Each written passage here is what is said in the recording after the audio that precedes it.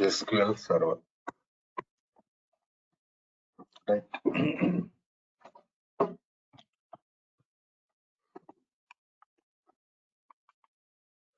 So introduction to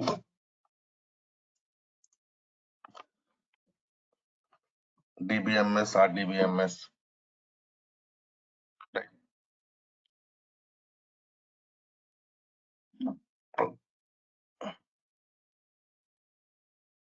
I mean basic things.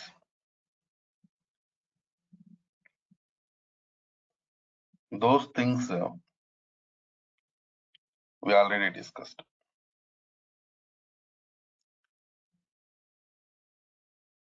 So now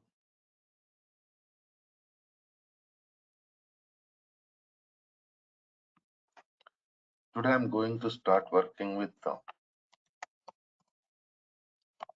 our actual scenario, that is SQL development, right?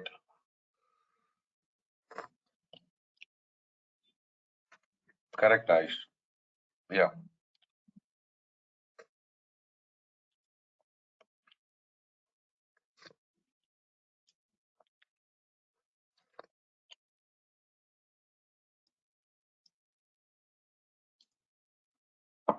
Coming to next scenario, today I'm going to work with SQL Server related scenarios.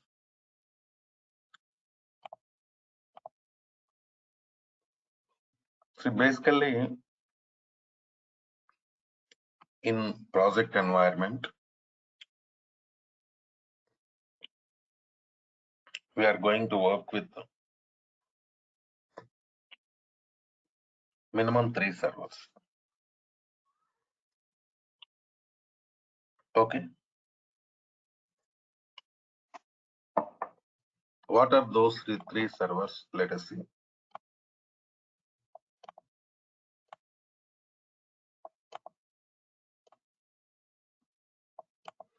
See,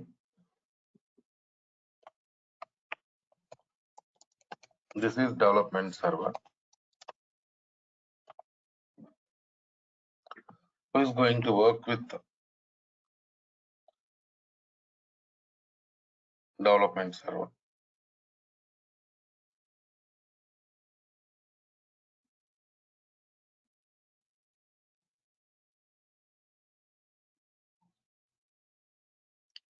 Developers. SQL Server developers will be there. They are going to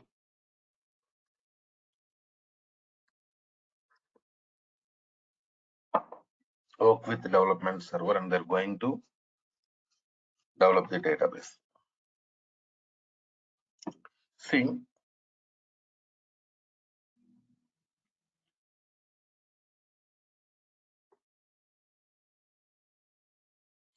what is the meaning of development?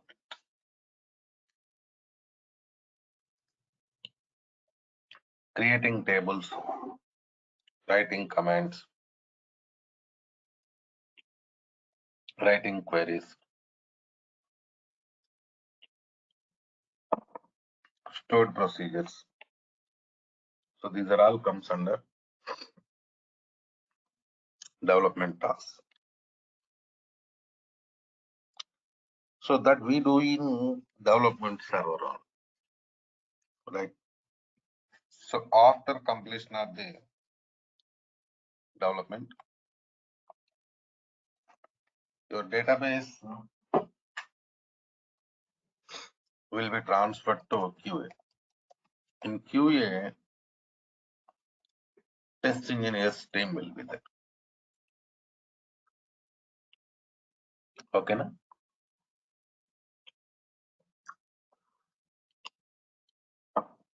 Here they are going to test the database developed by development team. After that, database will be transferred to production server. In production server, DBA team will be there. Database administration team.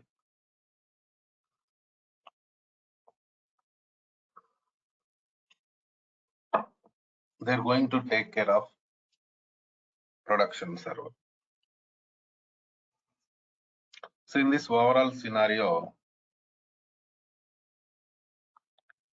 in development environment and QA environment, just we are going to work with only test data. Okay, now only test data we are going to use. Coming to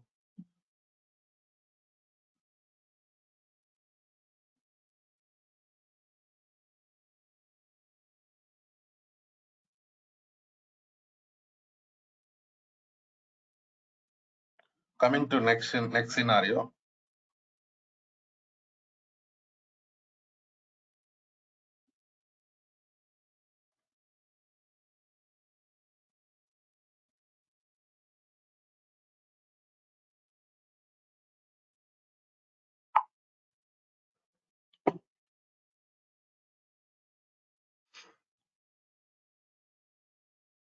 Important scenario here is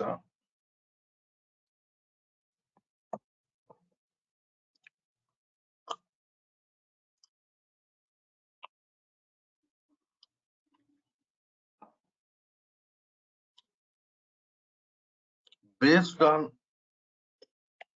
data uses.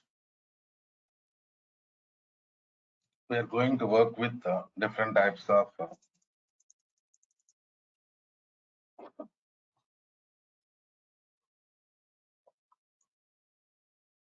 versions from SQL Server.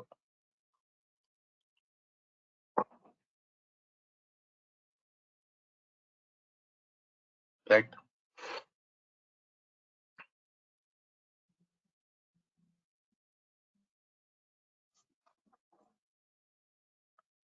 Okay, now because you take production server. In production server,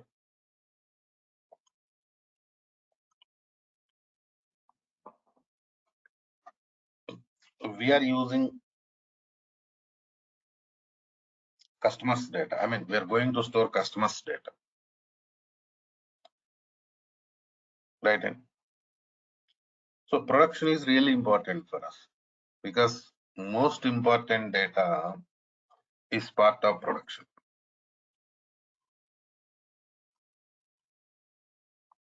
Right.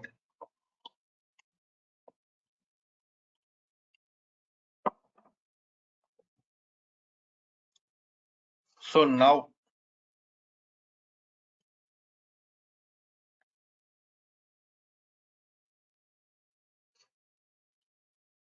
you go to development environment and QA environment. There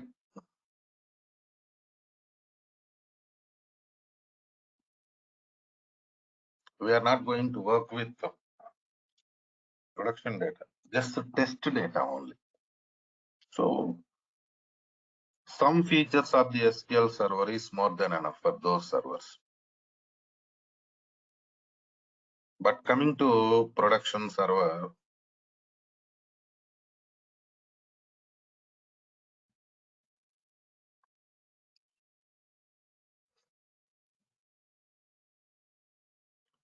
we need all features of the SQL. That's why based on type of server, we are going to work with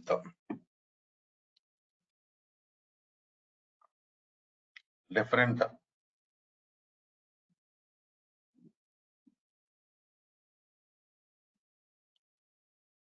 versions of the SQL, different editions of the SQL. Right. Now let's go to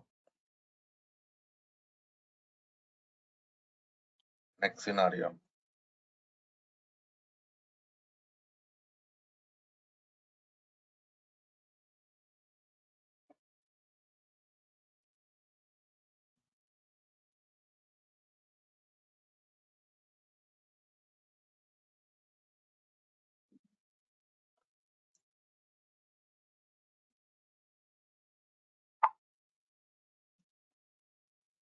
we are going to discuss about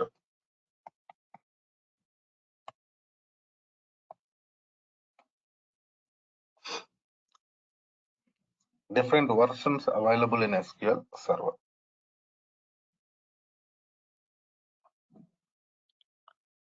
We have SQL Server 2000 version. This is also known as SQL Server 8.0. Okay, now. So next we have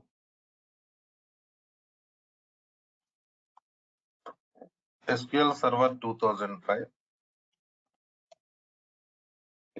which is also known as 9.0. Then 2008 version 10.0. After that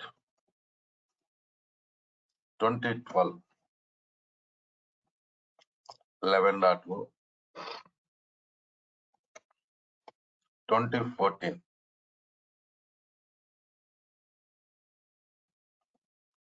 2014 version we have 12.0, 2016 version 13.0, 2017 version 14.0, 2019 version 15.0. So these are the different versions we have in SQL Server to perform different types of tasks. So generally, if you have Windows 10 operating system, go for SQL Server 2019 only, right? Because compatibility is also really important for us. Compatible operating systems is required for us. In the same way, if you have SQL Server, Windows 11 operating system, nowadays Windows 11 coming, right, with laptops. If you have Windows 11 operating system, latest version is going to release, of course already available from SQL Server, that is 2022. Go for SQL Server 2022. So these are all you can directly download from Microsoft, just for practice purpose only. Trial version is available. You can download them and you can install them. So coming to next scenario, I told you based on edition, based on server type,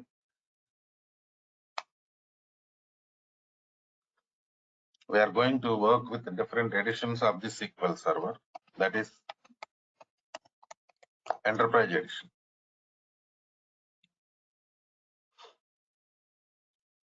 See, Enterprise Edition is top end edition of the SQL Server, right?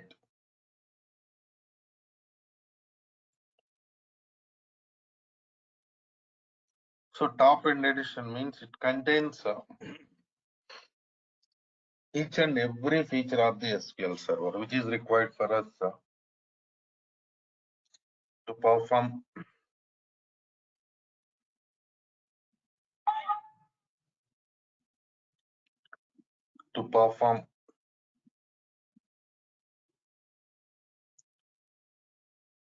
database production storage related scenarios. That means maximum scenarios for production server,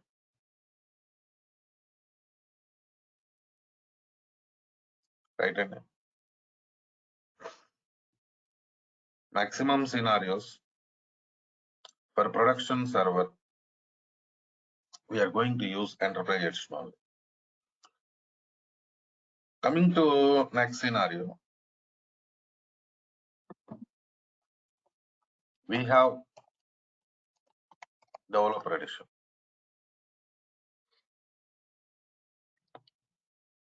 Of course, in between we can go for some other edition, that is standard edition. The major difference between enterprise edition and standard edition is cost will be reduced. Of course, features also going to reduce. Some people are going to use standard edition for production, but maximum what we do, we are going to use enterprise edition only for production purpose, right? After that, we have developer edition, middle range, limited cost, limited features. Generally for QA purpose and development purpose,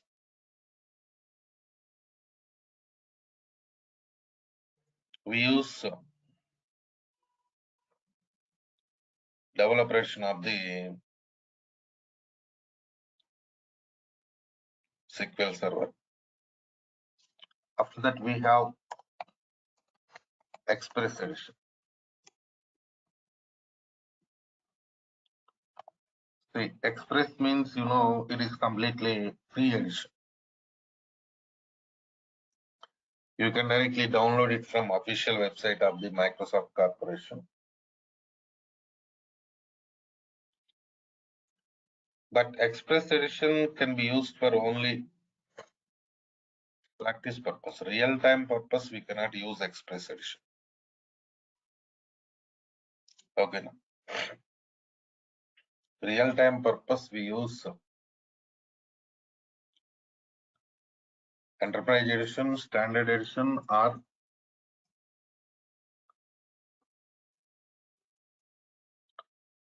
developer edition, but not Express edition. Remember, please. Written. In the same way,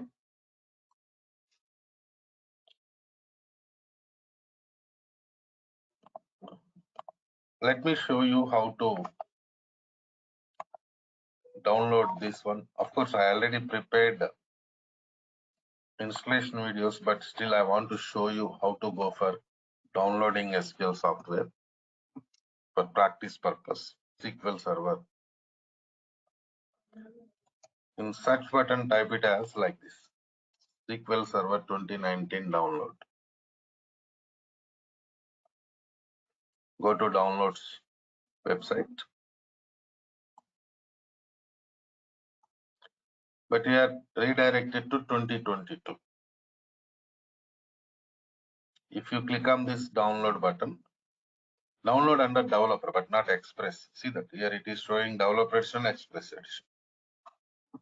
Even this developer edition is also trial version for us, practice purpose only. Okay.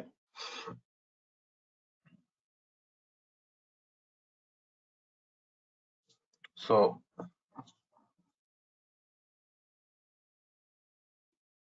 you can download it and install.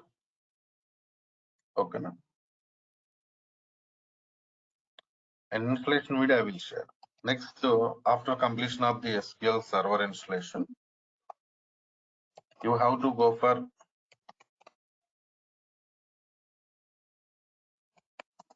Management Studio download.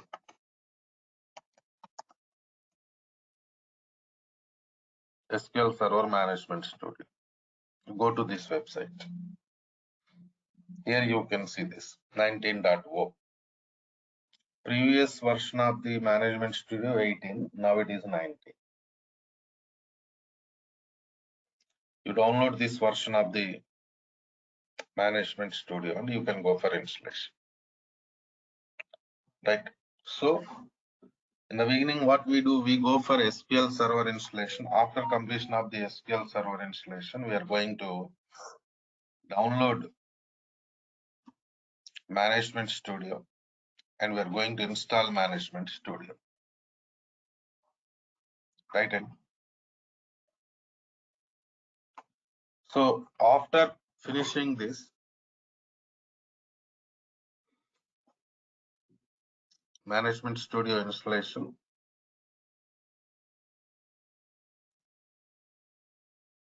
we are going to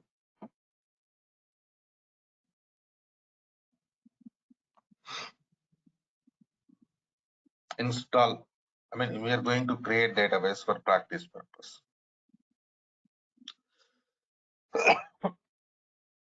So I will give you that database backup file. And coming to next scenario, the tool. What is the tool we are going to use to interact with SQL databases? Tool name is Management Studio tool.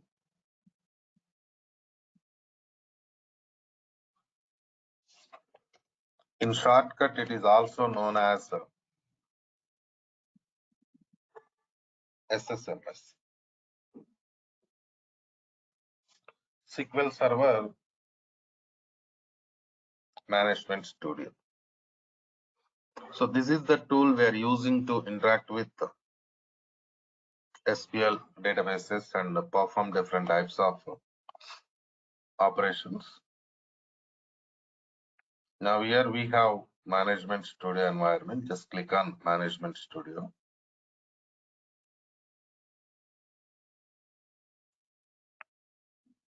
This is your server. Connect.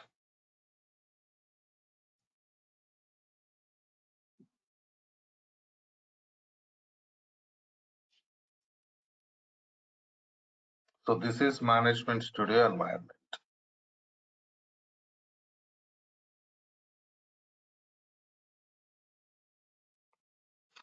You go to New Query.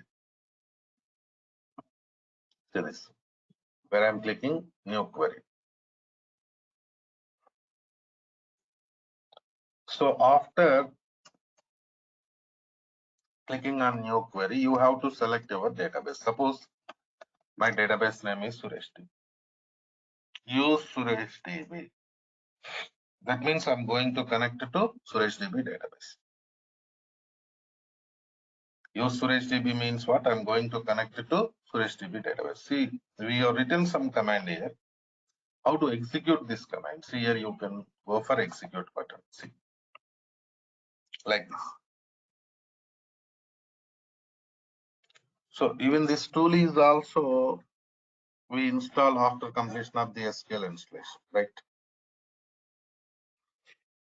So in this way, we can connect it to databases in Management Studio, and we can perform different types of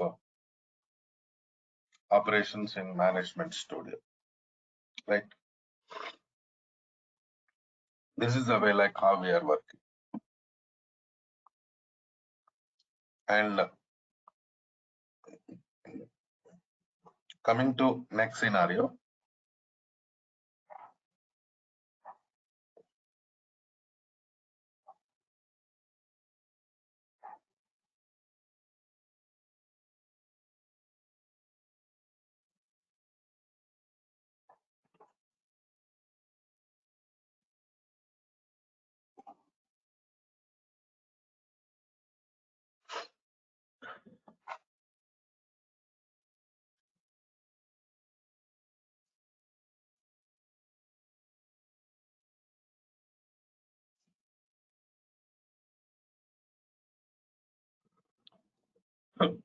Now you have to go for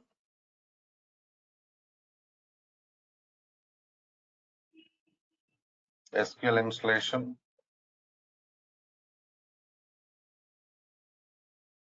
and you have to perform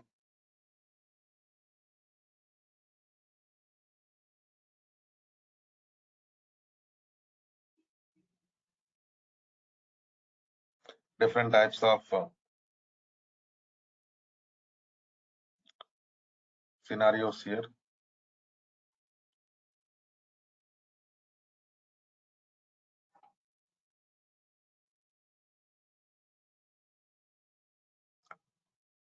So now tell me, how many of you done with SQL installation, please?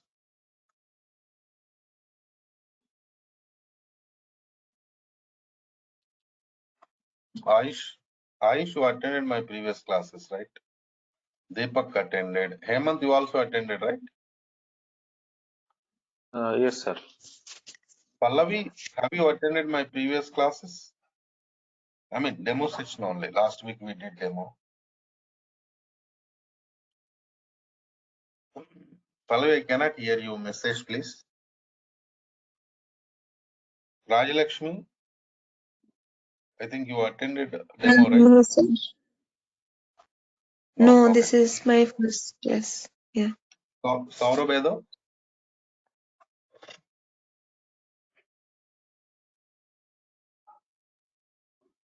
Saurabh, okay, no problem. Let's do one thing. Installation is important. Try to go for installation of the SQL today, because next step we have to start working with practical scenarios. That's why I'm requesting you all, go for SQL installation. So because if you face any issues with SQL installation, I can help you. That is the reason. Next class, I can help you in SQL installation. That is what my plan. Right? Clear, girl. So let's do one thing. So take it as new participants, you take it as demo. Old participants, continuation class, right? Anyhow, I'm going to start practical part from tomorrow. Lengthy sessions will be starting from tomorrow only. Okay, na? Right then. See you tomorrow.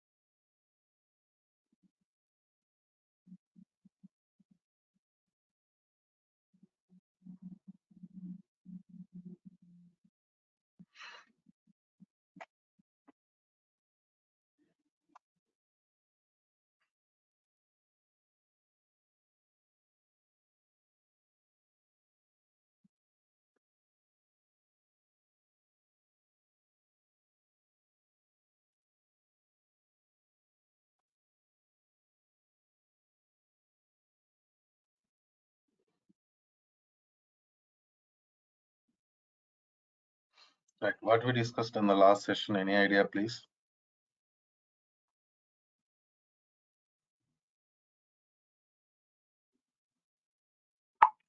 Hello.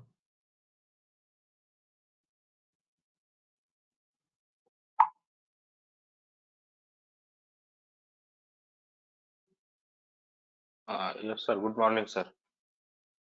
We Good morning. discussed about the SQL version, Enterprise Edition, Standard Edition, SQL versions, SQL editions, and how to download the SQL and setup. I mean, not setup, just download SQL Server and SQL Server Management Studio. Okay. Right. No problem. So let's go to next scenario. Today, we are going to discuss about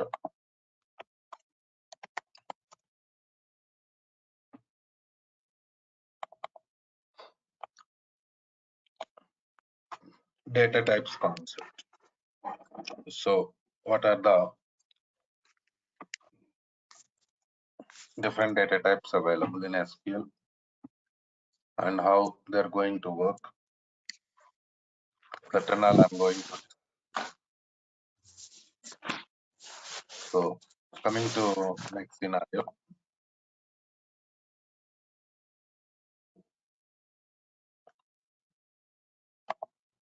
Bharat, okay, right. Okay, Bharat. So coming to next scenario. Now, database means we are going to store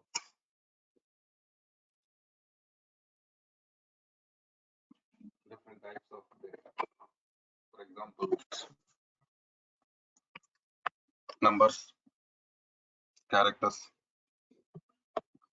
date time data, currency values. Okay.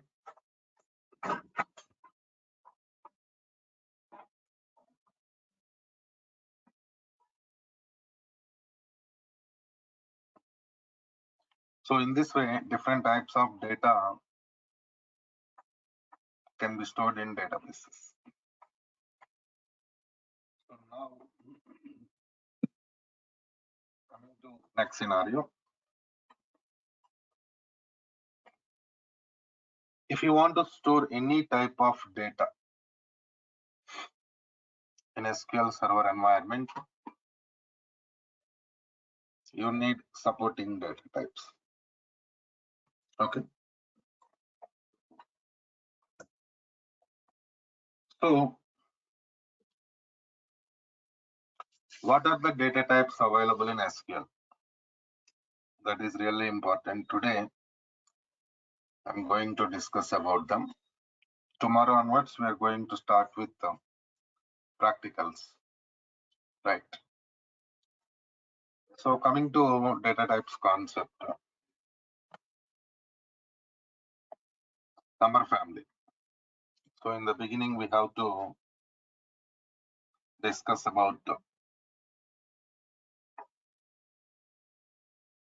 number family data. So number family, we have different data types again in the number family. So what are those data types in the number family?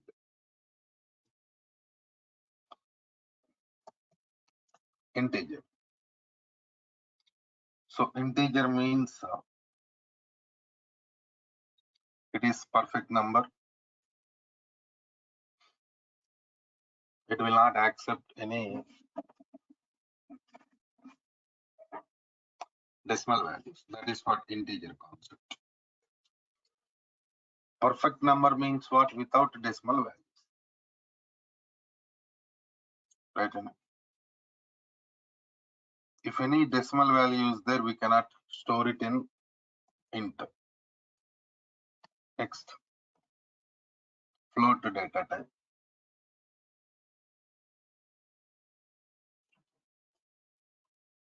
See, in float data type,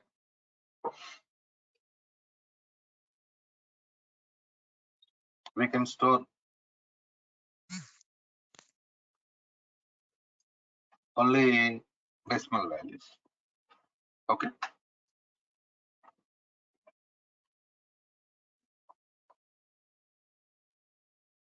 So we have different data types to store different types of data. Right? And so now here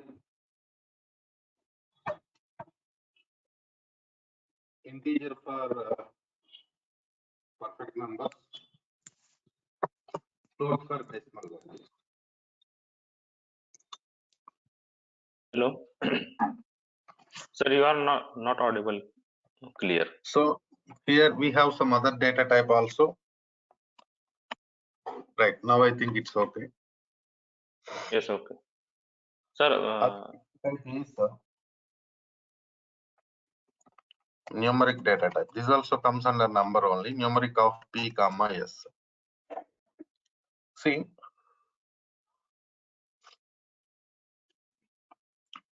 numeric is data type. P comma s is length of the data type. Okay, so here P stands for precision and S stands for scale.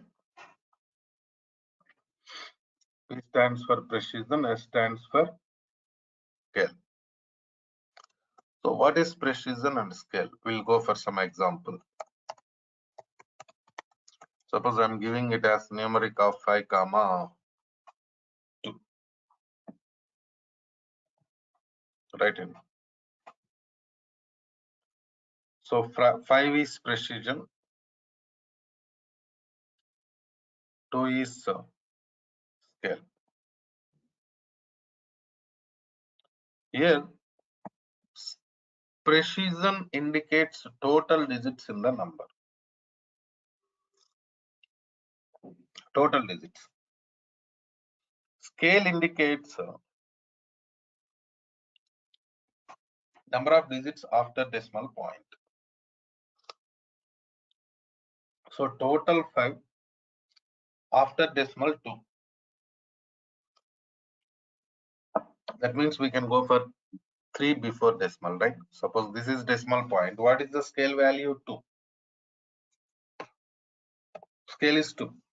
That means you can go for 2 digits after decimal point. Right? So total 5 we have given 2 after decimal. So we can go for 3 before decimal. So this value is scale and the overall value is precision. This is numeric data type. Is it clear or any questions, please? Numeric data type is clear.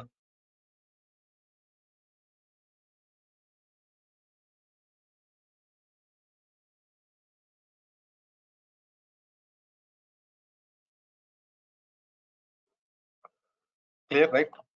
So you are not asking any questions means I feel clear. Right? So these are the data types we have in number family. Next step, we are going to work with the character data. So char of length. See, this is known as fixed length character data.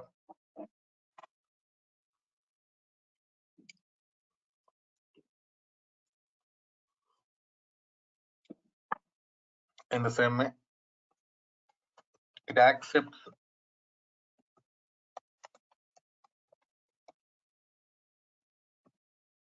alphanumeric data. Alphanumeric means what?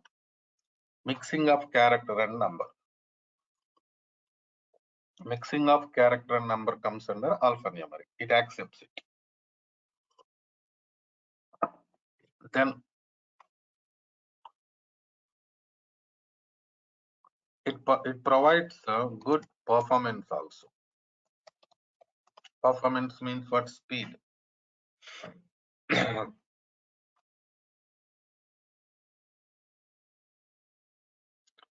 Accessing speed of the database comes under performance.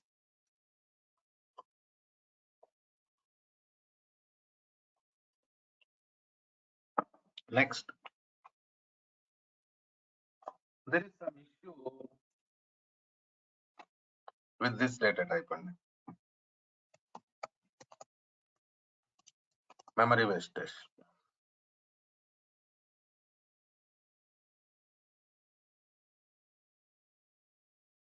So when we are working with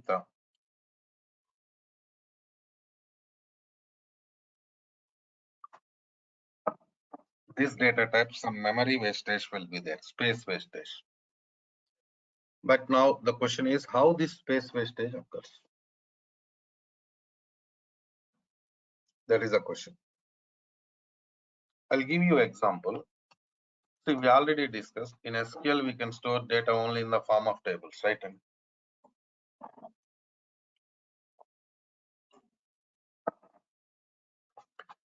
suppose we are working with some table. Table contains ename column. For ename column, I have given data type as char of 10.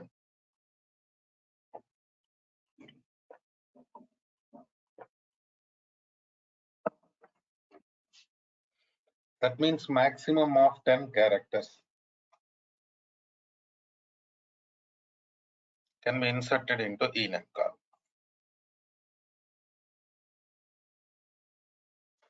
Suppose I'm inserting my name Suresh. How many characters there in this name? 6. So we are inserting 6, so it has to occupy 6 byte space in the database. But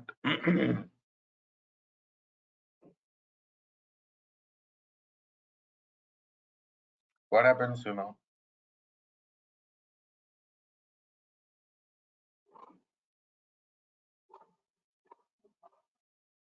Only 6 character take. More than 6, not 6 allowed. bytes it occupies.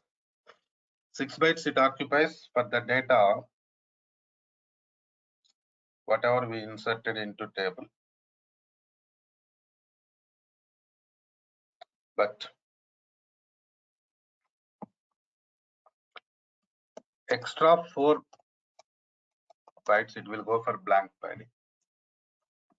Blank padding means what happens? Null value is going to store. So unnecessarily we are going to lose data.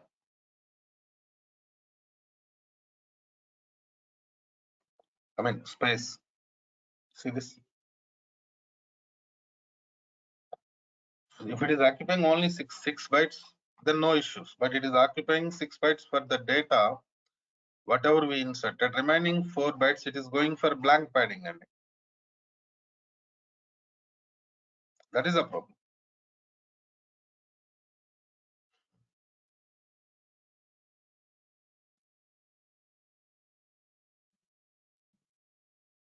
So because of that reason only,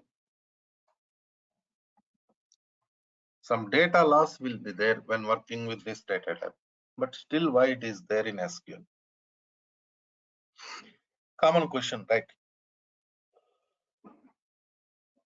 Because we are going to work with some fixed length columns in the databases. Fixed length means every time we are going to insert the same data. That is the meaning of fixed length.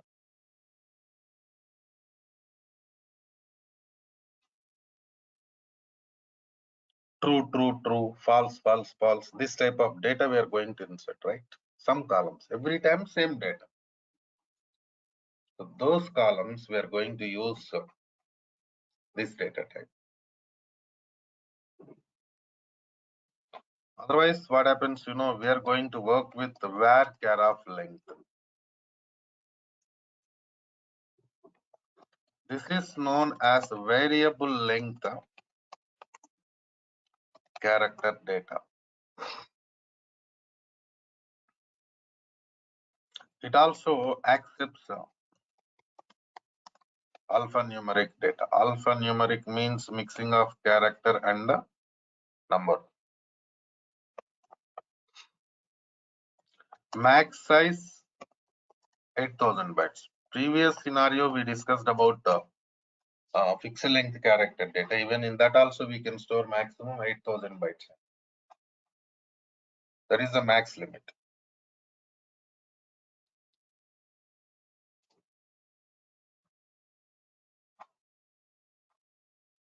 So in the same way, the only difference is no memory wastage. In this data type, what happens, whatever the data you are going to insert, it occupies memory for that only. No wastage. Right. So because of that reason only, maximum scenarios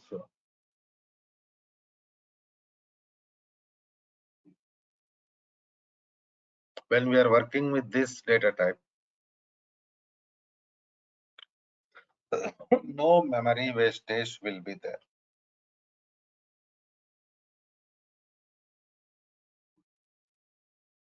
That's why maximum for character data storage purpose we use varchar data type only. Okay. But remember, if you're going for char or varchar, you can store only 8000 maximum. Suppose the requirement is exceeding 8000 bytes, then what? We are going to work with varchar of max data type.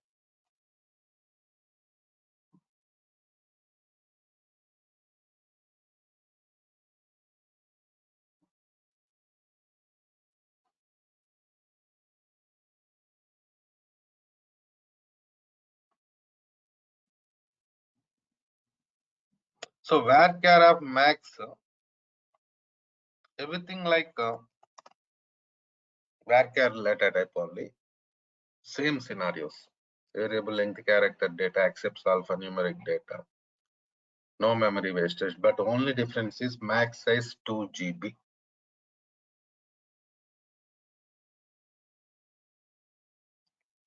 That is the only difference.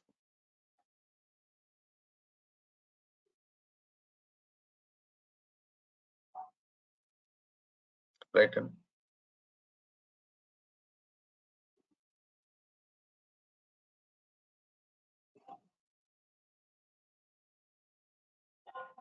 That is the only difference.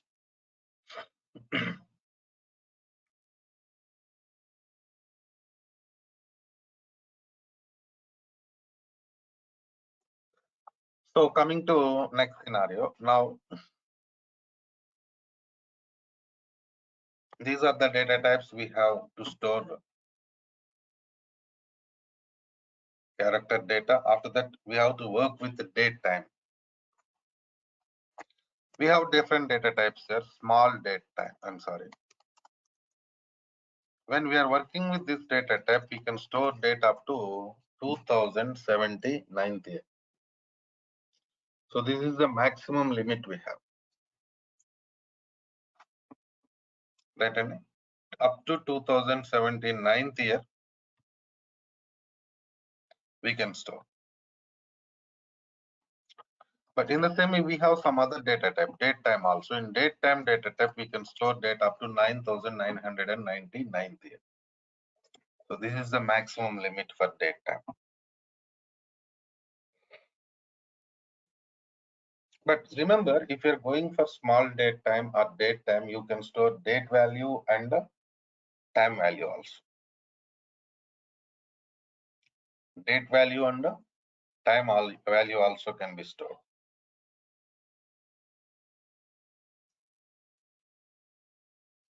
So if you want to store only date, only time, even for that also we have data types like this.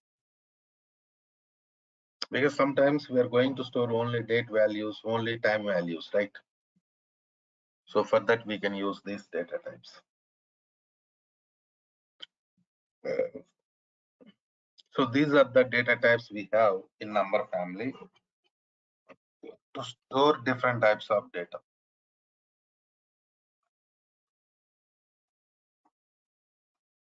Right?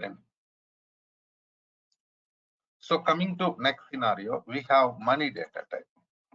See, what is the purpose of money data type? It is used to store currency values with the symbols.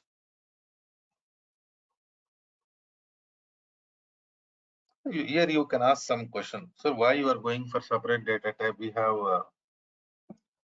number family, right? We have different data types in number family, right? In number family,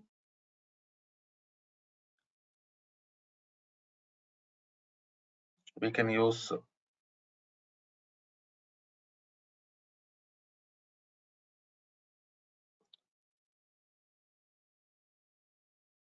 we can store this type of data, right?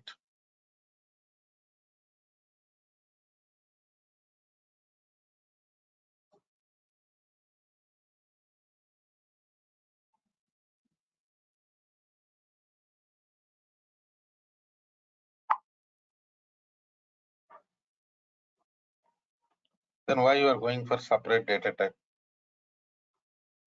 Because there is some symbol, dollar symbol, check it.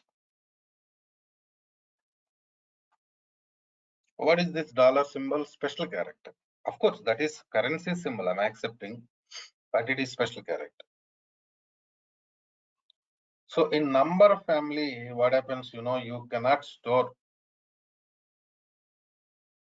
characters and special characters. That is the scenario. So you want to store currency values and you want to go for calculations also. Right? You want to store currency values in the same, you want to go for calculations also. Then we are going to use this money data type. Remember, please. Then we have XML data type also. XML means like a file system. So XML storage we are going to do in SQL. There we are going to use this data type. Okay. So these are the major data types we have in SQL environment.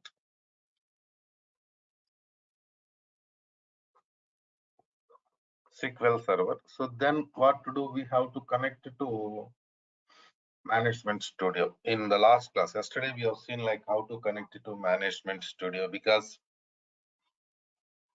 in SQL Server environment, we can store data only in the form of tables, right? So there is no other facility. So now coming to next scenario.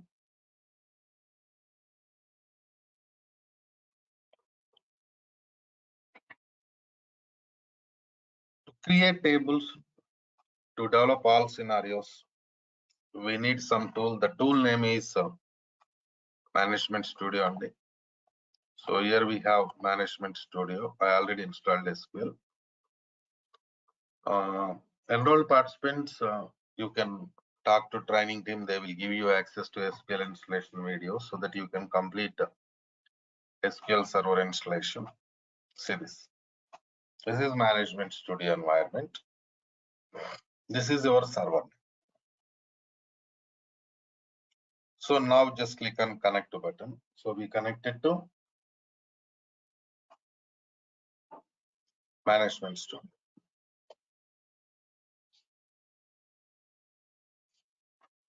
So here, if you want to write queries, because generally we are working with SQL Server, means we are going to write queries, right? Go to new query window. So in this window, we can write and execute queries. But before that, we have to select our database name. Suppose my database name is Suresh DB. How can I select database like this? Use Suresh DB. Execute this statement so that you'll be connected to Suresh DB database. See here, you have execute button. See that. Click on this. So what happened now? You connected to Suresh DB. Right? So after doing this task, after connecting to your database only, perform other type of operations. Perform remaining operations.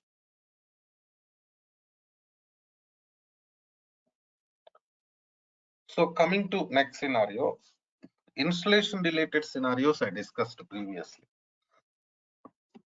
Like who is going to install SQL Server? DBA. DBA is going to install SQL Server.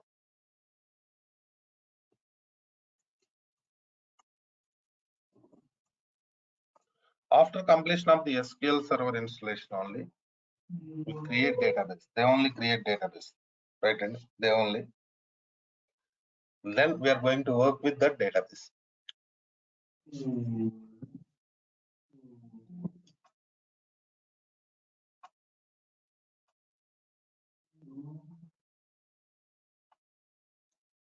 Now coming to next scenario.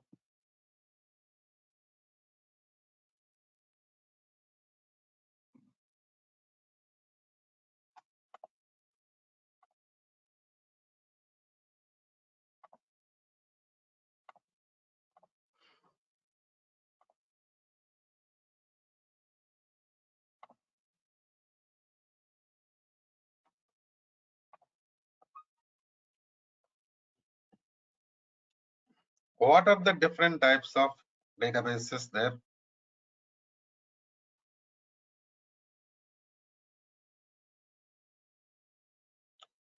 Because we have different types of databases. System databases, user databases. See, you are developer. See, this training is development training.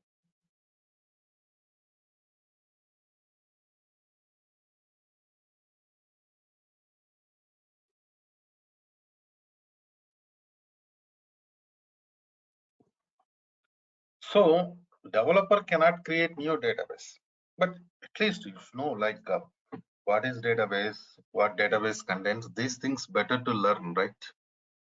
Am I right or not? In the same way, while connecting to management studio, we provide some security scenarios like the login name, password, different authentications we have. So better to learn about those things also. So system databases, user databases. What is the difference? What is the purpose of system databases?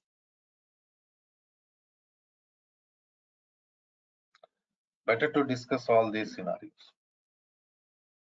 Because if you start working with the commands, queries, then you cannot go back to these things. That's why better to discuss these things in the beginning only so that you'll get perfect idea. Okay, fine. So from where we are going to start?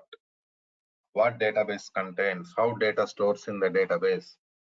You'll get overall idea in the beginning only, so that the things becomes easy for you to understand, to work, right?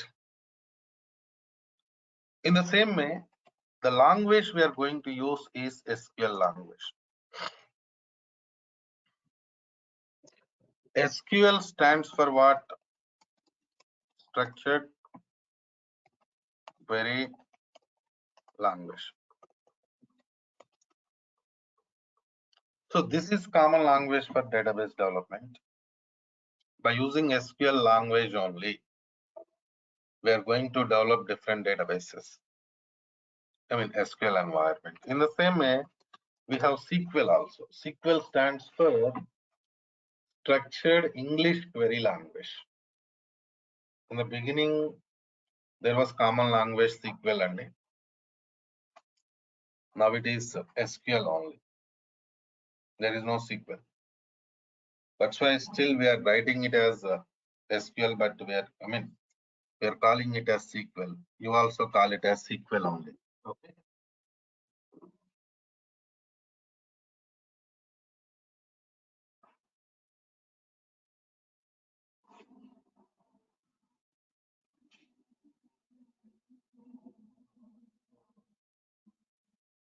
So in the same way, this language SQL contains some sublanguages. DDL, data definition language. DML, data manipulation language. DRL, data retrieval language. TCL, transaction control language. And DCL, data control language. So your important thing is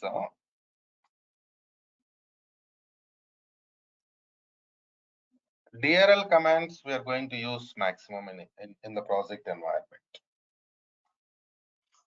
Data retrieval language. So DRL means what? Retrieving data from the tables.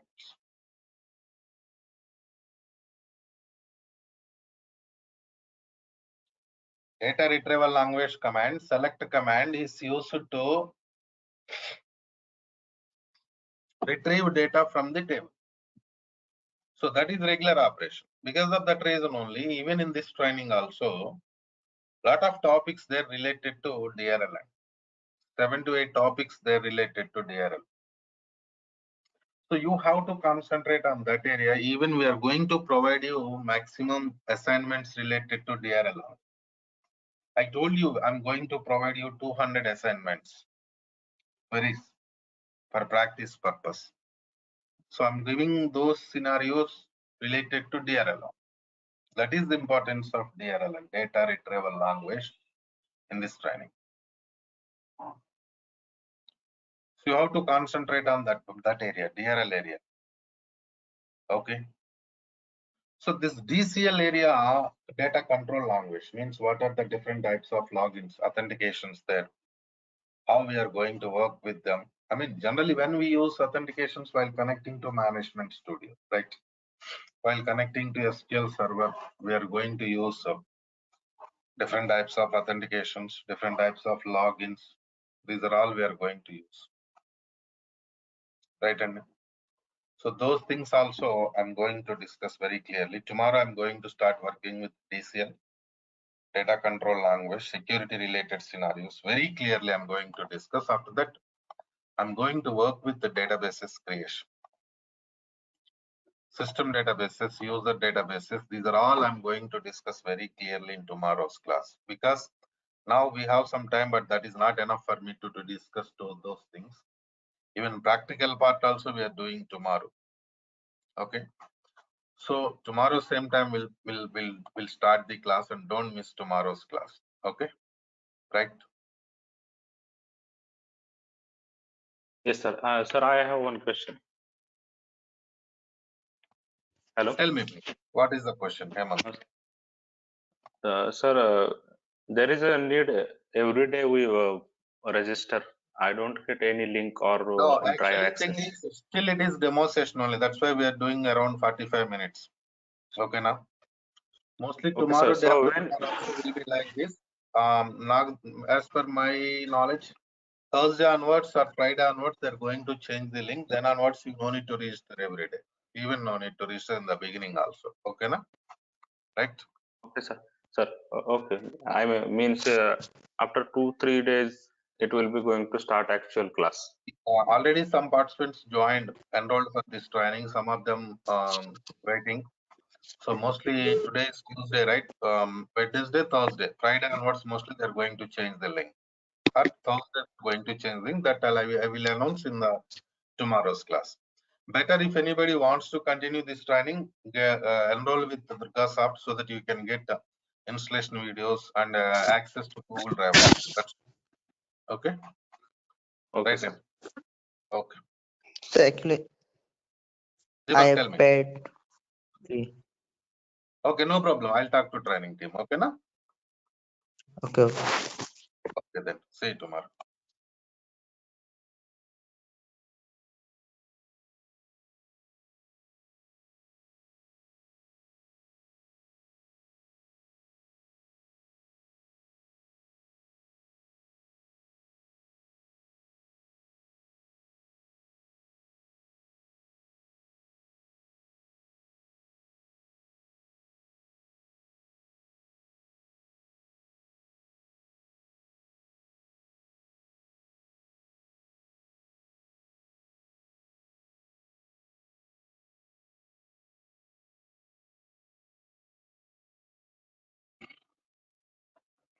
Right, all of you. So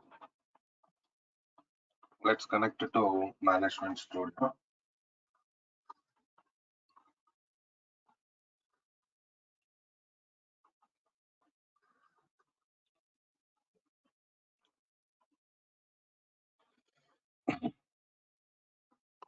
What we discussed in yesterday's class, any idea, please? Anybody?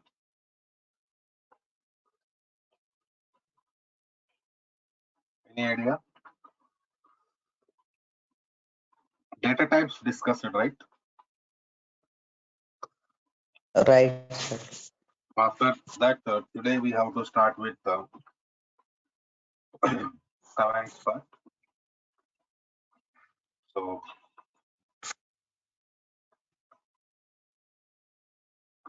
let us see that how to work with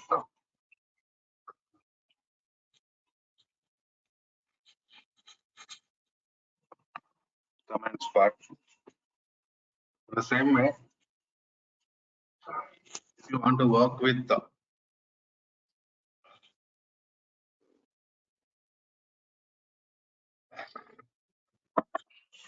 command part, you should know how to connect it to Management Studio. This is Management Studio. Here we have, and from this only we are going to perform different types of commands. We are connected to new query window like this. But after connecting to new query,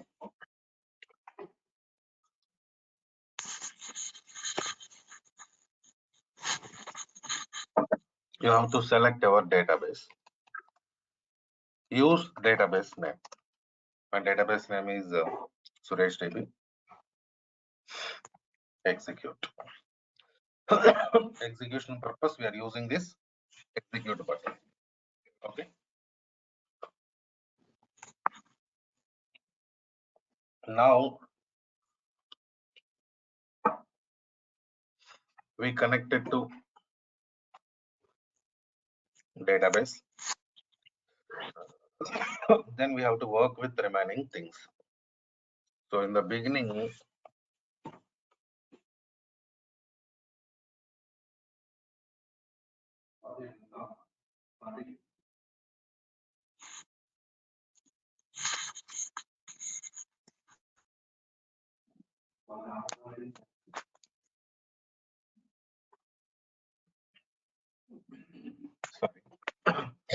we are working with the DDL commands, data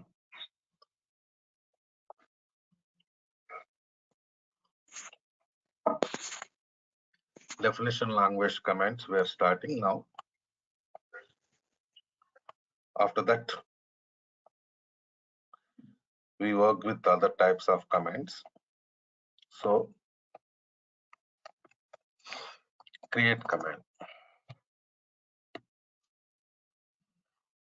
So create command is used to create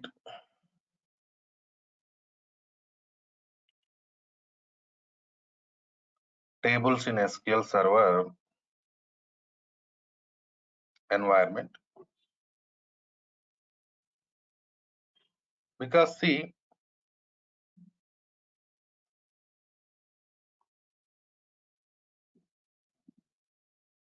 in SQL Server environment,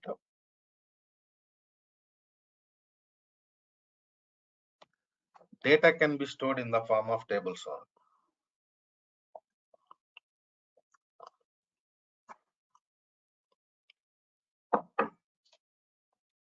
In the beginning, we are going to create table, then we are going to store data.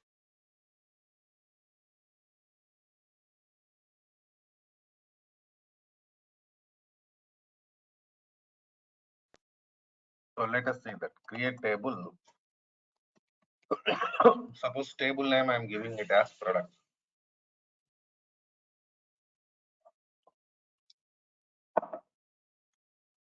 What is the table name we are giving? Products.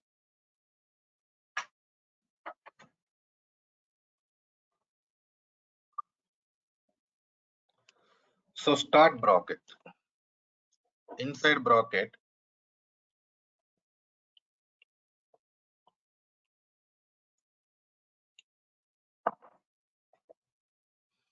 we have to define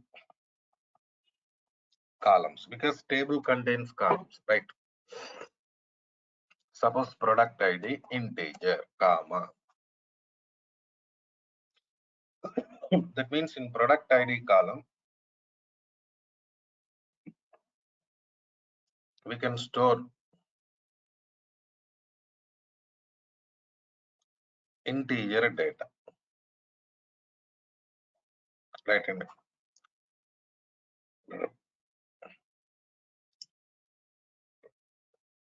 Next, product name column. Suppose varchar of 20. Character data. Maximum 20 characters. Next, order date. Date time.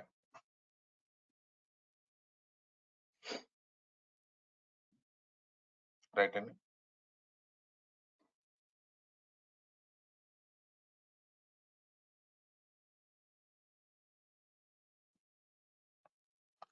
After that, we have color of the product, that is varchar of 20, close bracket. Execution done. Okay, now see here, important thing is we created this table with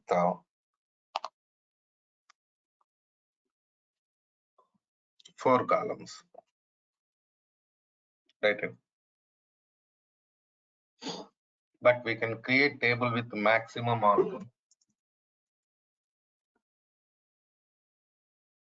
1024 columns. That is the limitation. Okay. Coming to next scenario. Now, table created means we just created only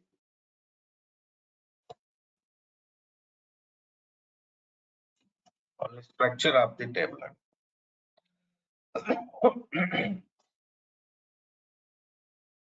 Okay.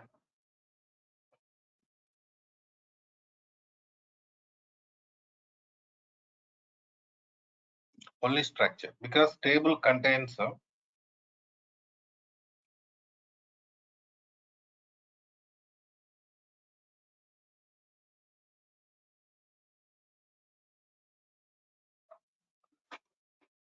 columns and rows, right?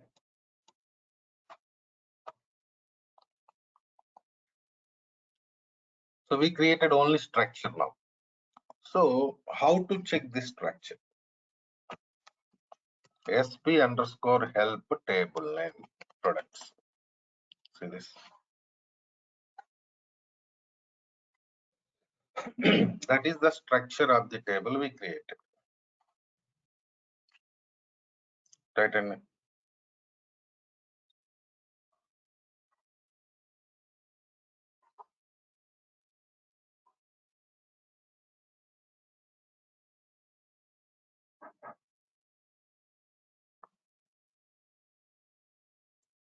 so next,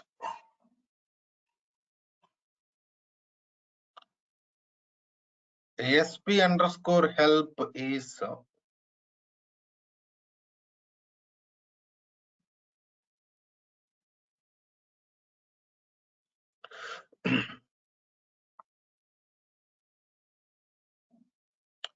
system stored procedure. It is not a DDL command, because today now we are working with the DDL command. So we feel SP underscore help is also DDL command.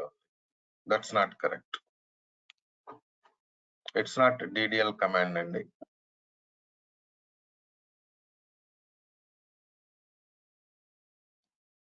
So now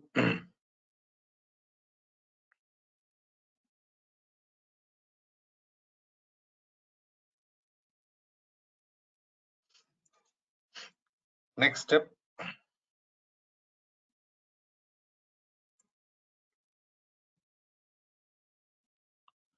table already created.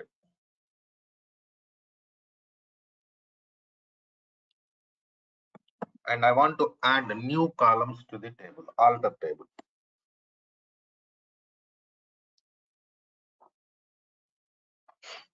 Adding new columns, because table already created, it is there in the database, right? Alter.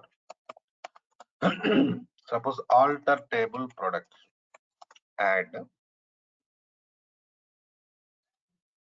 Suppose I want to add sales amount integer, comma. In the same way, category varchar of 10, like this. Done. That means what happened now? We added new columns to the table.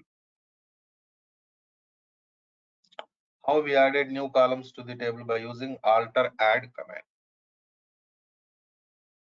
Right? And by using alter add command, we added new columns to the table. Check it.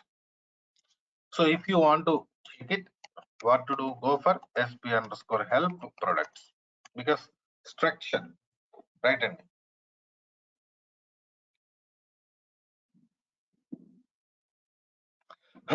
if you want to check the structure, what to do? You should go for sp underscore help only. See this now.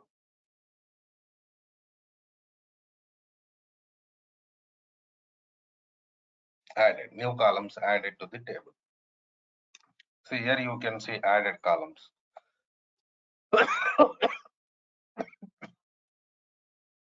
In the same way, next scenario, I want to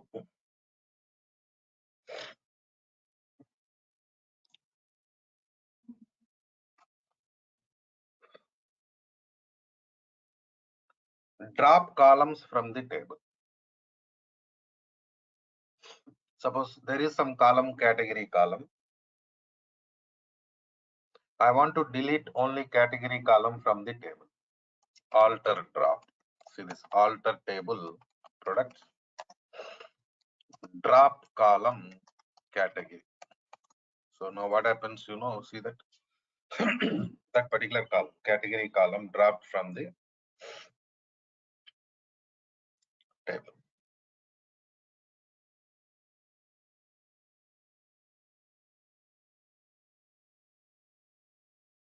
Right? So alter drop. By using alter drop command, we dropped column from the table. If you have any doubts, sp underscore help products.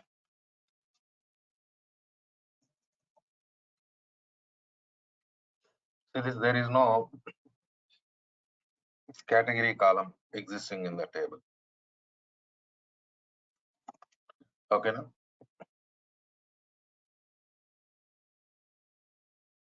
next we have product ID column.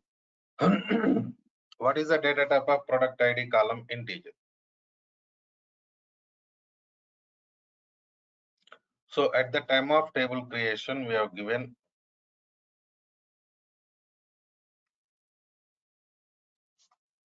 product ID column data type as integer.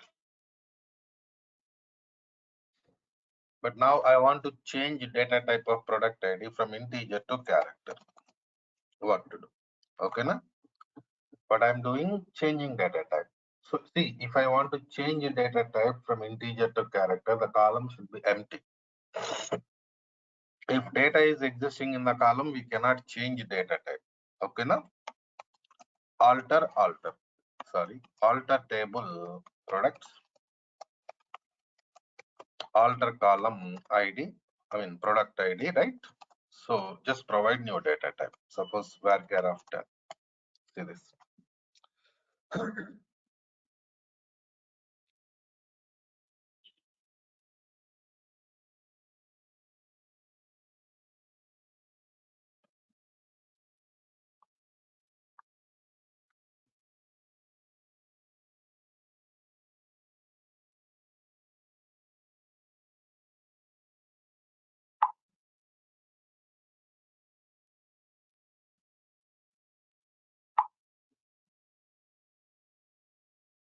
Right, and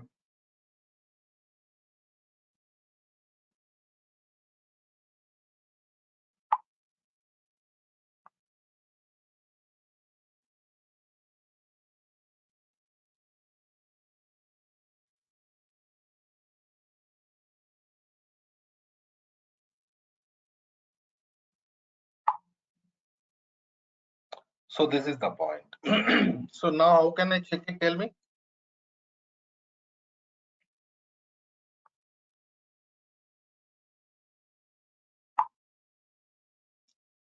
So I can check it by using sp underscore help table name products.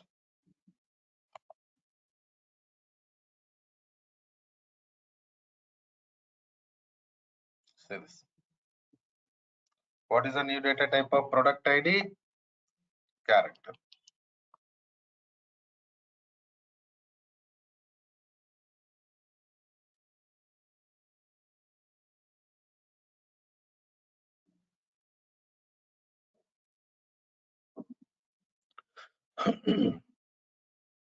right? In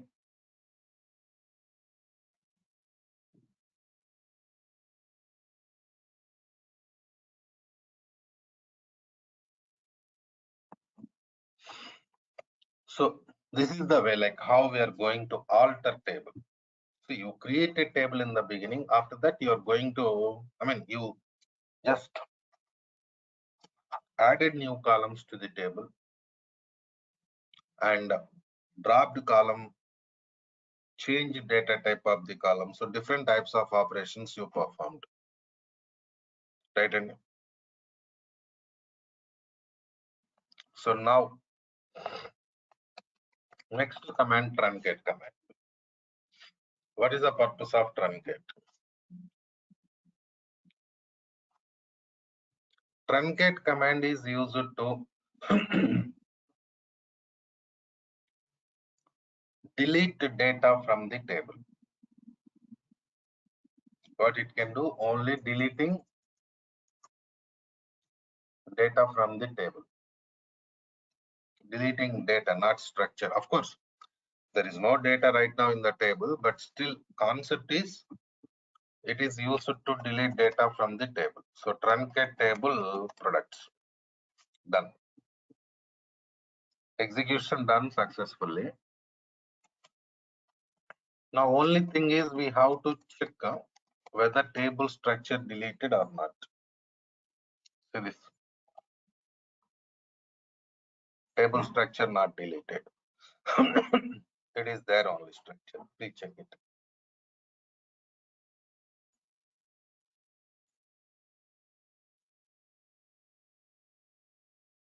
Right, Anna?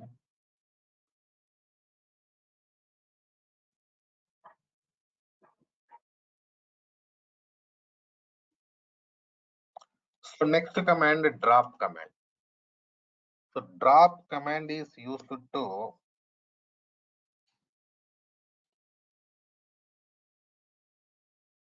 delete the table from the database.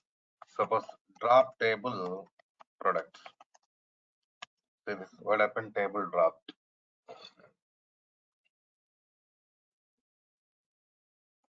Now sp underscore help products. See this, there is no table. Why? It is throwing error. It is showing table does not exist.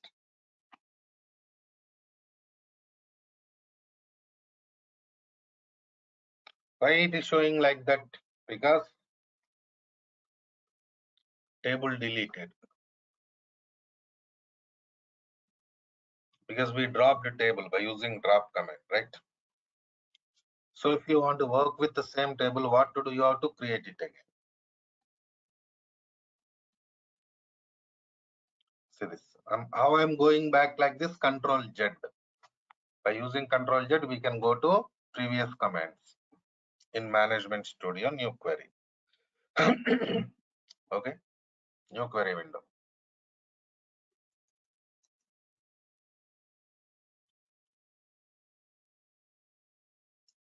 So these are DDL commands. Is it clear? DDL commands clear, or any questions, please? Right.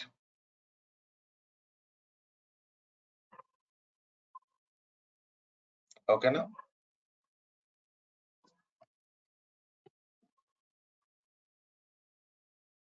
So after finishing DDL, we are going to work with the DML, data manipulation language, insert command. Insert command is used to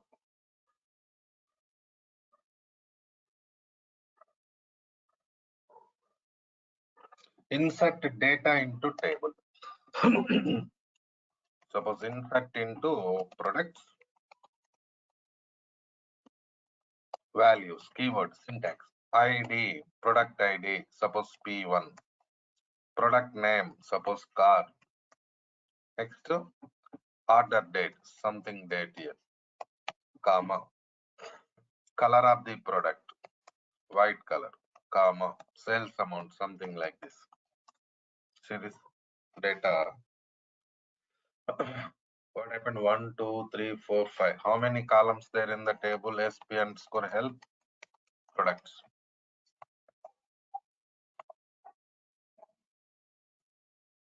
Oh, only 4 columns available.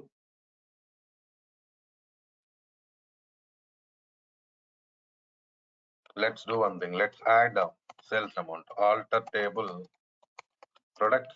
Add sales amount integer. Now see this.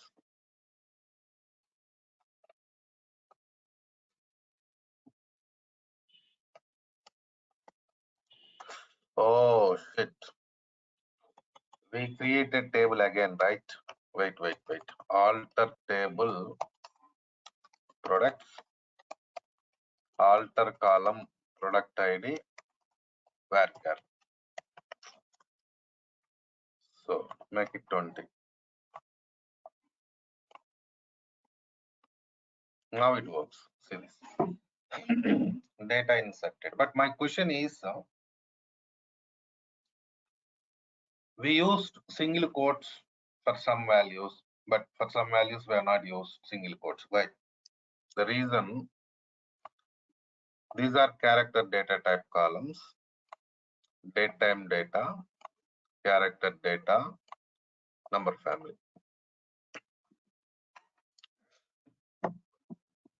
Not only insert command, anywhere in SQL Server, any command.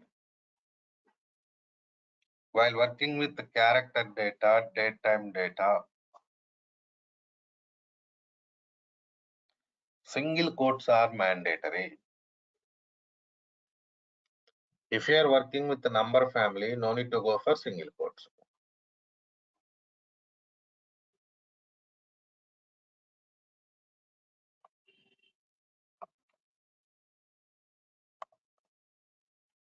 Here go for comma, start bracket. Again, no need to type insert command.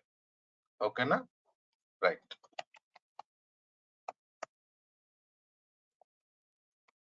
So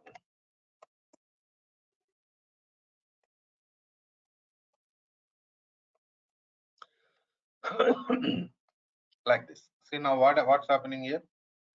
We are inserting multiple rows. See this.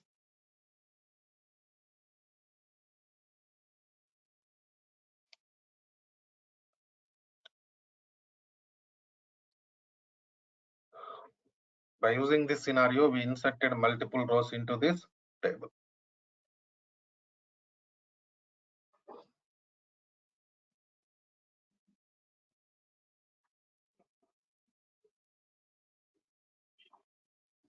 In the same way, suppose I want to insert null value into sales amount. So now you have to declare like this: product ID, product name, order date, right? Comma. What is the next column? Color column, I think. So values. See this.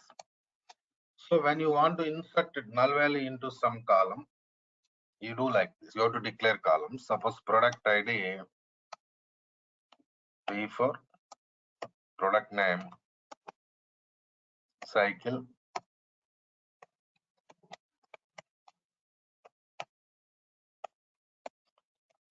suppose like this. See what happened now? Row inserted. Row inserted into table, but only product ID, product name, order date, color, but no value inserted into sales amount. Means null value inserted into sales amount. Select star from products. So this command is used to retrieve data from the table. Basically, you know, the select command is not DML, it is DRL. We want to see the data, that's why I'm using this command now. Otherwise, it is not a DML command. See this.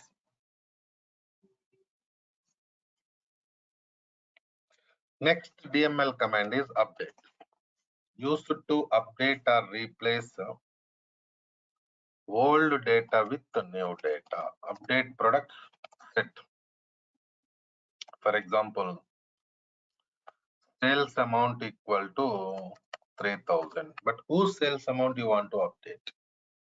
Fine, you are going to update sales amount, that's okay. But whose sales amount you want to update? So we are writing condition where product ID equal to P4. See this.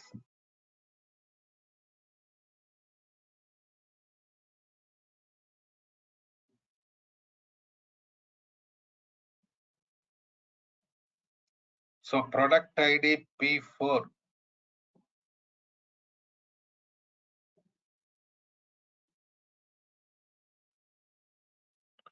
that product sales amount updated. If you have any doubt, say this. Updated or not? Please check it and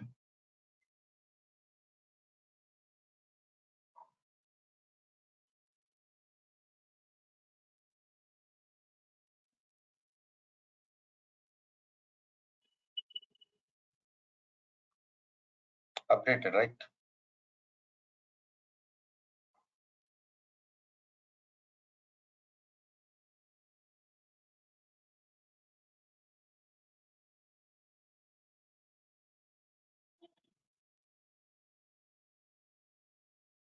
So next command is delete. Used to delete the data from the table. See, we already worked with the truncate, right? Then what is truncate command? DDL commands we worked with the truncate, right? Truncate also used to delete data from the table only. But the thing is, difference is truncate command can delete only entire data from the table. Only entire data from the table. Delete command can delete selected data from the table. Suppose where, product ID equal to P4 and I'm sorry, see this. So now what happened? This command deleted only P4 product ID row from the table. Okay, now, right?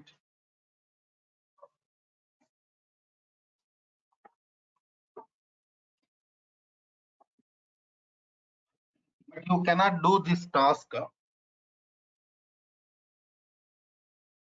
by using truncate.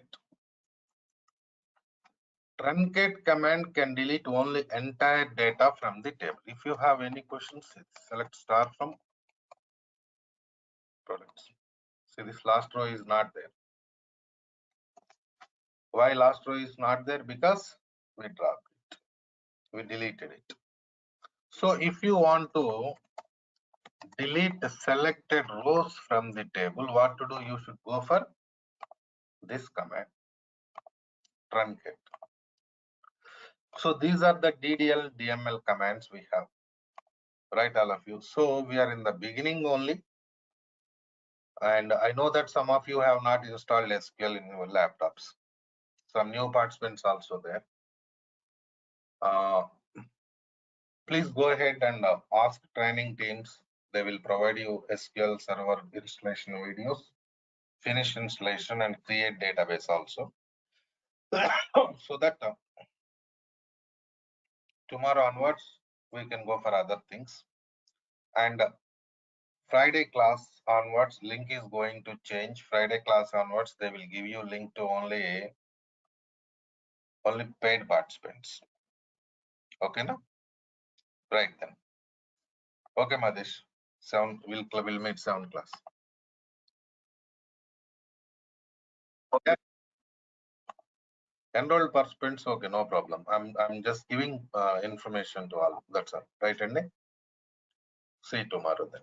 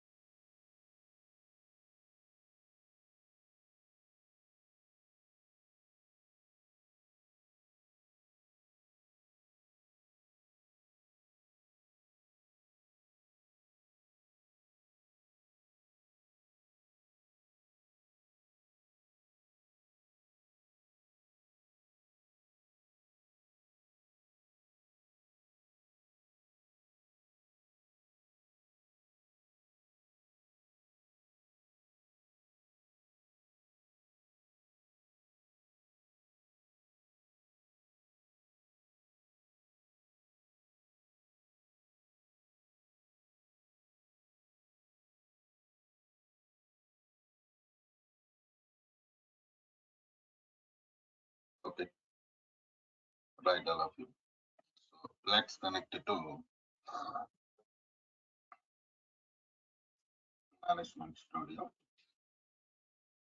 So what we discussed in yesterday's session, tell me please. What was the topic we discussed in the last session yesterday?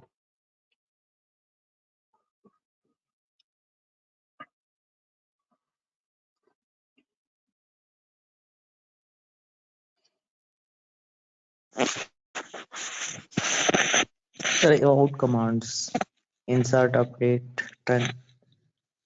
DTL, DML commands we discussed.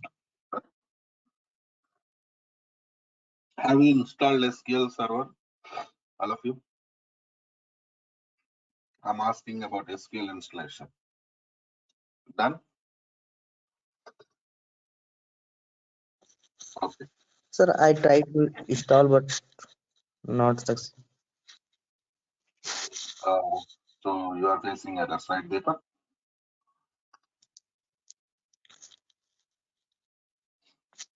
Okay, no Sir, I am problem. trying to install Ubuntu. That's what, yeah.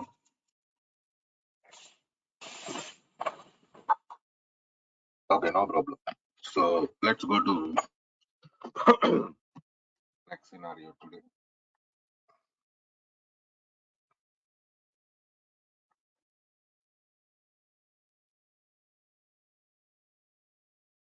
Right.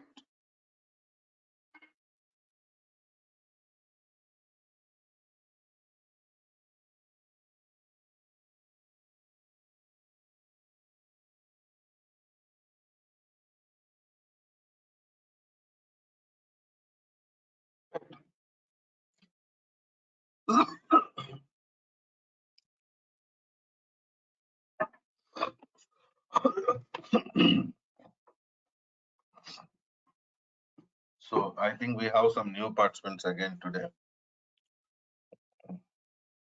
Jashwant Krishnan, you're new, right? This guy Shubham Palkar also new. Yes, sir.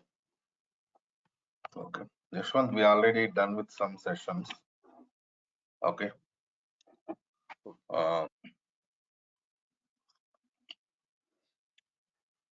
So if you are okay to continue the training, we can go for backup class. I'll give you backup of those classes. Okay.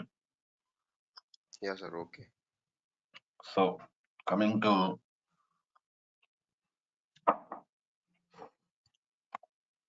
next scenario.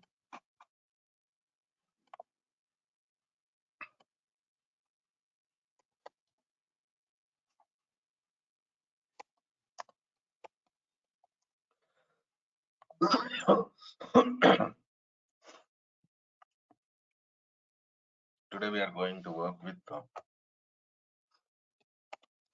data retrieval language.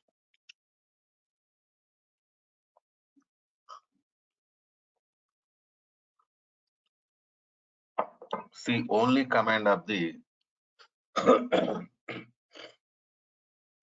DRL is select statement.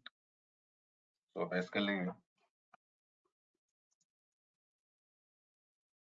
select statement is used to retrieve data from the tables. For example,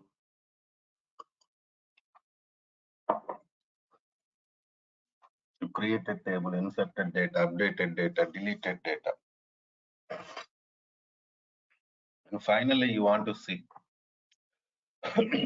what is there in the table, right? In that case, we are going to use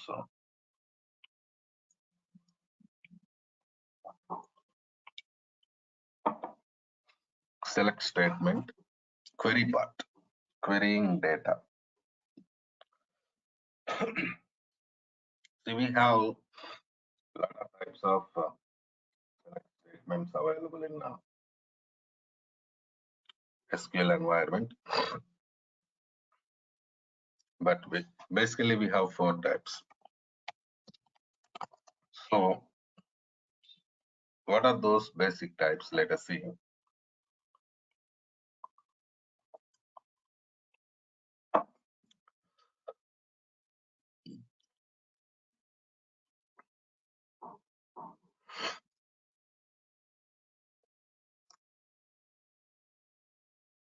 Select star from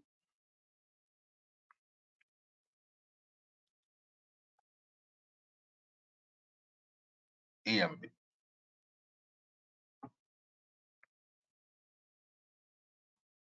Right.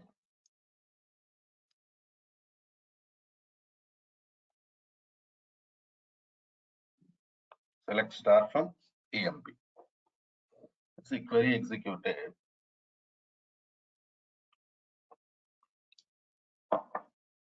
It retrieved entire data from the table. All columns, all rows retrieved.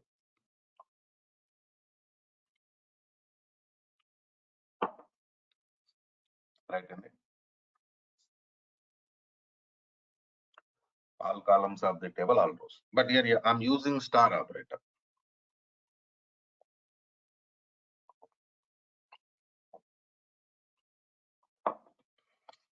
Star means what? Star means all columns. All columns of the table. In the same way, there is no condition in this query. Is there any condition in the query? No. So what happened now? All columns and all rows. Right. All columns and all rows retrieved from the. So when you are using star operator in the select statement, it retrieves all columns. Okay. Because better to maintain clarity in the table, we have columns and rows also.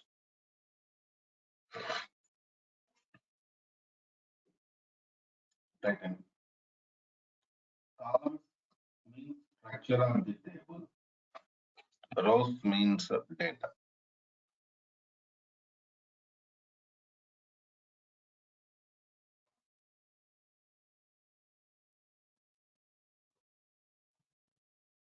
Right. So this is entire data. So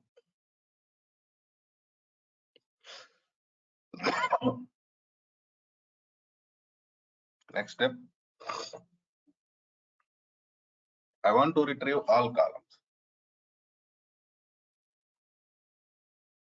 but only selected rows. What to do? Where condition? See, here we have department number column in the table.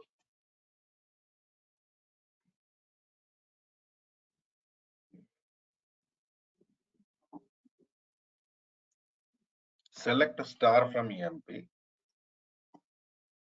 where department number equal to 10. Check it, what happened. All columns retrieved, but coming to rows only selected rows retrieved. Please check it.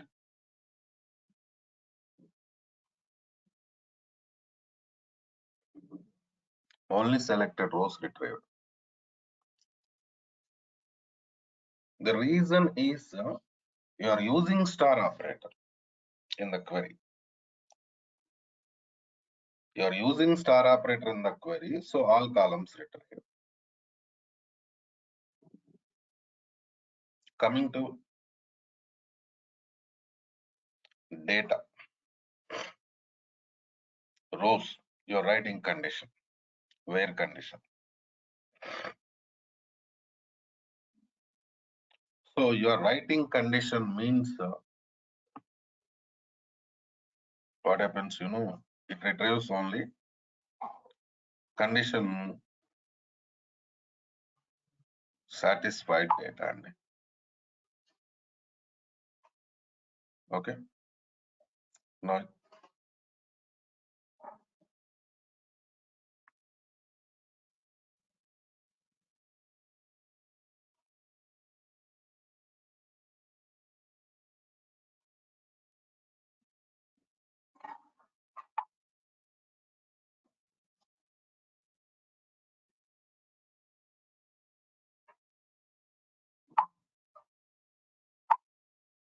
so next model, I don't want to retrieve data from all columns of the table.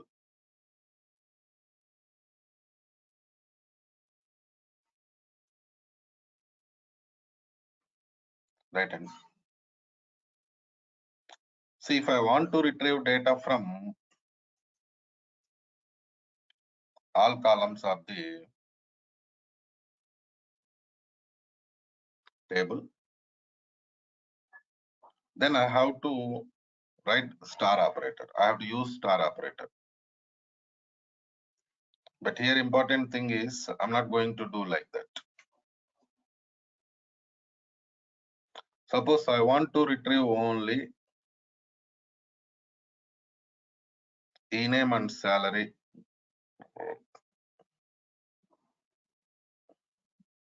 E-name and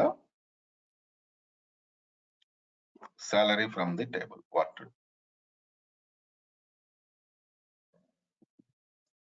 So if you're using star operator, all columns will be retrieved.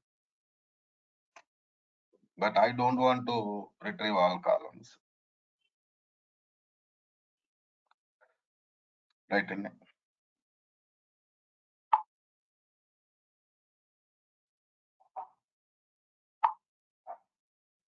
So let's go for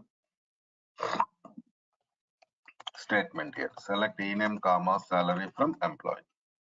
See this?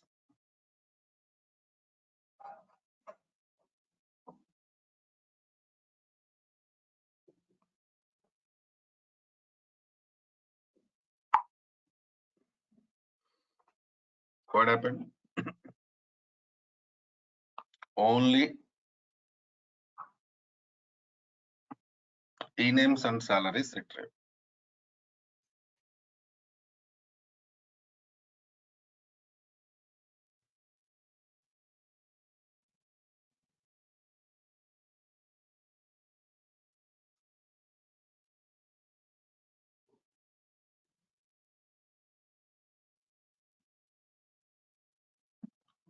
All e-names, all salaries retrieved. Please check it.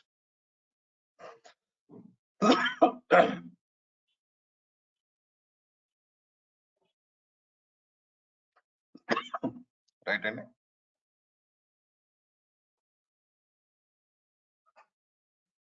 All e-names and all salaries retrieved. Next model,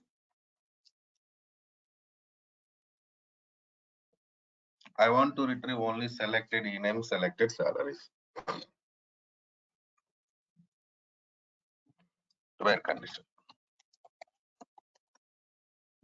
See this.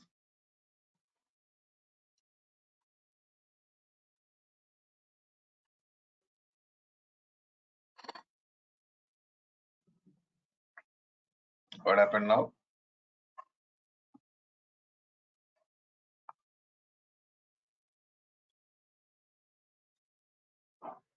Only department number,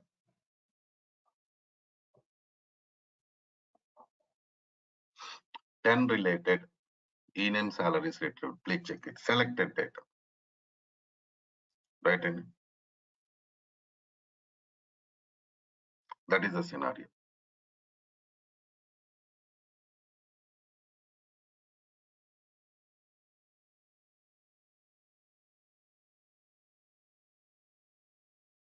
Right. So coming to next scenario. Now,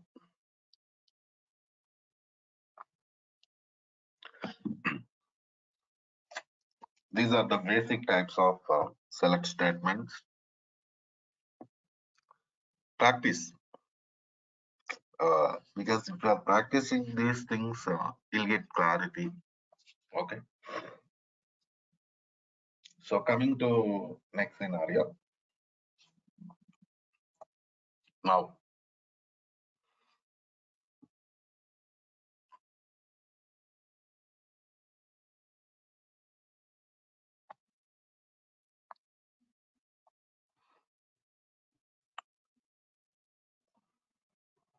we have to discuss about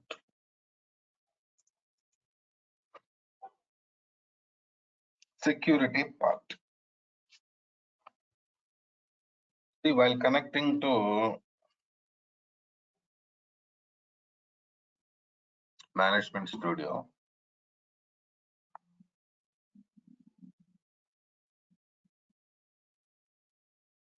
we selected some server name.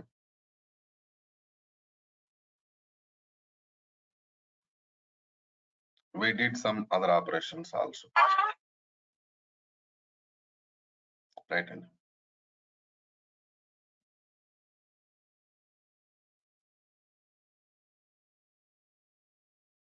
So now,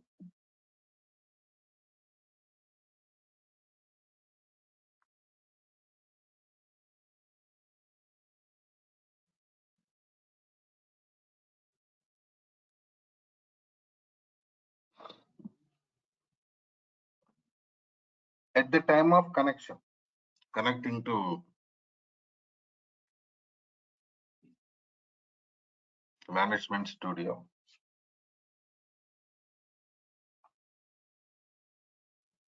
we have to provide some credentials also.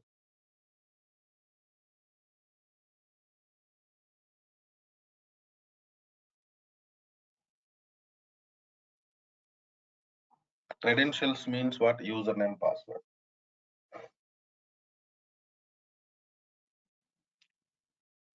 Login.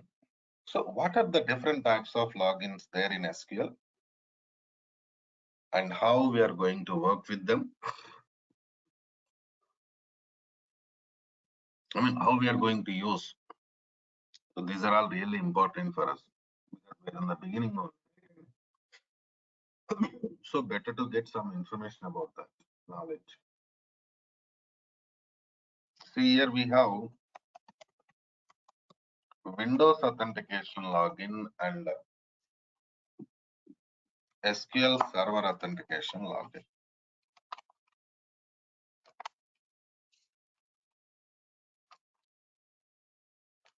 Right.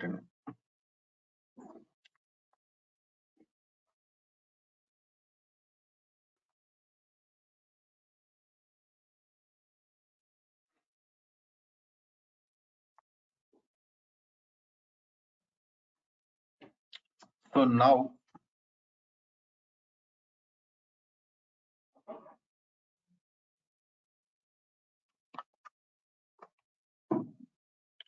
what is the difference between Windows authentication login and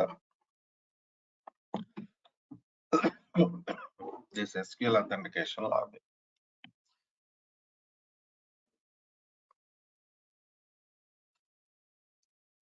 See,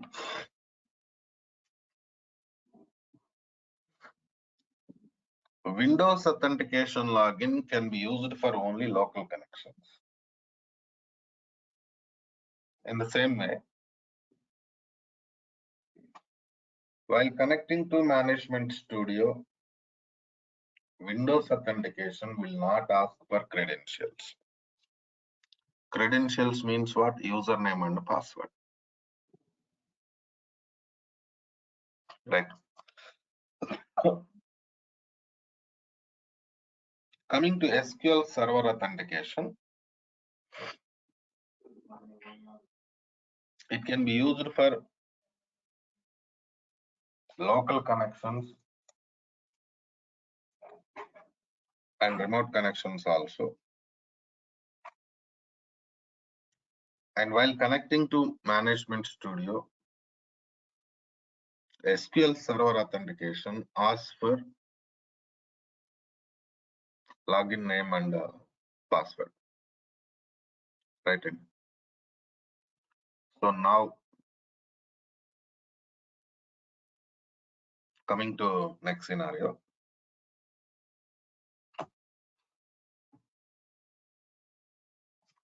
Close this Management Studio.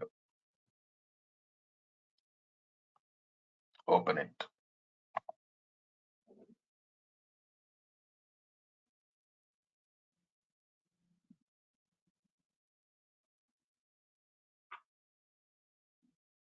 So now we are connecting to Management Studio, right? You can see authentications. See, select SQL Server authentication. Okay. Select SQL Server authentication.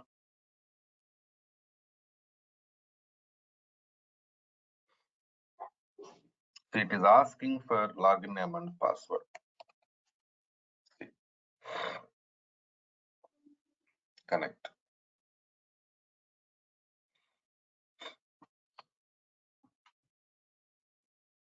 What happened here? You provided your login name and password.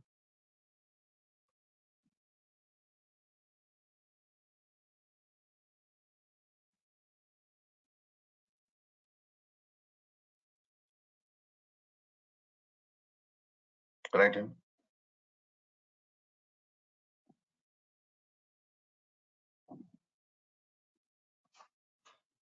So here you can see login name also. Who connected?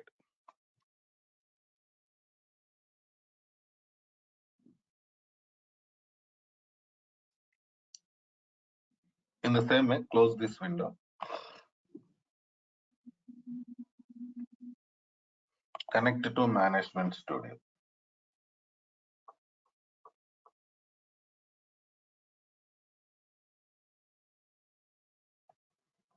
Select Windows Authentication.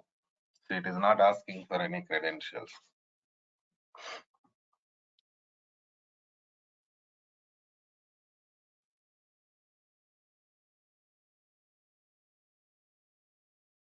Okay, Nandi?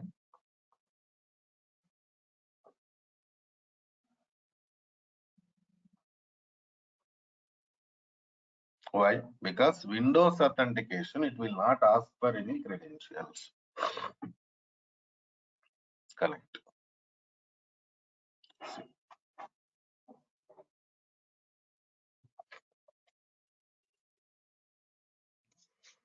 Generally, some questions will be there here. What type of authentication we use in real-time environment?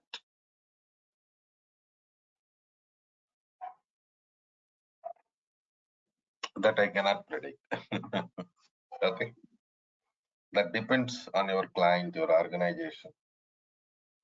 Right. And so different scenarios will be there. Based on different scenarios,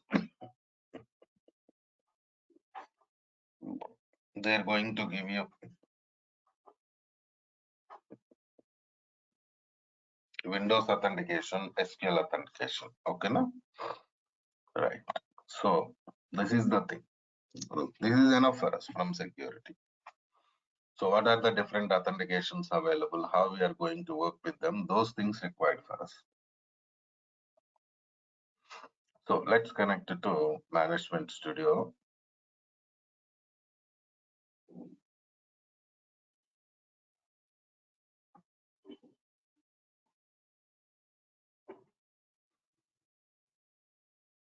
Go to new query. So don't forget to select your database. Use Suresh DB. That means what happened now? We connected to Suresh DB.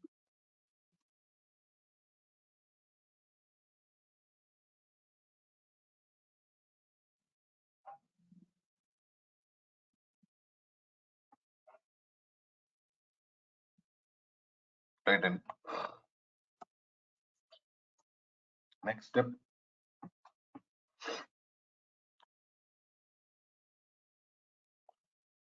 We'll continue with the select statements only now, because we already started working with select statements, right? So basic type of select statements we discussed.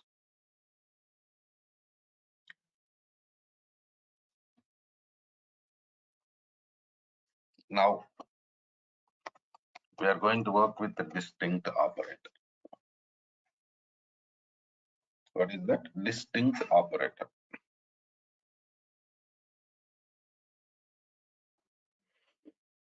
So what is the purpose of distinct?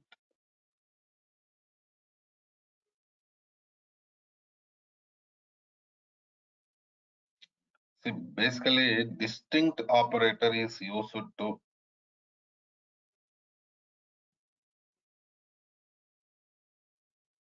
retrieve unique data from the column. For example,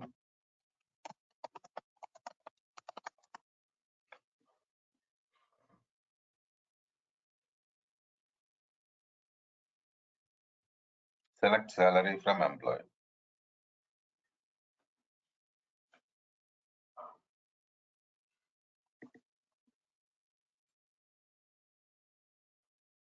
See this. Here we have duplicate data.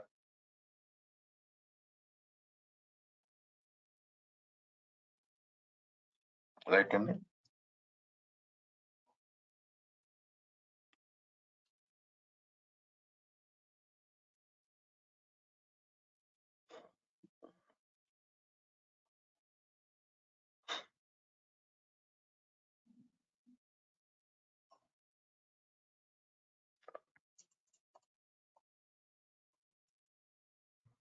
So we have duplicate data there. Please check it.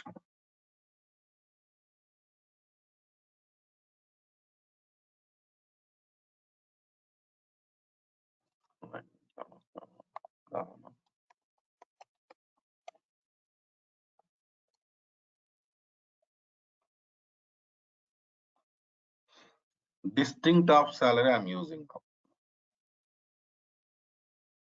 See this now.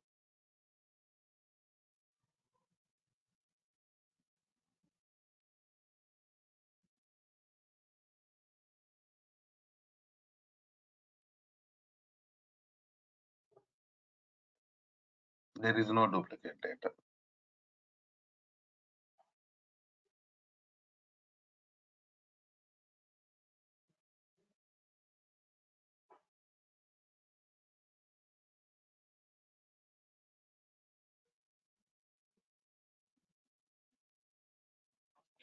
What happened now? Distinct operator retrieved only unique data from the column. Only unique data.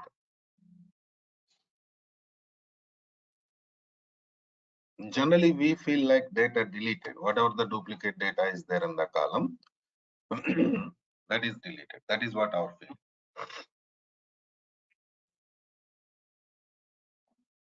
But that's not correct. What happened? This operator retrieved only unique data from the table. That's what happened. Please check it.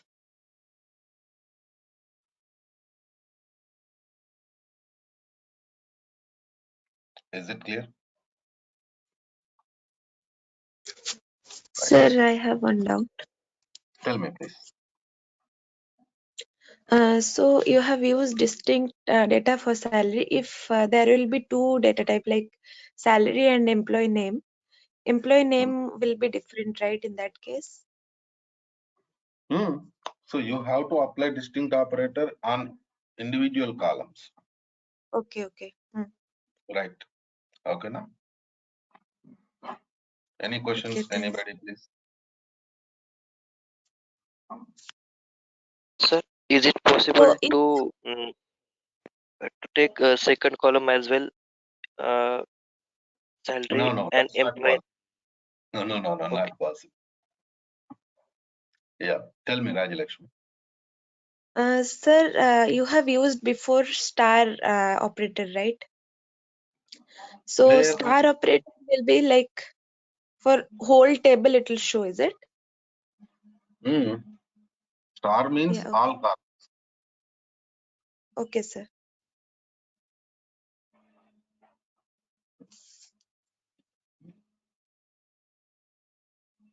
Thanks, sir. Right. Anybody, any questions, please?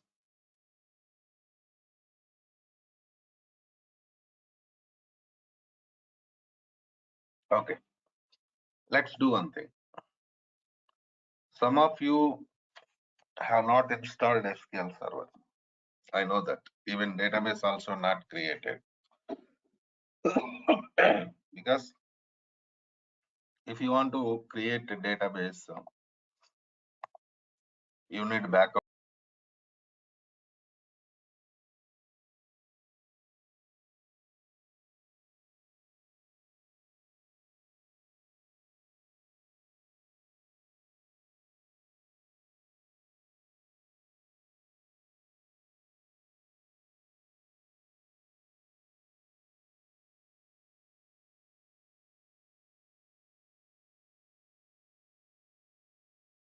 Right. So a SQL Server developer. See,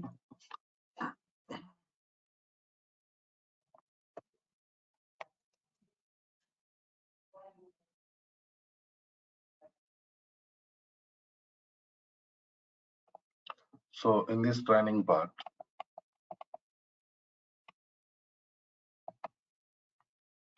we are going to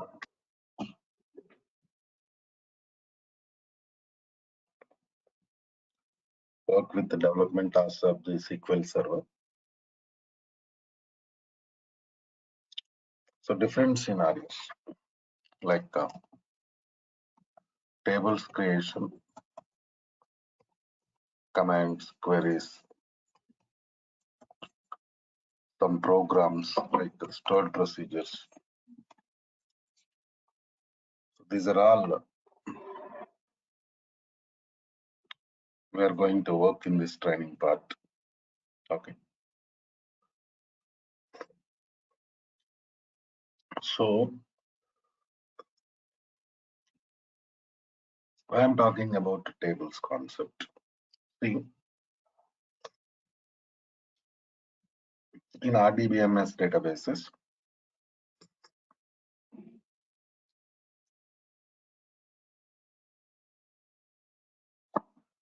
data can be stored in the form of only tables. There is no other facility. So you have to create table in the beginning. Then only you can go for data storage. So now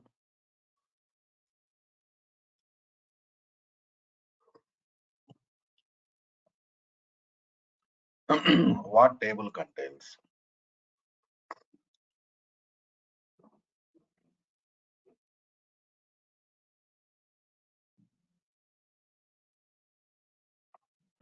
You are right.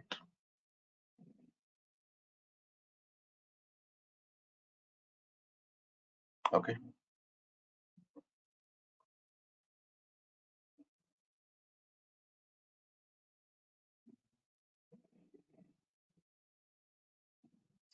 So what table contains? That is important.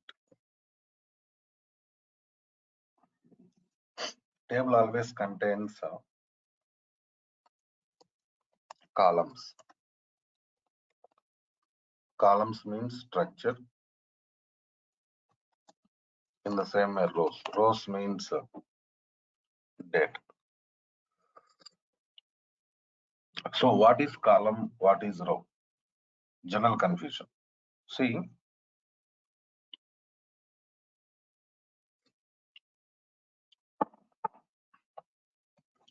I'll give you a simple scenario here.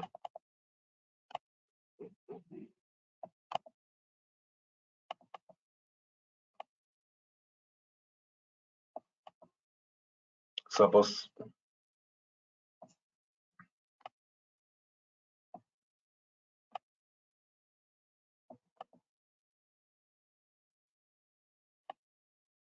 I'm going to create some table. Table name is products, product ID, product name, product color, sales.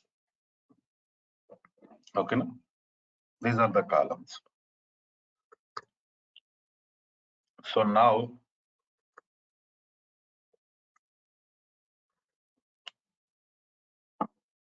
after creating this table, we are going to insert data into this table in the form of rows. So this area comes under structure, and this area, rows area, comes under data.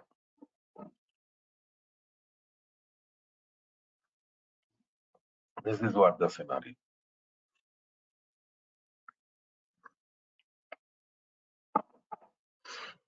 So in RDBMS databases, the only way you can store data is table. Table always contains structure and data. Structure means what? Columns are the table. Data means rows. Rows existing in the table.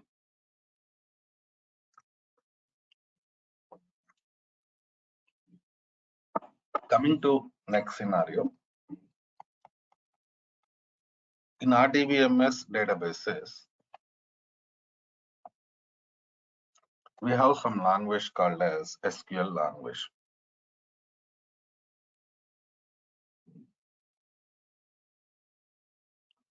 SQL stands for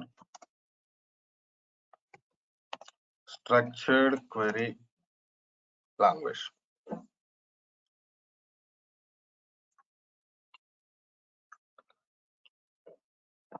This is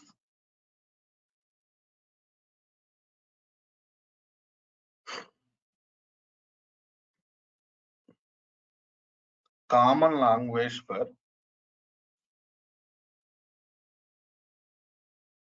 database development, not only Microsoft SQL Server. You go to any RDBMS database,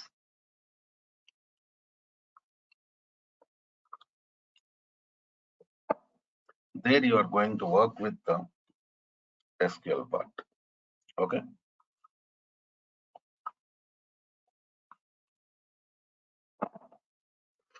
That is what the scenario. So in SQL,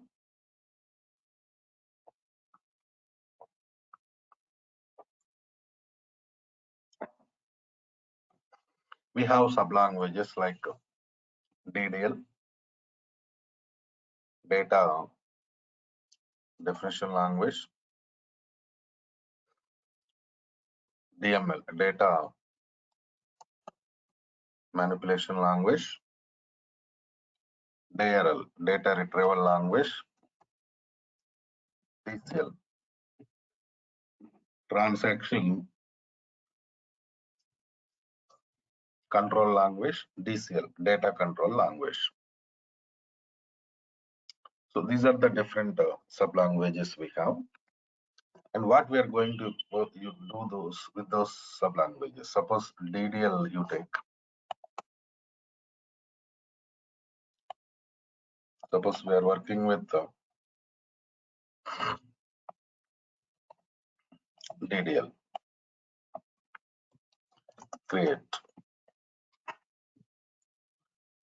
Creating table. Right. So in the beginning, you started database development means you starts with the table creation only. Right. After creating table, generally what happens, sometimes we go for modifications, alter table. So alter command. That means like, suppose table already created. is existing in the database. Now you can alter it. For example, adding new columns to the table, dropping columns from the table.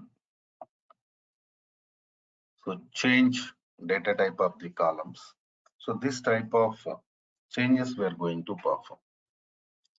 Okay. So that is alter statement. After that, truncate statement also. I mean, these are commands of DDL. So truncate command, it is used to delete data from the table. Then we have drop. So drop command is used to delete a table from the database. Okay, now we have different scenarios. See that in the beginning you are going to create table, right? So as per your requirement, you can add a new columns to the table. I mean altering table structure. Previously we discussed what is structure, and the same way what is the data. Those things we discussed previously, right? So coming to next scenario, deleting data. In the same, finally deleting complete table. Deleting complete table from the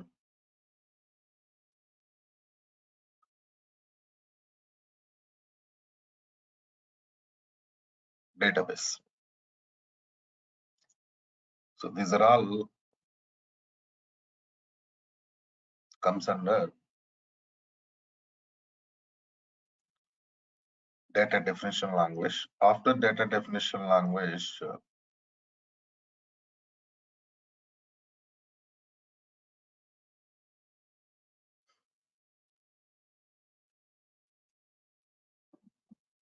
we are going to work with the DML, because after finishing data definition language, what happens? You'll get structure, proper structure, right? Because that structure is required for us. Without that structure, we cannot store data in the database. That's why in the beginning, what we are doing, we are going to work with the structure of the table. We are going to create structure of the table. Then we are going to work with the DML. Insert, update, delete. These are DML commands. Inserting table already created, right? So now table structure is ready. So you can insert the data, storage, right in. After that, you can go for update. You can update data. Update means what? Replacement. Suppose you are working with some database. So if you want to replace it with some other data, then you can go for it, right? So that is update command. Then we have delete operation. That is deleting data from the table. Suppose now you are working with some database, some data is existing in the table. You don't want to keep it in the table, then what to do? You can delete it, right? And so these are the different scenarios we have. Okay. So coming to next scenario.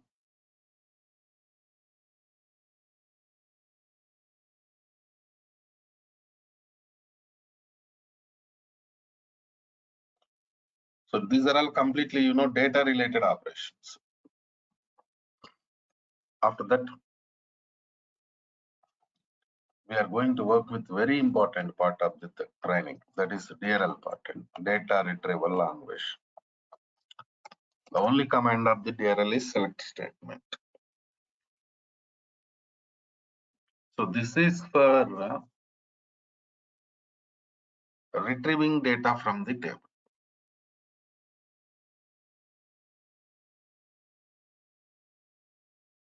Suppose there is some data in the table.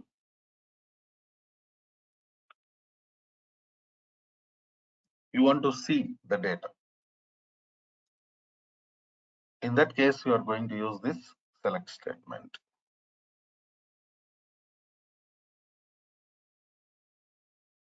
Right.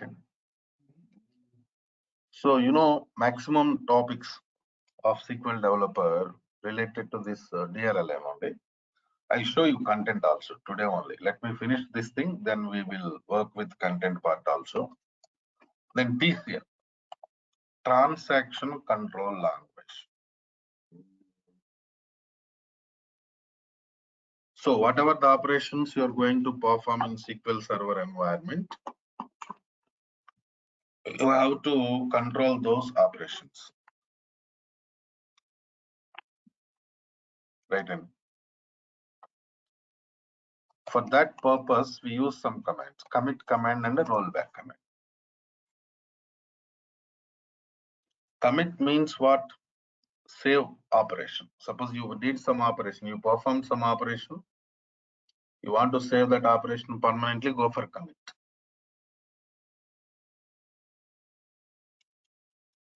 In the same way, we have rollback operation. Rollback means suppose you perform some operation, you don't want to save it, you want to cancel that operation, then you are going to use rollback.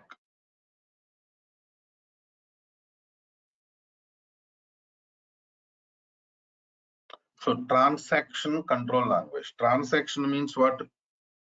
Transaction means it is the task you are performing in your database.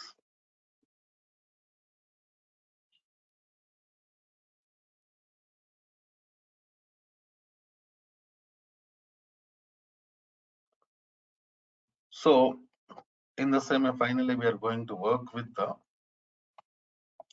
DCL, data control language.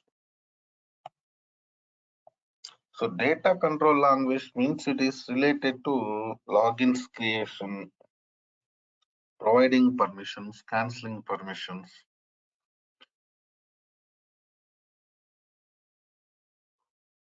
So these are all comes under DCL, data control language. Here we have grant, with the grant and a revoke. These are the commands we have in this. So grant means providing permissions. Revoke means canceling permission. Even with grant also providing permissions, but we'll discuss more on with grant when we are discussing DCL commands practically. Okay, right. So now coming to next scenario.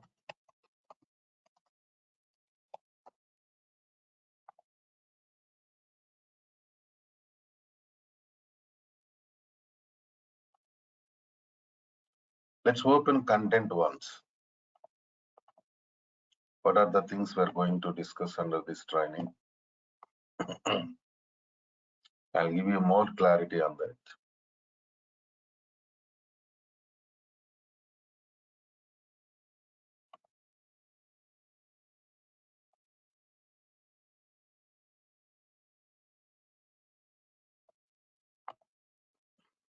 See this. This is the content we are going to discuss.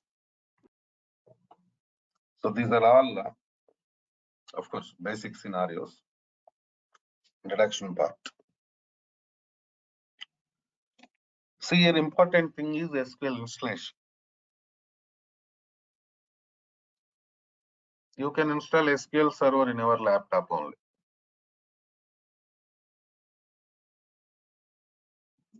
Right. The only requirement for SQL Server installation is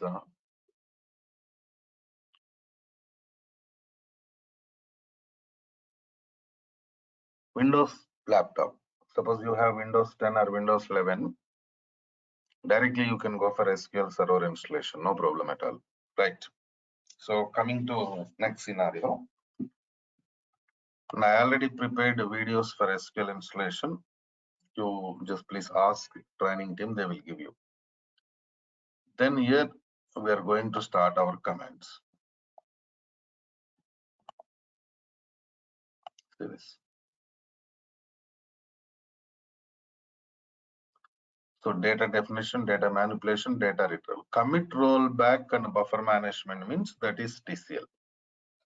See that.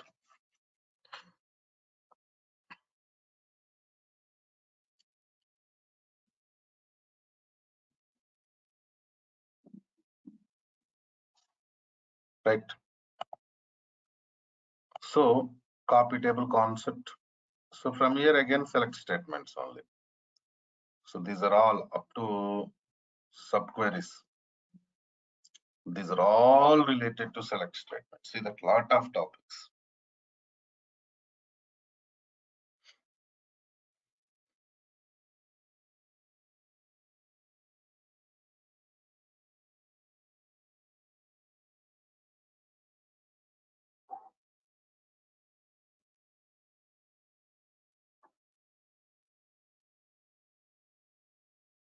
Right.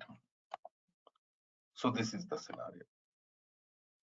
So that is the importance of select statements in this training. And then we're going to work with constraints, normalization, indexes, temp table, CT, profiler. So up to this level, completely commands queries part. Completely. It's completely related to commands and queries. From here up to this level, programming part completely. See that.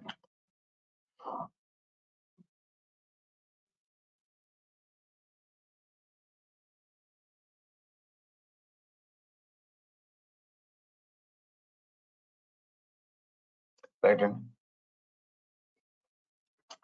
So along with that, we're going to discuss some scenarios from DBA, backup restores from DBA, database administration. So introduction to SSIS, SSRS, those things also I'm going to work. Just introduction only. Don't feel again we are going to discuss complete SSIS in just introduction of the SSIS and SSR. Like what is SSIS, what is SSRS, those things, basic things we are going to discuss. Okay. Now, generally what happens, confusion will be there. So SSIS, SSRS, sometimes we will not read completely. And we feel like complete SSIS, SSRS also they're going to teach in this training only. That is not correct. Because SSIS, SSRS is separate course, MSBA, Microsoft Business Intelligence course. Okay, na? Right. So,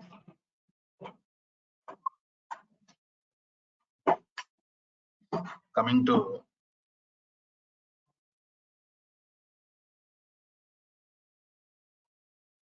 next scenario. In SQL Server environment,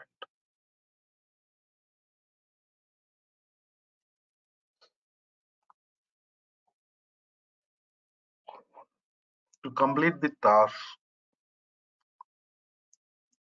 we need some tool. What is that tool? So the tool name is Management Studio. We also call it as SSMS, SQL Server Management Studio. Right.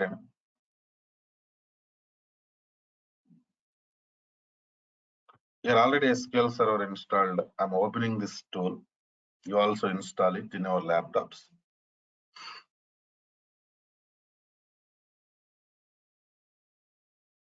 So while connecting to Management Studio, here you can see server name. Right. So this is our server name. We are connecting to this server only. Now connect.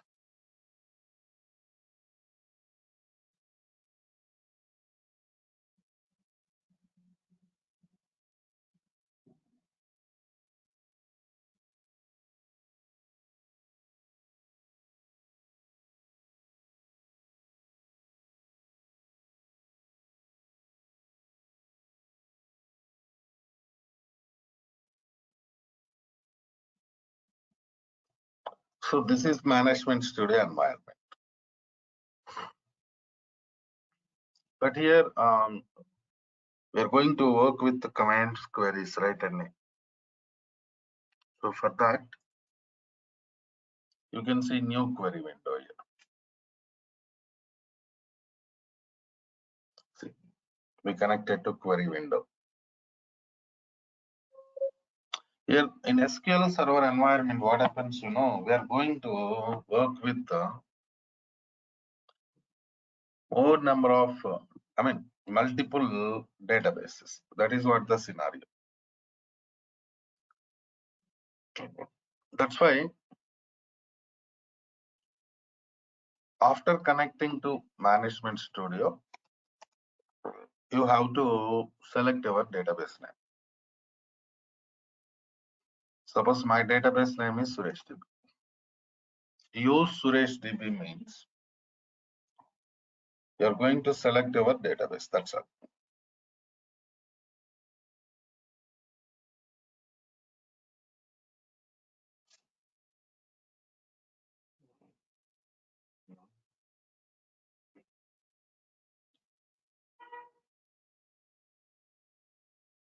So just execution purpose, you can use this execute button. See this. Or function key F5 from the keyboard can be used for execution. See, done.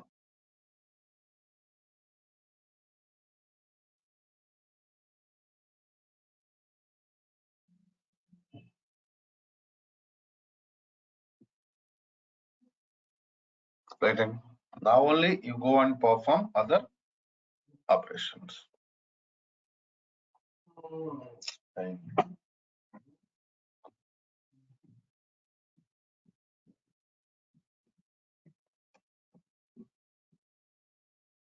So this is overall scenario. So now what to do? You have to call running team. They will give you access on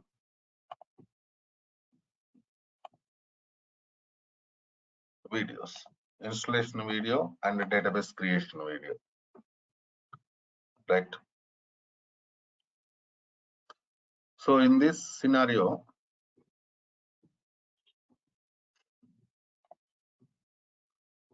any new participants there today?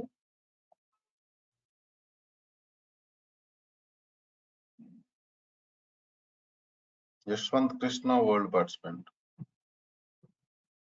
Ramakrishna, you are new to this session, right?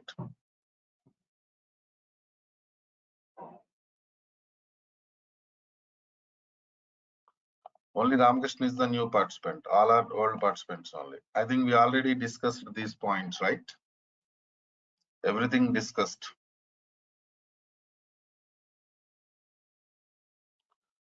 Right.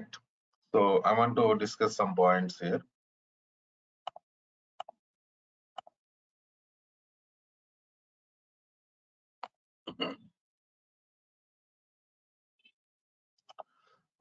Bhargav, you are DBA, right?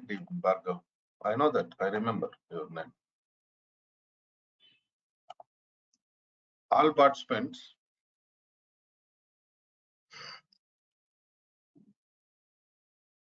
Wait.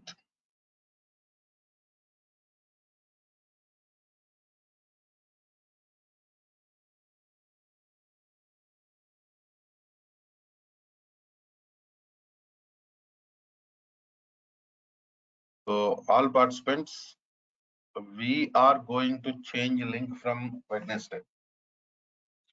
Before that, if anybody, already some people enrolled, I know that. I have their names also. Other participants, if anybody wants to continue this training, enroll with this, because If Wednesday onwards, only enrolled people can attend this class. Enroll means fee paid. Fee paid.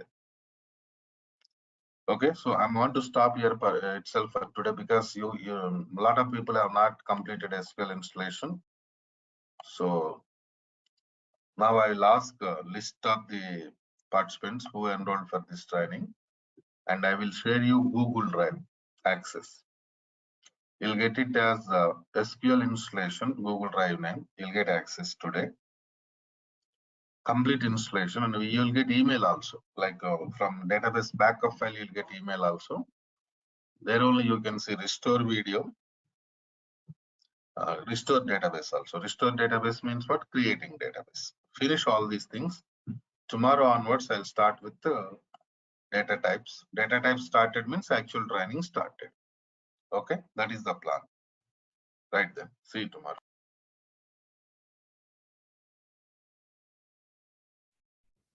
So before starting the session, so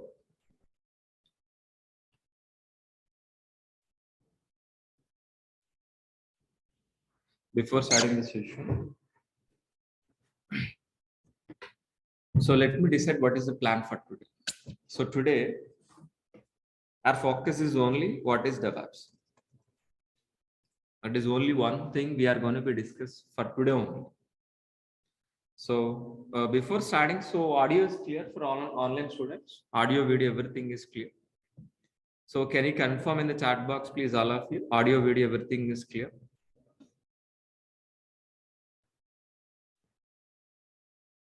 So please, can anybody reply in the chat box?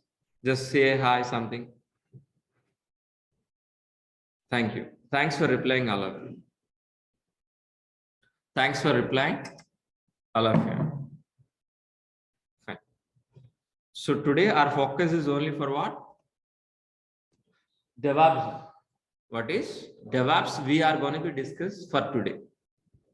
In tomorrow, we are going to be discussing about what is AWS. What is AWS and DevOps versus AWS. So today we're focused DevOps, tomorrow AWS and AWS versus DevOps. That is in exactly tomorrow day. So before starting this session, and let us course overview. What is this course? What exactly we are going to do? Let us course overview.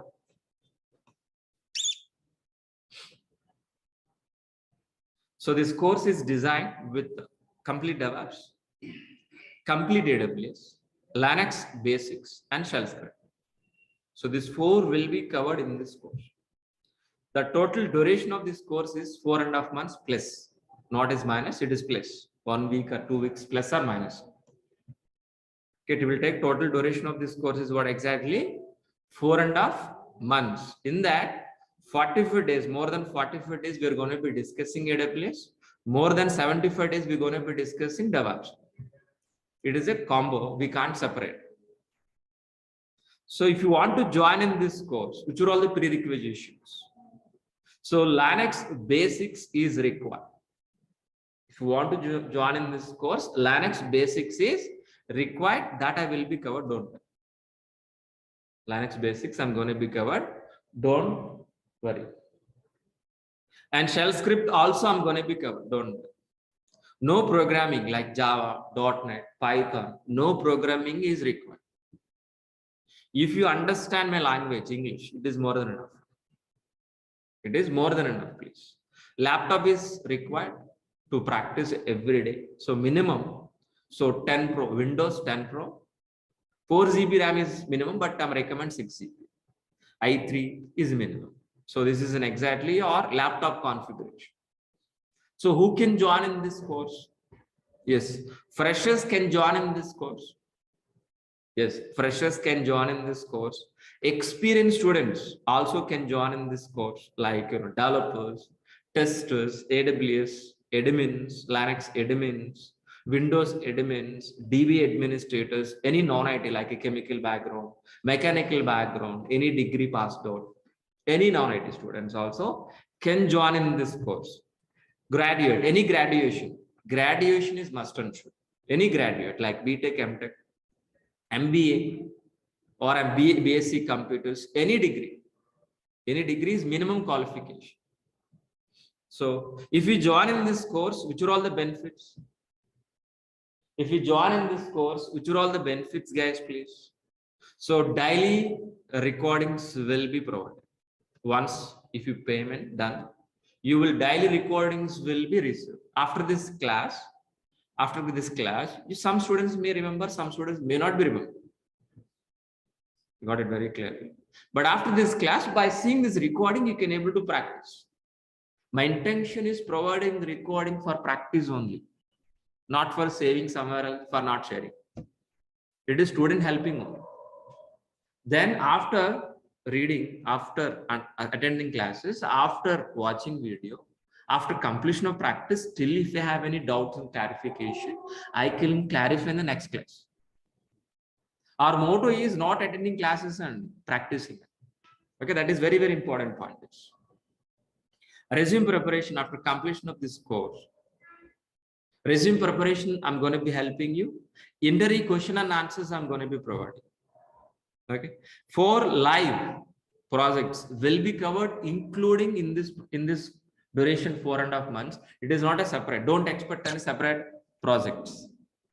Course itself inbuilt, I'm going to be covering 4 live projects. For example, Ansible module, any module.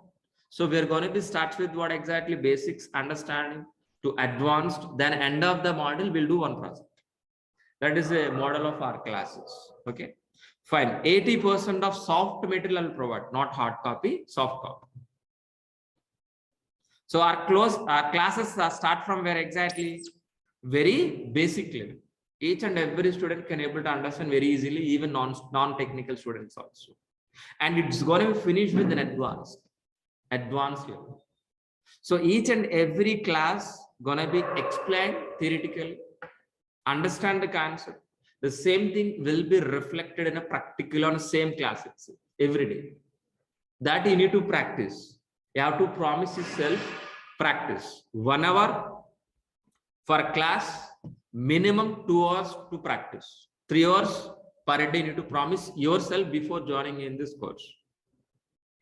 And after completion of this course, you will receive a course completed certificate for only freshers. Experience also get it, but don't mention anywhere. You know very well what is that.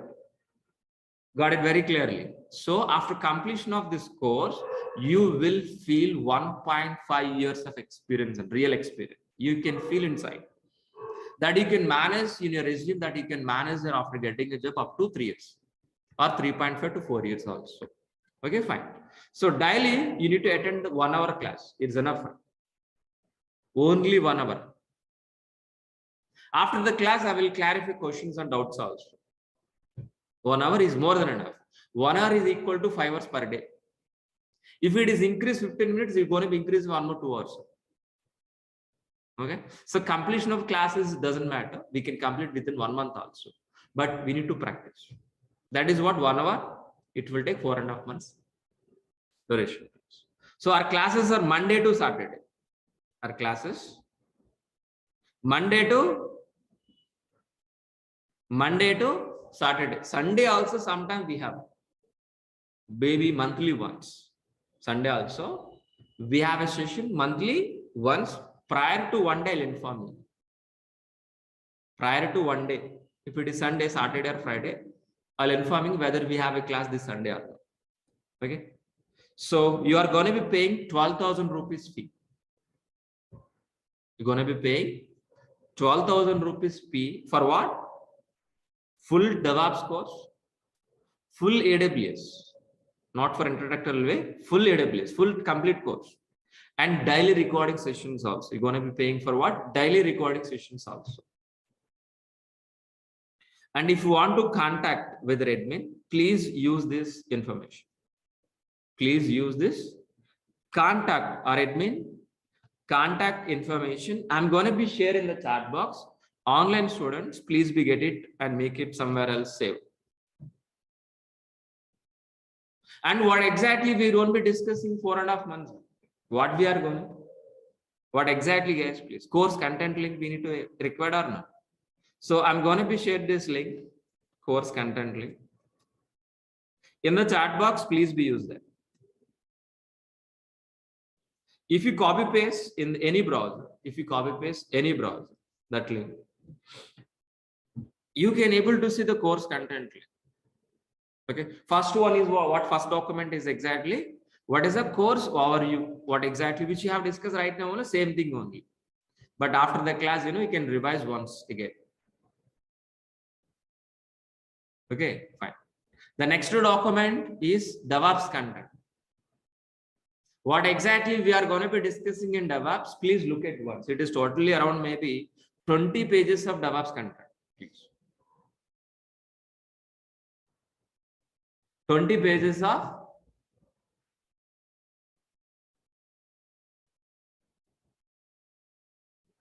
DevOps contents, guys, please. 20 pages of DevOps content. The same way, we have a AWS content also. We have a AWS content also. It is around maybe 9 pages or 10 pages of content. Please look at once. After the session, please revise once these two documents, what we are going to be discussing in the 4.5 months. So offline students, by end of the session, you can able to take it. And please ask me, I will share it. Okay. So this is an exactly course overview. Course overview. Shall we start a demonstration, please? Shall we start right now? Yeah. So first, let me introduce myself. My name is Maha. My name is Maha. I have totally 15 years of experience in it. My career starts as a Java developer. Then I turn as a DevOps engineer as well as with AWS and Azure also. From last 5 years onwards, I'm working as a DevOps engineer, senior DevOps engineer. That is in exactly my profile. Before starting this, so I have 3 questions I'm going to be asking. Please answer to me. What is an application? First question. The second question, what is a server? The third question is, what is SDLC? Please answer to me. What is the first question, please? Please read out. Please reply. What is the first question, please? Just type in as it is. What is the question, please? What is application? Just type it in the chat box, guys, please. All of you. What is an application, please? Application is nothing but a website. Application is nothing but a website, like a Flipkart website. Like a Flipkart, like a Book My Show, IRCTC. These are all we are calling as what? Application. So if you ask me definition point of view, if you ask me what is an application, if it is ask me definition, the working software which is written any programming like Java, .NET, Python, any programming we call as what? Application. So let me repeat one more time. What is an application, please? The working software which is written any programming language we call as what? Applications. Am I right or wrong? So after we have a developers or not, have you heard about Java developers, .NET developers or not? So after writing the lines of code which you are calling a software, the software we are going to be placed on server side. We are going to be placed on server side. Once if it is placed on server side, after writing software, the software is going to be placed on where? Server side. Then there itself we are going to be accessing what exactly? As a website. Got it very clearly. So what is an application? The working software which is written any programming language. That application we are going to be placed on where exactly? On hundreds of servers. Once if it is placed a Java application on server side, then there itself we are going to be accessing our internet as a website. As a website. Got it very clearly? What is an application? We understood. What is a server also? Server for what? For maintaining our applications, for deploying our applications. But what about next question is pending, guys? Please tell me. What is SDLC? So what is SDLC, please? How many people aware of this? How many people know about this? Online students can able to reply. How many of you know about this? How many of you know? How many of you don't know? Can you reply, please? If you know, say yes, sir. I know it. If you don't know, so no, I don't know. Can you reply in the chat box, all of you? Can you reply, guys, please, all of you? What is SDLC? Who knows? Who don't know? Because of if you replied, I can explain more about this. Everybody knows it. We can move forward. That is the reason. I think somebody's know, somebody's don't know. But let us discuss about this. What is SDLC, guys, please? SDLC in the sense of what? Software development lifecycle. SDLC is nothing but what? Software development lifecycle. By using SDLC, by following SDLC process, we are going to be produce a software. By end of this SDLC, we can able to produce a software. The software we are going to be placed on server side. Then we are going to be accessing as what? Application. Understood very clearly. In SDLC,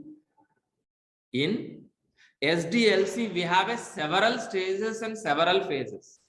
Several stages and several phases. In SDLC, we have a analysis,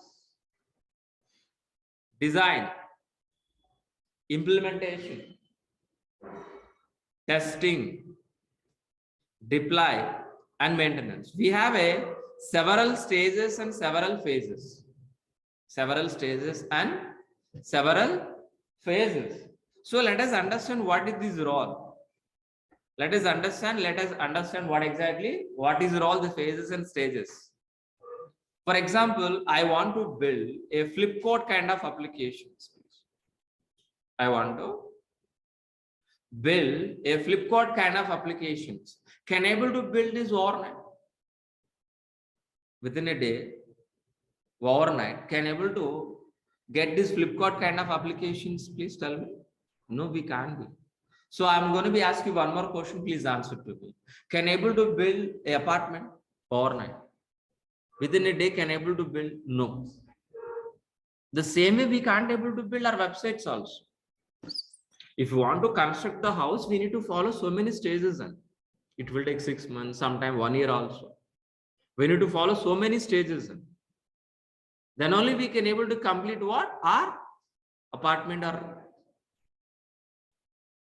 home, whatever. The same way our website also. If you want to construct, if you want to build this Flipkart kind of applications, we need to follow these all the stages. What are the first stage, guys, please? Analysis. Analysis is nothing but what? Gathering information from the client. Who is the client here? Flipkart. What exactly this business?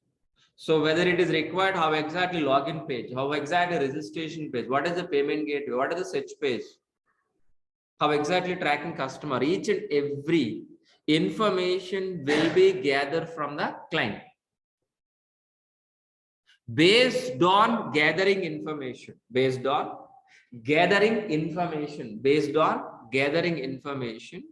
so our architects will be designed. Design is nothing but what? Plan. Design is nothing but what? Plan. According into the plan, according into our plan, our developers will write the code. Our developers will write the code, either maybe Java code or .NET or Python, any programming, our developers will implement the software. But whether the software is in working condition or not, our tests will be verified by using Selenium test cases or automation test cases, performance test cases or manual test cases. Our tests will be Verified. Once if it is verified, so we are going to be deploying on hundreds of servers. Once if it is deployed applications on hundreds of servers, we can able to access our internet as a website. Once if it is an access, that's it. No, whether this application is in working condition or not, we are going to be monitor and maintain. Monitor and maintain. This entire process we are calling as what? This entire process we are calling as what? SDLC. SDLC. In this total process, so we have a developers, we have a testers, we have AWS administrators, we have a Linux administrators, DB administrators. If you are IT profile, if you are doing an IT job or any profile, any platform, you are part of this SDLC, including DevOps engineer also. If you are working in IT software, you are part of this. Maybe developers are working on where? Developers are working on where exactly? In implementation part. Testers working on where? Are DB administrators, DevOps engineers, AWS engineers, Linux administrators. All together, we are going to be working in SDLC. By end of the day, we are all not a DevOps engineer, we are all either developers, including AWS engineers, DevOps engineers, Java developers, .NET developers, or we are all together, we are going to be involved in SDLC. By end of the day, we are going to be produce a Flipkart kind of application. A Flipkart kind of application. Understood very clearly? I hope you people are understand what is SD. What is SDLC? I hope you people are understand very clearly. On top of SDLC, we are going to be implementing DevOps process. On top of SDLC, we are going to be implementing our DevOps process. What is DEV, guys, please? The DEV is nothing but what? Development. DEV is nothing but what? Development. OPS is nothing but what? Operations. The combination of software development plus operation we call as what? DevOps. We call as what? DevOps, guys, please. For example, let's say for example,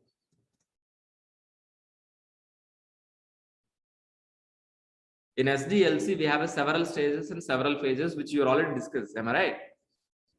Yes. Just in assume, so our SDLC, we have several stages. Am I right? It may be developers are working here. Maybe testers are working here. Maybe it is a pre-production. It is live. So this last one is what? Live. It is a live product. So these are all the stages we have, guys. So many we have, but let it be scripts. So developers are going to be writing from where exactly? In dev environment, developers are writing it by using Java code. Then what exactly it is moving into the testing environment. After verifying testers, we're going to be moving into the pre-production. Pre-production to the production. Pre-production to the production. But my point is what exactly I'm going to be discussing with you guys, please. So as a DevOps engineer, our roles and responsibilities start from where? Dev environment. Ends with where exactly? Production. It's nothing but operations, guys, please. So as a DevOps engineer, our roles and responsibilities start from dev environment, ends with operations. That is what exactly point I want to discuss with you. Yes. So DEV is nothing but what? Development. OPS is nothing but what? Operation. The combination of software development plus operation, we call as what? DevOps. We call as what? DevOps. That means our roles and responsibilities start from where exactly dev environment ends with operation. That means we are part of dev environment, build, test, release, deploy, operation, and monitor. So these are all the stages we are part of it. But to be frankly, we are not writing any coding. Sorry. We are not writing any coding. To be frankly, we are not writing any test cases also. So our job is just, we are going to be implementing, implementing DevOps process from where? Dev environment to operations with an automated process,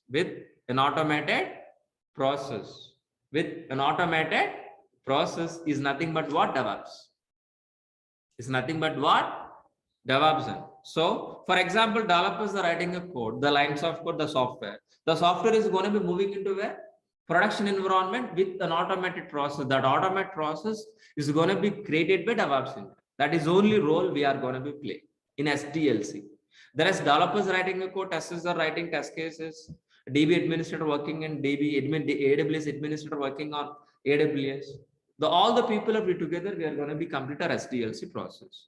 In top of SDLC process, as a DevOps engineer, we are going to be implementing an automated process.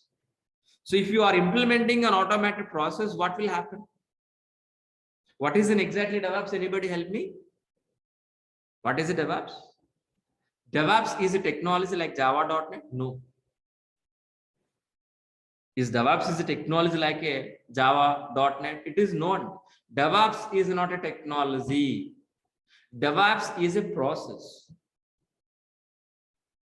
DevOps is a process which we are going to be implementing from dev environment to operation with an automated process. If you are implementing an automated process, we can able to deliver the software within shortest time. As soon as possible, we can deliver our developer software into the production environment. If we are delivering within a shortest time and cost is going to be reduced, we can able to reduce the cost and we can able to provide highest quality. Understood very clearly? What is DevOps? Let me repeat. DevOps is a process which we are going to be implementing from where? Dev environment to operations. While delivering developer code into the production environment, we can able to deliver within a shortest time with the high quality, with low cost is nothing but what? DevOps process. Is nothing but what? DevOps process. If we are replacing with our SDLC process with DevOps process, if you are replacing with the SDLC process with a DevOps process, what are all advantage exactly, please? What exactly DevOps aims, please? So we can able to deliver very fastly. We can increase the speed. We can increase the speed and frequently. And we can able to improve n number of deployments. And with highest quality, with lowest cost, with lower failure rate. These are all the advantage. These are all the advantage we can able to get it by helping our DevOps process. Simply, if you call this speed increase, cost is reduced. Quality is increased. And so quality is increased, cost is decreased means who don't want this technology. That is the reason. So more demand in DevOps. Understood very clearly. If you go for any shopping mall, so Pepe jeans or any pant and shirt is buying, instead of 2000 rupees, if you're getting 200 rupees, you are happy or not? Are you going to be saving our expenses or not? The same concept. Fine. Fine, please. So, but whenever after getting a job, if you are, what is an exactly roles and responsibility? Once if you are getting a job, what is an exactly roles and responsibilities, guys, please? So as a DevOps engineer, we are going to be replaced with a complex pipeline with a transparent pipeline. Sir, what is a complex pipeline? What is an exactly transparent pipeline? We should understand or not? So first we should understand what is a complex pipeline. Then we're going to be understand what exactly transparent pipeline. What is an exactly complex pipeline? Our SDLC process is a complex pipeline. We know very well SDLC or not? We have discussed already. What is SDLC? SDLC is what? Complex pipeline. What is a transparent pipeline? DevOps process. Very simple. So we understood very clearly what is SDLC. We understood very clearly what is DevOps process. So we are going to be replacing with what? Our SDLC process with what? DevOps process. Why we are calling SDLC as a complex? Because if it is a manual process, it is not automated. SDLC is not a automated, it is a manual process. So from analysis to design to implementation, testing to deploy to maintenance, it is a manual process. If it is a manual process, if you got any issue, any problem in the middle,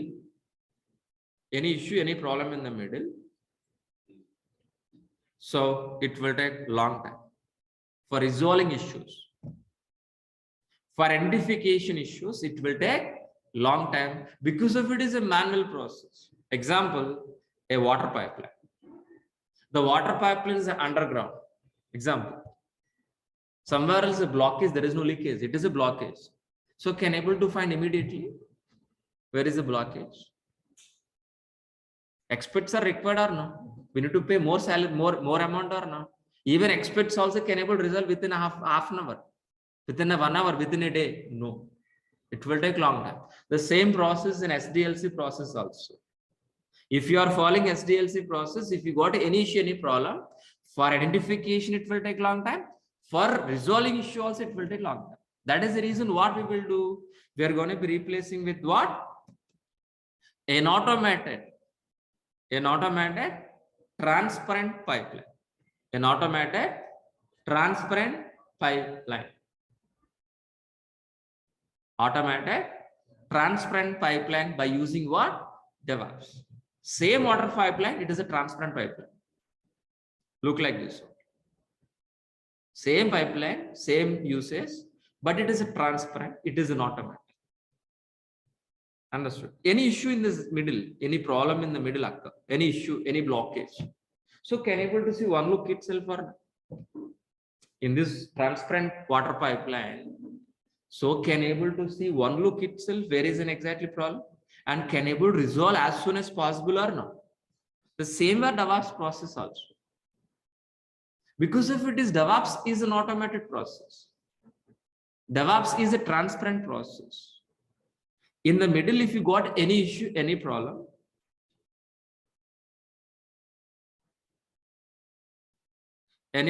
please.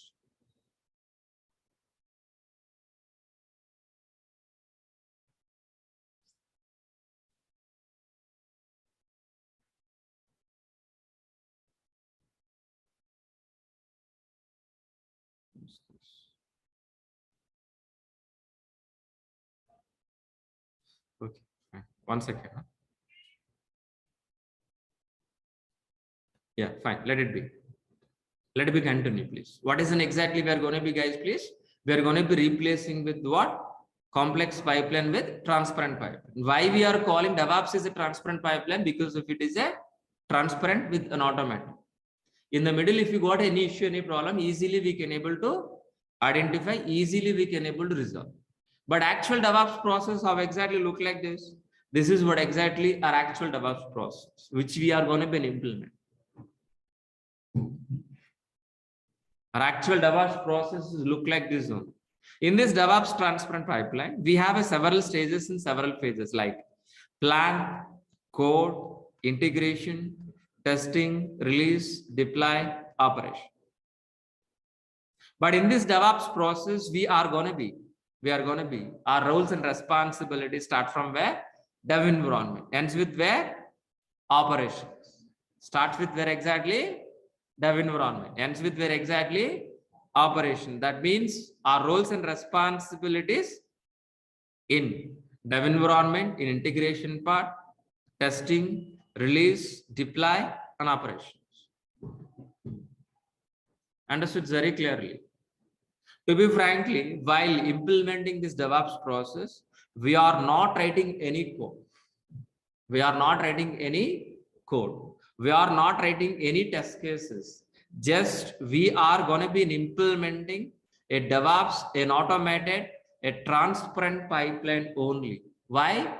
To make it speed, to increase the quality, to decrease the cost. So that purpose only we are going to be implementing our DevOps process from where exactly? Dev environment to operations. So let us understand this DevOps process in stage by stage. What exactly are roles and responsibilities in each and every stage? Let us understand, guys, please. In dev environment, we are not writing any code. We are not writing any code. The writing is responsible by whom? Developers. The lines of code is responsible by whom? Writing is responsible by whom, guys, please? Developer. After writing by developer, that code, who are all maintaining? Writing is responsible by the developer. After writing the code, that code is going to be maintained by DevOps engineer. That's what we're part of dev environment. Clear, all of you? It's very important point. Writing is responsible by the developer. After writing, that code is going to be maintaining by DevOps engineer. But how many developers we have? Please, anybody help me? How many developers? Please tell me. N number of developers. We don't know. So all developer source code. So every day, morning to evening, each and every developer writing n number of code. But all developer source code, we need to integrate or not? We need to integrate or not? Yes, we are going to be integrate. How? Continuous. We're going to be integrate. Once if it is integrate all developer source code, whether the software is in working or not, we need to execute our test cases. These test cases, who is writing? DevOps engineer or testers? Testers will write, not by you and me. So we are going to be just integrate only test cases. Our job is only integrate, which is written by testers. Once if it is execute test cases, if there is no error, or else if you got an error, automatically it is redirecting back to the developer. Developer has to fix the issue again integration, again this error. Understood very clearly?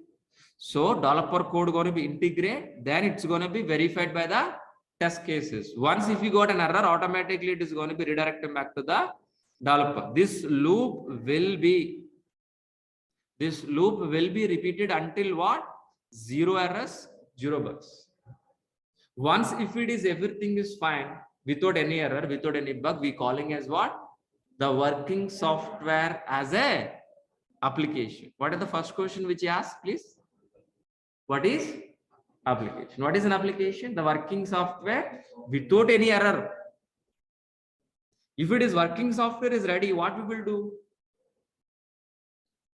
Directly we are going to be placing on server side? No. Directly we are going to be placing on server side? No. And we need to hold or halt in a particular period of time in a release. In a particular maintenance window, a particular scheduled date, we are going to be placed on hundreds of servers.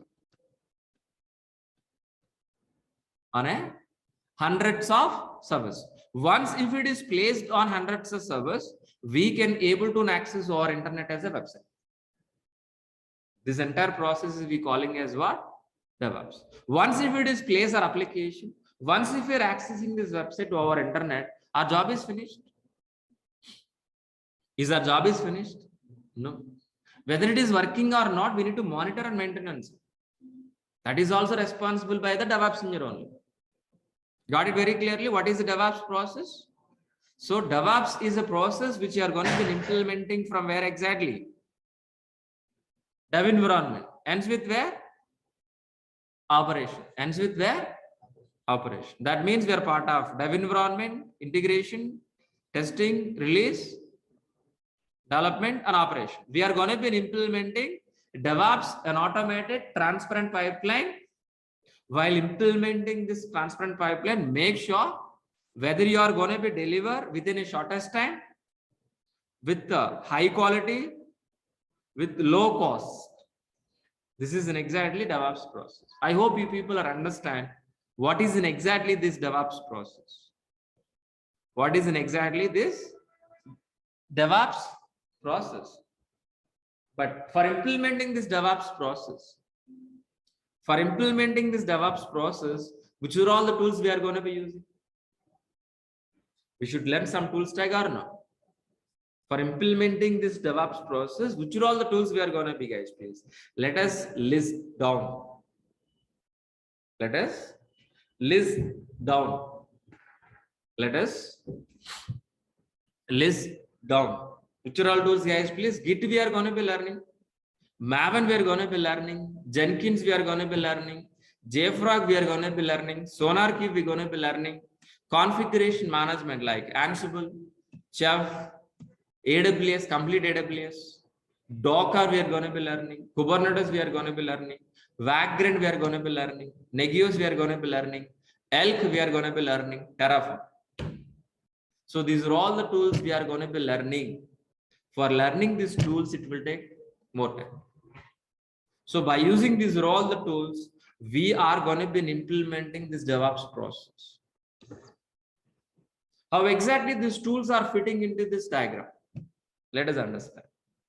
So firstly, so n number of developers writing code or no? That code is going to be maintaining by whom? Maintaining by whom? DevOps engineer. But DevOps engineer is going to be maintaining it by using which tool? Which tool? By using Git. Git is a version control. All developer source code as a DevOps engineer, we are maintaining in a Git version control. Git version control. But all developer source code we should be execute or not? We need to build or not by using Maven. But this entire process we are going to be automated or not? By helping of Jenkins. Jenkins is an automation tool. In automation tool, this entire DevOps process is going to be automated by Jenkins only. Once if it is an automated, and we are going to be hold our working software in release or not? The release is nothing but what? By using JFrog. JFrog is nothing but what? Release. And we are going to be learning SonarQube. SonarQube is what exactly? Code analyzer. It is an optional tool, but we are going to be discussing.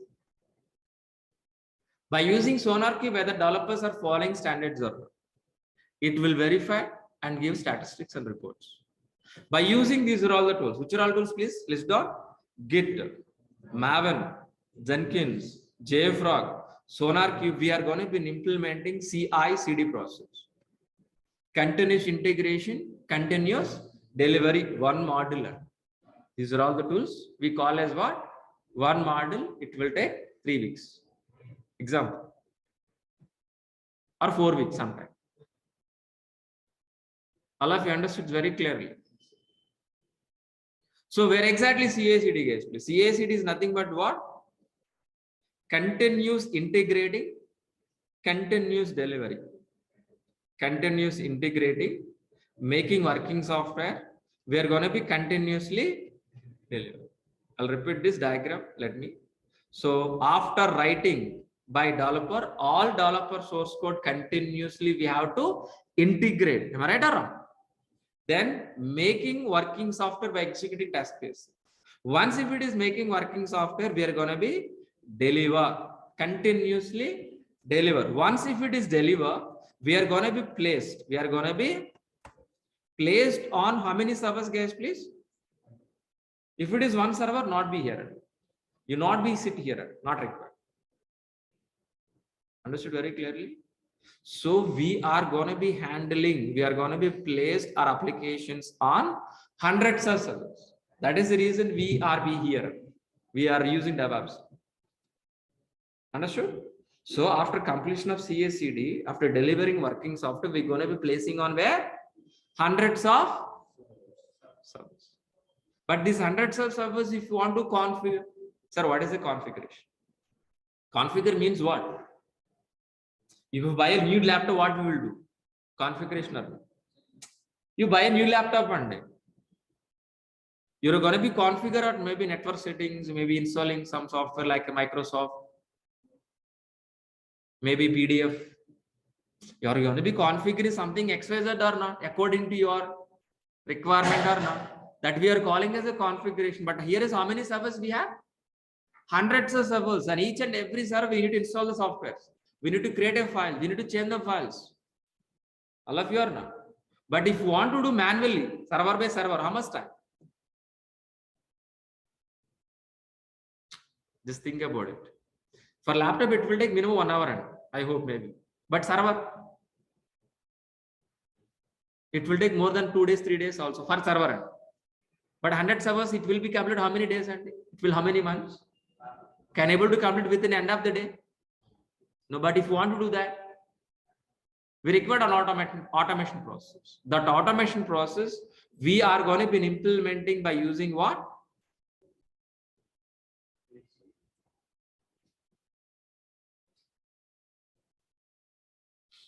Configuration management service. Configuration management. So what is an exactly configuration management? Please anybody help me? You know that answer. Manual process replaced with an automation process on a hundreds of servers. It is nothing but a configuration. So our job is what exactly? Creating files, installing softwares on a hundreds of servers. How? With manual or without manual? Without automation. Manual or automated? Automated. For that we are using what? Configuration management. By using configuration management, hundreds of servers we can automate. We're going to be replaced with what? Manual process with what? Automation process. Automatically we can able to create a hundreds of servers. Automatically creating a files on hundreds of servers. Automatically installing softwares on hundreds of servers. Clear all of you? But for this, which are all the tools supporting, guys, please? So it's going to be supporting Ansible and Chef. Ansible and Chef. By helping of configuration management, we can automate n number of dev environment, we can automate it, testing environment, we can automate it, production environment, we can automate. But we are going to be learning one push model. Ansible is a push model. Chef is a pull model. One push model we're going to be learning. One pull model we're going to be learning. Clear all of you? What is a pull? What is a push? Don't ask me. We'll discuss in the regular session. It will take 1 hour.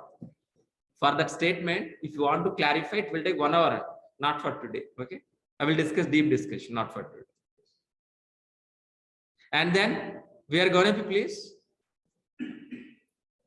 we are going to be discussing what exactly? AWS. AWS is a complete course. We are going to be discussing AWS as a complete course. But here is what we are going to be understand. So as we discussed, we are configuring how many servers on day? 100 servers. From where we are getting hundreds of servers? If you have a laptop, we can configure. If you don't have a laptop, from where you can able to get it done? Question is that. Where? From where? How many times? How many ways we can able to get a servers on? Physically, like your laptop. Virtually and cloud. Which cloud? AWS. Which cloud we are going to be getting as please? Hundreds of servers. Hundreds of servers we are going to be getting from where? AWS. On top of hundreds of servers, we can able to implementing automated process by helping of Ansible and Chef. I'll repeat this point, very important point.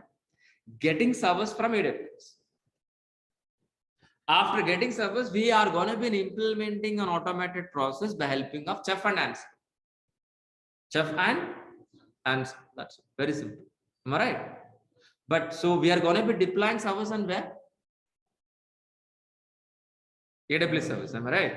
By using Ansible, by using Chef, we are going to be deploying our applications on a hundreds of AWS servers. That is the point we're discussing from starting of the session. Application, what is an application? Am I right? First question is that only. But I've shown you only one server, but right now 100 servers. But the servers are from where exactly we're getting? AWS. That is the point. Fine. But are we deploying our applications on only AWS servers? Are we deploying our applications on only AWS servers? No. We can deploy our applications on Docker also. We can deploy our applications on Docker container. Understood very clearly. If anybody asks you what is a Docker, what is the statement? Docker is for only websites deployment. Understood very clearly. What is a Docker? For placing our websites. Very simple word. What is a Docker? For placing our websites very easily, with the high performance, with low cost. Understood very clearly. How much CPU? No? For example, Pepegin you want to buy it for 10 rupees. Is it cheaper? Same quality, same fan, but 10 rupees. Same thing here. So for getting servers, instead of spending crores of rupees, we can able to deploy application with a minimal cost by using Docker. What is a Docker? Docker is an isolated area which is specifically deploying our application. That is a definition. But easy way for deploying our websites. Simple word. Definition point of view, Docker is an isolated area which is specifically deploying our applications. Understood very clearly. Example.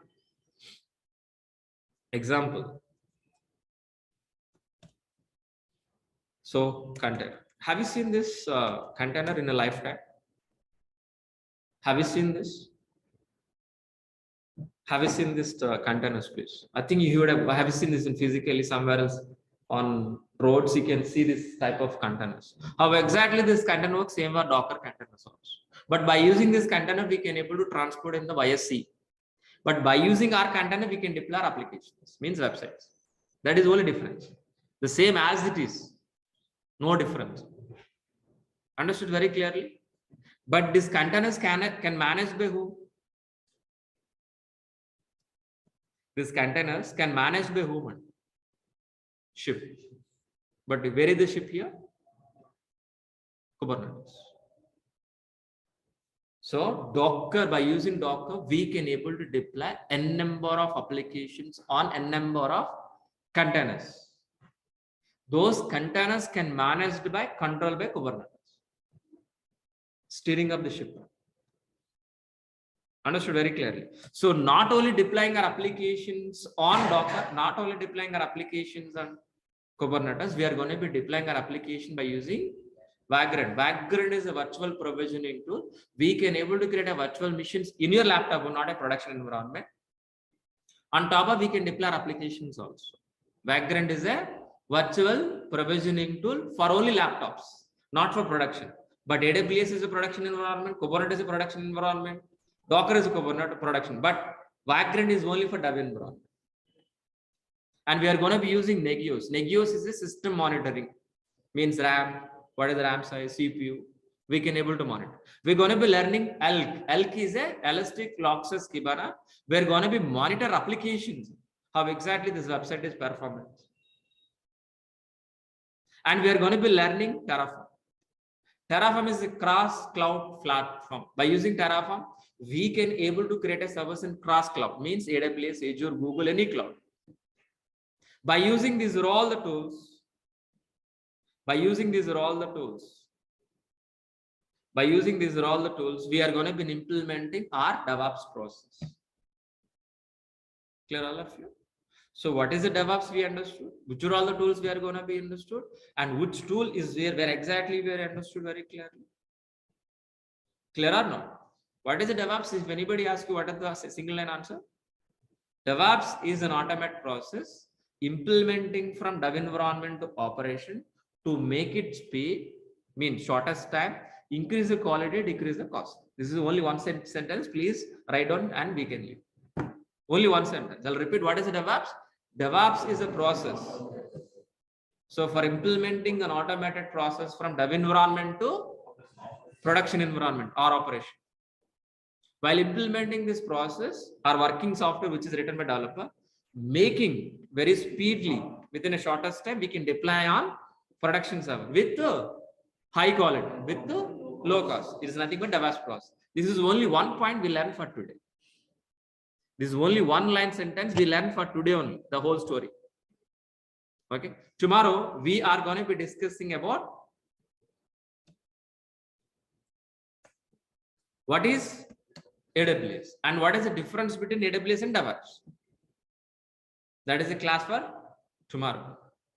I hope you people are understand what is DevOps enough for today. I don't want to hit your brains more for today. Tomorrow we'll discuss about what is AWS. Then we can compare. Understood? Very clear. That is a class for today. Do you have any questions, please? First, let me take an online students question, then I'll take an offline. Okay, first let me clarify online students. So before taking the questions, please let us revise. So this is, as we discussed, DevOps plus AWS Linux special by me, Maha. So total duration is 4.5 months. Daily 1 hour class, 8 AM to 9 AM. 1 hour session only. Before 9 AM, I'll close the session. Don't be exceeded because of you need to practice. Monday to Saturday. Sometimes Sundays also. You're going to be paying 12,000 rupees fee. For what? Full AWS, full DevOps, but daily recordings. Without recordings, we can't be practice. Sorry. It is inbuilt. No separate videos included, nothing. It is a combo package, single time fee. So Linux basics, shell script, I'm going to be covering. No programming is required. Freshers and experience can also join in this course. If you want to join in this course, minimum graduate is more than enough. Daily recordings will be received by after payment via Google Drive. The 11 months of access from date of registration, you're going to be access 11 months. Sir, only 11 months? No, on lifetime. Unofficially. Officially, 11 months. Unofficially, lifetime. But namesake we need to give expiry date or not. That's what 11 months. And resume preparation, interview question and answers. Yeah. Live 4 live projects. These 4 live projects inbuilt the course, not a separate. 80% of the software material, our course starts with what exactly? Very basic level, finish with an advanced level. And each and every session is a practically oriented session. It is my admin information. It is my course content link. I'm going to be share one more time in the chat box. Please be get it all of you.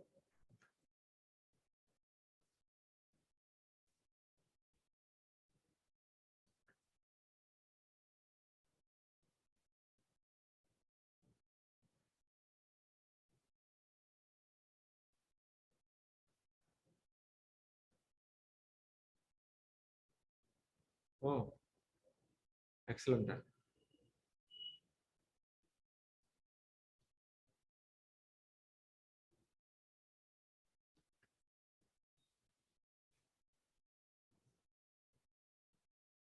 So please be get it. So before taking our questions, please.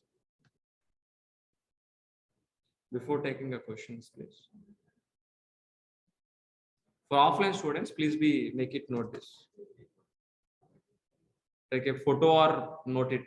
Spelling is N is a capital letter. 1 second.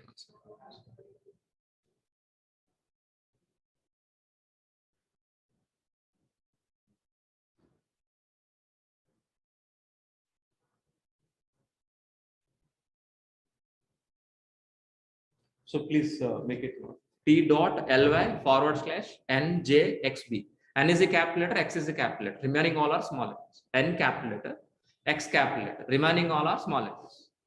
So try to view and we'll meet them by tomorrow. So any questions, please, online students, please. Kumar asked this question. So yeah, you can. So even telecom background also you can able to shift to IT. Don't worry. So our class is very easy to understand, very slow.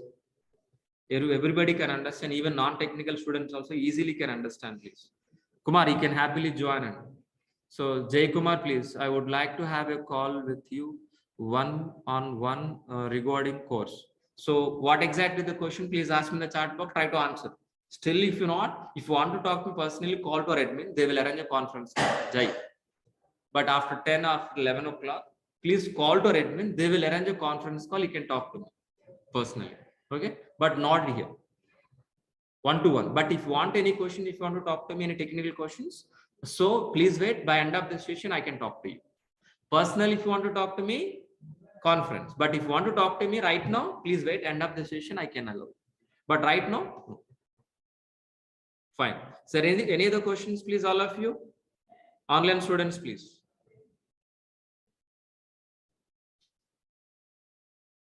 Online student, please. Yes.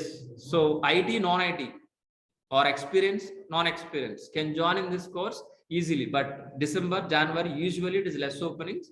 That is a common thing. But after Pongal, after Sankranti, automatically the openings are increased. But if you join in this course, half of the course will be completed by January. Am I right or not? Then, so February end, maybe within 4 months, the course will be completed. So when you are going to be complete this course, more openings you can able to get it. Don't worry. From non-IT completion of 2018 batch, can I get a fresher? So 2 years maybe. Less than 2 years, you consider as a fresher. Less than 2 years, you consider as a fresher. If it is, I think, 4 years gap, that means you are going to be as an experienced. Vadde Bhaskar, yeah. Bhaskar asked this question. Job assistant, definitely. I shared very clear resume preparation, entry, question and answers. So materials providing. Job assistant, definitely. But any job guarantee, please talk to it. There is no job guarantee program in my classes, only job assistant programming. Bhaskar, definitely. Yeah, is there any other questions, please, all of you? Is there any other questions, please? Yeah. So is 2 years of experience, guys, got an interview calls? So 2.5, I'm recommend 2.5 to 3. More openings as of right. 2 plus also we have, but 3 less. Freshers also getting calls, but the ratio is, for example, experienced guy getting 10 calls per example. Maybe freshers can get 4 calls, 4 to 5 calls. Maybe after January, I'm talking about, not December this month. Sunil. Yeah. Is there any other question, please, online students? Can I move to the offline? Yeah. Is there any questions, offline students?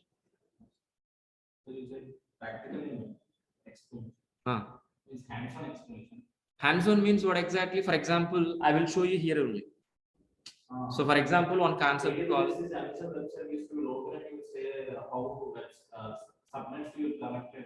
I will show you in the live itself. I will show in the live example.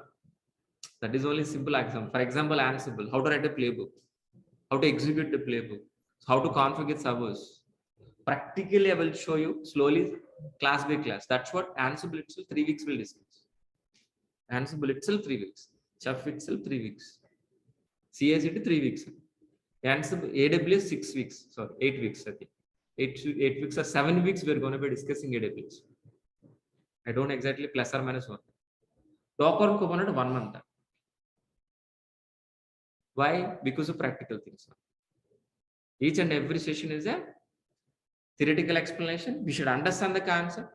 Then only if you show practically, you can understand. Directly go for practical, nothing. That is a blur. Hands-on. So project also in example Ansible. What is Ansible? Why we are Ansible? We should understand. So day by day, slowly we are going to increase each and every concept. Show all the functionality. What are the features in Ansible? We're going to be discussing practically. Everyday practical. By end of the session, by end of the module, we'll do one real-time project on a module. In AWS, in DevOps, 4 modules here. That means 4 projects. Ansible 1 project, CICD 1 project, Docker and Kubernetes 1 project, Chef 1 project. So complete 1 CICD pipeline. This is a reason. That's what it will take time. So if you want to complete this course, 1 month is enough. Theoretical.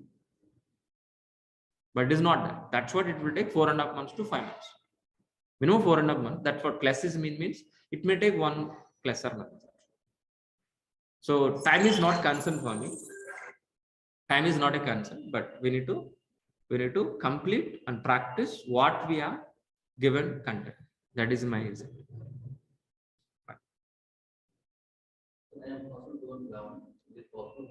One second.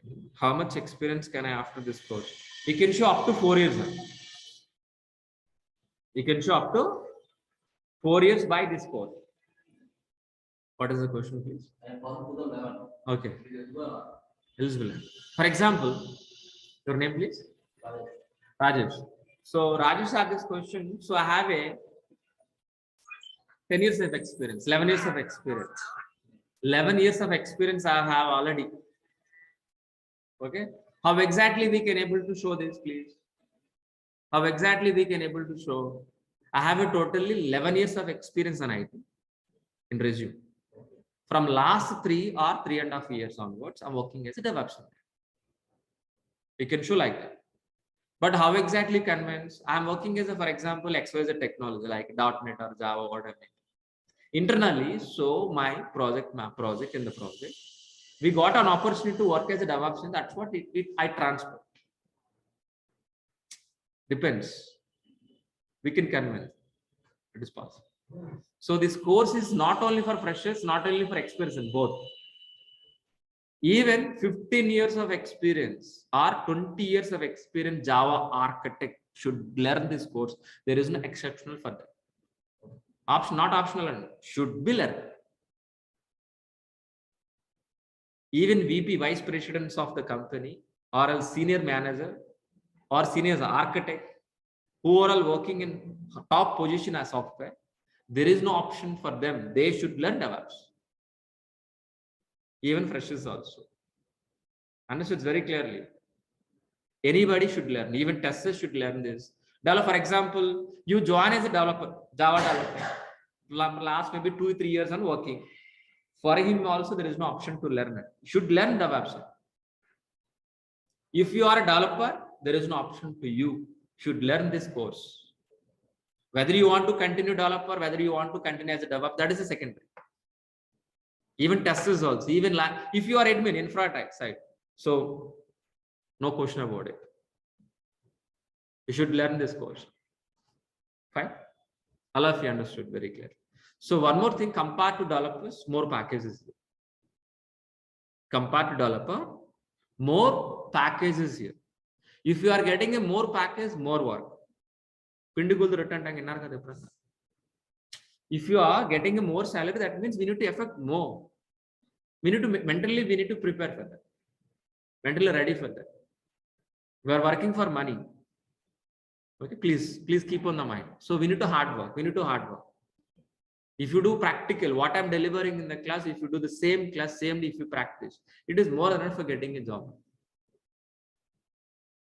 So you have to promise before joining in this course, practice. 1 hour class, 2 hours minimum practice per day. It is more than enough. So that's it for today. So will we continue by tomorrow? Please. It's depending on coding, but we're not learning coding. We're handling Java, but we're not learning Java. After writing code, we need to handle the code. We need to handle the code. That means we're not writing any code. Understood very clearly. Some scripts are required. Formats we require. I tell you. I will teach you guys. Maybe YAML, Ruby. Maybe maximum we are going to be using if condition. If, variable, if. Maximum. Nothing. C, nothing, if else, data structure, nothing. No data types, no variables we are going to be using. That is also string type only. No, not required. Python is not mandatory, but it's if you want, yeah.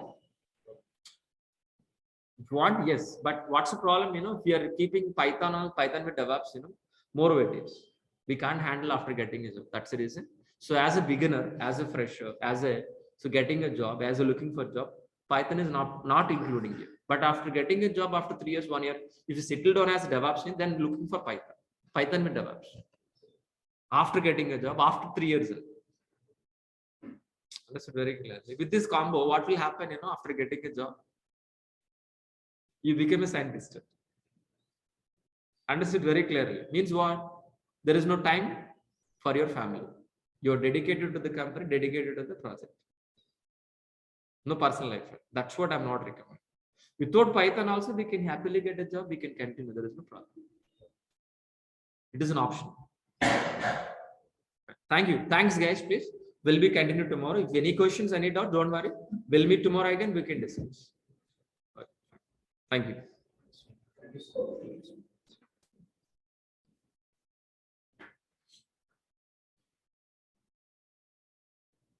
Thanks, guys. Please. We'll be continue by tomorrow.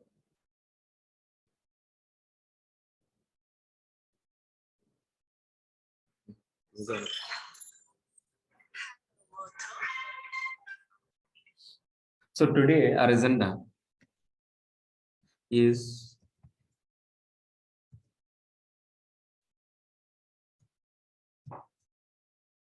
what is AWS?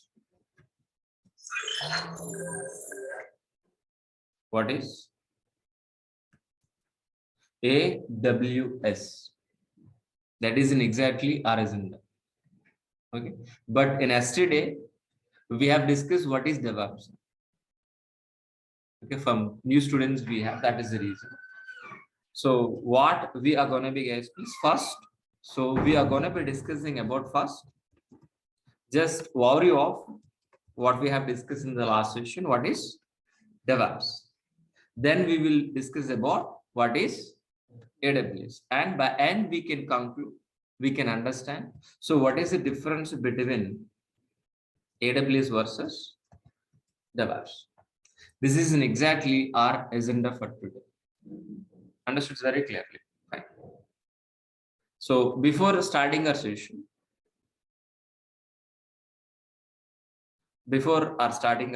guys, please. Before starting our session, please. So online students, audio, video, everything is perfect. Can you confirm in the chat box once, all of you? Audio is clear.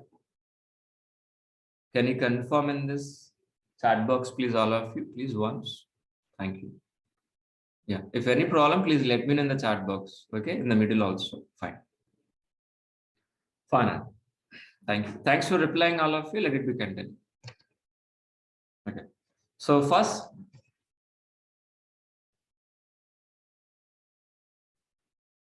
so let me introduce myself.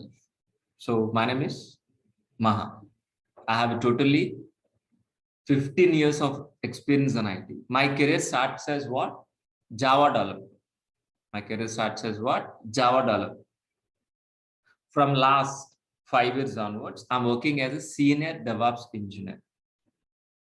Senior DevOps engineer as well as AWS and Azure also. This is exactly my profile. So before starting this session, so I'm going to be ask you 3 questions, please. What are these 3 questions, please? What is the first question? Anybody help me? What is application? What is the second question? What is a server? Third question is what exactly? What is SDLC? Is anybody help me? What is an application, please? What is an application, please? Anybody help me, please? The working software which is written any programming language like Java, .NET, Python, we call as what? Application. That application we are going to be placed on server side. Once if it is placed on server side, server side, you are going to be accessing as a website like a Redbus, Book My Show, IRCTC, Flipkart, any website. What is an application? Anybody help me? What is an application? Anybody help me? Application is nothing but a website. Simple answer. Application is nothing but a website. That is simple answer. You always remember, when I call application, please remember, is a website. If it is called a definition point of view, application is nothing but the working software which is written any programming language, the Java, .NET, Python. We call as an application. That application we are going to be placed on hundreds of servers. Once if it is placed on hundreds of servers, we are going to be accessing over internet as a website. This is we calling as what? Application. But what are the server? What are the purpose of server? How many ways we can able to get a service? So we can able to get a service either physical environment or a virtual environment or a cloud environment. But so any server for deploying our applications, to maintain our applications 24 hours for a long time without any shutdown. So this kind of service we're going to be handling. And what is an SDLC? Anybody help me? What is an SDLC? What is an SDLC? Software Development Lifecycle. By using SDLC, what we can able to do it? Anybody help me? We can produce websites. By end of this SDLC, we are going to be produce what? Applications. That application we are going to be placed on server side and we can able to access. But in SDLC, we have several stages and several phases. Several stages and several phases. Which are all the stages, guys? Please: analysis, design, implementation, testing, deploy, and maintenance. So these are all the stages. By following these are all the stages, we can able to produce a website, means application. How exactly, guys, please? How exactly we are going to be? Analysis is nothing but what? Gathering information from the client. For example, if you want to construct the house, we need to gather the information or not: iron cost, cement cost, land cost, how much required, what is everything we need to gather information or not. The same way, so how exactly this business, it is a travel business. How exactly this business, what kind of business, what exactly client, the business owner is expecting. So as a BA, business analyst, we are going to be gathering information from the business owner, is nothing but a client. How exactly it's going to be login page, how exactly it is registration page, how exactly it is dashboard, which technology, each and every information will be gathered. After successfully gathering information, our architects will be designed. Architect is going to be planning. Design is nothing but what? Plan. So to construct the house, we require a planner. Double bedroom, triple bedroom, apartment. Without plan, we can't be construct the house. Same way, according into the plan, our developers will implement. Software by using Java or .NET or Python, whatever. After successfully implementing software, whether the software is going to be working, whether the software is going to be working or not, our testers will be verified by using an automation test cases, manual test cases, or performance test cases, what I mean. Once if it is verified, we are going to be deploying on hundreds of production servers. Once if it is placed on hundreds of production servers, we can able to, once if it is placed on access over internet website. That's it. No. So whether it is working or not, we are going to be monitor and maintenance. This entire process we calling as what? SDLC. SDLC. In SDLC, each and every IT employee is involved. Not only DevOps engineer. It is AWS admin, Linux administrator, developers, testers.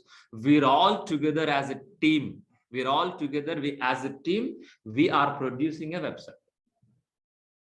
Like our cricket team, like a movie makers, all together.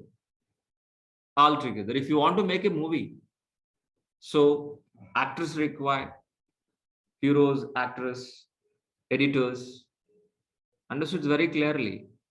And so many 24 crafts we have. Am I right? But here is actors are what? Developers. But directors, DevOps engineers here. Understood, very simple way understood here. But by end of the day, any IT employee, the developer or a tester or a DevOps engineer, we have to produce an application to do business in online. By end of the day, any IT employee, his goal is for what? Produce a working software as an application. So to doing a business in internet. That is what exactly SDLC. In SDLC, we are going to be implementing our DevOps process. On SDLC, we are going to be implementing our DevOps process. What is it? DEV is nothing but what? Development. OPS is nothing but what? Operation. The combination of development plus operation we call as what? DevOps. That means what exactly? What we have understand. That means what we understand, guys, please. Our roles and responsibilities start from where? Dev environment. Ends with where? Operations. That means we are part of coding, build, test, release, deploy, operation. So our roles and responsibilities from coding to production environment. That means, are we going to be writing any coding? That means, are we writing any test cases? No, we are not writing any coding. We are not writing any test cases. Just we are going to be implementing an automated DevOps process from dev environment to production environment. That is in exactly our roles and responsibilities. What I said? What is a DevOps? Is DevOps is a technology? No. Like Java, .NET, Python? No. DevOps is a process. DevOps is a process which you're going to be implementing from dev environment to operation. But what exactly it will happen? Developers writing a software or not? Lines of code by using Java, .NET, Python or not? That code we are going to be placing in from dev environment to production environment. While we delivering working software from dev environment to production environment, make sure whether you are delivering within a shortest time, with the high quality, with low cost is nothing but what? DevOps. So let me repeat this point. So what is a DevOps? DevOps is a process, that to automated process to make it shorten the software delivery into the production environment, and we need to provide with high quality, with low cost. We are going to be placing our applications on hundreds of servers with an automated way, with a transparent way. It is nothing but what? DevOps. But actually, what is the roles and responsibilities?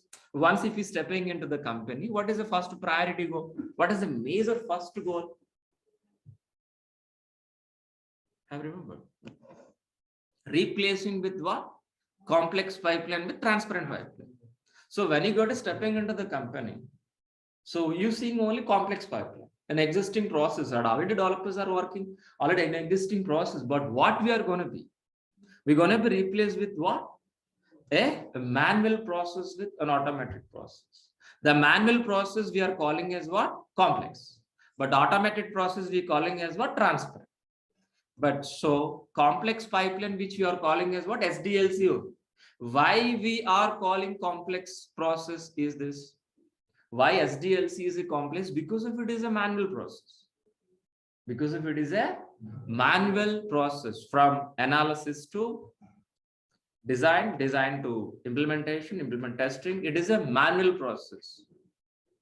One team to another team, it is a manual process. It is not an automated process.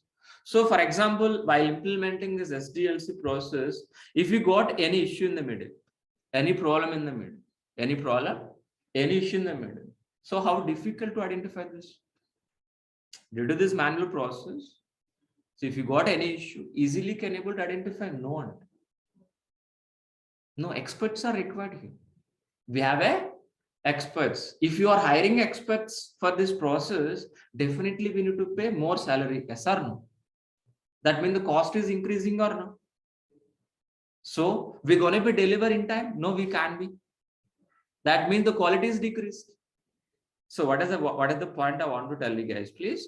Due to the manual process, if you got any issue occur, for identification, it will take long time. For resolving issue also long time.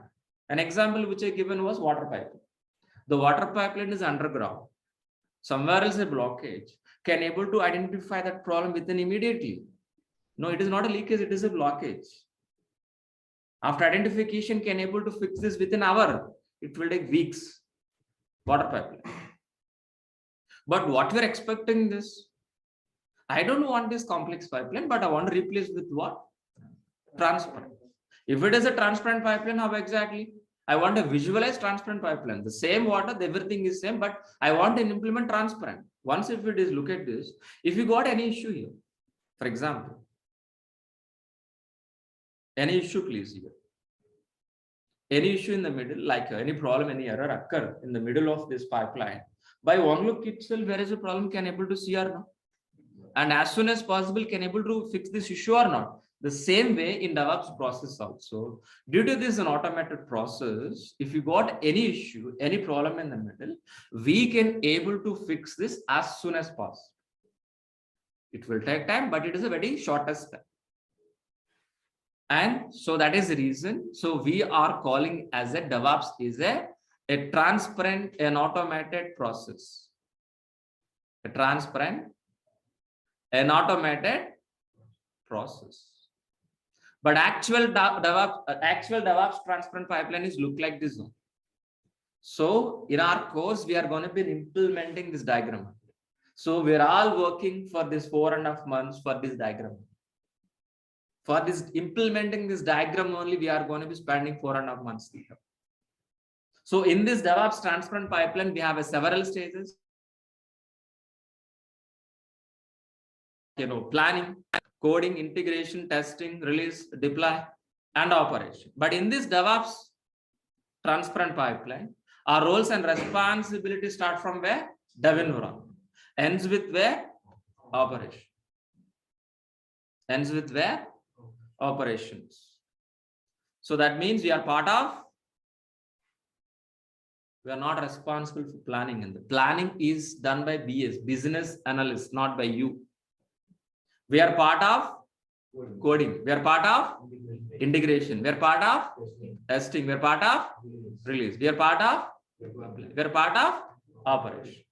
So we are going to be implementing DevOps process from dev environment to operations with an automated way, with the transparent way.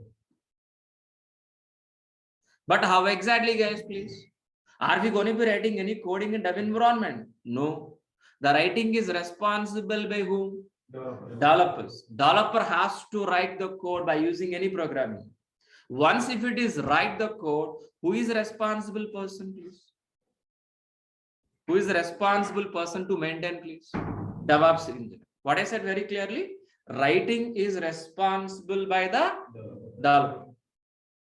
But maintenance is responsible by the DevOps engineer.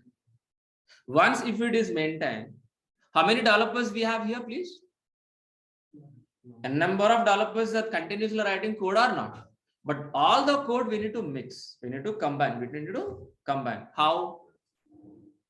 How about only one, sir? No. So developers are continuously writing the same way as a DevOps engineer. Our responsibility continuously integrate. So developers are continuously writing a code. That code automatically we are going to be integrate continuously.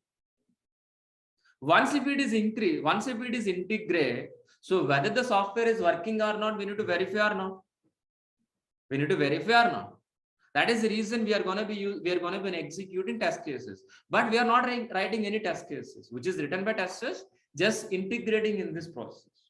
If you got any issue, any error, automatically it is redirecting back to the developer. Developer has to fix the issue, again integration, again testing.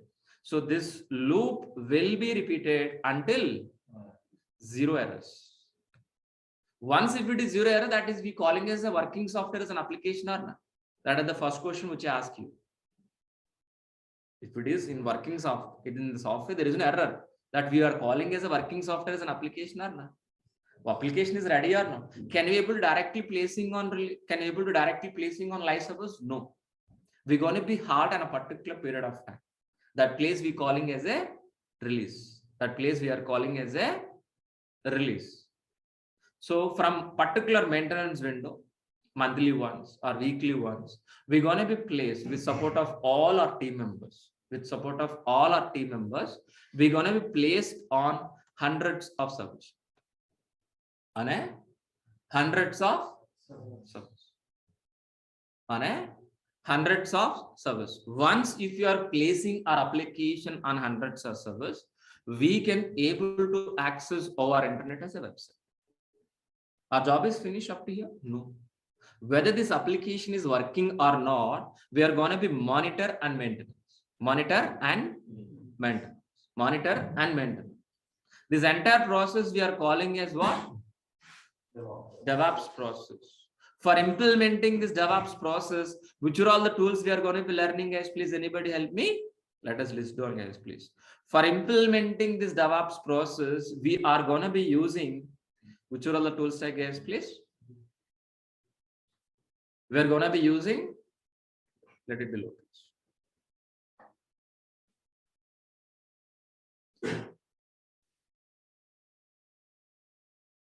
Git we are going to be using. Maven we are going to be using. Jenkins we are going to be using. JFrog we are going to be using. SonarQube we are going to be using. Ansible we are going to be using. Chef we are going to be using. Amazon Cloud we are going to be using. Docker, Kubernetes, Vagrant, Negios, Elk, and Terraform. These are all the tools we are going to be using for implementing this DevOps process automated. Got it very clearly? But so for implementing CI/CD, for continuous integration, making working software, continuous delivery for the CI/CD pipeline, we are gonna be using for what? Git, Maven, Jenkins, JFrog, SonarQube. So these 4 tools, these 4 to 5 tools, we are going to be using for implementing CI/CD process. Once if it is deliver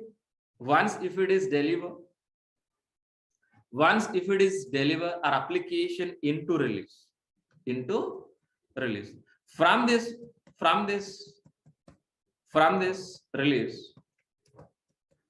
From this release, we are going to be placed on hundreds of servers or no? We are going to be placed in hundreds of servers or no? With an automated or manual way? Automated.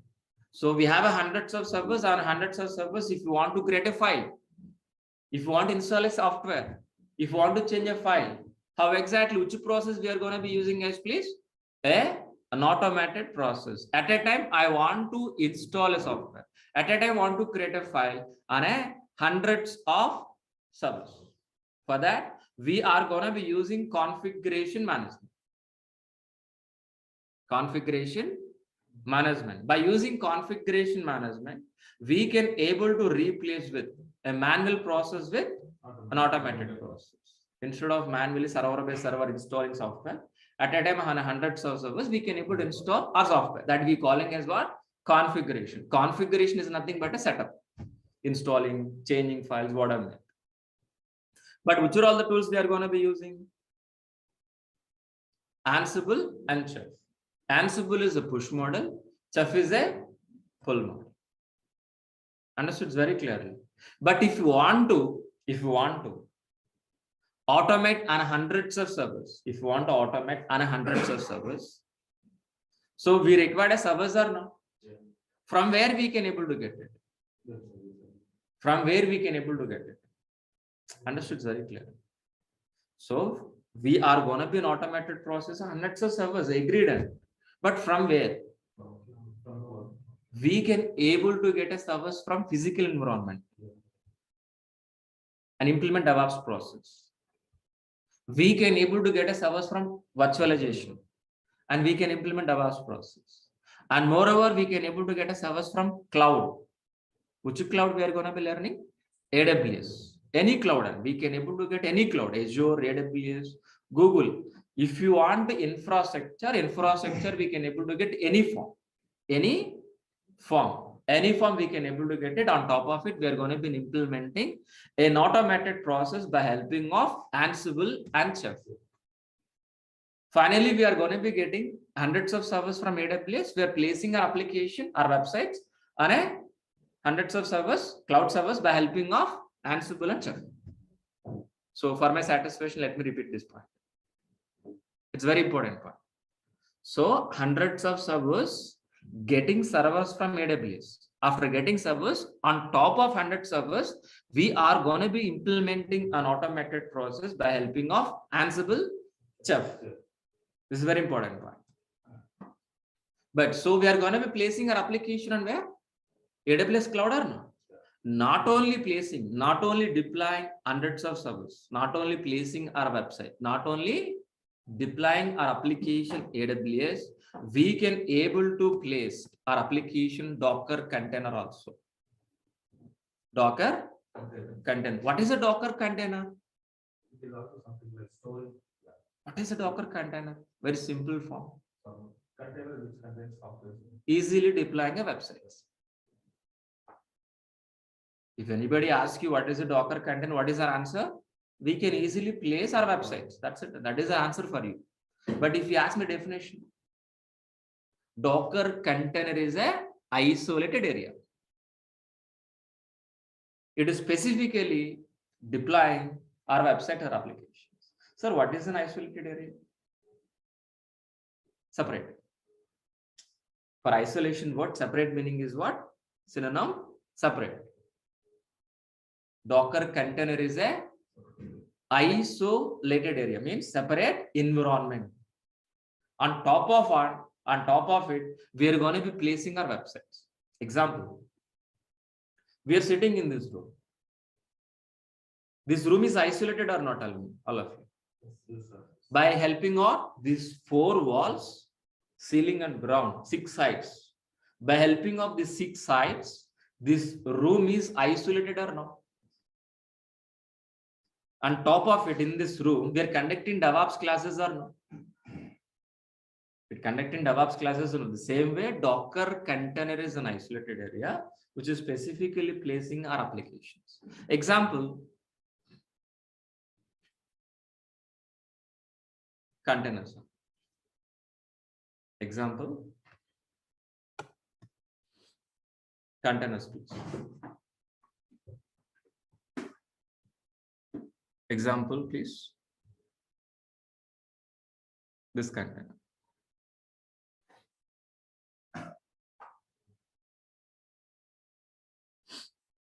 How exactly these containers work? The same are Docker containers, but this container using for transporting in the sea. But our containers for what? Deploying our applications, placing our websites. But these containers are going to be controlled by whom? Ship. Controlled by whom, please? Ship. Where is the ship here? Kubernetes. Understood very clearly. So the Docker containers are managing or controlled by whom? Kubernetes. So if we see the Kubernetes symbol, logo, if we can able to observe, sea color is what? Blue. What are the steering of ship? Same like that. So we can control all hundreds of containers easily managed by Kubernetes. And Kubernetes is a orchestration tool. Kubernetes is a orchestration tool. Okay, what is orchestration? We'll discuss later, not for today. And we can able to learning Vagrant. Vagrant is a virtual provisioning tool. By using Vagrant, easily we can able to create a virtual machine. In where? In your laptops. By using Vagrant, we can able to make it easy or dev environment. Make it easy, dev environment. How we'll discuss, don't worry. We're going to be learning monitoring tools like Nagios, Elk. Nagios is a system monitoring like RAM, CPU, motherboard. So whatever may be user load, we can able to monitor. Elk is an application monitoring. So each and every application, if you're using internally generating logs, those logs will be monitored. It will be generate analytics. Like this, analytics also generated. And we're going to be learning Terraform. Terraform is a cross cloud platform. Cross cloud platform. By using Terraform, we can able to create a service any cloud, either Azure, Google, or AWS. So these are all the tools we are going to be implementing. By using these are all the tools, we are going to be implementing this DevOps process. Understood very clearly. What is the DevOps, guys? Please, we are going to be implementing DevOps process from dev environment to operations with an automated way, with a transparent way. While we're delivering working software from dev environment to production environment, make sure whether you are delivering within a shortest time, with the high quality, with low cost, with low failure rate. This is what exactly DevOps. If anybody asks you what is a DevOps, DevOps is a process which we are going to be implementing from dev environment to production environment with an automated transfer. That's it. That is only one sentence enough to understand DevOps. Fine. But my question is here. After successfully implementing CI/CD, making working software, CI/CD, we are going to be placed our application on hundreds of servers or not? We're going to be placed on hundreds of servers or not? Understood very clearly. But from where exactly you can able to get these hundreds of servers? Anybody help me? These hundreds of servers, from where exactly you can able to get it? Anybody help me? Like physical servers or After getting the servers, we are going to be placed our application or not? Yeah. Yes or no? This is what exactly we understood or no? So this I'm asking one more time, please answer to me. So what is an application? Please tell me. What is an application? Anybody? Please. What is an application? Website. Simple word. If you ask me definition point of view, the working software which is written any programming language like Java, .NET, Python, we calling as a application. So for maintaining this applications, for maintaining our application, for deploying our applications, we require a infrastructure. Infrastructure. What is infrastructure? If you ask anybody definition in a dictionary meaning, what is an answer for this? If you open a dictionary, what is the meaning? the plan and design.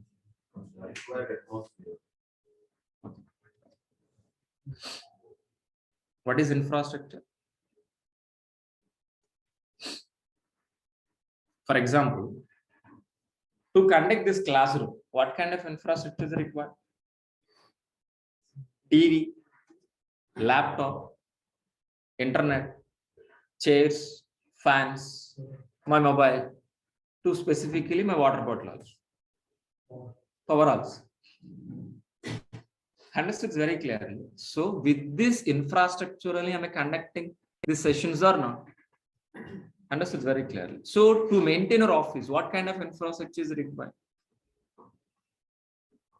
So office tables, computers, software, water bottles, AC, files, pens, whatever may be. So for that infrastructure, by using that infrastructure, can able to maintain our office or not? But my question here is, for maintaining our application, what infrastructure is required? Understood the question very clearly right now. What are the question I'm asking, please? For maintaining our applications, for deploying our applications, what kind of infrastructure we require? The first most infrastructure is server zone.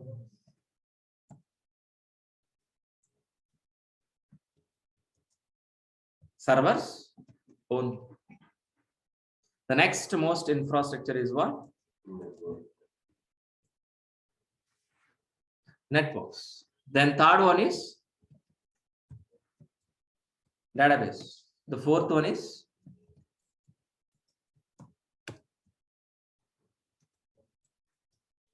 storage. So many.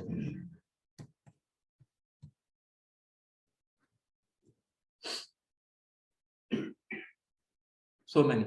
But these four are major infrastructure. These are all four major infrastructure. I'll repeat this. Application is nothing but what? Website. For maintaining this website, we require an infrastructure. What kind of infrastructure we require? Servers, network, storage, database. My question is to specifically after this, how many ways we can able to get this infrastructure? You know the answer, please answer to me. How many ways to get infrastructure, please tell. I think so many ways, so many times we discuss in the same session and physically,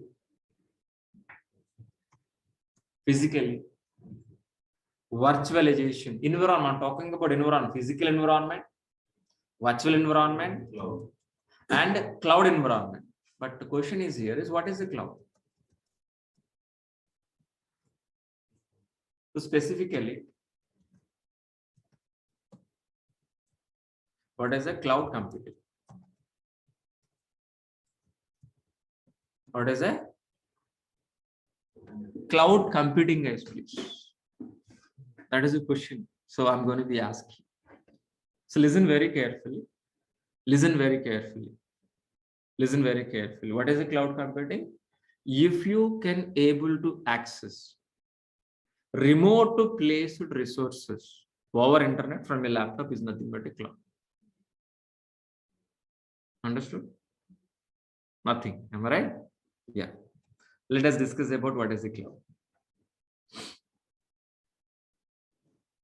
What is a cloud? Listen very carefully.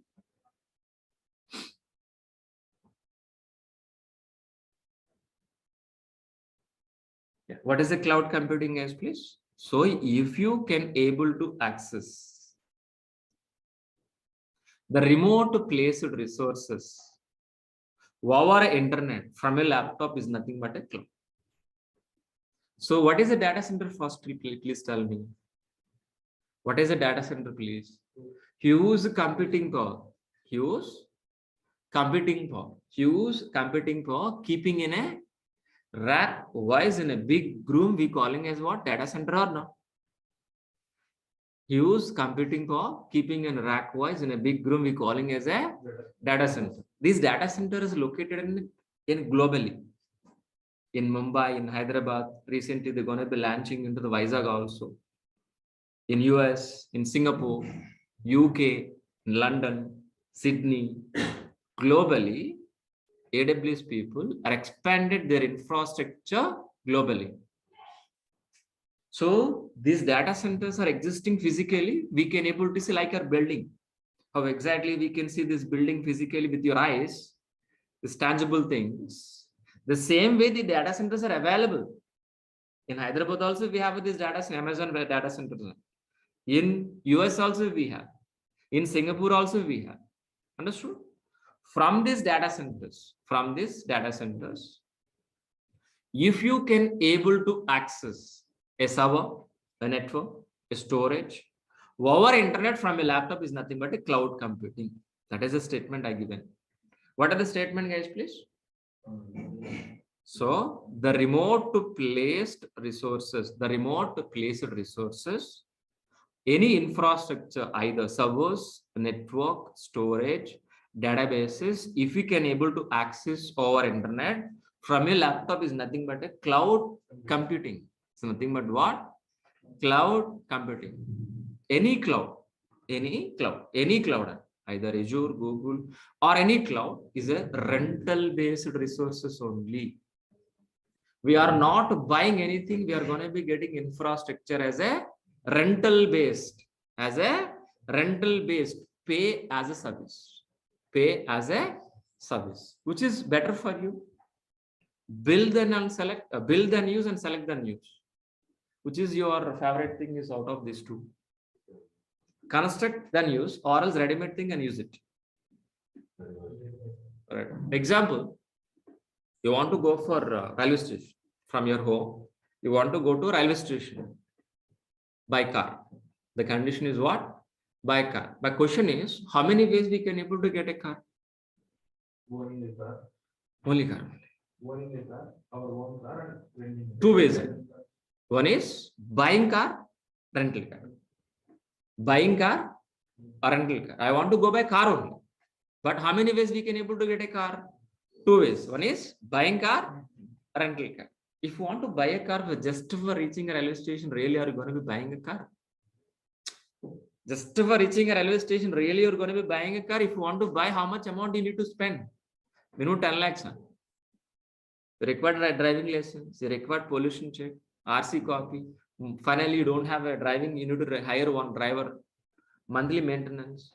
After reaching a railway station, where you park the car, lot of issues.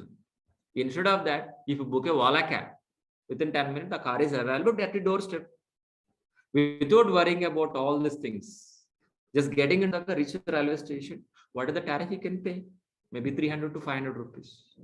So instead of spending 10 lakhs, are you going to be spending 500, which is easy for you? So our purpose is what? Just for reaching railway station. Our purpose is fulfilled or not? The same concept here also. Just for deploying our application, are we going to be buying a server? We're going to be go for what? Rental servers. From where? Cloud. Understood very clearly? Cloud is a rental-based infrastructure. For deploying our applications, what kind of infrastructure we require, we can able to get it easily. Based on usage, we are going to be paying rent for every month. This is nothing but a cloud.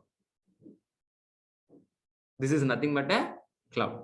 But which are all the clouds available in the market leading? Azure is, AWS, Google. But which cloud we're going to be learning? AWS. AWS is a first cloud service provider. AWS is a first cloud provider. In AWS, we're going to be learning these many models: VPC model, EC2 model, RDS model, S3 model, VPC model, EC2 model, RDS model, and S3 modules. Each module will take minimum 2 weeks. Understood very clearly. Totally 7 weeks it will be complete this diagram.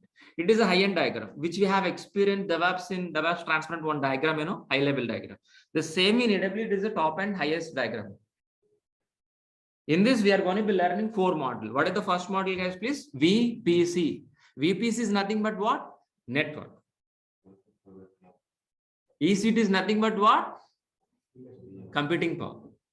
Servers. RDS is nothing but what? Databases like Oracle, MySQL. S3 is nothing but a storage. It is online storage. Okay. What I said very clearly, let me repeat, please. EC2 is nothing but what? Servers. VPC is nothing but what? Network. RDS is nothing but what? Database. S3 is nothing but what? Storage. But what is a VPC? What is a VPC? Virtual Private Cloud. Virtual Private Cloud. Virtual Private Cloud. If you are visiting any office, we have a network or not, a physical network or not, connecting with this kind of internet cables. Connecting computers with a internet cable, that is we calling as a physical network. The same kind of network we are going to be getting from cloud. From cloud. Cloud in a virtual form is nothing but what? VPC. I'll repeat this.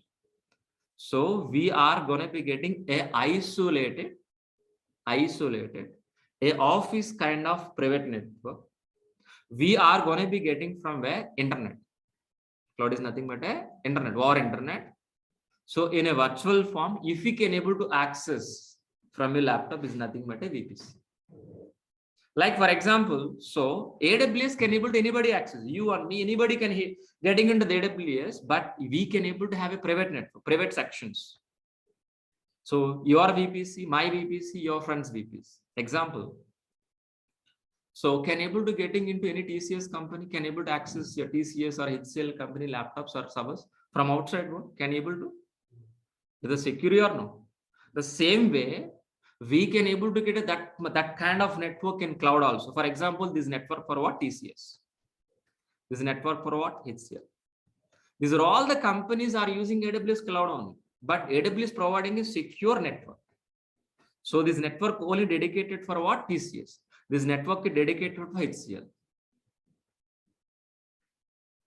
Understood very clearly.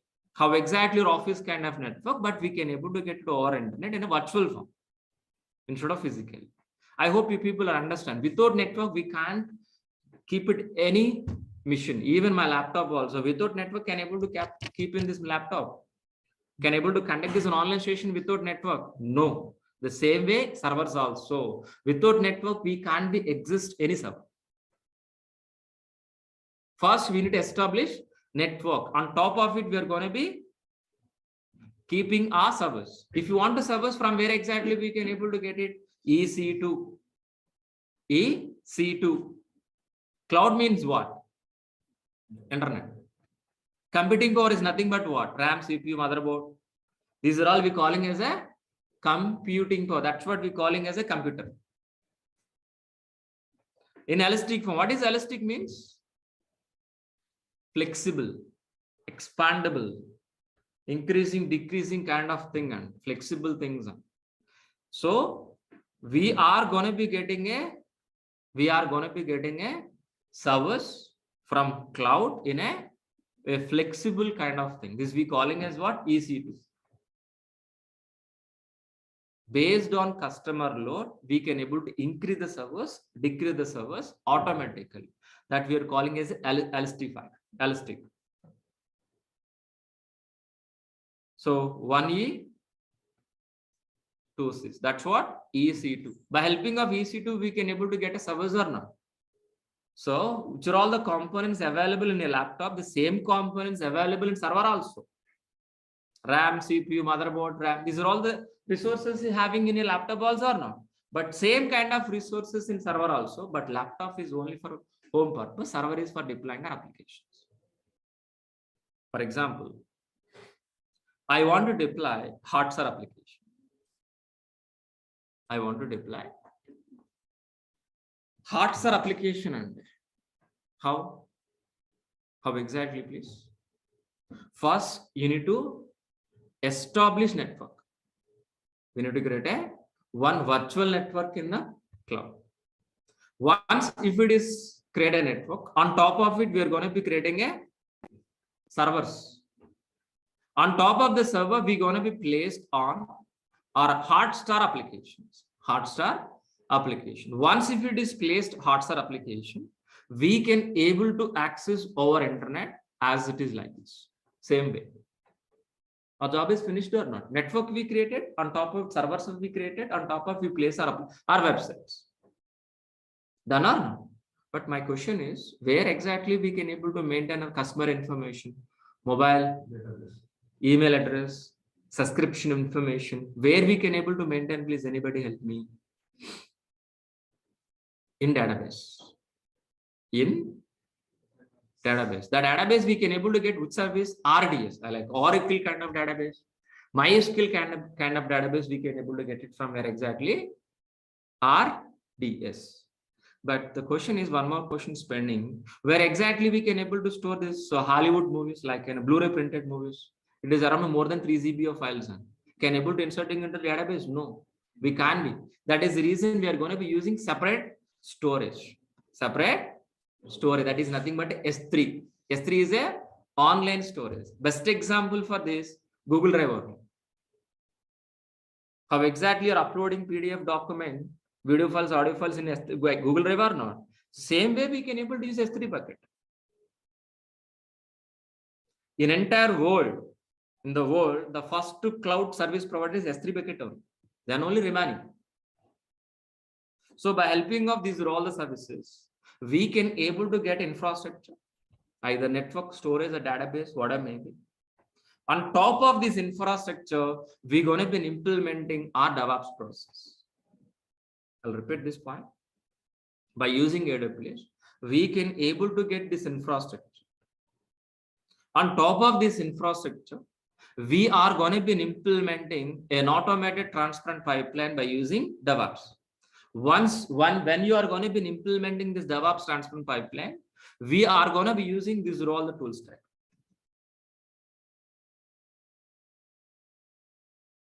Got it very clearly? By using AWS, we can able to get only infrastructure. But to automate the process, to automate that infrastructure, we are going to be using DevOps process. But if you want to implement DevOps process, we are going to be learning what? These are all the tools. This is exactly what is DevOps, what is AWS. Got it. So before taking your questions, so let us revise my course overview. Let us revise my course overview.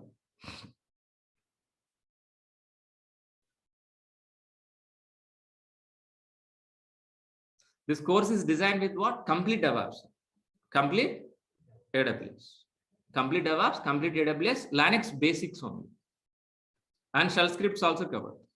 So total duration of this course is what? 4.5 months. Please. Linux basics I will be covered. Shell script I'm going to be covered. No programming like Java, .NET, Python not required to learn to join this course. You require a laptop to practice daily. Freshers can join in this course. Experience also can join in this course. Any graduate, BSc Computers, BTech, MTech, MBA, any graduate can join in this course. So if you join in this course, which are all the benefits, guys, please?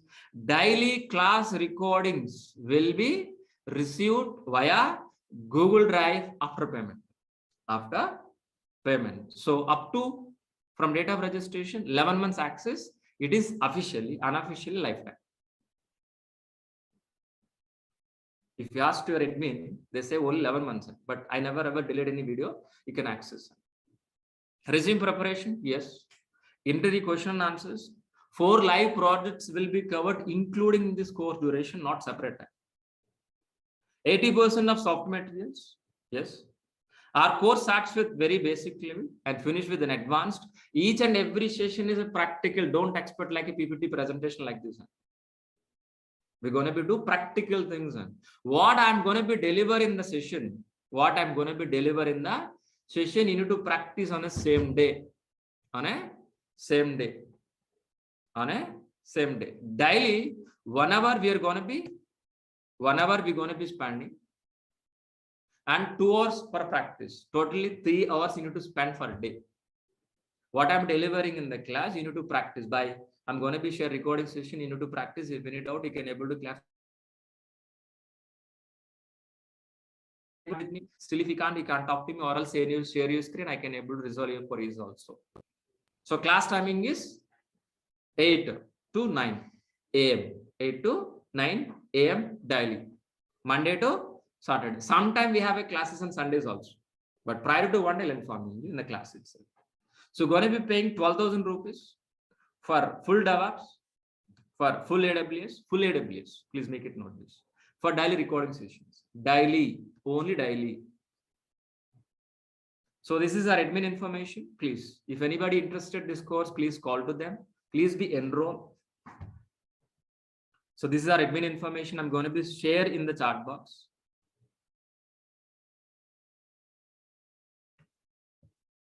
So this is the course content link. I'm going to be sharing the chat box. Please be. So just if you copy paste this link, in the chat box, or else any browser, so it will be redirecting into our drive. So the first document is what exactly? Course overview, which I have discussed right now. The second document is what exactly? DevOps content. The third document is what? AWS content. Please revise this once, because if we can't discuss which are all the topics in demo session, it will take for 1 week demo sessions. I don't want to waste your time. Got it very clearly? Please revise what I'm going to be discussing in 4.5 months. So 20 pages of DevOps content, 20 pages of DevOps content, 10 pages of AWS content. Please revise. please revise this content. Okay. So each and every student, I hope you will receive this content. Offline student, by end of the session, you can able to take it. So I hope you understood very clearly what is exactly for today's session. So today the second demo. So who are absent last session, please be access. Please be go to YouTube. So please go to the YouTube channel, YouTube. Who are all missed last session, online students or offline students. So go to the YouTube.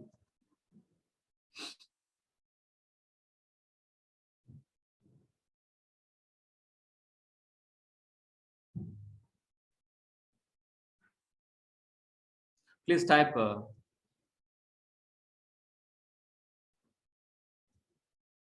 Durga Soft. Click on Durga Soft channel. Click on videos. In the video somewhere else,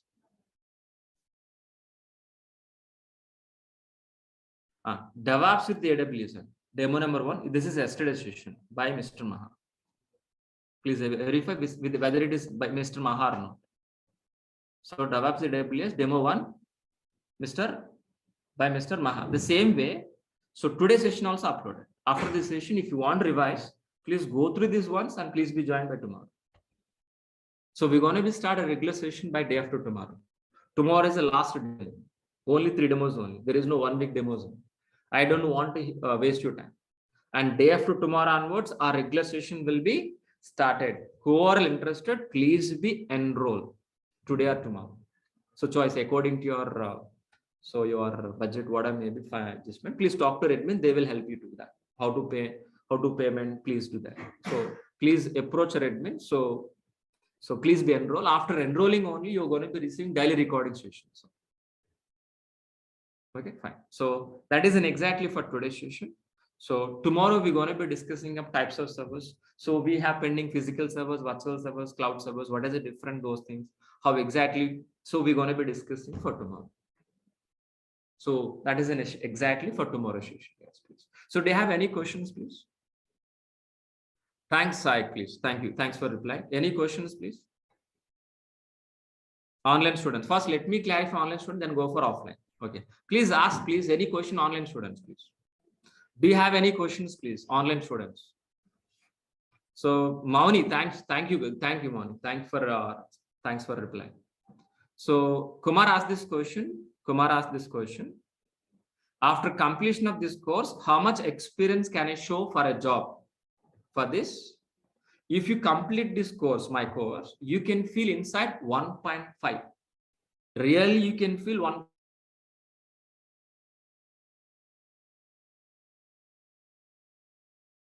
2 years, 3 years to 4 years you can manage.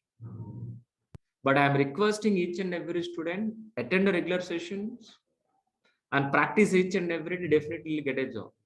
Irregularity, we can't help you. Without practice, simply sitting in the classes, you can't be get it. Please, regular sessions attend and regularly practice, easily can go through that.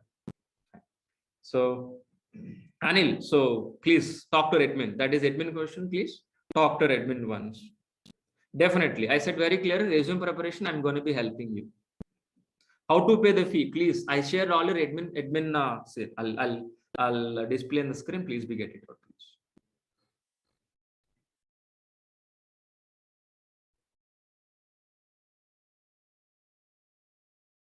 See. So please contact our admin. They will help you, please. So yeah, Vinay, please talk to admin. Any technical question, please ask me. How to pay, how much, installment, please approach to admin. They will help you. Okay. Is there any placement providing after this completion? Placement assistance, there is no placement guarantee. Only placement assistance. If any placement regarding, please talk to admin. Okay. They will help you, please. Mauni, please talk to admin. They will arrange a conference call. I will talk to personally. Mauni. So at 2 o'clock or 3 o'clock for today, please call admin. They will arrange a conference call, Mauni. I will talk to you personally for your career guidance, definitely. So Raj, please, sir, for doubts clarification, can I join offline? Yeah, you can.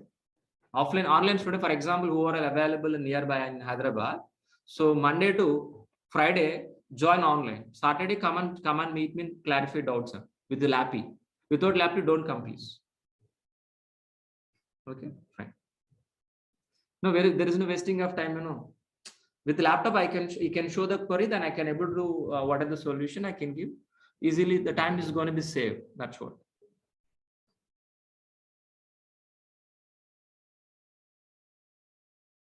Please. Rahul, I already shared, please. 1 second. This is course content link, please. I shared one more time, please be.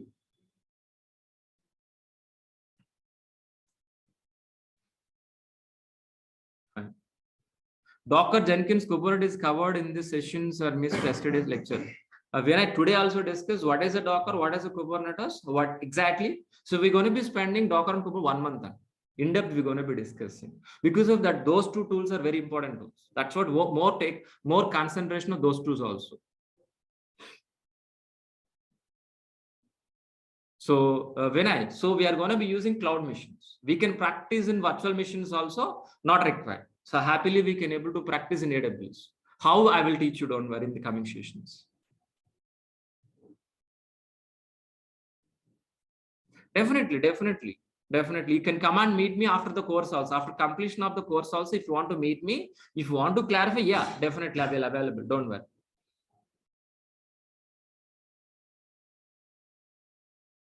Yeah, please. I shared one more time course content link. Please look at once. AWS, complete AWS, and not adding on. Complete AWS, Linux basics. Complete DevOps, complete AWS, Linux basics. Shell script also. Yeah. Is there any other questions, please, online students? Can I move to the offline? Yeah. Parallelly, no. It is a sequence. One after another only. If you're teaching parallel, what will happen? It can't be practiced. That is the reason, sequence, one after another. Only daily one class only. You're going to be attending my sessions only one class, not 2 sessions. Well, what are the questions? When I ask this question, what is an exactly profile? So after completion of this course, you can able to become a DevOps engineer or else AWS admin. These 2 profiles you can able to apply both. AWS admin. In resume, you can able to keep, you know, as a AWS admin or else DevOps engineer. Fine. So if you don't want to continue as a DevOps engineer, if you want to go for only AWS admin, yeah, I can go ahead. That much of syllabus it covered. But if you want to keep a DevOps, you definitely should learn the AWS. For example, A, B, C. Example, A, B, C. For learning C, compulsory you need to learn A, B, C or not, A, B or not. You need to complete first A, then B, then C only. If you want to stop at B, not required C, am I right? The same concept. So how many days? And I think 45 days more than that. That means almost 8 weeks. 8 weeks, 7 to 8 weeks. AWS itself. Solution architect. AWS, we're going to be discussing 3 ways. AWS, we're going to be learning 3 ways. Totally 4 ways, but we're going to be discussing only 3 ways. First, graphically, we're going to be learning. CLI, commands, we're going to be learning. And file, we're writing a file and execute files, we're going to be creating infrastructure. 3 levels, not a 1 level, not a graphically, sorry. We're going to be spending for time 3 ways. One is graphical, CLI, and CF, cloud formation, command line also we're going to be learning. But SDK, software development kit, SDK, software development kit, we are not learning. Because of that, Java is required, .NET is required. I don't want to learn Java here. Sorry, it will take 1 more year. Fine. I'm going to be explain architecture every tool. Yes, in depth. For example, Ansible we're going to be discussing. So we're going to be start very basically. What is Ansible? And each and every function, each and every feature. and practically also, not a theoretical explanation, practical explanation. By end of the tool, end of the module, we'll do one real-time project. For this, it will take 3 weeks for tool. Ansible itself 3 weeks. Chef itself 3 weeks. CACD itself 3 weeks. Docker Kubernetes 4 weeks. Means 1 month. AWS 7 to 8 weeks. Please calculate accordingly. Okay. So we can't skip, we can't be trimmed. Sorry. There is no fast traction. So 1 month, 45 days, no, not possible. For example, if you want to gym, if you want to go for a 6-pack, so 1 month it is possible, really. If you can make it, definitely I can make it is 1 month. Understood very clearly. It is not possible or not. The same concept here also. Fine, thank you. Thanks a lot. Thanks for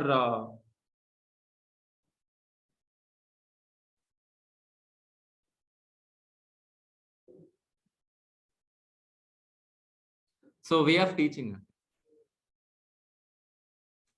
If you join DevOps, any institute, the same syllabus. So I'm not, no. So I'm not, for example, I'm not finding anything here. What exactly DevOps? Easy to weigh. My job is what exactly? Easy to understand what is DevOps. That is the difference if you compare to other institutes. Very good question asked you. My job is what exactly? Make it easy to understand DevOps. That is the difference. Classes are very easy to understand, very slow. Not very slow, but medium. Even non-technical student also can understand my classes. It is not fast.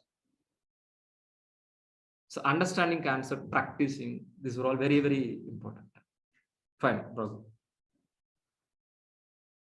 So that's it, guys, please. So who are interested, please enroll, and will be continued tomorrow. Day after tomorrow onwards, our regular sessions will be starting. Online students, the link will be changed day after tomorrow. So tomorrow, please be joined with same link. But day after tomorrow, who are unpaid only will get the link, new link, and please be joined day after tomorrow. So even offline also. That's it for today. So we'll be continued by tomorrow. Thank you. Are we using any applications? We are going to be using so many applications, please. Winky. So Tomcat, Java applications, web servers, database servers, we're going to be learning all together. Slowly. Thank you. Thanks a lot. Thanks, buddies. So we'll be continuing.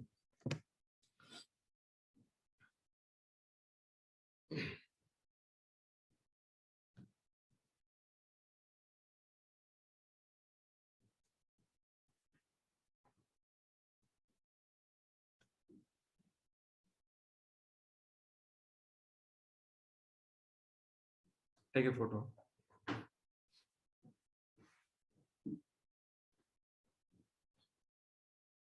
So before starting the session, so it is a third demo. It is a third demo. So demo 1, demo 2, it is already uploaded in YouTube.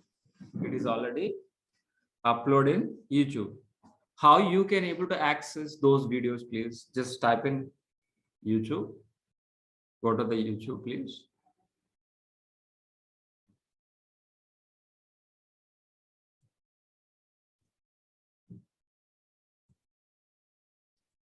Durga Soft. Go to the channel. Playlist. Go to the playlist. In the playlist, you can see here DevOps with AWS tutorial by Maha. Please open this. Here is we have 2 videos here. Demo 1, demo 2. Today video also will be uploaded by afternoon. Okay, please revise this. So who are all new students? Please visit these 2 demos. At least last demo. At least please visit last demo. Second demo is enough. Okay. So before starting the session, what is our agenda? So what's we going to be discuss about today? Let us fix our agenda first. Let us fix our agenda, guys, please. Let us fix our agenda first. So today we're going to be discussing about what is client and server communication. Server communication. And types of servers. How many ways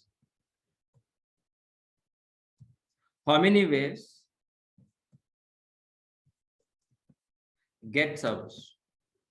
So what is a physical server? What is a virtual server? What is a cloud service? And what is the difference?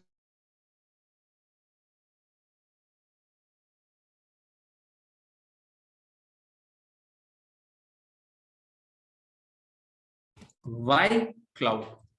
Why we are shifting into the cloud? We can understand by this end of this session.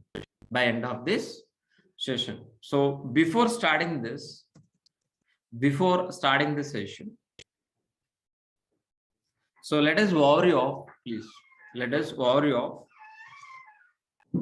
because of some new students we have here. That's what. Let us worry off what is DevOps. What is AWS? First, let us worry within 10 to 15 minutes. We'll complete this. Then we are going to be start this. So this is an exactly our agenda for today. So first, let it be start. So tell me, what is the DevOps? Please, anybody help me? Yeah. You know very well. What is an application? Please, anybody help me, please? An existing student. Yeah. Application is nothing but a website. The working software which is written any programming language, we call as what? Application. That application we are going to be placing on where? Server side. Excellent. Thank you. On server side. Once if it is placed on server side, we can able to access over internet as a website.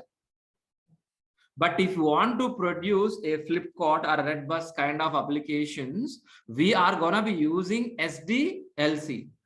SDLC. In SDLC, we have several stages like analysis, design, implementation, testing, deploy, and maintenance. By following these are all the stages and phases, we can produce a working software and place on server side.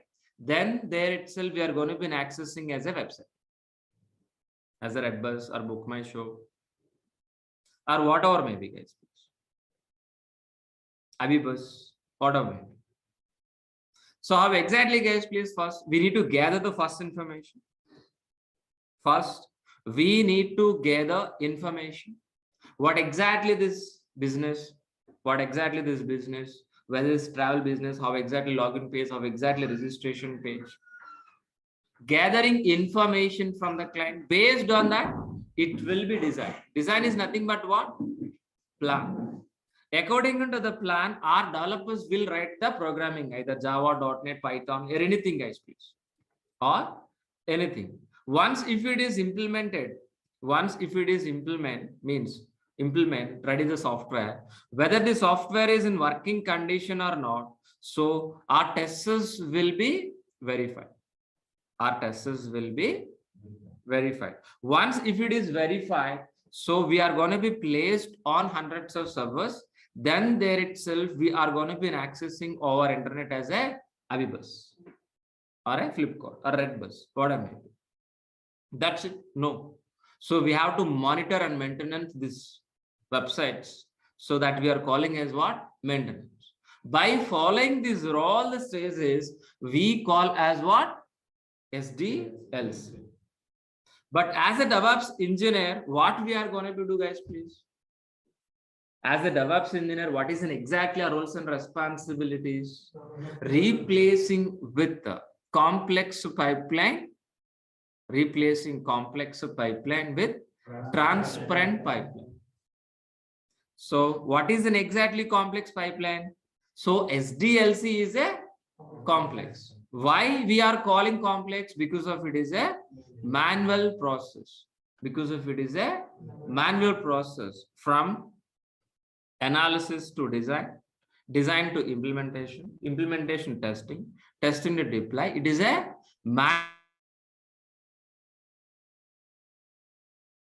so if you got any issue, if you are facing any issue, any problem, to identification, it will take long time.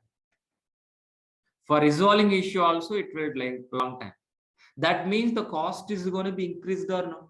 It will take more time or not? Definitely. So the quality is decreased or not? That is the reason we are calling as what? Complex pipeline. Complex pipeline. Example, this is water pipeline. This water pipeline is underground. Somewhere else a blockage, can able to find immediately. We can't be find immediately. Am I right or not? And after finding also, it will take a couple of weeks to rectify this problem. The same way our SDLC also. But what we're expecting is, please, transparent pipeline. So just we are replacing complex pipeline with what? Transparent pipeline. Everything will be visualized. Everything will be visualized. If you got any problem, any issue, we can able to see it's one look itself or not. Yes, obvious. What one look itself we can able to see, we can able to rectify as soon as possible. The same way, DevOps also. DevOps is what exactly? DevOps is an automated transparent pipeline. DevOps is an automated transparent pipeline. Due to this automation, due to this transparent, so if you got any issue in the middle, easily we can able to identify, easily we can able to rectify our problems as soon as possible. As soon as possible. But actually, our DevOps process is look like this only. This is an actual DevOps process. This is an actually DevOps process. In this DevOps process, we have several stages like, plan, code, integration, testing, release, develop, and operation. But in this DevOps process, our roles and responsibilities start from dev environment, ends with what? Operation. That means what? We are part of coding, integration, testing, release, deploy, operation. That means, are we going to be writing any coding? No, we are not writing any coding. Are we going to be writing any test cases? No. But as a DevOps engineer, what we are going to be doing, guys, please, just we are going to be implementing an automated, a transparent pipeline. While implementing this automated transparent pipeline, make sure whether you are going to be deliver the working software which is written by developer into the production environment within a shortest time. Within a shortest time, with a high quality, with a low cost, with a low failure rate. It is an exactly DevOps process which we have understand very clearly last 2 demo sessions. So who are all not attend last sessions, last demo sessions, please revise once. So we have discussed in very depth. Okay, so for implementing this DevOps transparent pipeline, so which are all tools we are going to be using, guys, please? Which are all tools we are going to be using? We're going to be using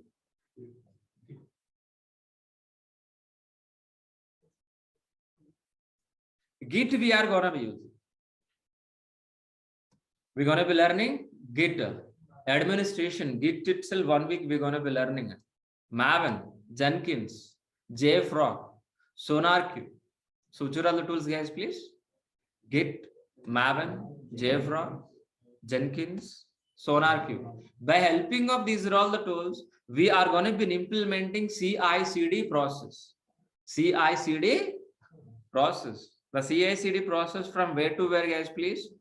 From here. CI/CD, continuously integration, making working software. We are going to be deliver continuously. Once if it is deliver, we are going to be placing our applications on hundreds of servers. These hundreds of servers, we are going to be automated. We are going to be automated by helping of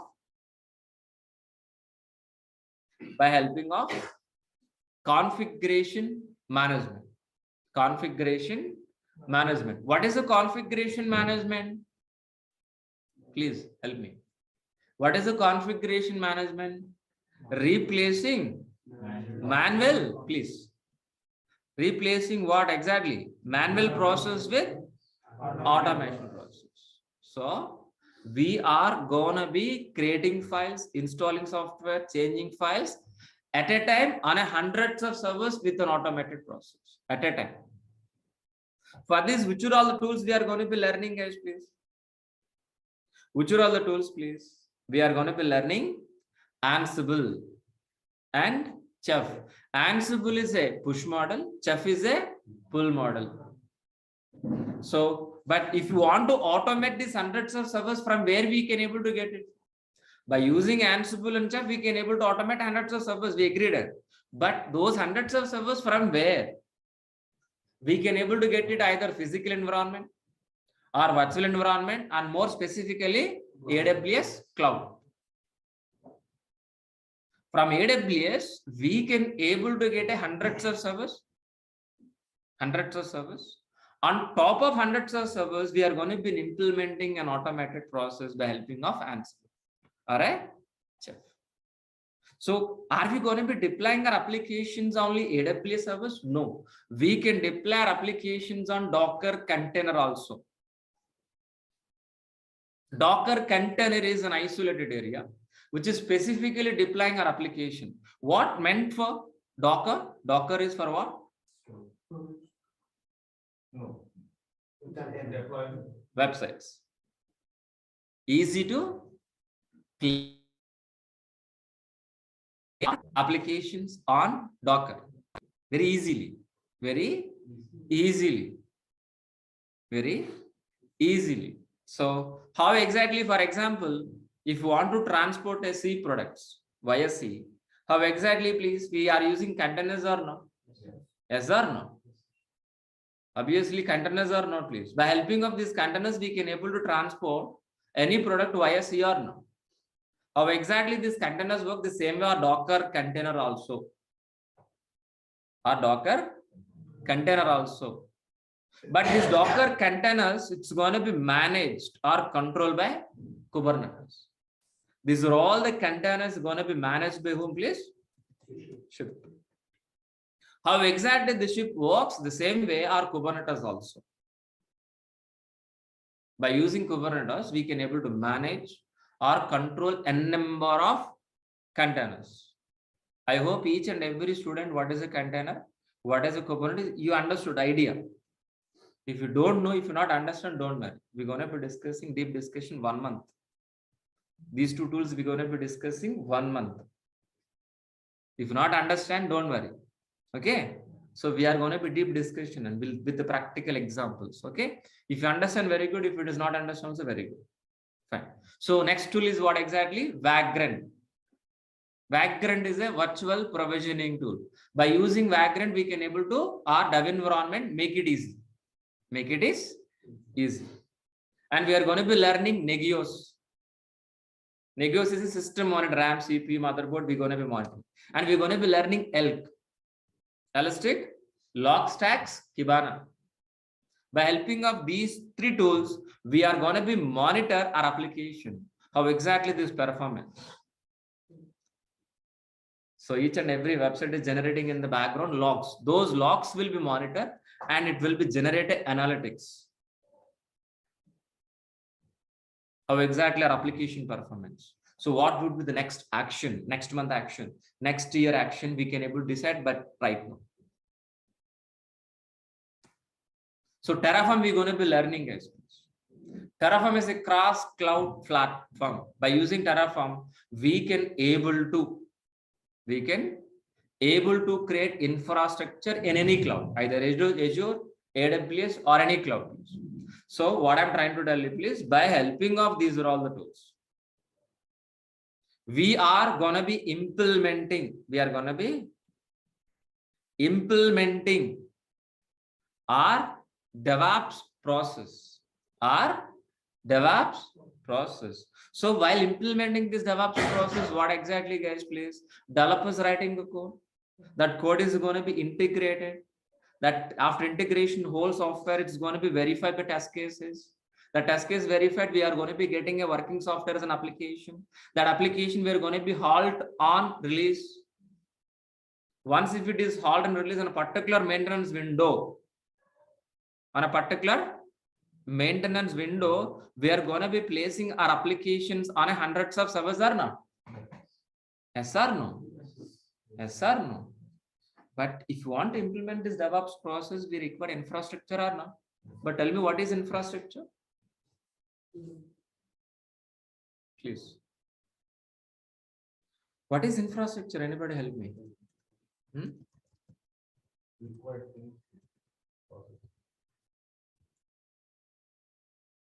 Please. What is infrastructure? Yesterday only we have discussed. So, first, what is an application? Simply a website. What is an application? Website. For maintaining these applications, for deploying our applications means websites. So we require infrastructure or not? But what kind of infrastructure we require? Maybe servers, networks, database, and storage, and so on. But these are all major infrastructure. Major infrastructure is required to maintain our applications, for deploying our applications or placing our applications on a hundreds of servers. We require this infrastructure. Very clear, all of you. But how many ways we can able to get it, please? How many ways we can able to get this infrastructure? How many ways? How many ways to get infra? Please help me. Repeat it. Please tell me. How many times, how many ways we can able to get infrastructure? 3 ways. Physically, virtually, cloud. So in physical environment, we can able to get it. From virtual environment, we can able to get it. From cloud also, we are going to be getting. Cloud also, we can able to get it. But my question is, what is a cloud? What is a cloud? What is a cloud computing? That is a question. Anybody help me?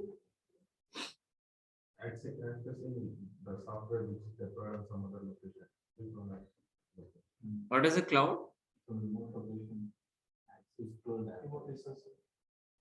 Remote placed resources. If we can able to access our internet from your laptop is nothing but what?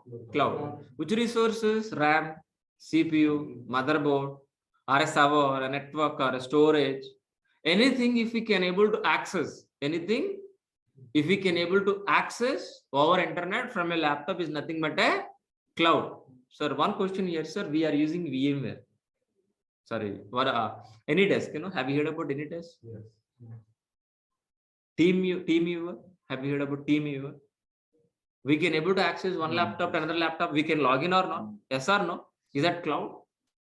No, sorry, don't say cloud. And so that you are working on operating system level, but I'm talking about hardware level. Simply, I'm going to be asking one question. Please answer to me. From one laptop to another laptop, can able to access RAM? In a laptop, 8 GB RAM, but I want to use other laptop RAM only. Our network can able to use it. If we can, that is the cloud. Very simple way. The RAM servers are located in remote place, somewhere else. Over network, if we can be able to control or access from a laptop, is nothing but a cloud. Very simple way. Okay, fine. Let it become definition point of view. So, what is a cloud? Anybody help me? What is a cloud? What is a cloud computing? If we can able to access remote placed resources over internet from a laptop, is nothing but what? Cloud. First, what is a data center, please? Yes, excellent. So the group of servers keeping in a rack wise in a big room, we calling as a data center. The huge computing power keeping in a rack wise in a big room, we calling as a cloud data center. It is a data center only, not a cloud. Example, our building. In this building, we are filling in each and every room is filling with the huge computing. This building is a data center only. The tangible things we can see with our eyes. The data center we can able to visualize. Like a laptop, we can touch, we can see. But where this data center located? In remote place. It might be in US, it might be in Singapore, it might be in Mumbai, it might be in Hyderabad also. These data centers are located geographically in the globally in different locations. Got it? Over internet, we are going to be accessing these data centers. From your laptop is nothing but a cloud. What is a cloud? The remote placed resources. The remote placed resources like servers, storage, network, database, over internet from your laptop, if we can able to access, is nothing but a cloud computing. Cloud computing. But cloud is specifically is rental based resources only. By using cloud, we can't able to buy anything. We can't able to buy anything. By using cloud, we can able to get a rental based infrastructure, either server, network, storage, database. We can get a rental based. The best example is what? Wala cab. But the best example is what? Wala cab. For just for reaching railway station, are we buying a car or rental car? Even I have a car, but I'm better to choose Wala because it's very flexible. Understood very clearly. Instead of buying car, we're always preferring rental car. Because if you want to buy a car, we need to spend upfront amount at least 10 to 15 lakhs. 10 to 15 lakhs. But if you book a Wala cab around 500 rupees, where is 15 lakhs, whereas 500 rupees. So you are fulfilling your purpose or not? So do you require driving license? Do you require RC copy? Not required. So your purpose is fulfilled or not? The same way, our purpose is what exactly here? Deploying our applications, placing our applications. Just for placing our application, do you want to maintain these data centers? Just for your placing a red bus kind of very small application or a big application, whatever may be, for that you want to be maintaining your data center, it is very difficult. And instead of maintaining your own data center, take it as a other servers as a rental based. For other servers from where exactly? Cloud. So what is a cloud? Cloud is a rental based infrastructure. So for deploying our application, we can able to get infrastructure and the servers and network order maybe from cloud, and based on usage, we are going to be paying rent every month. That's it. Like Wala cab. But which cloud? Any cloud is same, either Azure, AWS, or Google. All are same service, same thing only. But which cloud we going to be learning, guys, please? AWS. AWS. So service is same, but provider is different. But which provider we going to be, guys, please? AWS. For example, I want to buy a shirt. I want to buy a shirt in online. So shirt is same or not? Shirt is same or not? But my choices might be Flipkart. My choices might be Amazon. My choice might be Snapdeal, whatever may be. But product is same. Approach is same. Am I right or not? The see here also same. So we require infrastructure, servers, network, storage. For getting this infrastructure, which cloud? I think maybe Azure or AWS or Google. So DevOps is same, process is same, servers are same, but from where you getting is different. But which cloud we are going to be learning is, please, here? AWS, Amazon Web Services, we are going to be learning. In Amazon Web Services, so which are all the services we are going to be learning is, please? VPC, EC2, RDS, and VPC. So VPC is nothing but what? Anybody? VPC is nothing but what? In simple form, network. So EC2 is nothing but what?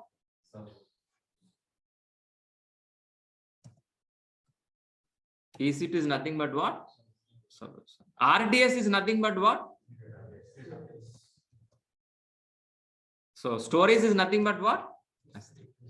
So by helping of this raw infrastructure, easily we can able to deploy our applications by using this DevOps process. This is what exactly we have discussed in the last session. Got it very clearly. So what we understand, guys, please, first, what exactly, please look at the screen. First, we need to establish what? Network. Then on top of it, servers. We are placing our applications here, either maybe Amazon, Flipkart, Redbus, Hotstar, whatever may be.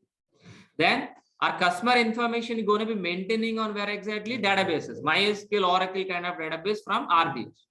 For example, video files, maybe in video files, image files, or PDF, or a doc files, where you are going to be maintaining? On S3. On S3. So by helping of these are all the resources, these are all the models. So can we able to deploy our application very easily or no? Shall I repeat this diagram one more time for our understanding? Shall I repeat this? Yeah. So let me draw this one more time for our understanding.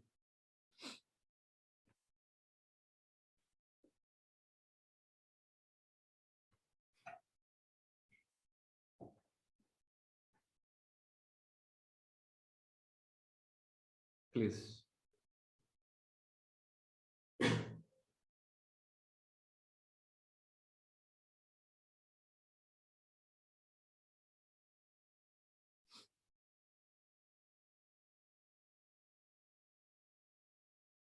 So first we need to establish what? Network. Without network, we can't be create any mission, and even my laptop also. Without network, can able to conduct this online session? No. First, we need to design network. Sir, are we going to be learning network? Yes, we are going to be learning 3 weeks on network itself, 3 weeks. That we are calling as a VPC. Got it very clearly. Okay. So once if it is established this network, once if it is established, on top of this network, we are going to be creating a server. Server is nothing but what? EC2. We're going to be creating. So how many servers? N number of servers. It might be application servers.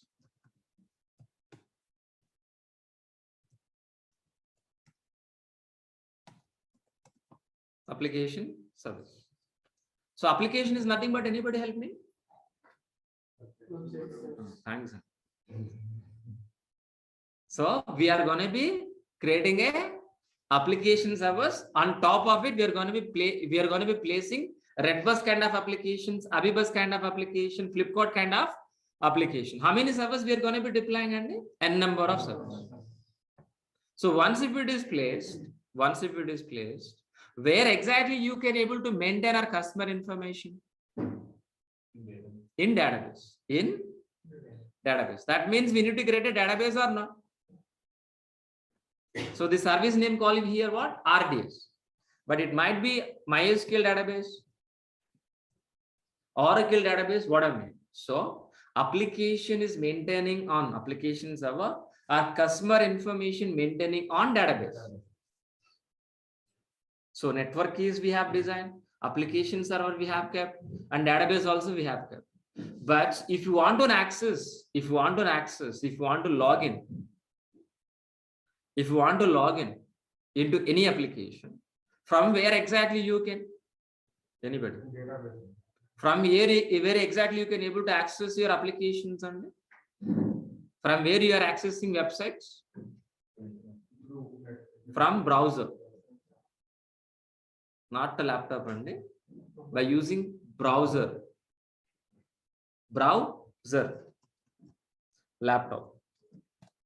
In the browser, we are going to be using Chrome browser. Am I right? Chrome browser. The Chrome browser we calling as a client. Your laptop is not a client. Sorry. Chrome browser is a client. So Chrome, Firefox, IE. How many clients in your laptop? 3. So from these clients, so we are going to be request. What kind of request, guys? Please tell me. The request might be login page. The request might be registration page. The request might be search page. Request might be payment gateway. Request might be cancellation booking. What I mean? Anything, any request, anything, any action, it's going to be request only. Example, login page. So based on our client request, our application server will be processed. While application is processing your request, you provided a username password or not? Whether this username password is right or wrong, our application server will be validate with the database. Validate with what? Database. Once if it is validate, our application server will be prepare the response. The response sent back to our client. This entire internet, the entire our technology, either Java, DevOps, whatever may be, based on this diagram. Only 2 actions in. Only entire internet, only 2 actions. Request, response. Request, response. Very simple way. What you are requesting, based on request, our application server prepare the response and send it back to your client. Send it back to your client. This we are calling as what? Client server communication. What we call? So that is the first point we want to understand for today's session. This is what exactly client server communication. So if you want to establish this diagram or whatever may be, we require a server or not? What is the server first? What is an exactly server, please? Server contains what? Server contains what exactly? How exactly? Which are all the components available in your laptop? Same components available in your server also. What I mean? But how many layers we have in server, please? How many layers, guys, please? Totally 3 layers. If you go for any server, if you go for any server, 3 layers. The first layer is hardware layer. The first layer is what? Hardware layer. Second layer is what? The first layer is what? Hardware layer, like maybe hard disk, CPU, RAM, and so on. It is a common for every server, even your laptop also same. On top of this, we are going to be creating our operating system layer. Our operating system layer, OS. It might be Windows environment or Linux environment. Anything, please. Once you decided operating system, on top of it, you can decide which application, which software we're going to be. It might be application, it might be database. It might be application or a web server or application server or a database server. That's it. But either application or a database server is same one. You are going to be taking a Linux server. On top of it, we're going to be deploying our application, then we're calling as an application server. We're going to be taking Linux machine, we're going to be keeping a database, then we're calling as a database server.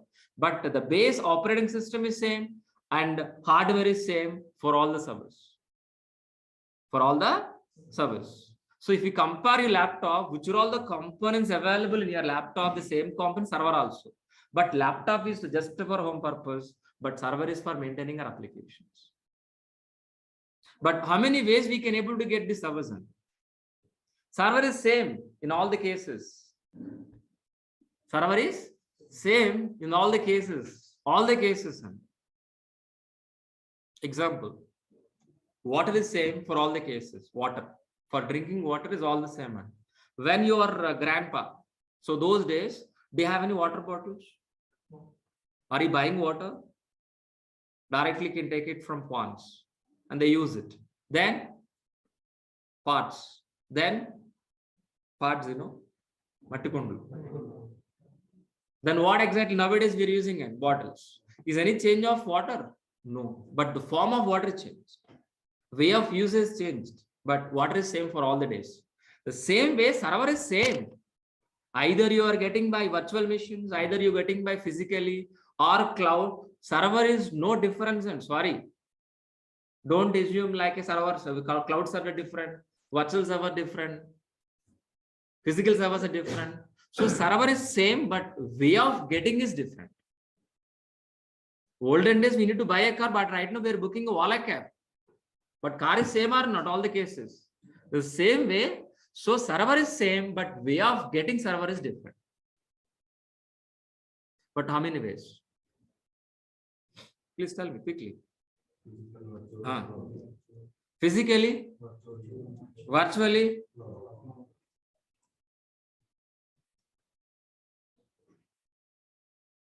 cloud. Physical servers, virtual servers, cloud server. But all servers are same. But way of getting is different. Please observe the point. Way of getting is different. Way of paying different. Way of accessing different. Way of use is different. But all the cases server is same. But if you are getting a server from physical servers, we can able to use 50% of resources only. But when you are going to be using virtual machines, 100% we can use. Means resources. Resource means what? Again, don't ask me. RAM, CPU, motherboard, those are all we calling as resource of server. But if you go for cloud, very good. No limit. No limit. So why 50, sir? Why 100? Why no? No limit. Should understand this or not? We should clarify this or not, please tell me. Definitely, we should understand this. So that is the reason. So let us open my PPT. Let me open my slide. So this basic fundamental understanding and every student, so overall experience, those people very well about it, but overall not working, they should understand this. So clarification, that's what we start from the scratch. So server client communication, we understood. We have one server can handle n number of clients. Client means what? Laptop, am I right? Browser, sorry. N number of browsers we can handle by single laptop. So throughout the world, from anywhere in the world, we can able to access the same server. One server can handle n number of clients. Based on request, a server will be prepare the response and back. But if you want to establish this, we require a server. Server has 3 layers. Server has 3 layers. Hardware layer, operating system layer, and application layer. 3 layers. We understood very clearly. But how many ways we can able to get a server? Please, anybody help me? Physically, excellent. Virtually, cloud. But if you are using a physical server, 50%. If you are using a virtual machine, 100%. If you are using a cloud machine, no limit. Got it very clearly? So we are not discussing technicality here. Why? That's the question. Why physical? Why virtual? Why cloud? That is we are clarification. Technicality in depth, what is a physical, virtual? We not. Why we are shifting into the cloud? That I want to clarify here for today. But in depth, we'll discuss later in regular classes. Understood very clearly.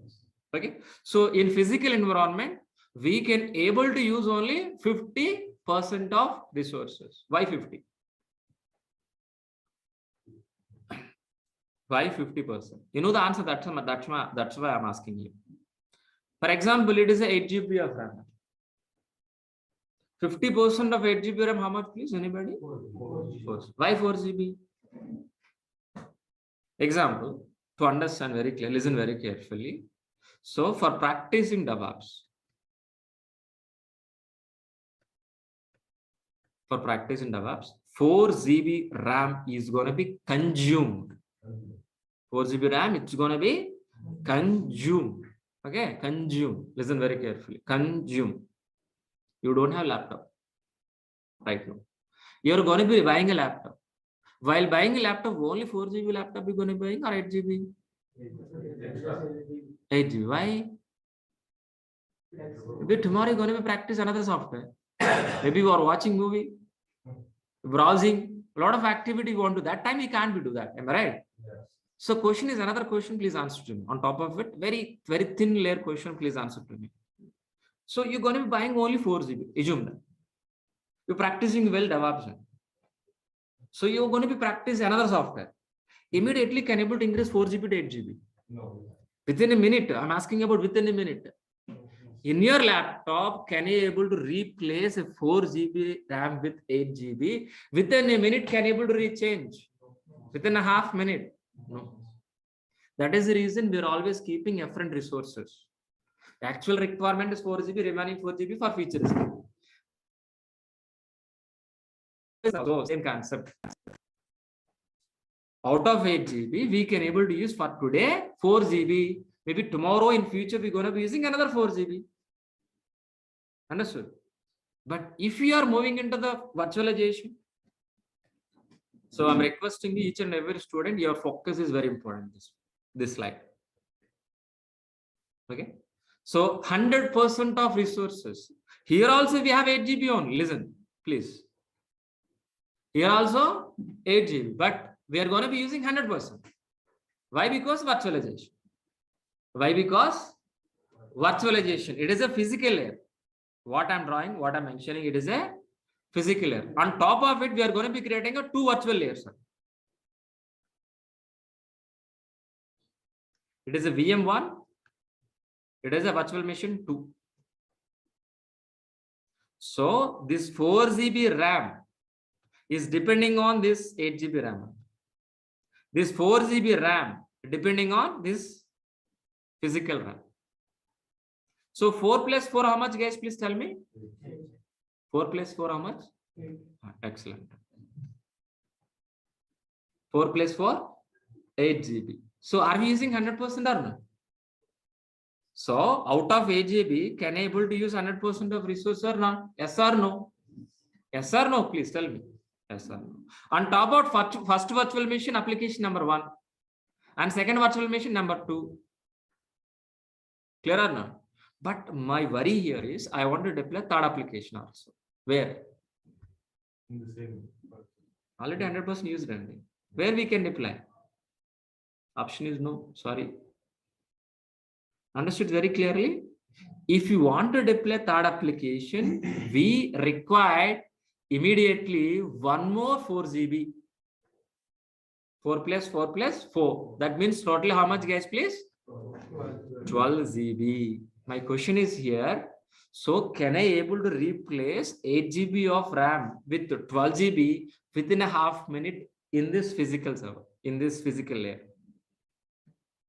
Yes or no?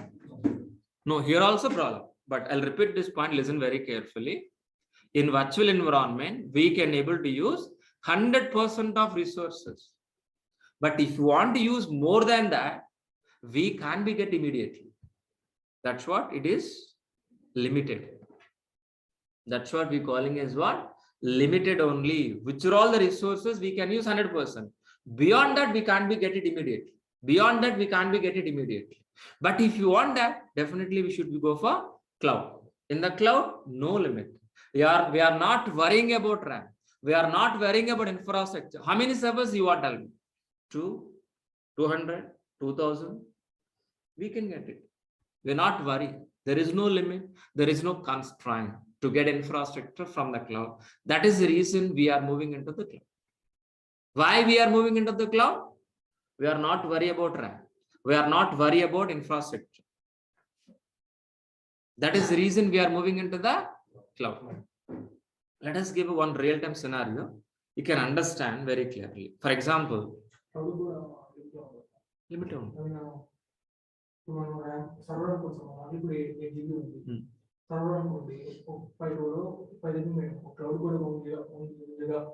Unlimited, and what is the value of infinity? Based on the server. So we can give use, that unlimited infrastructure in the cloud throughout the globe. How many data centers we have? Based on the data center only, we increase the data. Yes. Our laptop is only 8 GB. We're in the cloud. Yes. Unlimited. We can't calculate. But we can calculate our laptop, right? Same. Yeah, fine. So let it be continued. For example, a Flipkart. So as of right now, how many users can log in here? N number of logins. As of right now, maybe 15 users log in. Just for number, just for understanding, I will give a number 15. So 15 users or customers are logging into the Flipkart. Today is a normal business day, but tomorrow is Sankranti. Tomorrow is a Ramjan, Christmas. Tomorrow is a festival day. What may be. Tomorrow is a special day. Definitely the customers are double or not. That means 15 into 2 how much? 15 into equal to how much, please? 30 users. So we can't decide how many customers logging at this present, we don't know. But if it is customers increased, our server should be also increased. How many customers are going to be logging? Can able to decide? Can able to restrict? Can able to seriously? Yeah. But they are ready to handle the load. If we can't, they lose business. Clear or not, please? So based on customer load, our infrastructure should be increased and decreased. This we calling as what? This we calling as what? Auto scaling in AWS. That we calling as what? Elastic flexibility. Flexibility, elastic cloud compute, EC2. A flexible kind of service we can able to get it from cloud. So I'll draw one more diagram for understanding this. This is what exactly we have explained so orally, but we'll understand diagrammatically. For example, we have a example.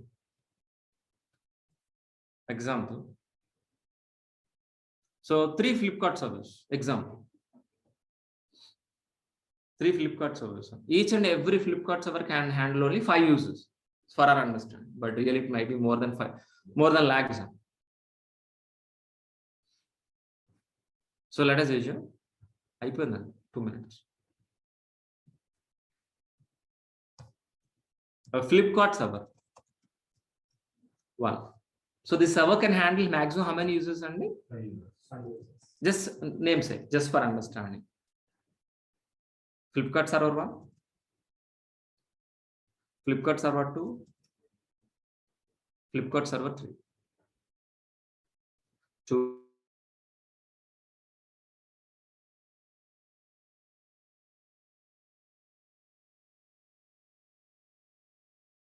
We're going to be handling load balance.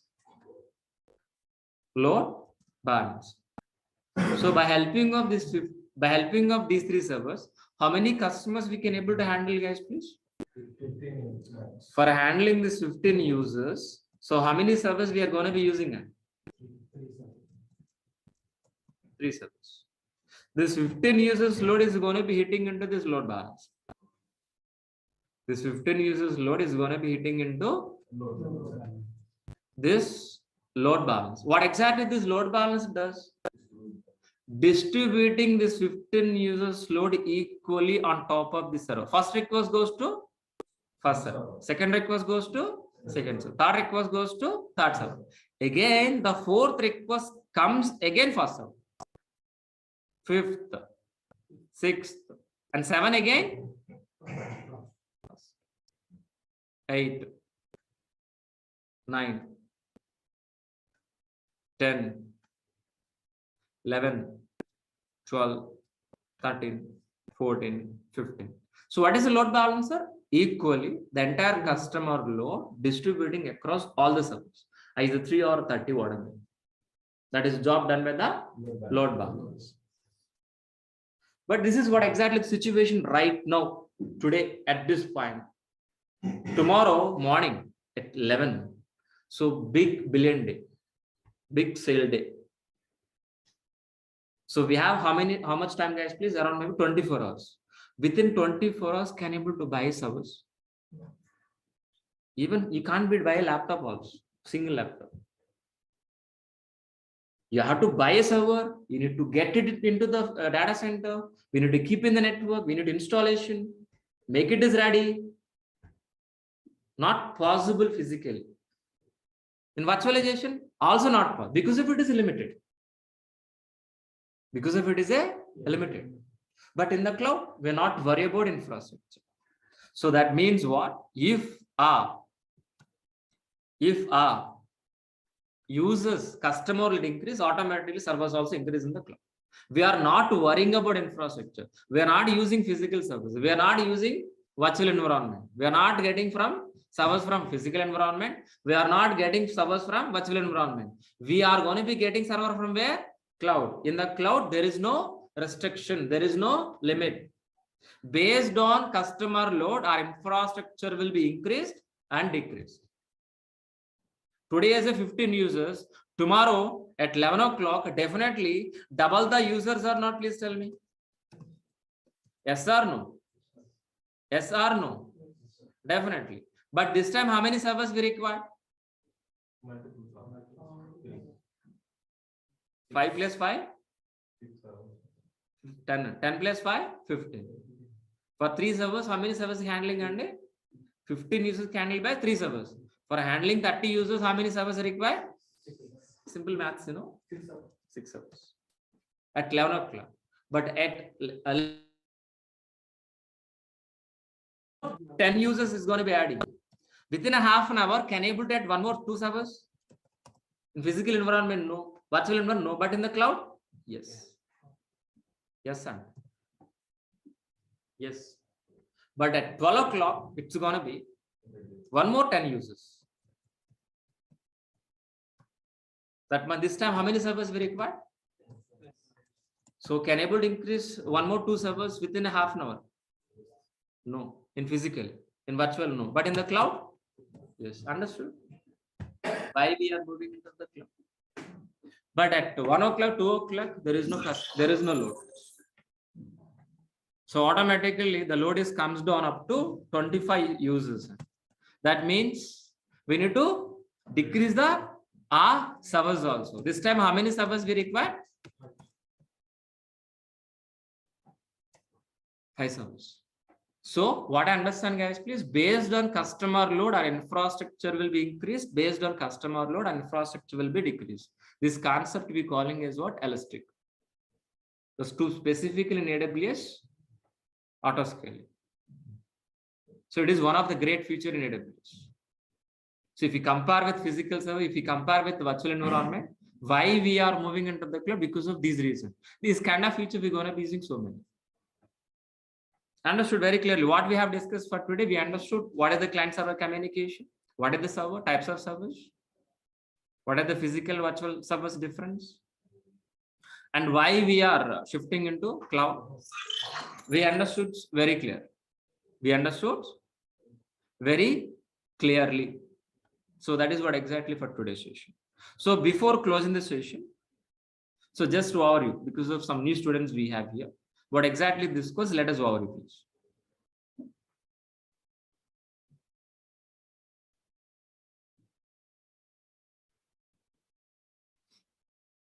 So this course is complete DevOps, complete AWS,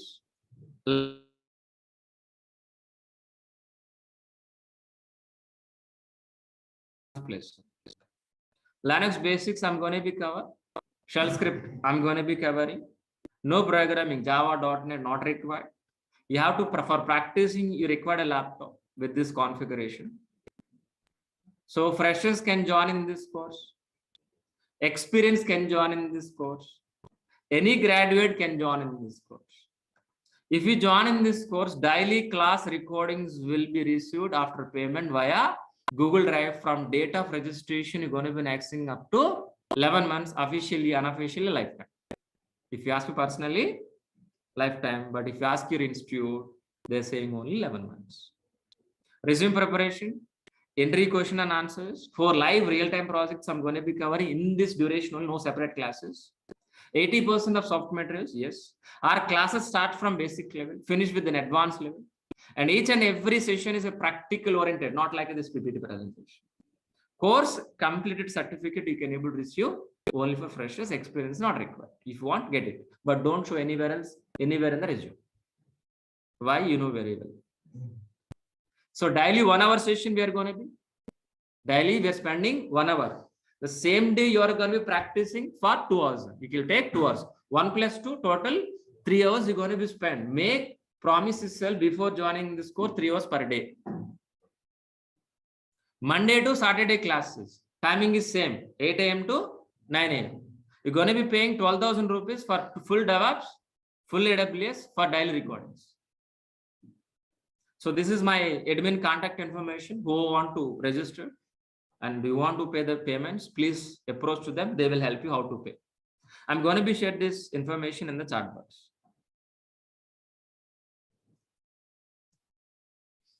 And one more thing, it is my course content link. So what exactly we are going to be covering in this 4.5 months duration. If you open this link, you can understand. You can see here, course overview, yes.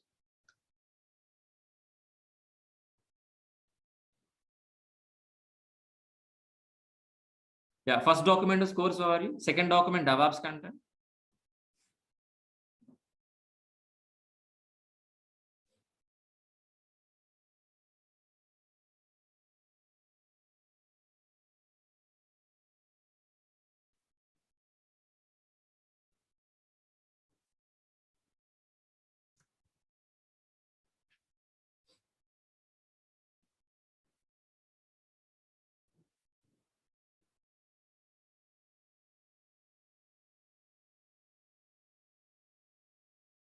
Guys, please wait, it is loading. So totally 20 pages of DevOps content. 20 pages of DevOps content. 10 pages of AWS content. Please revise this once. So I think each and every student are receiving this link. Offline students, you can able to take it after by end of the session. Don't worry, you can take a peek. Okay. And one more information, guys, please to all, please. So today is the last demo. So tomorrow onwards, we're going to be start regular sessions. So who missed last 2 demos, please watch from YouTube. Go for Durga Sub channel. There itself, we can find my videos with Maha. Where exactly Maha, you can watch. So tomorrow onwards, we're going to be start our regular sessions. So we will meet all of you. We will meet with a new meeting link from tomorrow. We will meet with the new meeting link from tomorrow. So meeting link, who are all paid student, meeting link, get it from it. So tomorrow onwards, I'm going to be start sharing recordings via Google. How to access, how exactly, where exactly you can able to get. I will guide you tomorrow. Tomorrow I will show you. Okay. So this is what I said. So any questions, please, all of you. So do you have any questions? Linux basics I'm going to be covering. Git not basics and Git administration. It will take 1 week. It is not a basics and advanced level. We're going to be discussing in-depth Git. Linux only basics, but Git is our tool, DevOps tool. We can't discuss as a basics and we should discuss in depth. Practically, we're going to be. It will take minimum 1 week to 10 days. Git itself. Deep discussion, deep diving into the Git. Okay. Sai. So any other question for online students? Then I'll go for offline. Are you covering microservices architecture IP? Not required, I think, maybe. So we are going to be using Java application. So for explaining, for understanding a DevOps process, we take an example of Java projects. In Java, one of the feature we call microservices. Rajendra.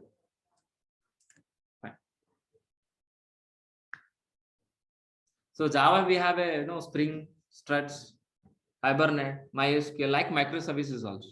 But we take any Java application, not only Spring, not only micro, any application. Any questions, please, all of you? I think each and every student is clarified. Shall I move to the offline? You clarified all of your online students, am I right? Yeah, fine. So online, offline, do you have any questions, please? Virtual means, I mean, cloud is also something like a virtual machine only. Yes. I'm just asking. Load is same. Yeah, it is also- But we can't be get immediately, The point is where exactly, if it increase the load, can able to replace your physical server? No, we can't, but ultimately. But ultimately the same. But this kind of features we can't be used in physical servers. But in the case of data services, they will maintain the required hard disk, the resources. That is your own servers, We need to spend, for example, tomorrow is the 100 server required, you can keep today. How much money you can spend? And today I require 10 servers. I'm paying rent for only 10 servers. Tomorrow I'm going to be 100 servers only. So it's going to be reduce the cost or not. Maintenance is very difficult, your own servers. Maintaining car is difficult, but getting car 500 rupees, But data center guys will maintain the required costs. Yeah, definitely. That they should be maintained. They're ready. They because of Wallacap maintaining hundreds of cars, because they're engaging all the cars for 2 customers. But you are a customer. As a customer, we can't be all the cars. Tushar, yes. Yeah, fine. I think so. Each and every student has clarified what is the DevOps we understood, AWS. So types of service. So tomorrow also will be resumed, but in the cloud. So we understood up to this point why cloud, but in the cloud, how exactly we can able to get a service in a real world, physically. Sorry, physical in the sense of again physical server. So practically, how exactly we can able to get a service, I will show you by tomorrow. Tomorrow onwards, our practical sessions will be started. Thanks, buddies. So we'll be continue by tomorrow.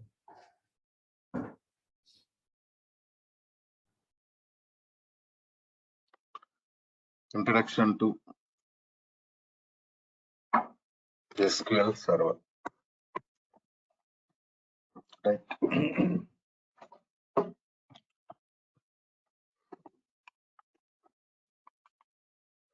So introduction to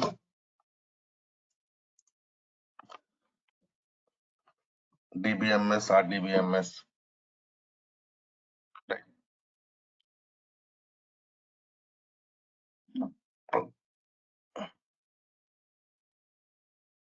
I mean, basic things.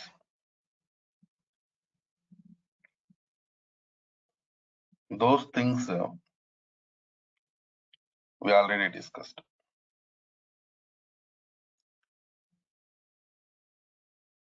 So now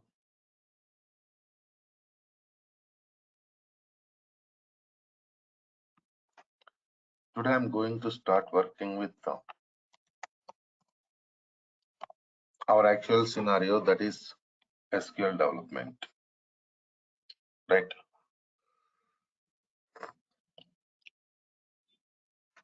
Correct, Aish. Yeah.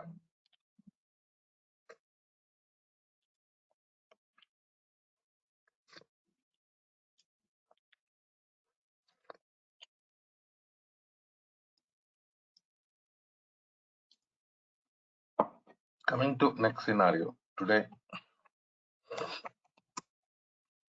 I'm going to work with SQL Server related scenarios.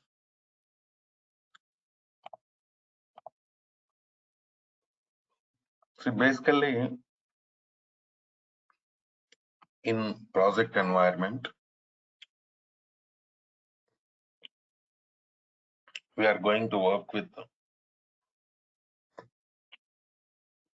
minimum 3 servers. Okay. What are those 3 servers? Let us see.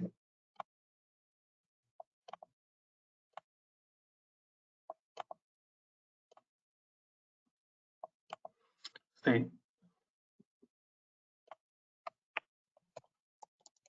this is development server. Who is going to work with development server?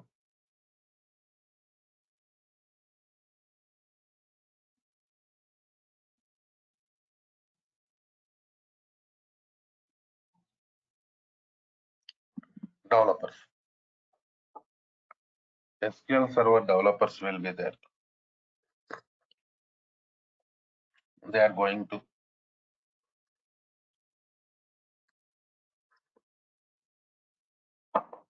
work with development server and they're going to develop the database. See,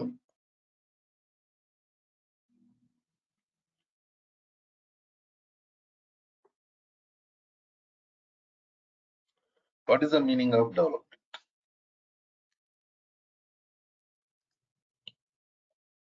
Creating tables, writing commands, writing queries,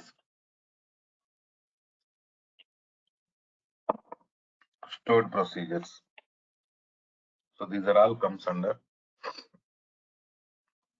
development tasks. So that we do in development server, right? So after completion of the development, your database will be transferred to QA. In QA, test engineers team will be there. Okay, na?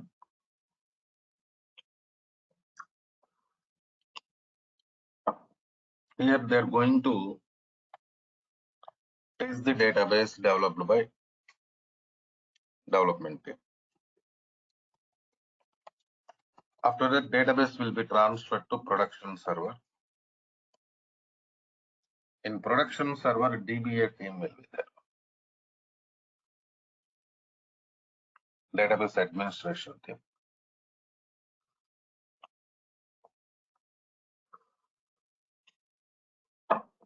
They're going to take care of production server.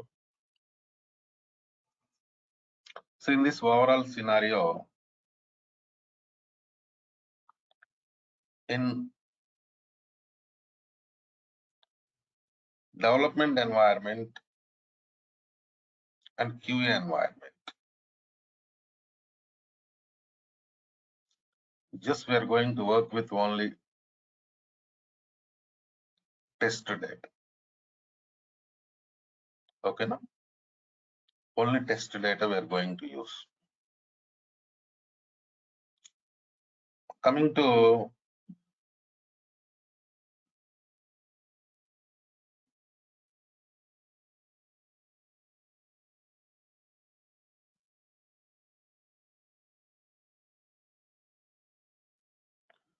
next scenario.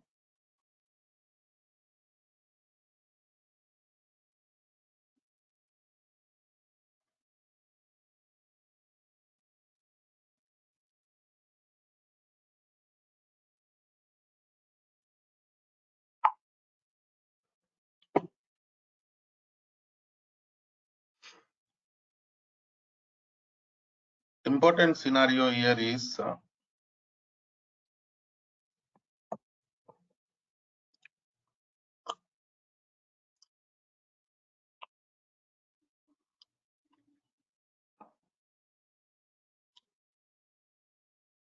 based on data uses. We are going to work with different types of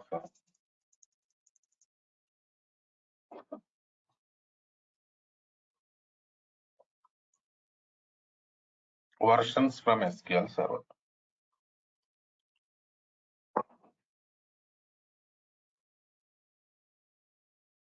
Right?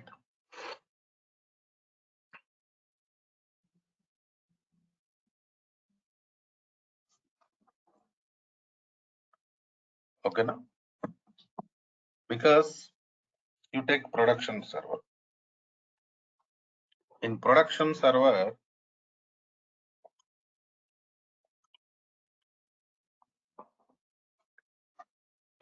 we are using customers data. I mean, we are going to store customers data, right? So production is really important for us because most important data is part of production,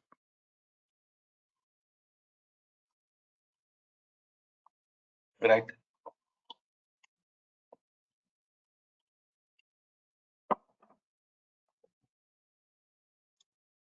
So now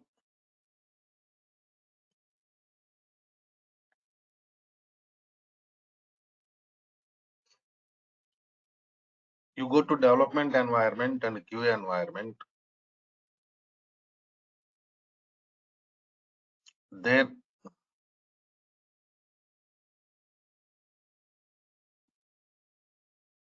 we are not going to work with production data, just the test data only. So some features of the SQL server is more than enough for those servers. But coming to production server,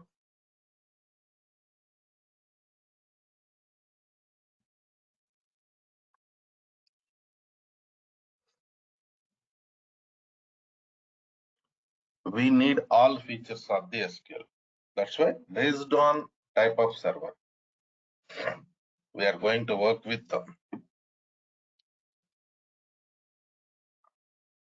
different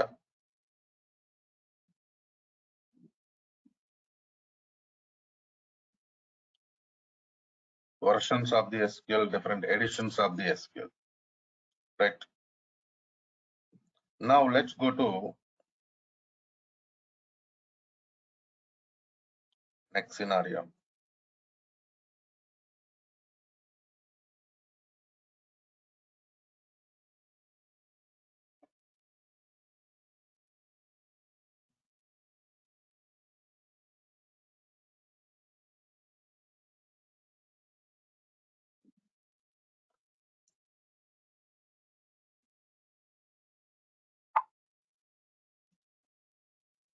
We are going to discuss about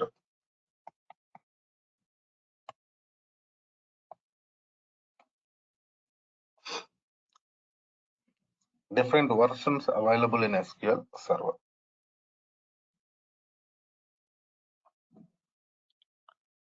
We have SQL Server 2000 version. This is also known as SQL Server 8.0.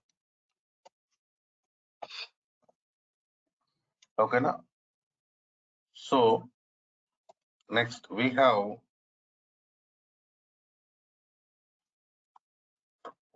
SQL Server 2005, which is also known as 9.0.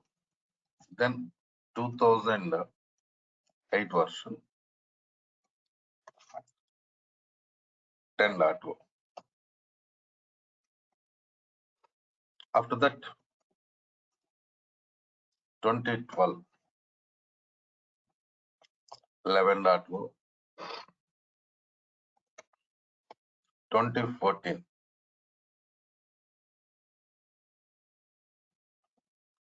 2014 version we have 12.0, 2016 version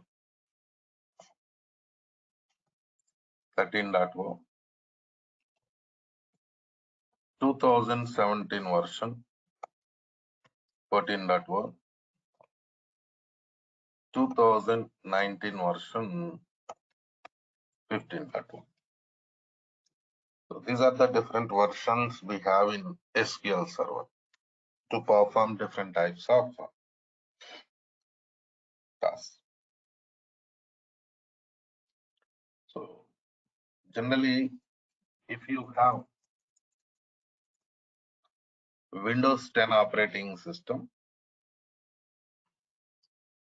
go for SQL Server 2019 only, right? Because compatibility is also really important for us. Compatible operating systems is required for us. In the same way, if you have SQL Server, Windows 11 operating system. Nowadays, Windows 11 coming right with laptops. If you have Windows 11 operating system, latest version is going to release. Of course, already available from SQL Server, that is 2022. Go for SQL Server 2022. So these are all you can directly download from Microsoft, just for practice purpose only. Trial version is available. You can download them and you can install them. So coming to next scenario, I told you based on edition, based on server type,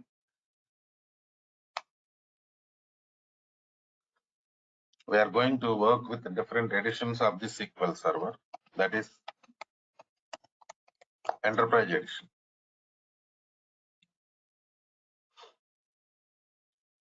See, Enterprise Edition is top end edition of the SQL Server, right?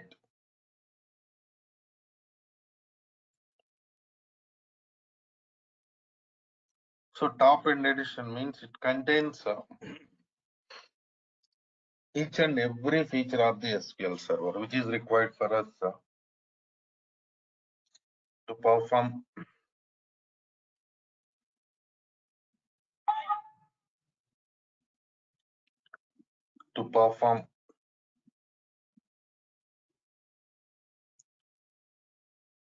database production storage related scenarios. That means maximum scenarios for production server,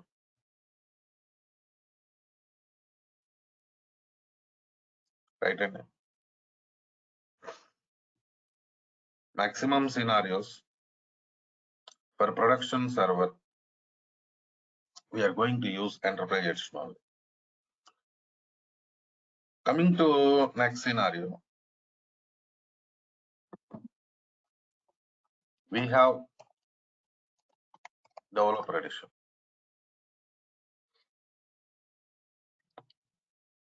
Of course, in between we can go for some other edition, that is Standard Edition. The major difference between Enterprise Edition and Standard Edition is cost will be reduced. Of course, features also going to reduce. Some people are going to use Standard Edition for production, but maximum what we do, we are going to use Enterprise Edition only for production purpose, right? After that, we have Developer Edition. Middle range, limited cost, limited features. Generally for QA purpose and development purpose,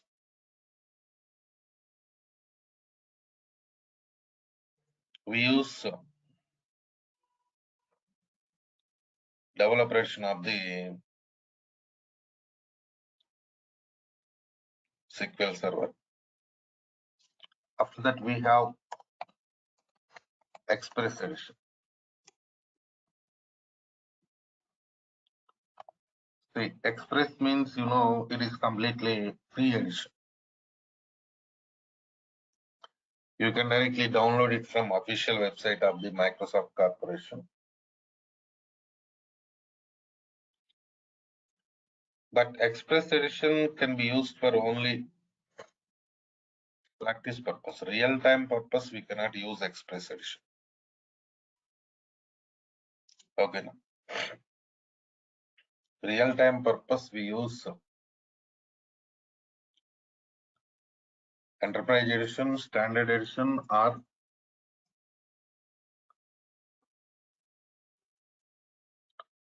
Developer Edition, but not Express Edition. Remember, please. Right. In the same way,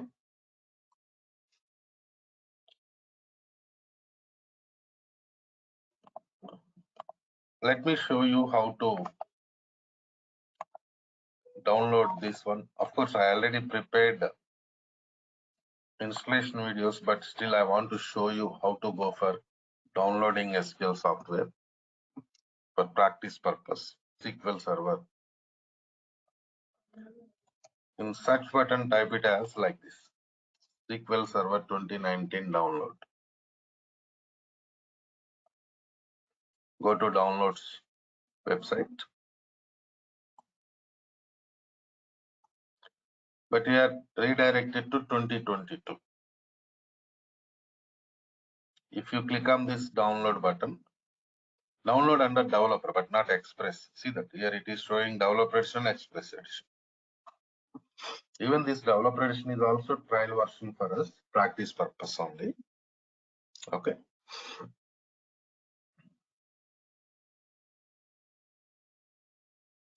So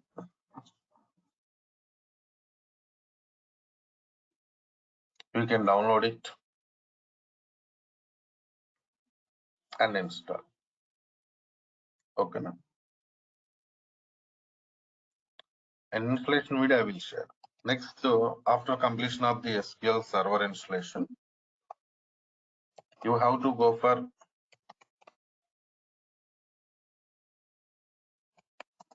Management Studio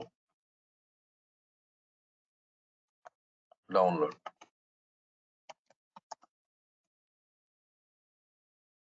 SQL Server Management Studio. You go to this website. Here you can see this 19.0. Previous version of the Management Studio 18, now it is 19. You download this version of the Management Studio and you can go for installation. Right. So in the beginning, what we do, we go for SQL Server installation. After completion of the SQL Server installation, we are going to download Management Studio and we are going to install Management Studio. Right. And so after finishing this, Management Studio installation,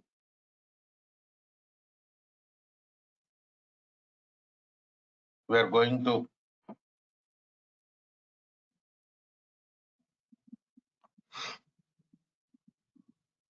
install, we are going to create database for practice purpose.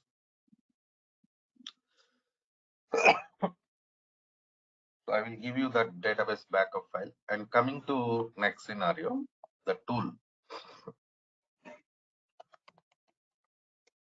What is the tool we are going to use to interact with SQL databases? Tool name is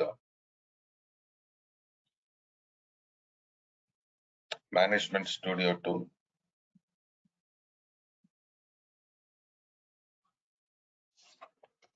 In shortcut, it is also known as SSMS. SQL Server Management Studio. So this is the tool we are using to interact with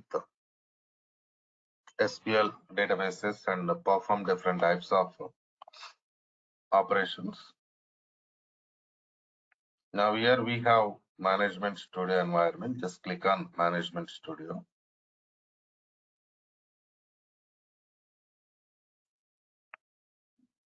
This is your server. Connect.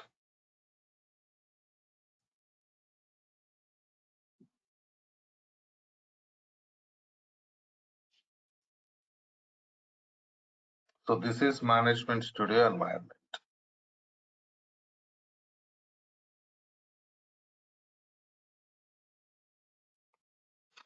You go to New Query. See this, where I'm clicking New Query. So after clicking on New Query, you have to select your database. Suppose my database name is Suresh. use Suresh DB. That means I'm going to connect to Suresh DB database. Use Suresh DB means what? I'm going to connect to Suresh DB database. See, we have written some command here. How to execute this command? See here, you can go for execute button. See, like this. So even this tool is also we install after completion of the SQL installation, right? So in this way, we can connect it to databases in Management Studio, and we can perform different types of operations in Management Studio, right? This is the way like how we are working. And coming to next scenario.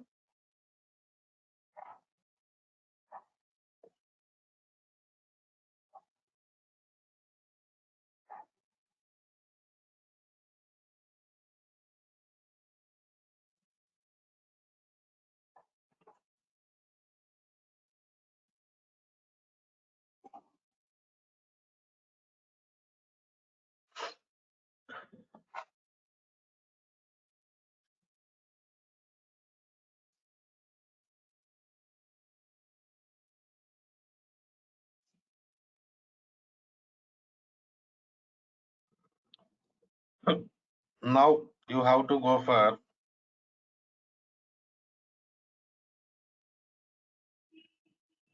SQL installation,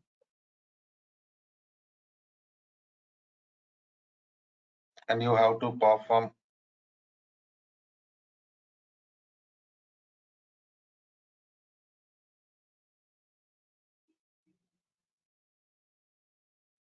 different types of scenarios here.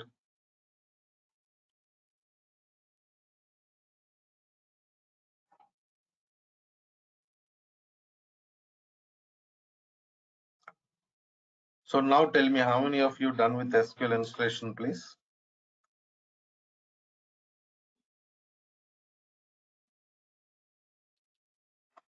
Aish, you attended my previous classes, right? Deepak attended. Hemant, you also attended, right? Yes, sir. Pallavi, have you attended my previous classes? I mean, demo section only. Last week we did demo. Pallavi, I cannot hear you. Message, please. Rajalakshmi, I think you attended demo, right? No, sir. No, okay. this is my first class. Yeah. So, Saurabh,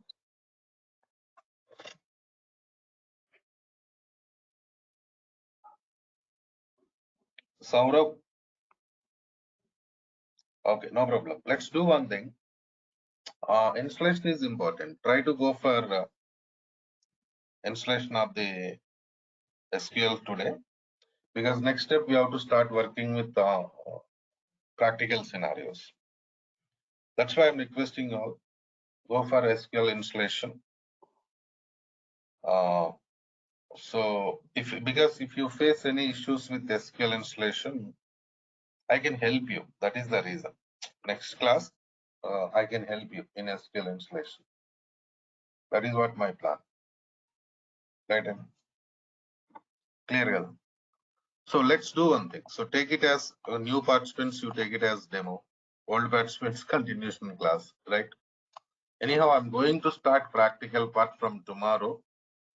Lengthy sessions will be starting from tomorrow only. Okay, na? Right then. See you tomorrow.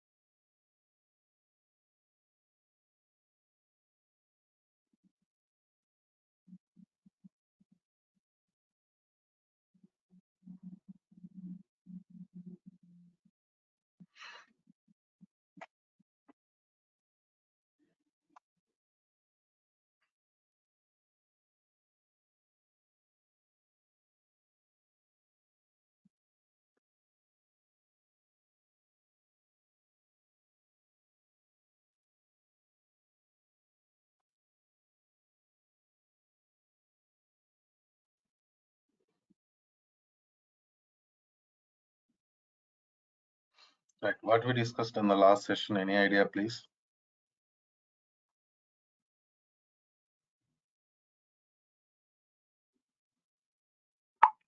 Hello?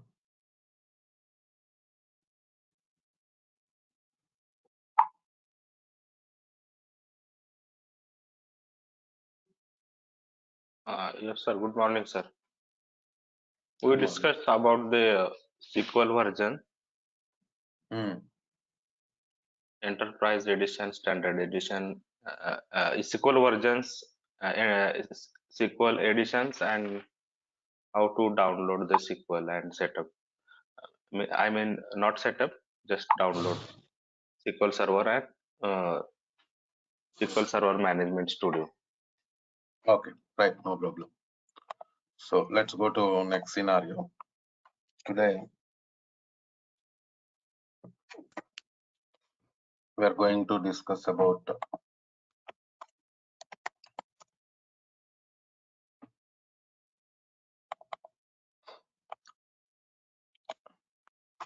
data types concept. So what are the different data types available in SQL and how they're going to work? That and all I'm going to. So coming to next scenario.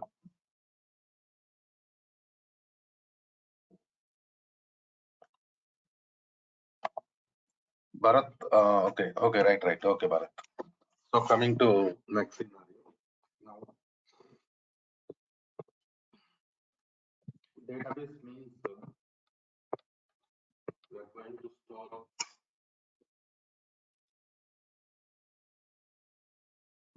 different types of data. For example, numbers, characters,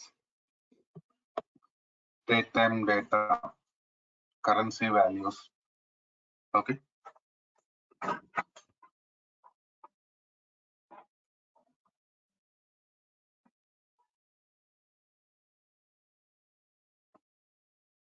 So in this way, different types of data can be stored in databases. So now, coming to next scenario. If you want to store any type of data in SQL Server environment, you need supporting data types. Okay. So what are the data types available in SQL? That is really important. Today, I'm going to discuss about them. Tomorrow onwards, we are going to start with practicals. Right. So coming to data types concept, number family. So in the beginning, we have to discuss about number family data. So number family, we have different data types again in the number family. So what are those data types in the number family?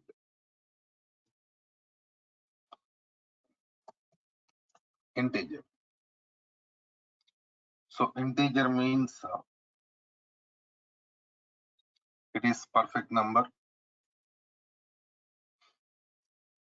It will not accept any decimal values. That is what integer concept. Perfect number means what? Without decimal values. Right? If any decimal value is there, we cannot store it in int. Next, float data type.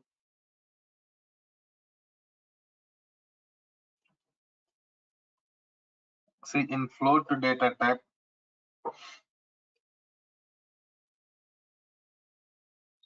we can store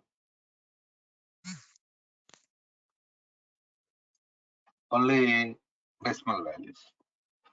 Okay.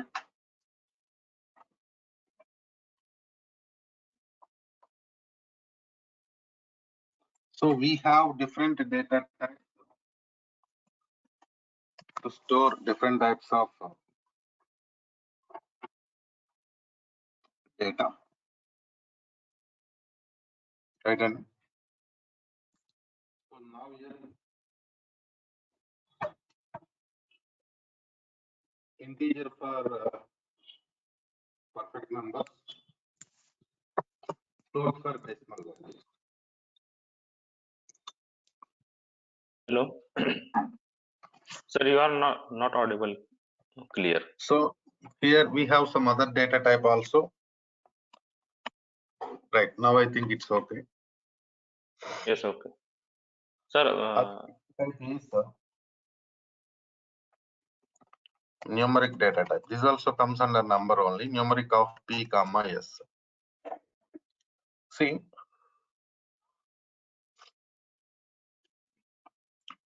numeric is data type. P comma s is length of the data type. Okay, so here P stands for precision and S stands for scale. P stands for precision, S stands for scale. So what is precision and scale? We'll go for some example. Suppose I'm giving it as numeric of 5 comma 2. Right in. So 5 is precision,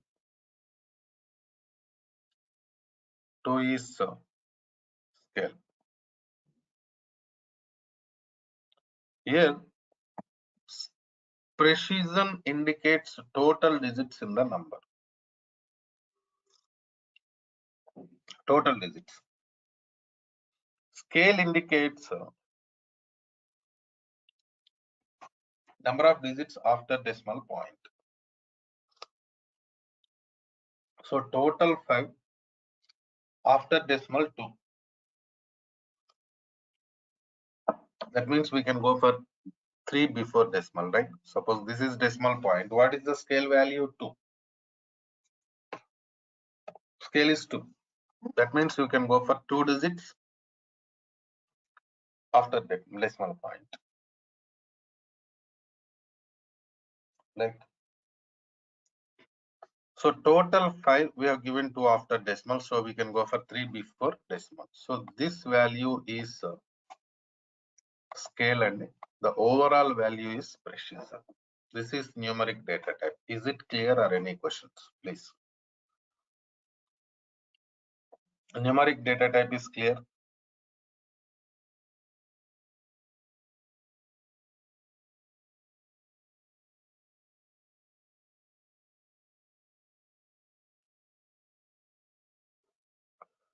Clear, right? So you are not asking any questions means I feel clear. Right. So these are the data types we have in number family. Next step, we are going to work with the character data. So char of length.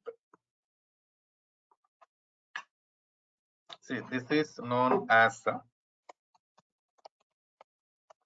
fixed length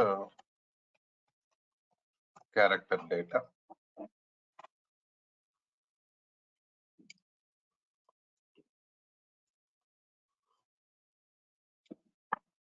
In the same way, it accepts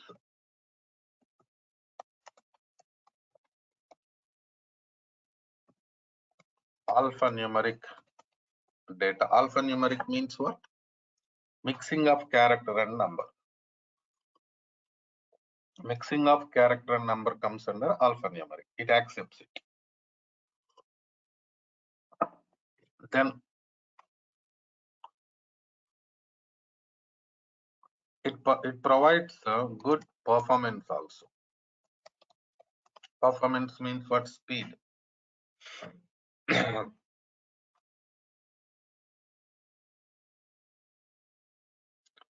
Accessing speed of the databases comes under performance.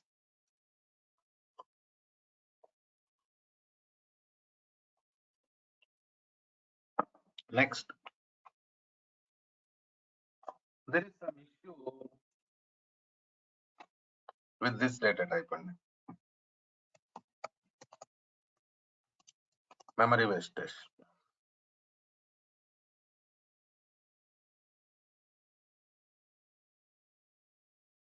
So when we are working with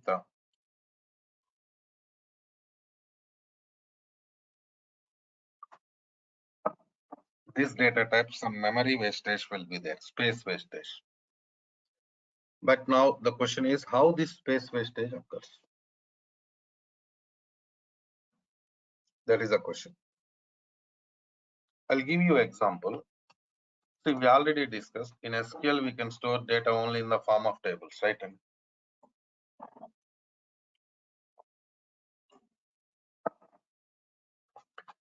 suppose we are working with some table. Table contains ename column. For ename column, I have given data type as char of 10.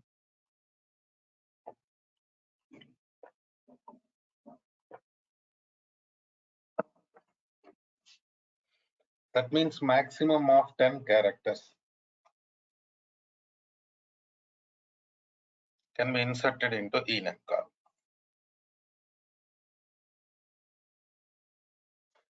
Suppose I'm inserting my name Suresh. How many characters there in this name? 6. So we are inserting 6, so it has to occupy 6 byte space in the database. But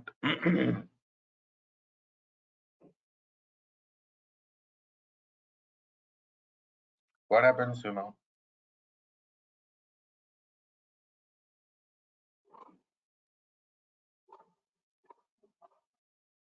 Only 6 character take. More than 6 not 6 allowed. bytes it occupies. 6 bytes it occupies for the data, whatever we inserted into table. But extra 4 bytes it will go for blank padding. Blank padding means what happens? Null value is going to store. So unnecessarily we are going to lose data.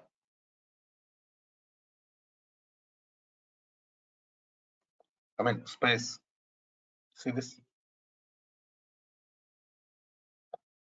If it is occupying only 6 bytes, then no issues. But it is occupying 6 bytes for the data, whatever we inserted. Remaining 4 bytes, it is going for blank padding only. That is a problem.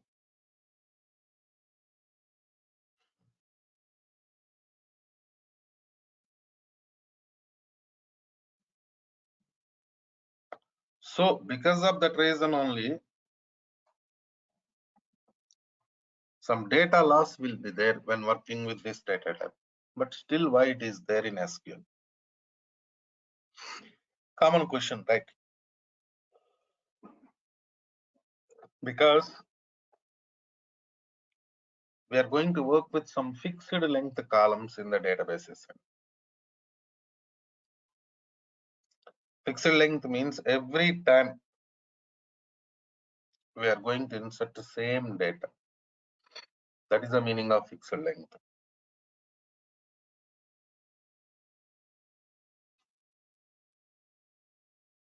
True, true, true, false, false, false. This type of data we are going to insert, right? Some columns, every time same data. So those columns we are going to use this data type. Otherwise, what happens, you know, we are going to work with the var char of length. This is known as variable length character data. It also accepts alphanumeric data. Alphanumeric means mixing of character and number.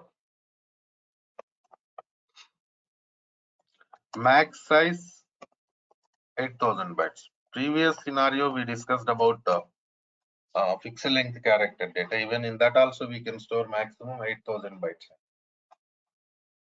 That is the max limit.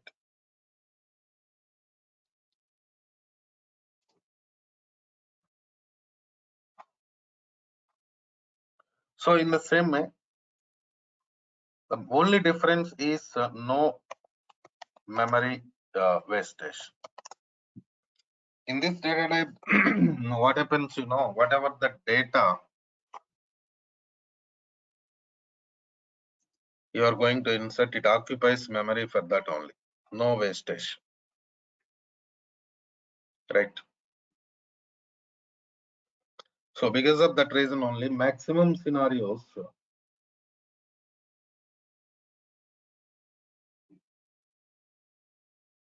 when we are working with this data type,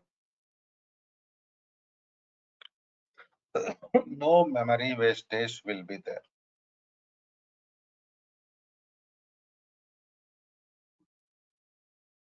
That's why maximum for character data storage purpose we use varchar data type only. Okay. But remember, if you're going for char or varchar, you can store only 8000 maximum.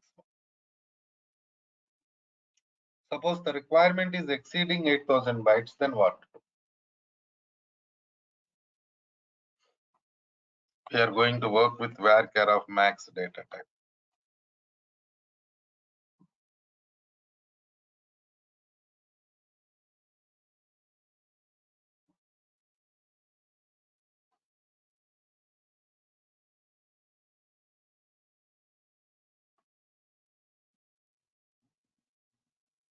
So varchar of max,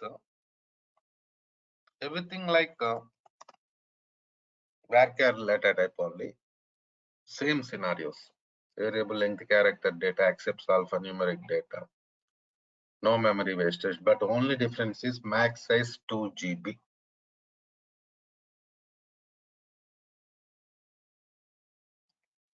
That is the only difference.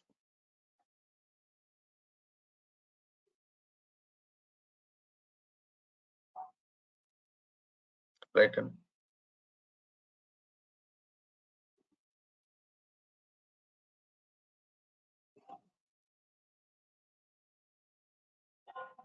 That is the only difference.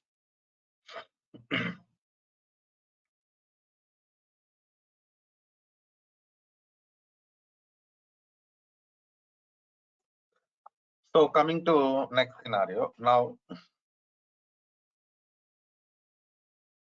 these are the data types we have to store character data. After that, we have to work with the date time. We have different data types here. Small date time. I'm sorry. When we are working with this data type, we can store data up to 2079. So this is the maximum limit we have. Right? And up to 2079 year, we can store. But in the same way, we have some other data type, date time also. In date time data type, we can store data up to 9999 year. So this is the maximum limit for date time.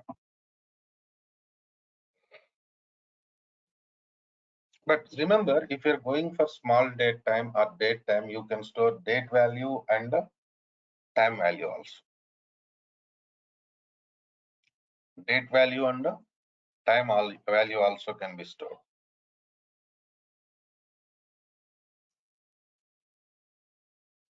So if you want to store only date, only time, even for that also we have data types like this. Because sometimes we are going to store only date values, only time values, right? So for that, we can use these data types. So these are the data types we have in number family to store different types of data.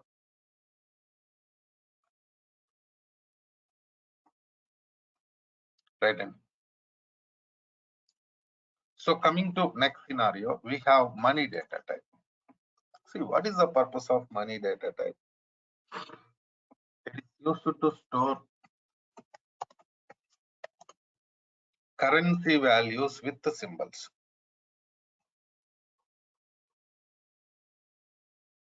Here you can ask some question. So why you are going for separate data type? We have number family, right?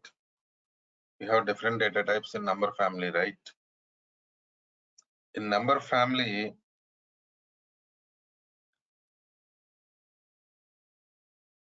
we can use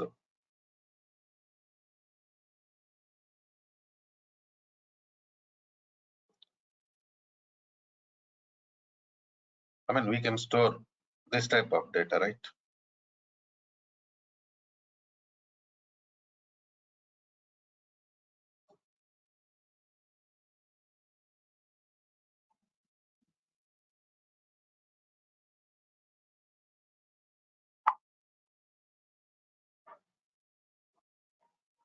Then why you are going for separate data type? Because there is some symbol, dollar symbol, check it. What is this dollar symbol? Special character. Of course, that is currency symbol, I'm accepting, but it is special character. So in number family, what happens, you cannot store characters and special characters. That is the scenario. So you want to store currency values and you want to go for calculations also. Right? And you want to store currency values in the same, you want to go for calculations also. Then we are going to use this money data type.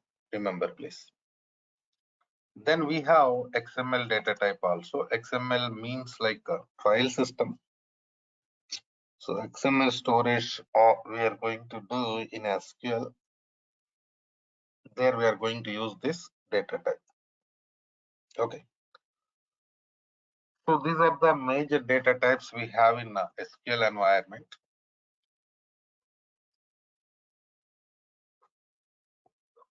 SQL Server. So then what to do? We have to connect it to Management Studio. In the last class, yesterday, we have seen like how to connect it to Management Studio, because in SQL Server environment, we can store data only in the form of tables, right? So there is no other facility. So now coming to next scenario.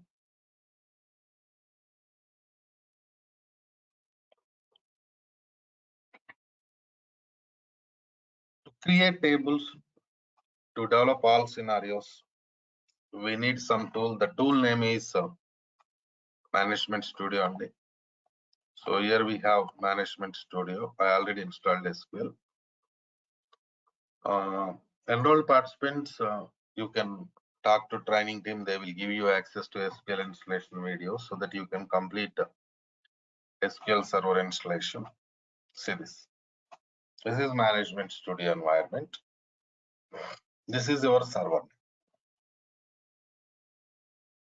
So now just click on connect to button. So we connected to Management Studio.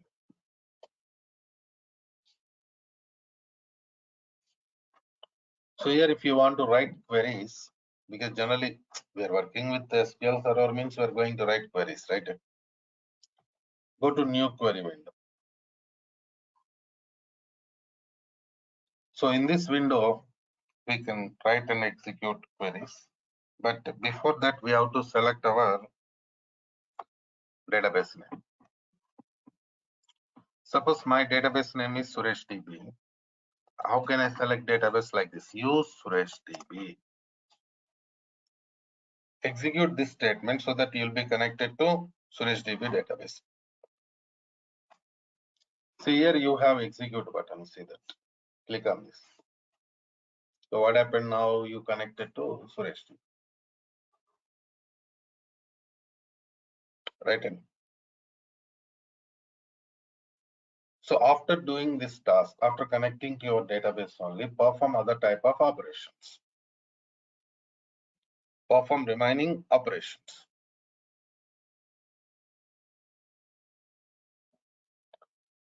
So coming to next scenario, installation related scenarios I discussed previously. Like who is going to install SQL Server? DB.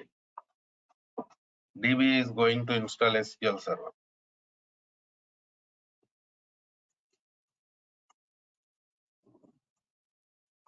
After completion of the SQL Server installation only, we create database. They only create database, right? And they only.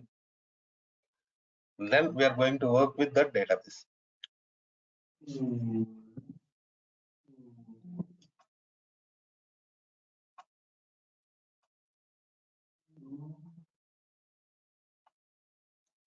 Now coming to next scenario.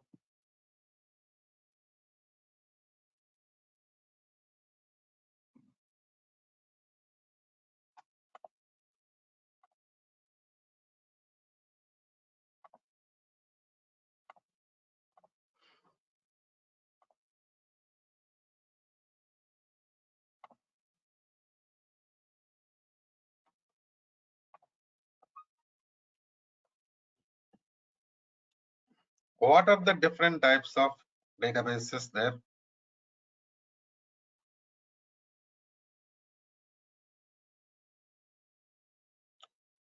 Because we have different types of databases. System databases, user databases. See, you are developer. See, this training is development training.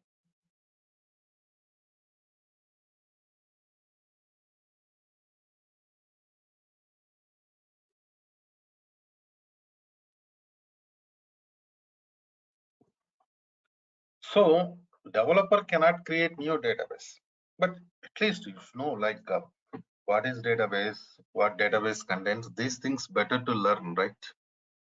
Am I right or not? In the same way, while connecting to management studio, we provide some security scenarios like the login name, password, different authentications we have. So better to learn about those things also.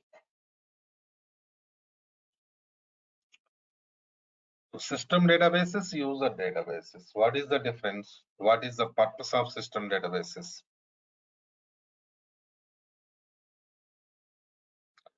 Better to discuss all these scenarios.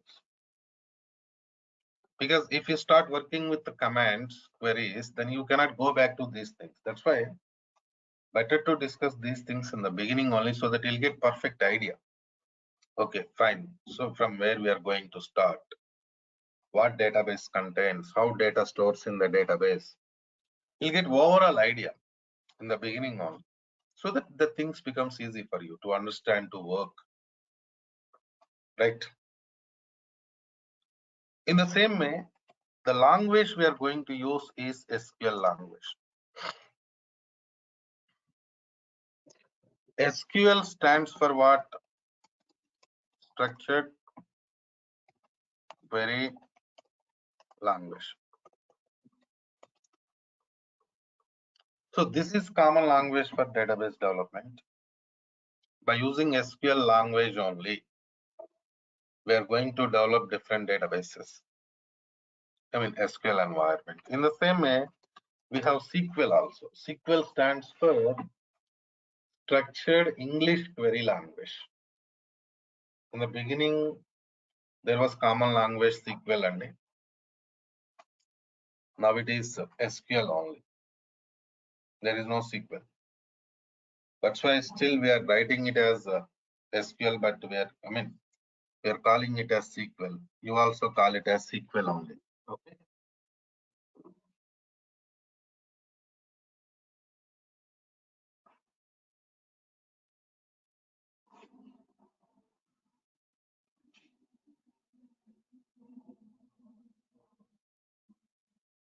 So in the same way, this language SQL contains some sublanguages. DDL, data definition language, DML, data manipulation language, DRL, data retrieval language, TCL, transaction control language, and DCL, data control language.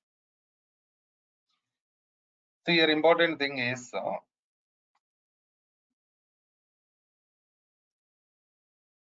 DRL commands we are going to use maximum in the project environment. Data retrieval language. So DRL means what? Retrieving data from the tables.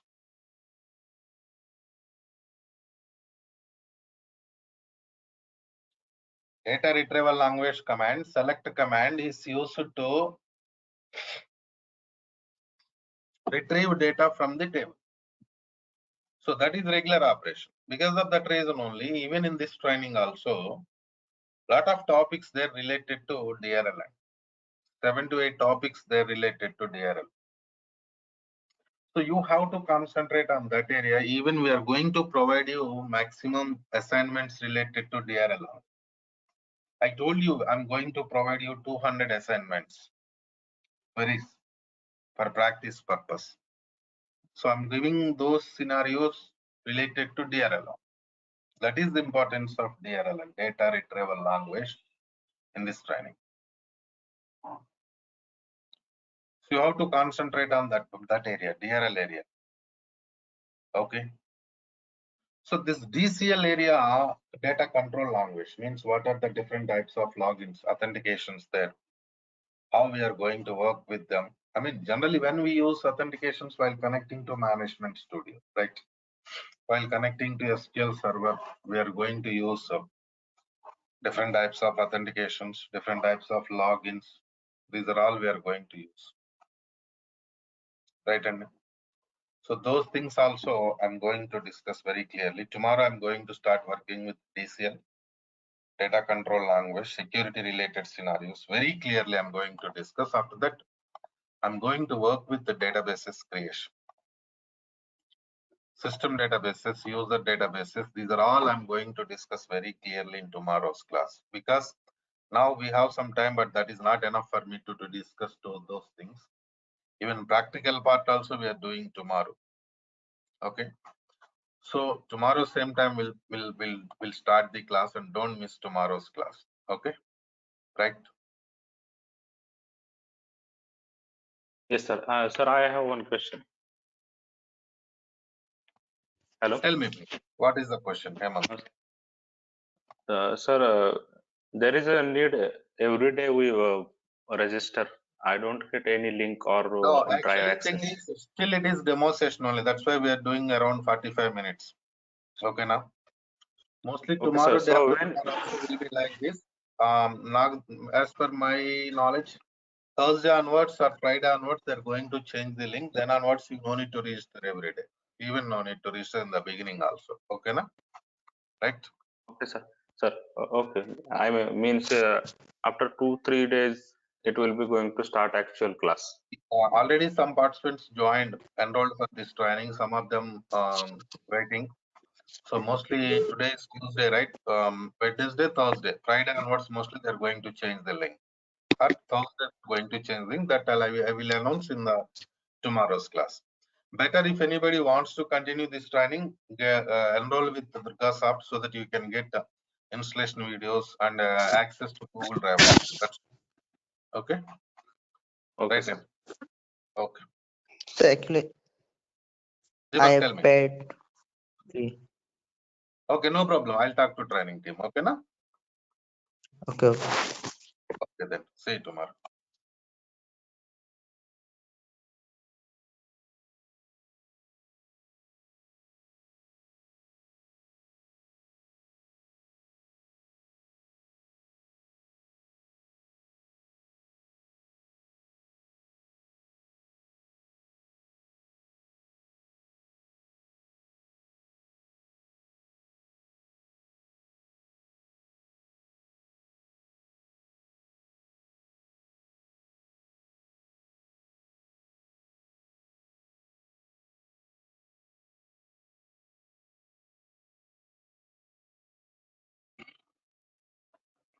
Right, all of you. So let's connect it to Management Studio.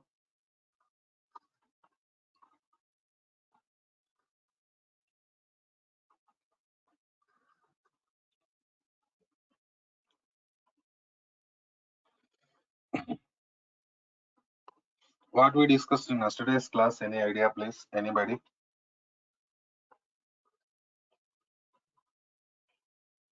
Any idea? Data types discussed, right?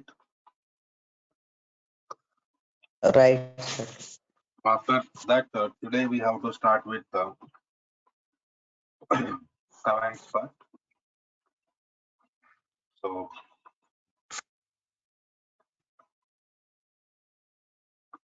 let us see that how to work with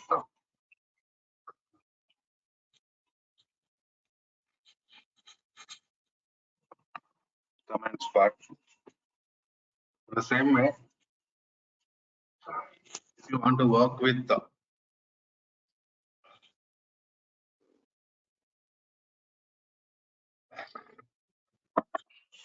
command part, you should know how to connect it to Management Studio.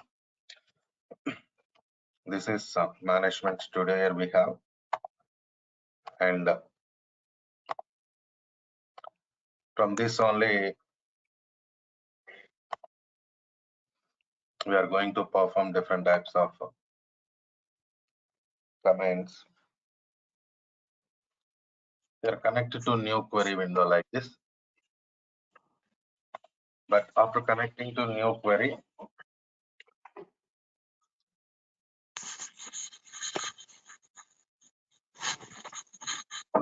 you have to select our database.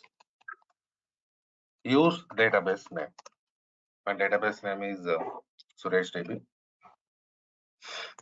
Execute. Execution purpose, we are using this execute button. Okay.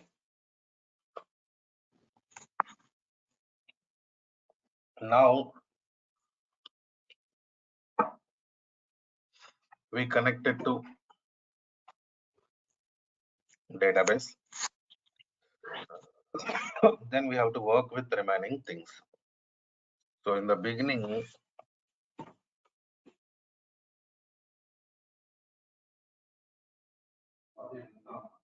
sorry,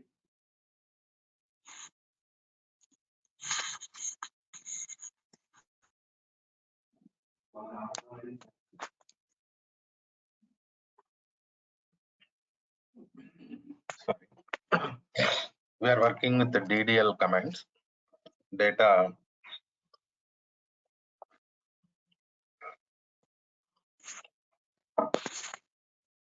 definition language commands. We are starting now. After that, we work with other types of commands. So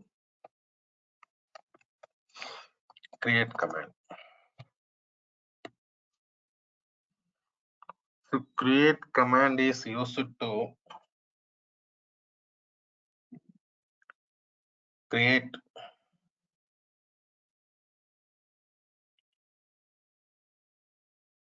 tables in SQL Server environment. Because see,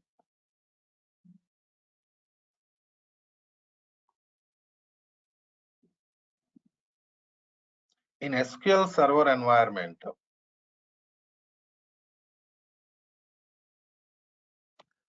Data can be stored in the form of tables only.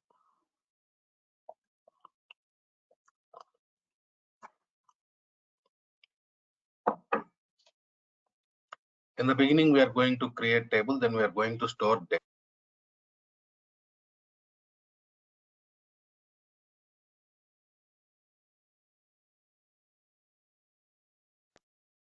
So let us see that. Create table. Suppose table name I am giving it as product.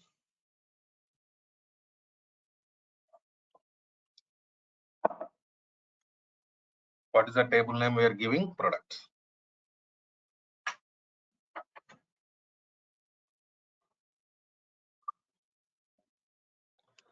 So start bracket.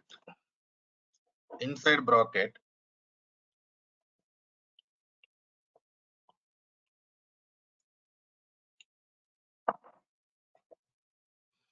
we have to define columns because table contains columns, right? Suppose product ID integer, comma. That means in product ID column, we can store integer data, right?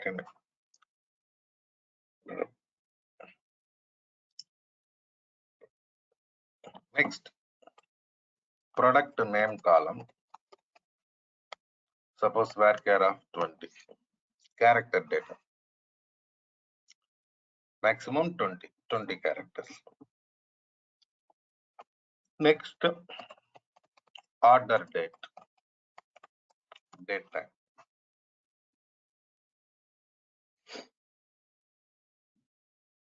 Right?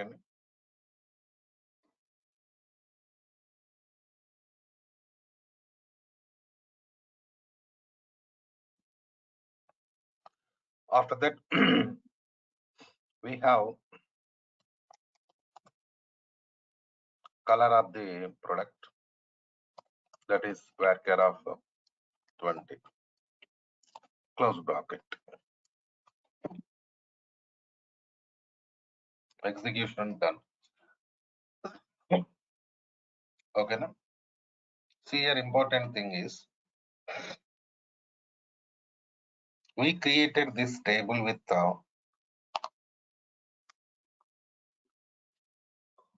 4 columns, right? But we can create table with maximum of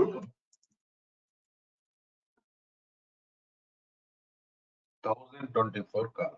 That is the limitation. Okay. Coming to next scenario. Now, table created means we just created only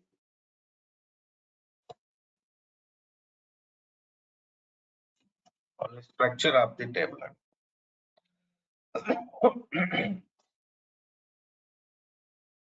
Okay.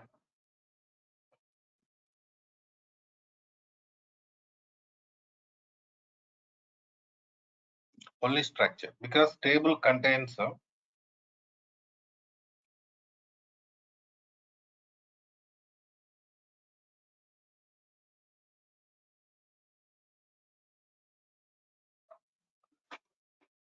columns and rows, right?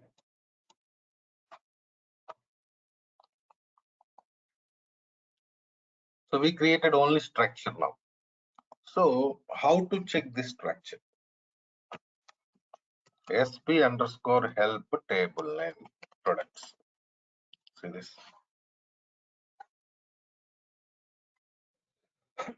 That is the structure of the table we created.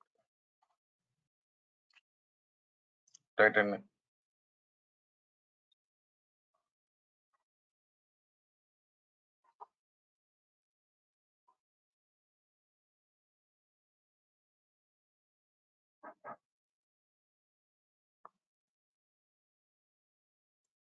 so next,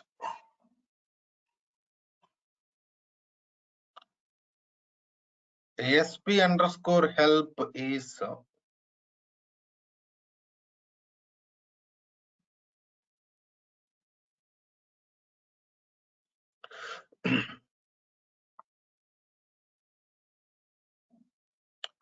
System stored procedure. It is not a DDL command because today now we are working with the DDL command. So we feel SP underscore help is also DDL command. That's not correct. It's not DDL command. And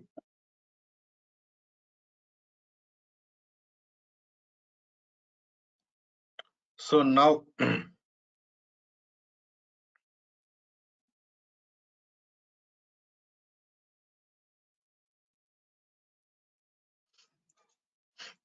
next step.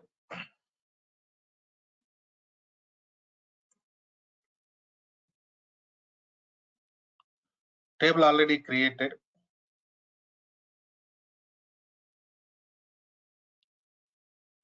And I want to add new columns to the table, alter table.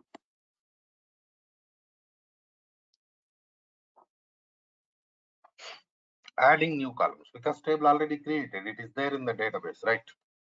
Alter. Suppose alter table product. Add. Suppose I want to add sales amount integer, comma.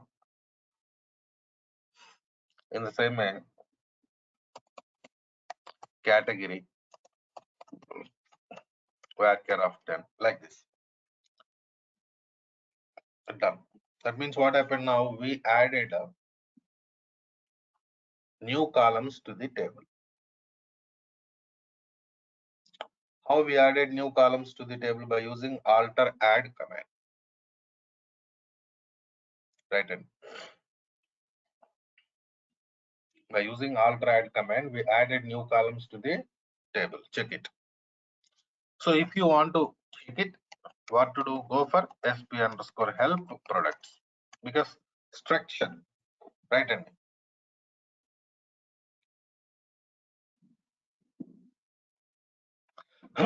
if you want to check the structure, what to do? You should go for sp underscore help only. See this now.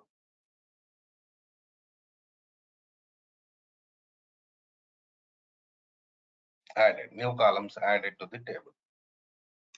See here you can see added columns.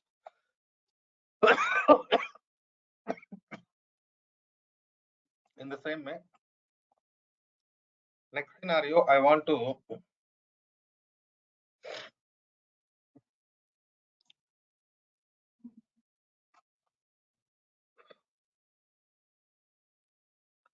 drop columns from the table. Suppose there is some column category column. I want to delete only category column from the table. Alter drop. See this alter table products.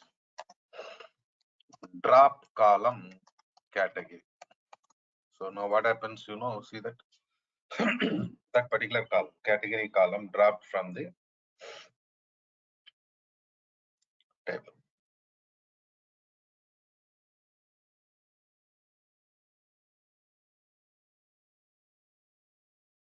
Right. So alter drop. By using alter drop command, we dropped column from the table. If you have any doubts, sp underscore help products.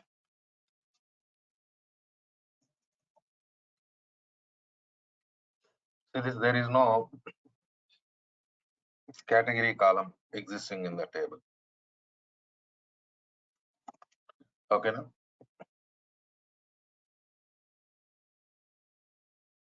Next, we have product ID column. What is the data type of product ID column? Integer. So at the time of table creation, we have given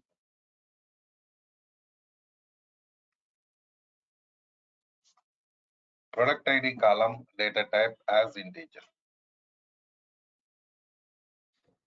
But now I want to change data type of product ID from integer to character. What to do? Okay, na? What I'm doing, changing data type. So see, if I want to change a data type from integer to character, the column should be empty. If data is existing in the column, we cannot change data type. Okay, now alter table products, alter column ID, product ID, right? So just provide new data type. Suppose varchar of 10. See this.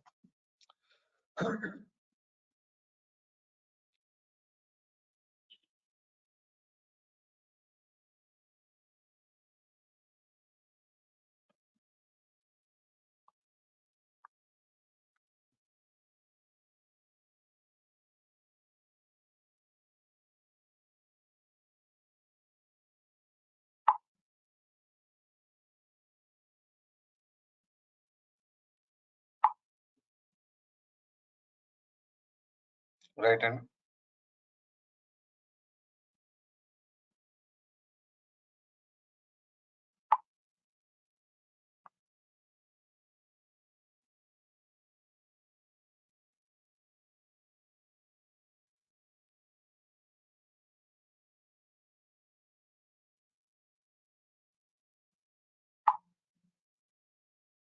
so this is the point. So now how can I check it? Tell me.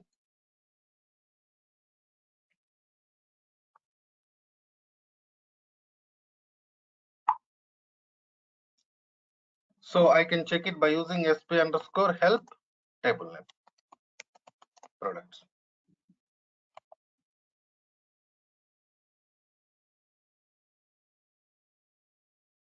Say this. What is the new data type of product ID? Character.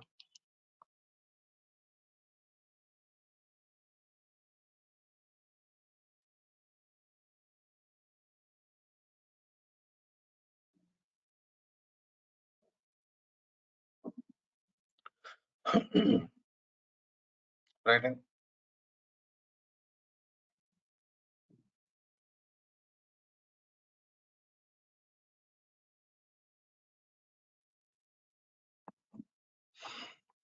so this is the way, like how we are going to alter table. So you create a table in the beginning. After that, you are going to, you just added new columns to the table and dropped column, change data type of the column. So different types of operations you performed. Right. And so now next command, truncate command. What is the purpose of truncate? Truncate command is used to delete data from the table. What it can do? Only deleting data from the table. Deleting data, not structure. Of course, there is no data right now in the table, but still concept is it is used to delete data from the table. So truncate table products done. Execution done successfully. Now only thing is we have to check whether table structure deleted or not. See this. Table structure not deleted. It is there only structure. Please check it.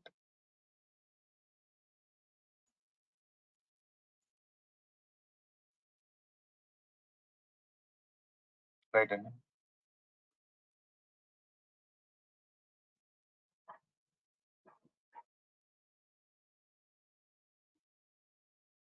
so next command, drop command. So drop command is used to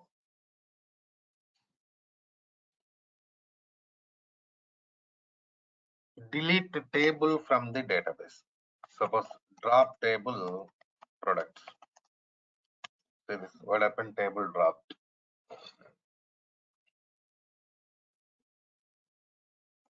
Now sp underscore help products. See this. There is no table. Why? It is throwing error. It is showing table does not exist.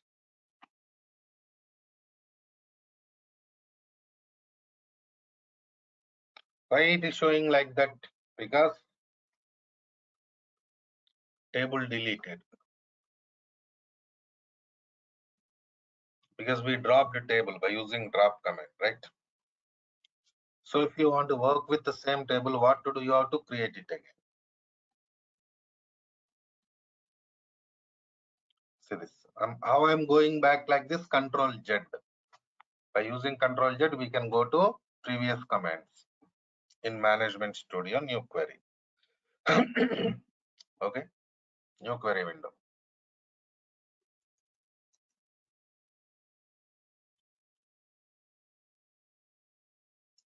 So these are DDL commands. Is it clear? DDL commands clear, or any questions, please? Right.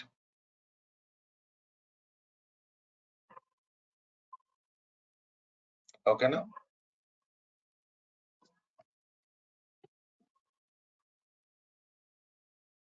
So after finishing DDL, we are going to work with the DML, data manipulation language, insert command. Insert command is used to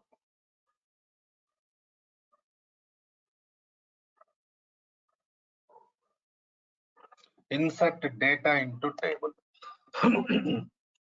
Suppose insert into products, values, keywords, syntax, ID, product ID, suppose P1, product name, suppose car, next order date, something date here, comma, color of the product, white color, comma, sales amount, something like this. See this data. What happened? 1, 2, 3, 4, 5. How many columns there in the table? SP underscore help products.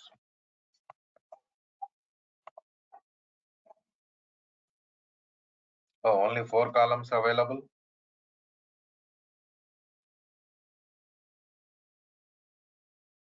Let's do one thing. Let's add sales amount. Alter table products. Add sales amount integer. Now see this.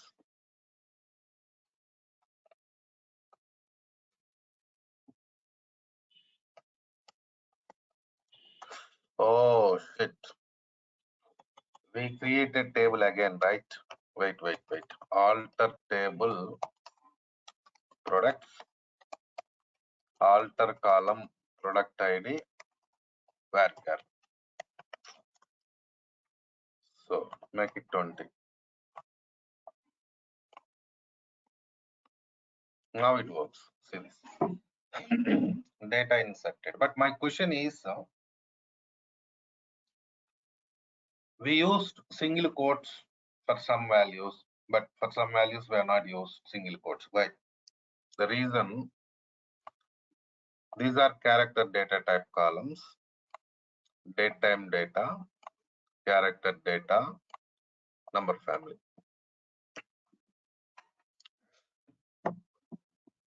Not only insert command, anywhere in SQL Server, any command.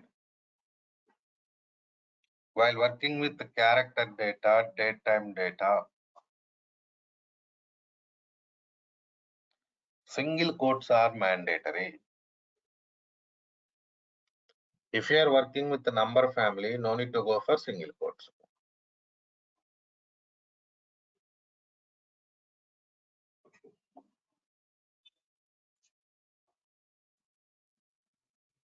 That is what the scenario.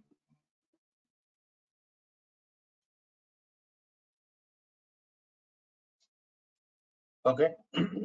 In the same way, how to insert multiple rows into table, that also we'll see.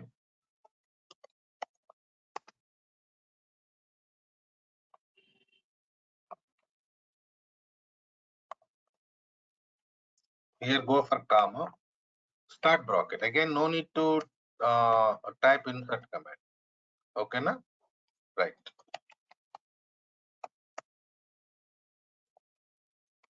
So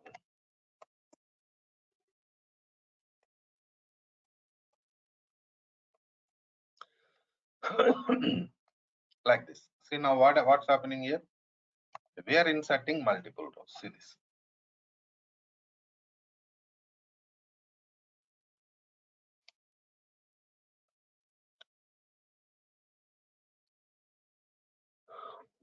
By using this scenario, we inserted multiple rows into this table.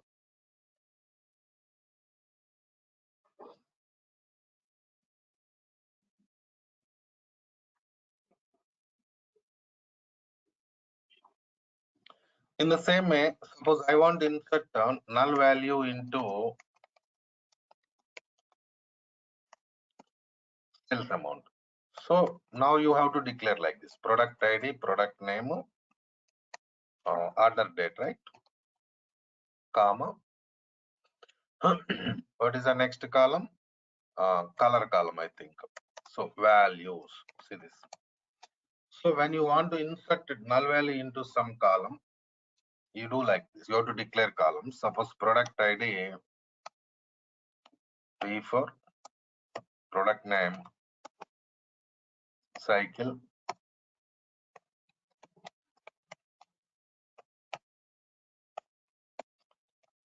suppose like this. See what happened now? Row inserted. Row inserted into table, but only product ID, product name, order date, color, but no value inserted into sales amount. Means null value inserted into sales amount. Select star from products. So this command is used to retrieve data from the table. Basically, you know, the select command is not DML, it is DRL. We want to see the data, that's why I'm using this command now. Otherwise, it is not a DML command. See this.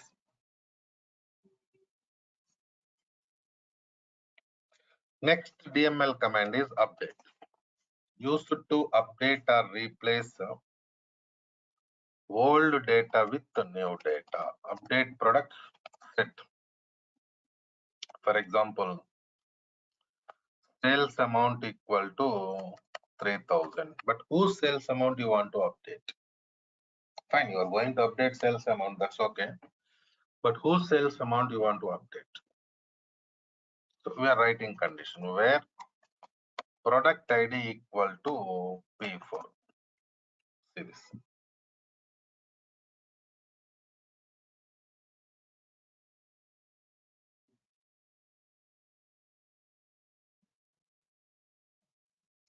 So product ID P4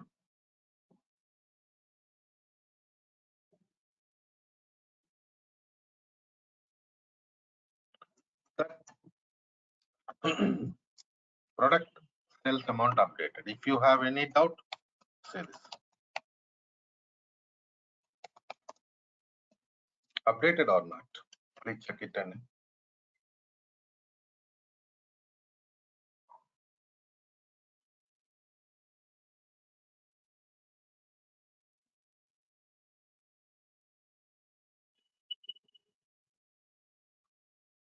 updated, right?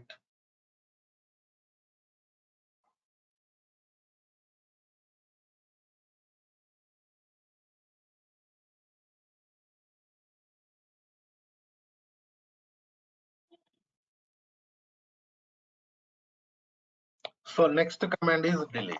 Used to delete the data from the table. See, we already worked with the truncate, right? Then what is truncate command? DDL commands we worked with the truncate, right?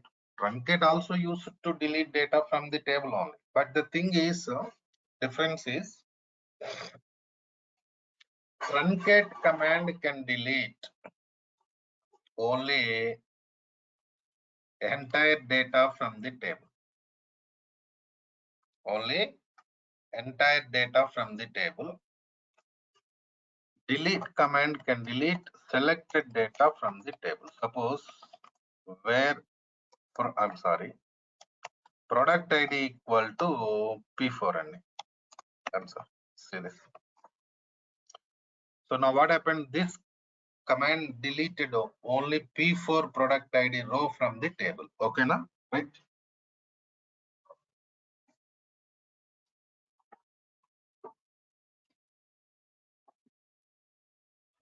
But you cannot do this task by using truncate. Truncate command can delete only entire data from the table. If you have any questions, select star from products. See, this last row is not there. Why last row is not there? Because we dropped it. We deleted it. So if you want to delete the selected rows from the table, what to do? You should go for this command, truncate. So these are the DDL, DML commands we have, right, all of you. So we are in the beginning only. And I know that some of you have not installed SQL in your laptops. Some new participants also there. Please go ahead and ask training teams. They will provide you SQL Server installation videos, finish installation, and create database also. So that tomorrow onwards, we can go for other things. And Friday class onwards, link is going to change. Friday class onwards, they will give you link to only paid participants. Okay, no? Right then. Okay, Madesh. We'll meet 7 class. Okay. Enrolled participants, okay, no problem. I'm just giving information to all. That's all. Right, Andy? See you tomorrow then.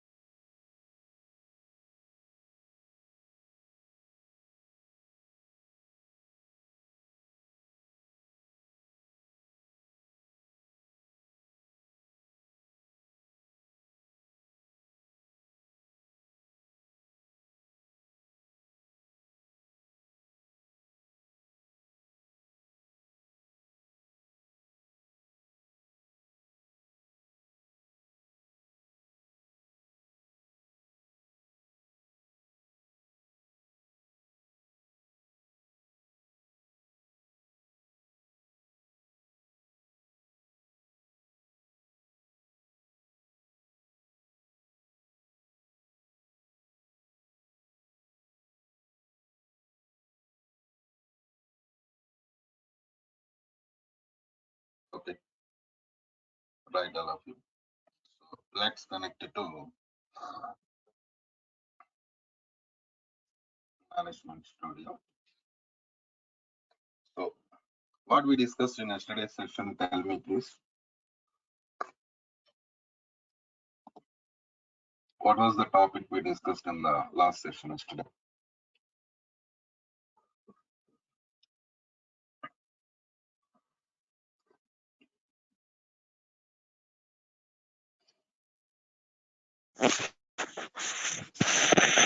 Sir, out commands, insert, update, run.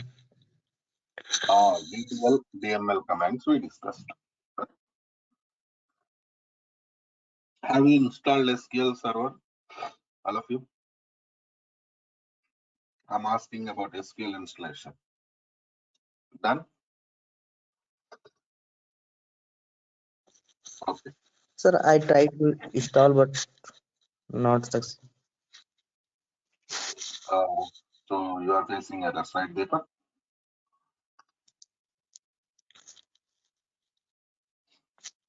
Okay. No Sir, I am problem. trying to install Ubuntu. That's what, yeah.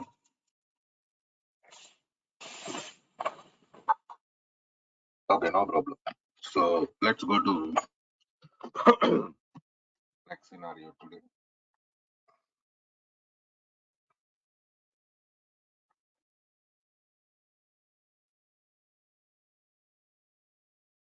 Right.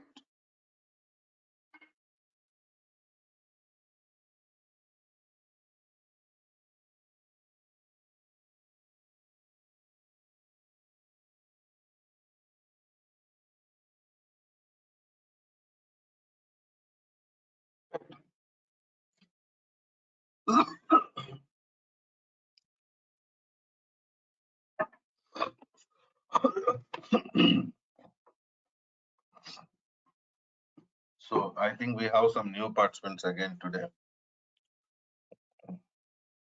Jashwant Krishnan, you're new, right? This guy Shubham Palkar also new. Yes, sir. Okay. Jashwant, we already done with some sessions. Okay.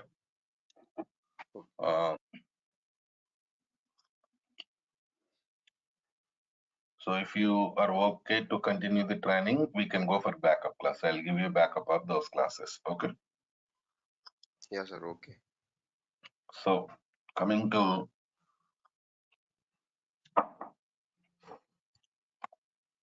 next scenario.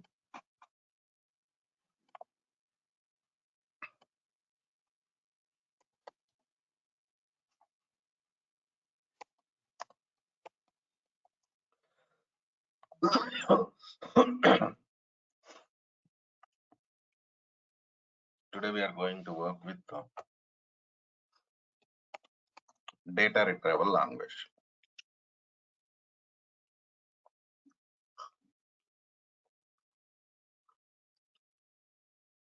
See, only command of the DRL is select statement. So basically, select statement is used to retrieve data from the tables. For example,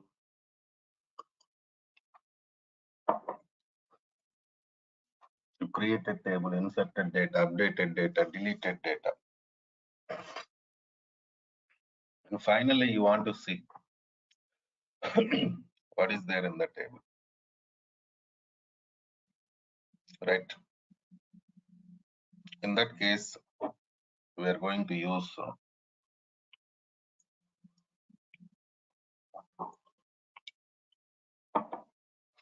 select statement, query part, querying data. See, we have a lot of types of select statements available in SQL environment, but basically we have 4 types. So what are those basic types? Let us see.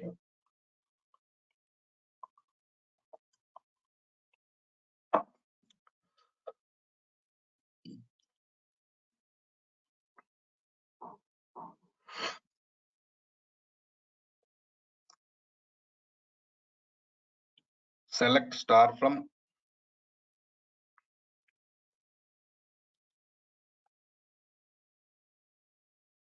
EMP.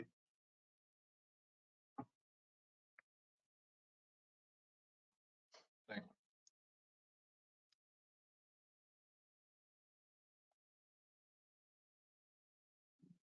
Select star from EMP. See, query executed.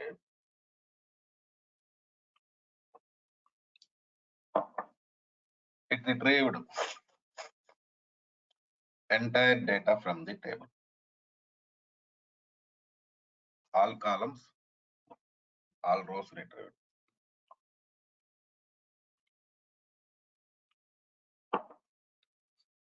Right. All columns of the table, all rows. But here I'm using star operator.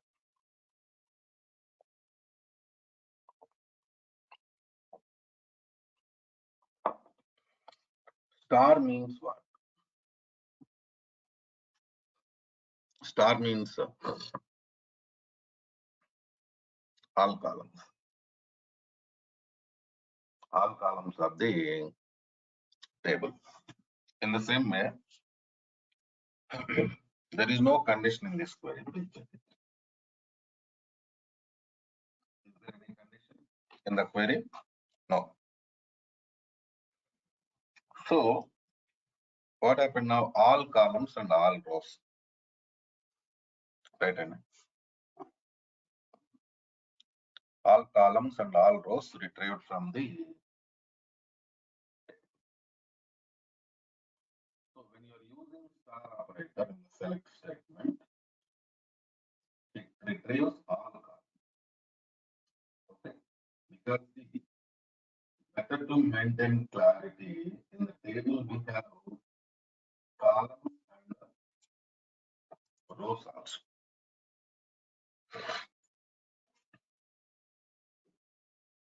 Right, and columns means structure of the table. Rows means data.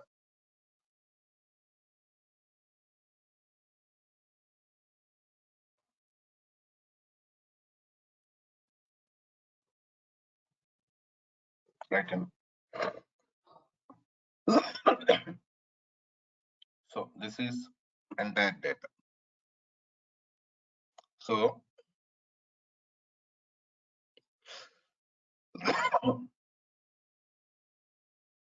next step, I want to retrieve all columns, but only selected rows. What to do? Where condition? See here we have department number column in the table.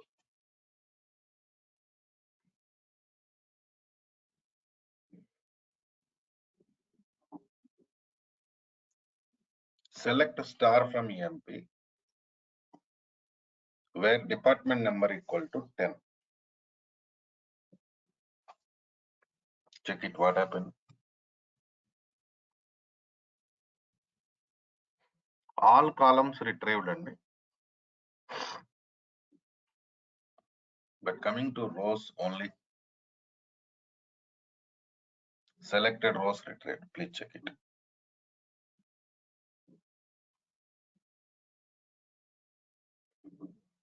Only selected rows retrieved. The reason is you are using star operator in the query. You are using star operator in the query, so all columns retrieved. Coming to data, rows, you are writing condition, where condition. So your writing condition means what happens, it retrieves only condition satisfied data. Okay. Now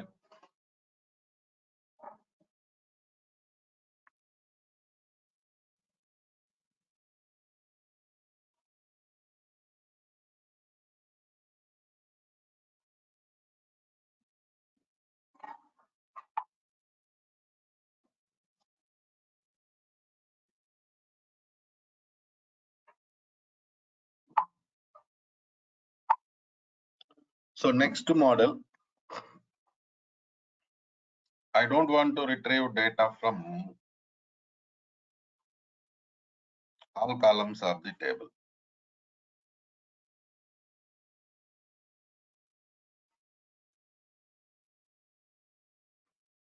Right hand. See, if I want to retrieve data from all columns of the table, then I have to write star operator. I have to use star operator. But here important thing is I'm not going to do like that. Suppose I want to retrieve only e-name and salary.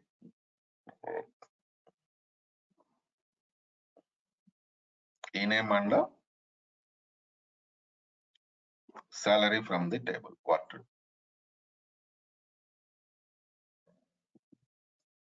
So if you're using star operator, all columns will be retrieved. But I don't want to retrieve all columns. Right in it.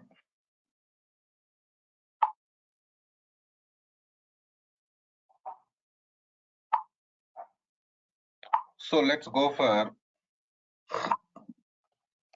statement here. Select e-name, comma, salary from employee. See this?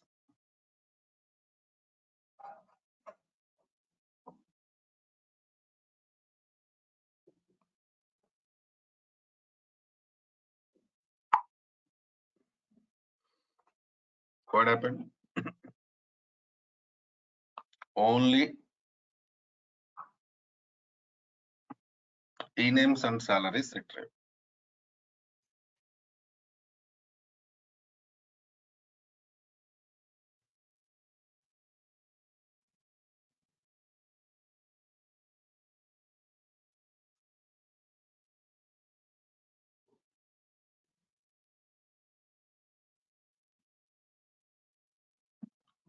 All e-names, all salaries retrieved. Please check it.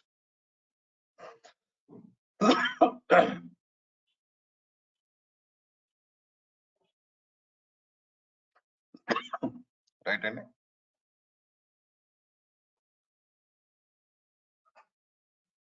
All e-names and all salaries retrieved. Next model,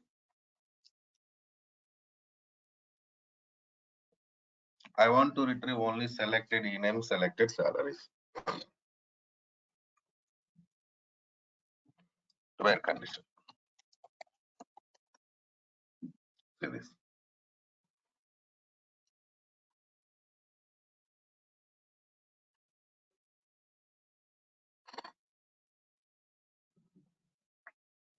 What happened now?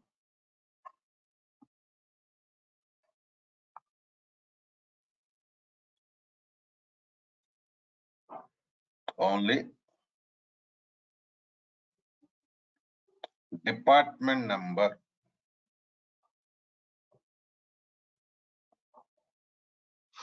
ten related e-name salaries retrieved. Please check it. Selected data. Right in it.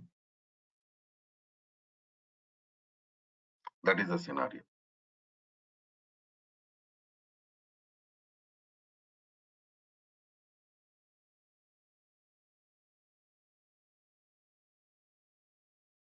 Right.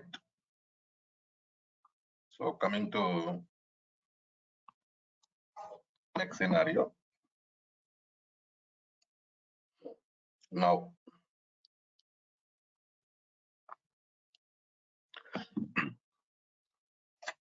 these are the basic types of select statements.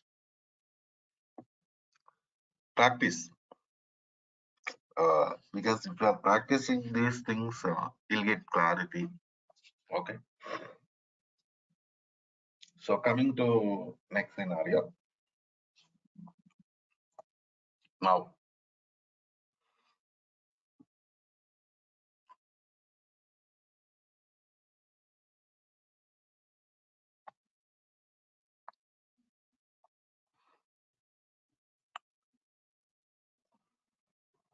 we have to discuss about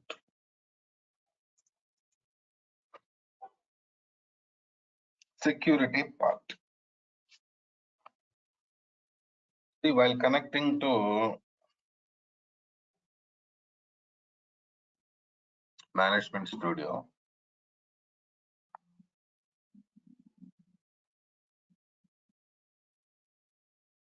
we selected some server name.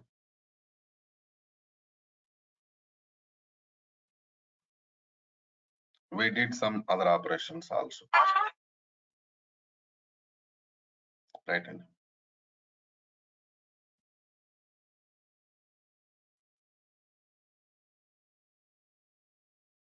So now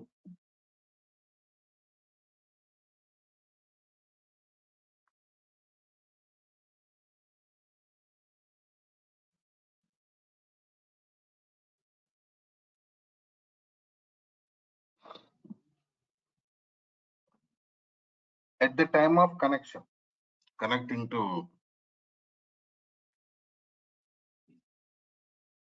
management studio,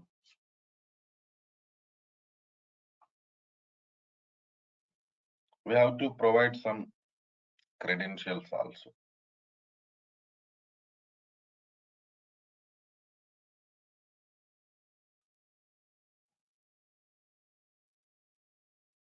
Credentials means what? Username, password.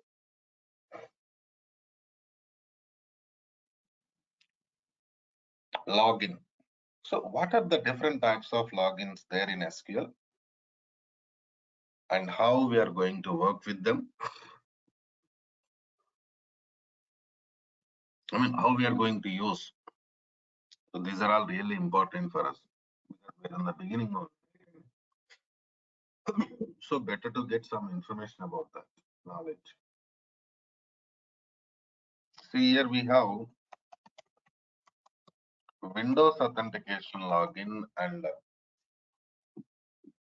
SQL Server authentication login.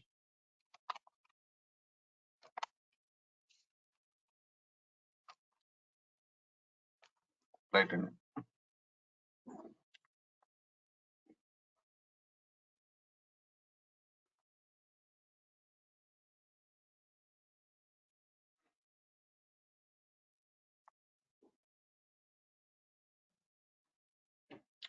So now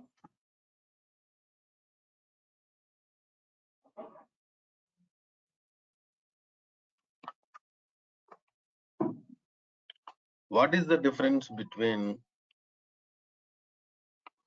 Windows authentication login and this SQL authentication login?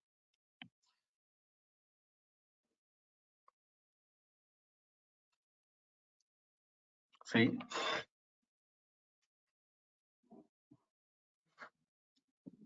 Windows authentication login can be used for only local connections. In the same way, while connecting to Management Studio, Windows authentication will not ask for credentials. Credentials means what? Username and password. Right. Coming to SQL Server authentication, it can be used for local connections and remote connections also. And while connecting to Management Studio, SQL Server authentication asks for login name and password. Right in. So now coming to next scenario.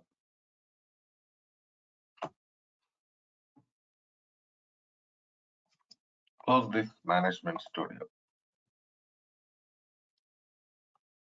Open it.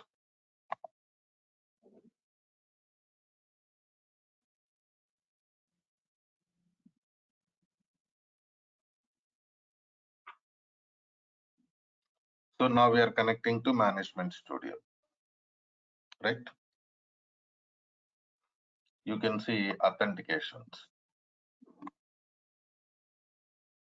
See, select SQL Server authentication.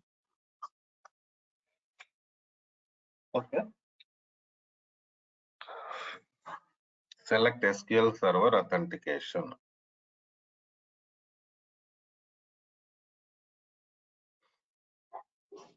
See, it is asking for login name and password. See. Connect.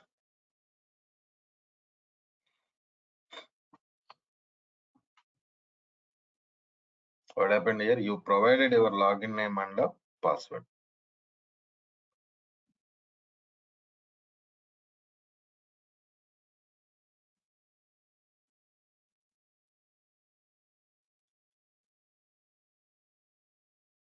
Right in.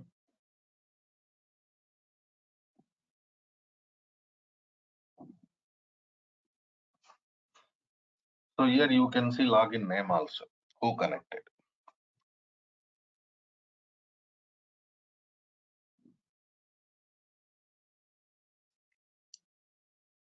In the same way, close this window. Connect to Management Studio.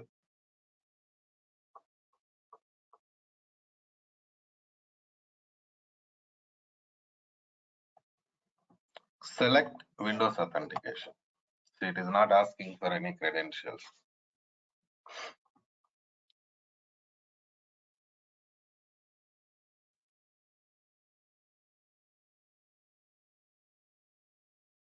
Okay, Nandi?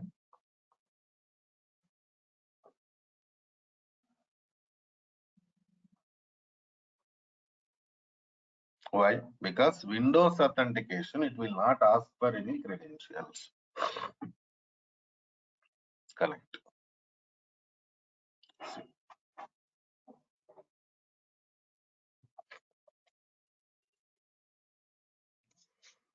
Generally, some questions will be there here. What type of authentication we use in real-time environment?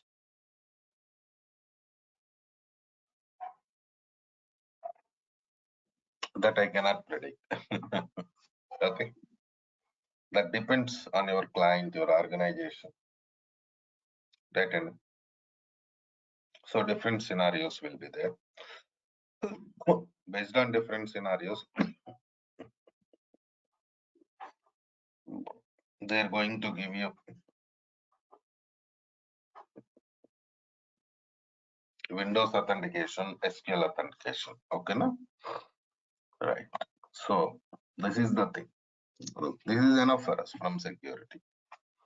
So what are the different authentications available? How we are going to work with them? Those things required for us. So let's connect it to Management Studio.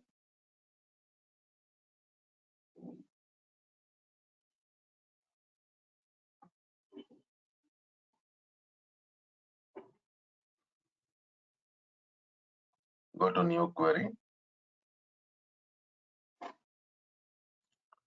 So don't forget to select your database. Use Suresh DB. That means what happened now? We connected to Suresh DB.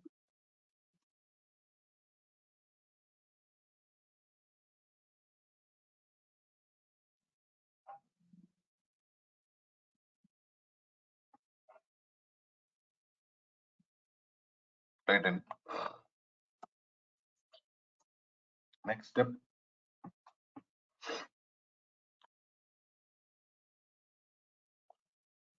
We'll continue with the select statements only now, because we already started working with select statements, right? So basic type of select statements we discussed.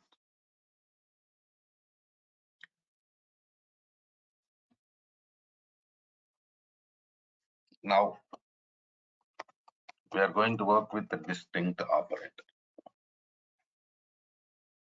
What is that? Distinct operator.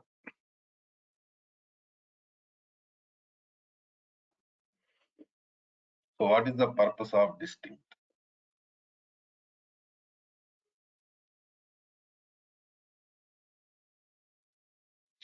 See, basically distinct operator is used to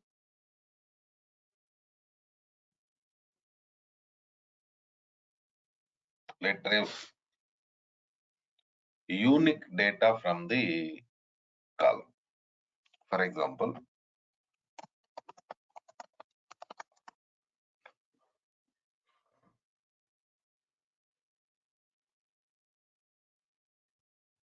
select salary from employee.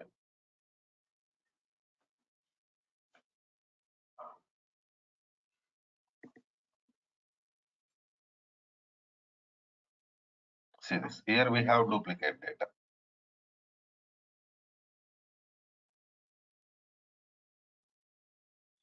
Right, Andy?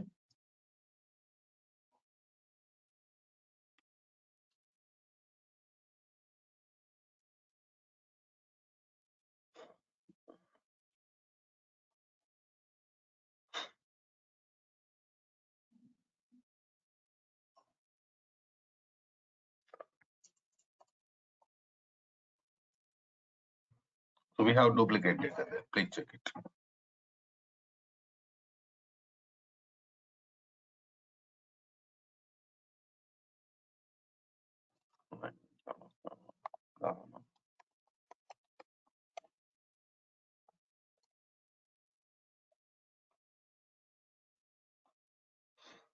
Distinct of salary I'm using now. See this now.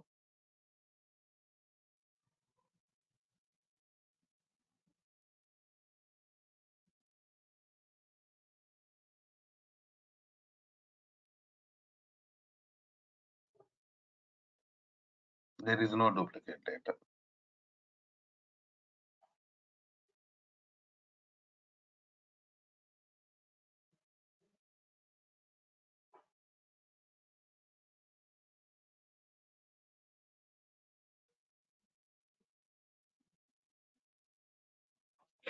What happened now?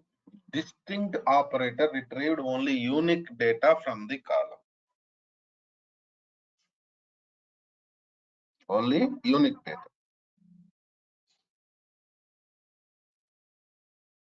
Generally, we feel like data deleted. Whatever the duplicate data is there in the column, that is deleted. That is what our feel.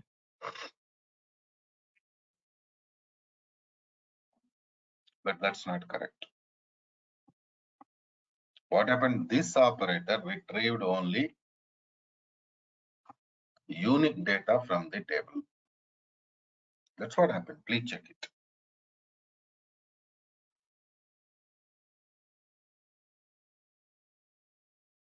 Is it clear?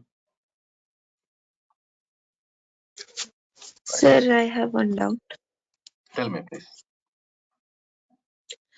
So you have used distinct data for salary. If there will be two data type like salary and employee name will be different, right? In that case. So you have to apply distinct operator on individual columns. Okay. Right. Okay, now. Any questions? Okay, thanks. Anybody, please? Sir, is it possible So if, to take a second column as well, salary No, and that's not employee? possible. No, Okay. not possible. Yeah. Tell me, Rajalakshmi. sir, you have used before star operator, right? So There, star operator will be like for whole table it will show, is it? star means Yeah. all columns. Okay, sir.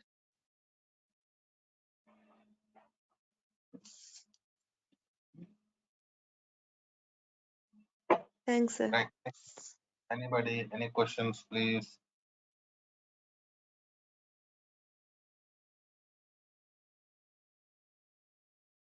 Okay. Let's do one thing. Some of you have not installed SQL Server. I know that. Even database also not created. Because if you want to create a database, you need backup.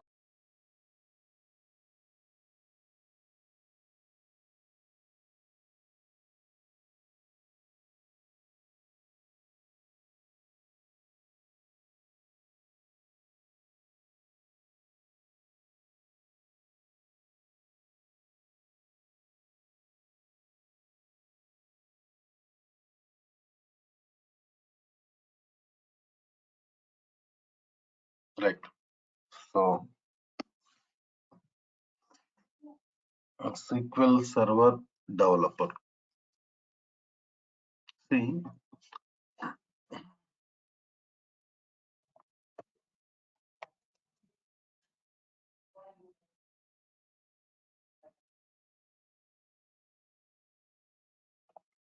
So in this training part,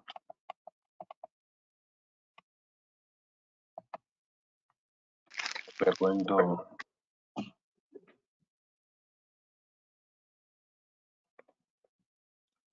work with the development tasks of the SQL Server. So different scenarios like tables creation, commands, queries, some programs like stored procedures. These are all we are going to work in this training part. Okay. So I am talking about tables concept. See, in RDBMS databases,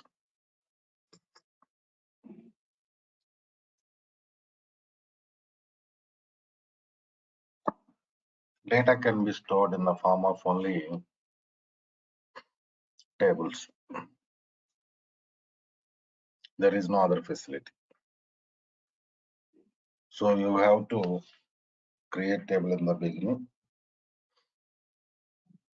Then only you can go for data storage. So now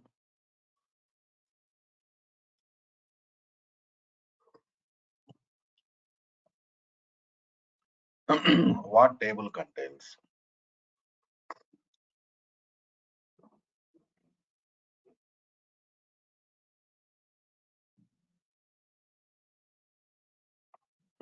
You are right.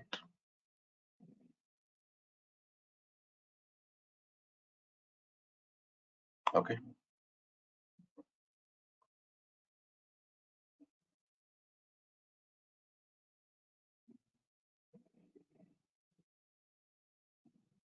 So what table contains? That is important. Table always contains columns. Columns means structure. In the same way, rows. Rows means date. So what is column? What is row? General confusion. See,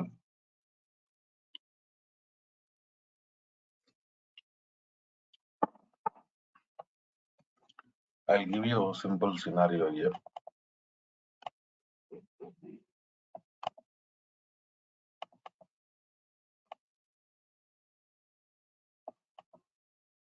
Suppose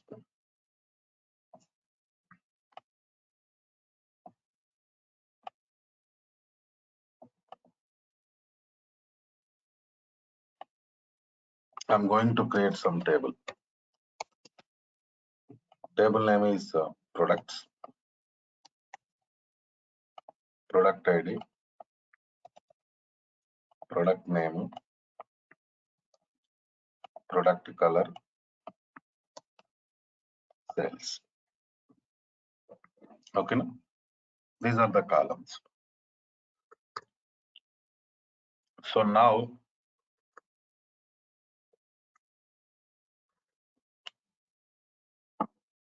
after creating this table, we are going to insert data into this table in the form of rows. So this area comes under structure, and this area, rows area, comes under data.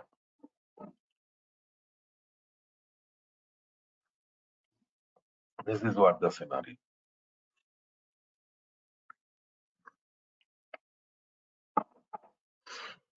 So in RDBMS databases, the only way you can store data is table.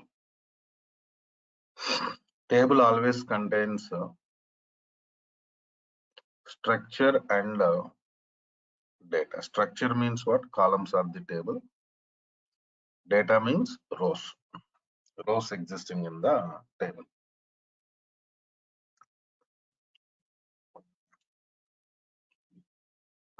Coming to next scenario. In RDBMS databases, we have some language called as SQL language.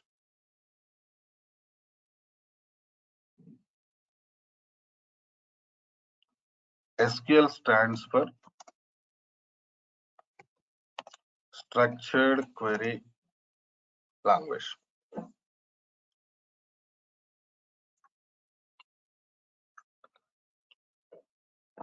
This is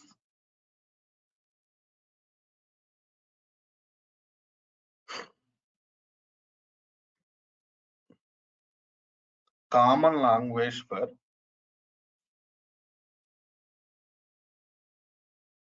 database development, not only Microsoft SQL Server. You go to any RDBMS database,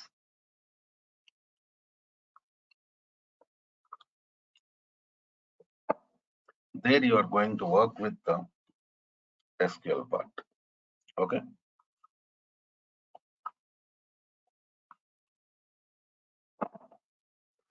That is what the scenario.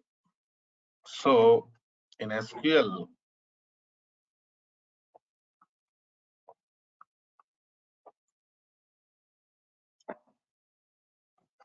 we have sublanguages like DDL, data definition language, DML, data manipulation language, DRL, data retrieval language, TCL, transaction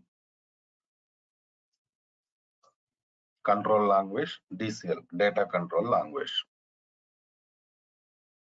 So these are the different sublanguages we have.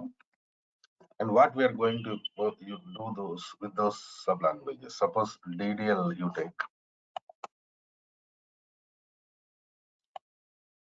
Suppose we are working with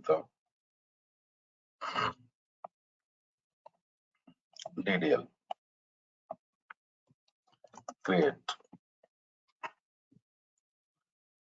Creating table. Right. So in the beginning, you started database development means you start with the table creation only. Right. After creating table, generally what happens, sometimes we go for modifications, alter table. So alter command. That means like, suppose table already created, that is existing in the database. Now you can alter it. For example, adding new columns to the table, dropping columns from the table. So change data type of the columns. So this type of changes we are going to perform. Okay. So that is alter statement. After that, truncate statement also. I mean, these are commands of DDL. So truncate command, it is used to delete data from the table. Then we have drop. So drop command is used to delete a table from the database. Okay, now we have different scenarios. See that in the beginning you are going to create table, right? So as per your requirement,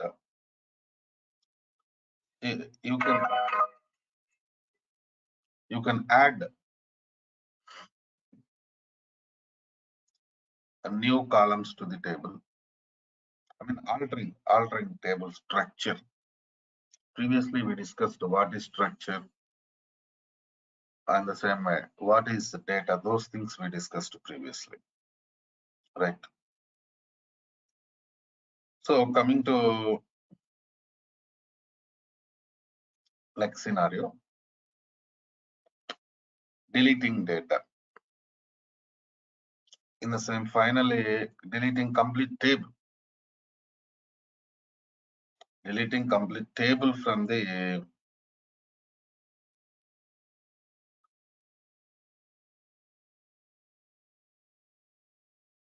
database. So these are all comes under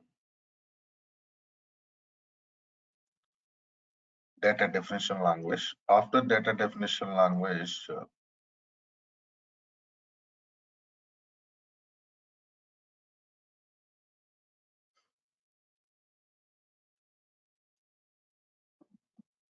we are going to work with the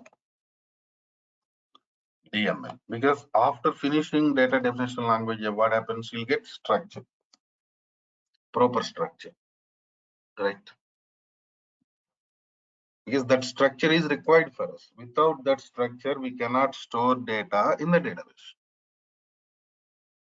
That's why in the beginning, what we are doing, we are going to work with the structure of the table. We are going to create structure of the table. Then we are going to work with the DML. Insert, update, delete. These are DML commands. Inserting table already created, right? So now table structure is ready. So you can insert the data, storage, right? And after that, you can go for update. You can update data. Update means what? Replacement. Suppose you are working with some database. So if you want to replace it with some other data, then you can go for it, right? So that is update command. Then we have delete operation. That is deleting data from the table. Suppose now you are working with some database, some data is existing in the table. You don't want to keep it in the table, then what to do? You can delete it, right? And so these are the different scenarios we have. Okay. So coming to next scenario.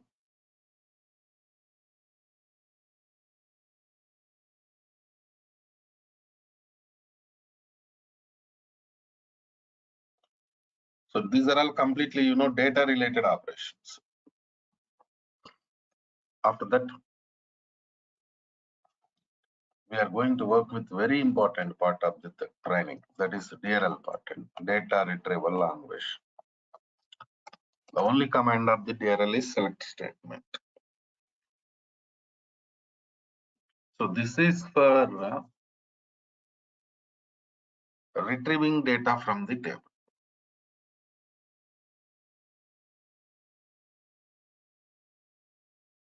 Suppose there is some data in the table.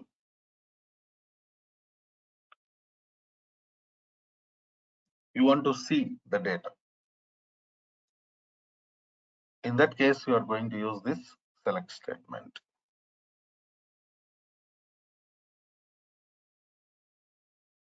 Right.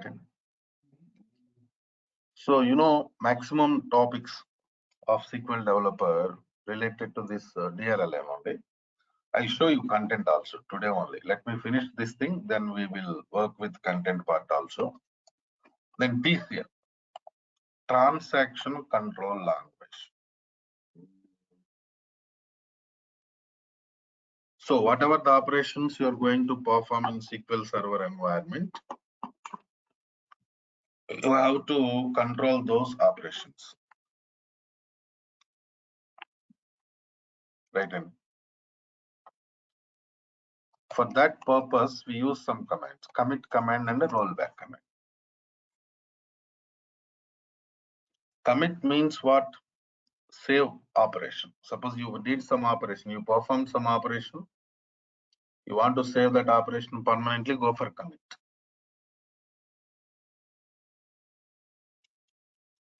In the same way, we have rollback operation. Rollback means suppose you performed some operation, you don't want to save it, you want to cancel that operation, then you are going to use rollback.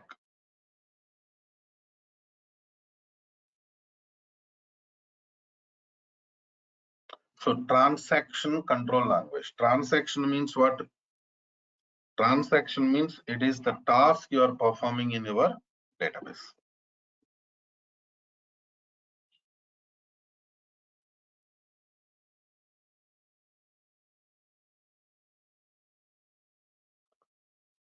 So in the same way, finally, we are going to work with the DCL, data control language. So data control language means it is related to logins creation, providing permissions, canceling permissions.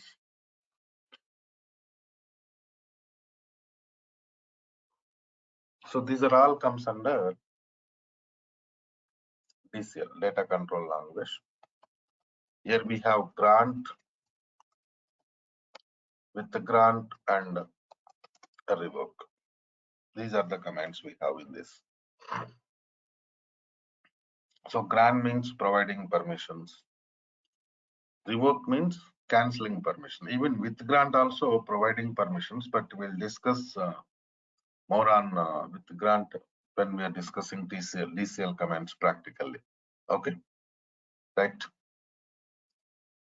So now coming to next scenario.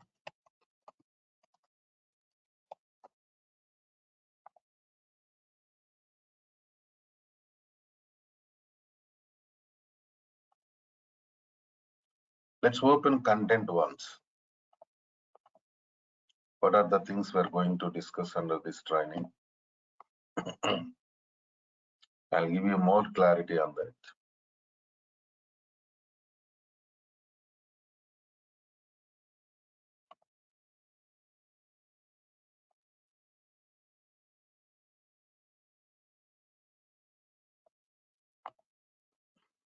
See this is the content we are going to discuss.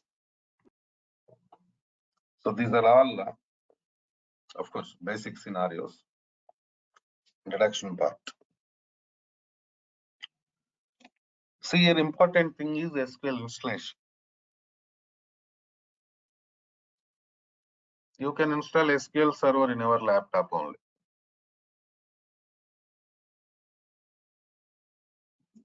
Right. The only requirement for SQL Server installation is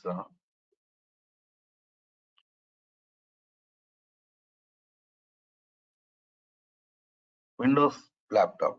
Suppose you have Windows 10 or Windows 11, directly you can go for SQL Server installation, no problem at all. Right. So coming to next scenario. I already prepared videos for SQL installation. You just please ask training team, they will give you. Then here we are going to start our commands. See this. So data definition, data manipulation, data retrieval. Commit, rollback, and buffer management means that is TCL. See that.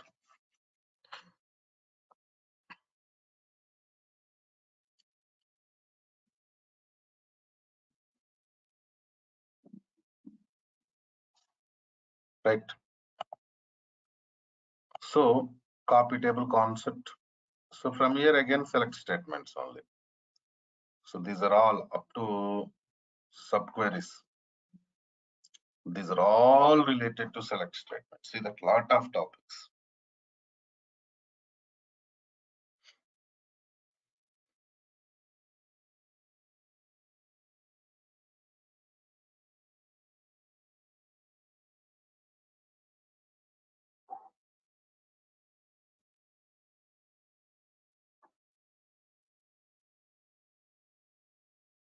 right? So this is the scenario. So that is the importance of select statements in this training. And then we're going to work with constraints, normalization, indexes, temp table, CT, profiler. So up to this level, completely commands queries part. Completely. It's completely related to commands and queries. From here up to this level, programming part completely. See that.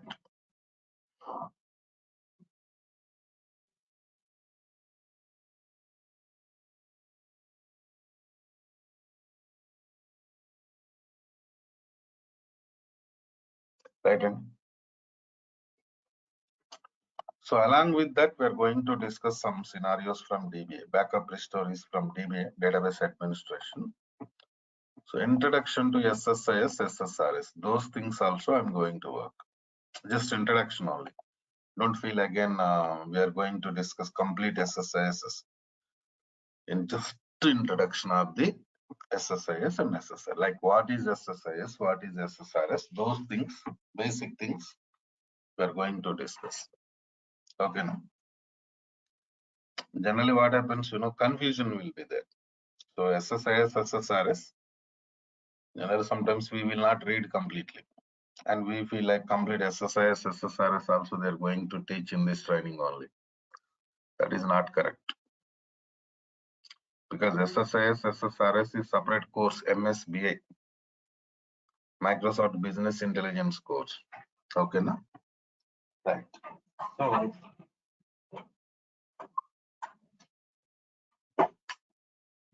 coming to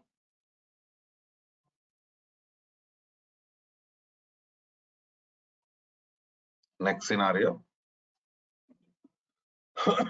In SQL Server environment,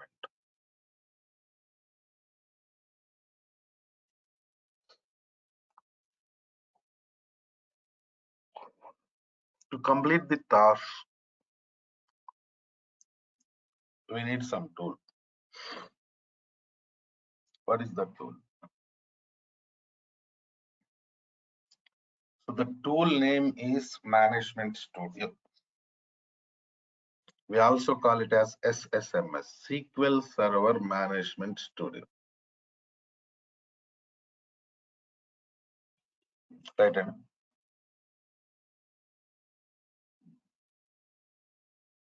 you're already SQL Server installed. I'm opening this tool. You also install it in our laptops.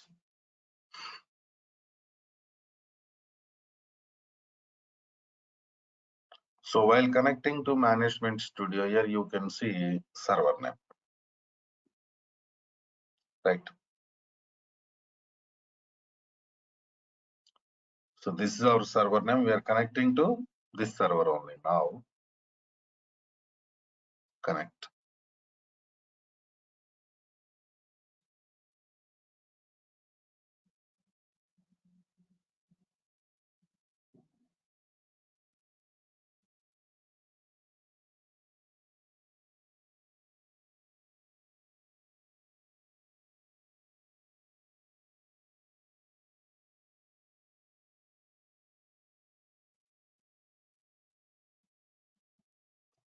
So this is Management Studio environment. But here we are going to work with the commands queries, right? And so for that, you can see new query window here. See, we connected to query window. Here in SQL Server environment, what happens, we are going to work with more number of, multiple databases. That is what the scenario. That's why after connecting to Management Studio, you have to select your database name. Suppose my database name is Suresh. use Suresh DB means you're going to select your database. That's all.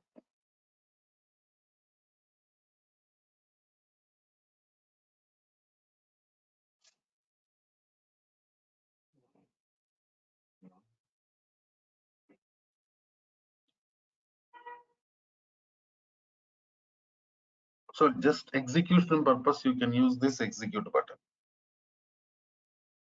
See this. Or function key F5 from the keyboard can be used for execution. See, done.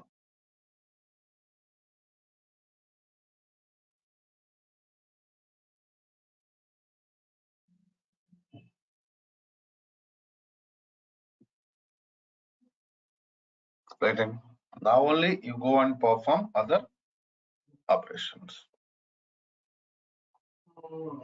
Right.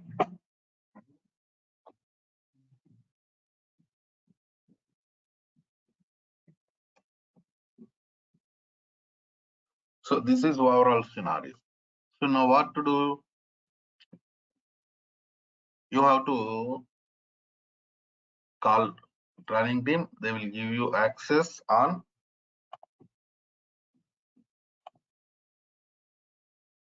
videos, installation video and database creation video. Right. So in this scenario,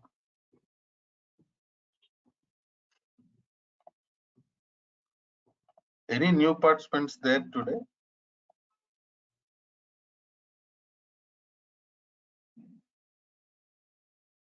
Yashwant Krishna, world participant.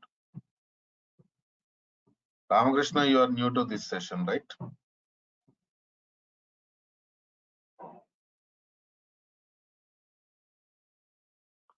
Only Ramakrishna is the new participant. All are old participants only. I think we already discussed these points, right? Everything discussed.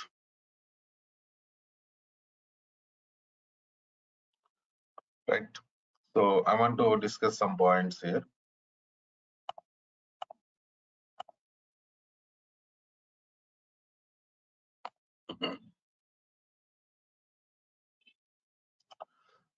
Bhargav, you are DBA, right? Bhargav. I know that. I remember your name. All participants.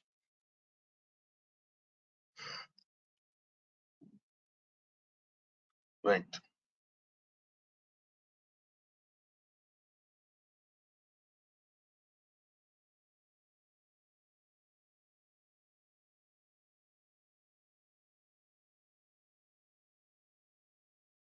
So all participants, we are going to change link from Wednesday. Before that, if anybody, already some people enrolled, I know that I have their names also. Other participants, if anybody wants to continue this training, enroll with this, because if Wednesday onwards, only enrolled people can attend this class. Enroll means fee paid. Fee paid. Okay, so I want to stop here itself for today, because a lot of people have not completed SQL installation. So now I will ask a list of the participants who enrolled for this training, and I will share you Google Drive access. You'll get it as SQL installation, Google Drive name. You'll get access today. Complete installation, and you'll get email also. Like from database backup file, you'll get email also. There only you can see restore video, restore database also. Restore database means what? Creating database. Finish all these things.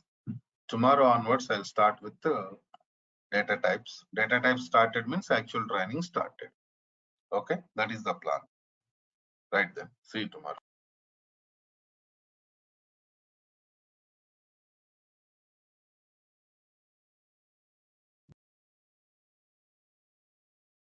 Guys, please confirm to me. All of you get my voice on screen. Those are attending in online.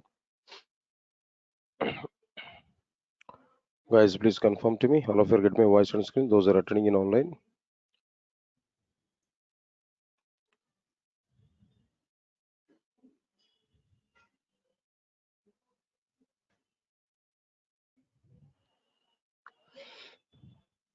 Guys, please confirm to me. All of you get my voice on screen.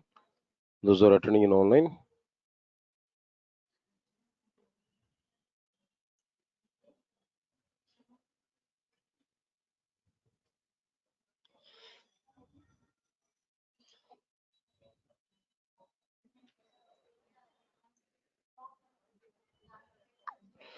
Right.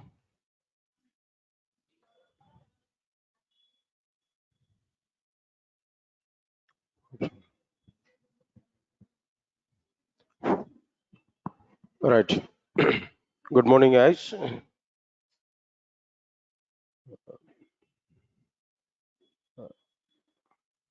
And one small notice to everybody.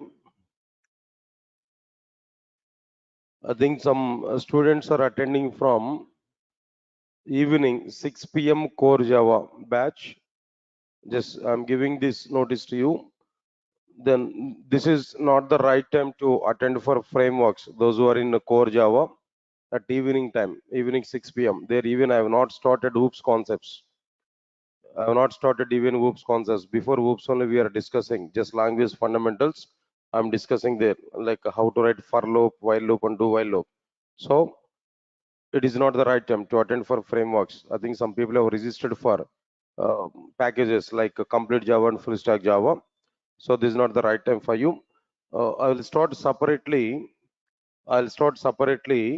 Frameworks classes and advanced Java classes at evening time. But at present, for morning full stack Java students and some other students, we are taking these classes now. Okay. Then if any of you are coming from evening 6 p.m. core Java batch, then better not to attend for this class today onwards even, right? Today it's okay, it's a basic introduction part, then we can continue with that. But actual content is not required, then we'll plan for it separately. Okay. All right, sir. Now just give some time to me, then let me prepare some document and all. The classroom notes also we have to create.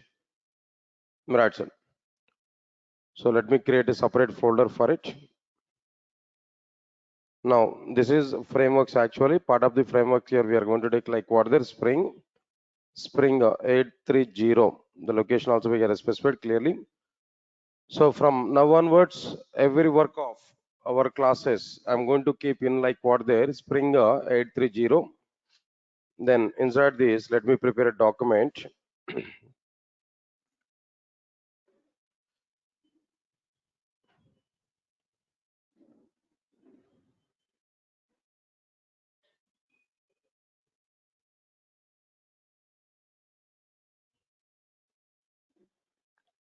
Right, sir. Now here I need to provide spring 830.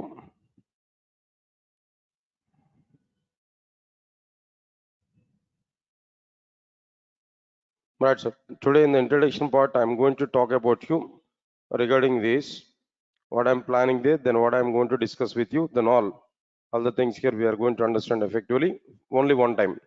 Then after that, we'll move forward into our introduction content. All right, sir. Okay. Then see this. Then first of all, today here I'm starting these classes with the spring, but actually we are planning to start like what there Java frameworks. The total batch, no, it is like what there Java frameworks. All right, sir. In a Java frameworks, what exactly the content here we are including there? In Java frameworks, the content here what we are including there? Observe carefully. In a Java frameworks, the topics will be few topics like what there. 1 minute. The topics will be like what there? Spring, then Spring Boot. First one is like what there? Spring. Next one is a Spring Boot. Next one is a microservices. These are like what there? One set of concepts, no? Then after that, web services. Like this here we have to start. Then before that, I need to go for like what there? Like now here we need to understand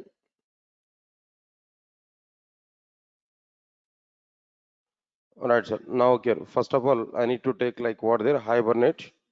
Then next one is like what there Spring. These are overall the topic here, the topics here what we are having there.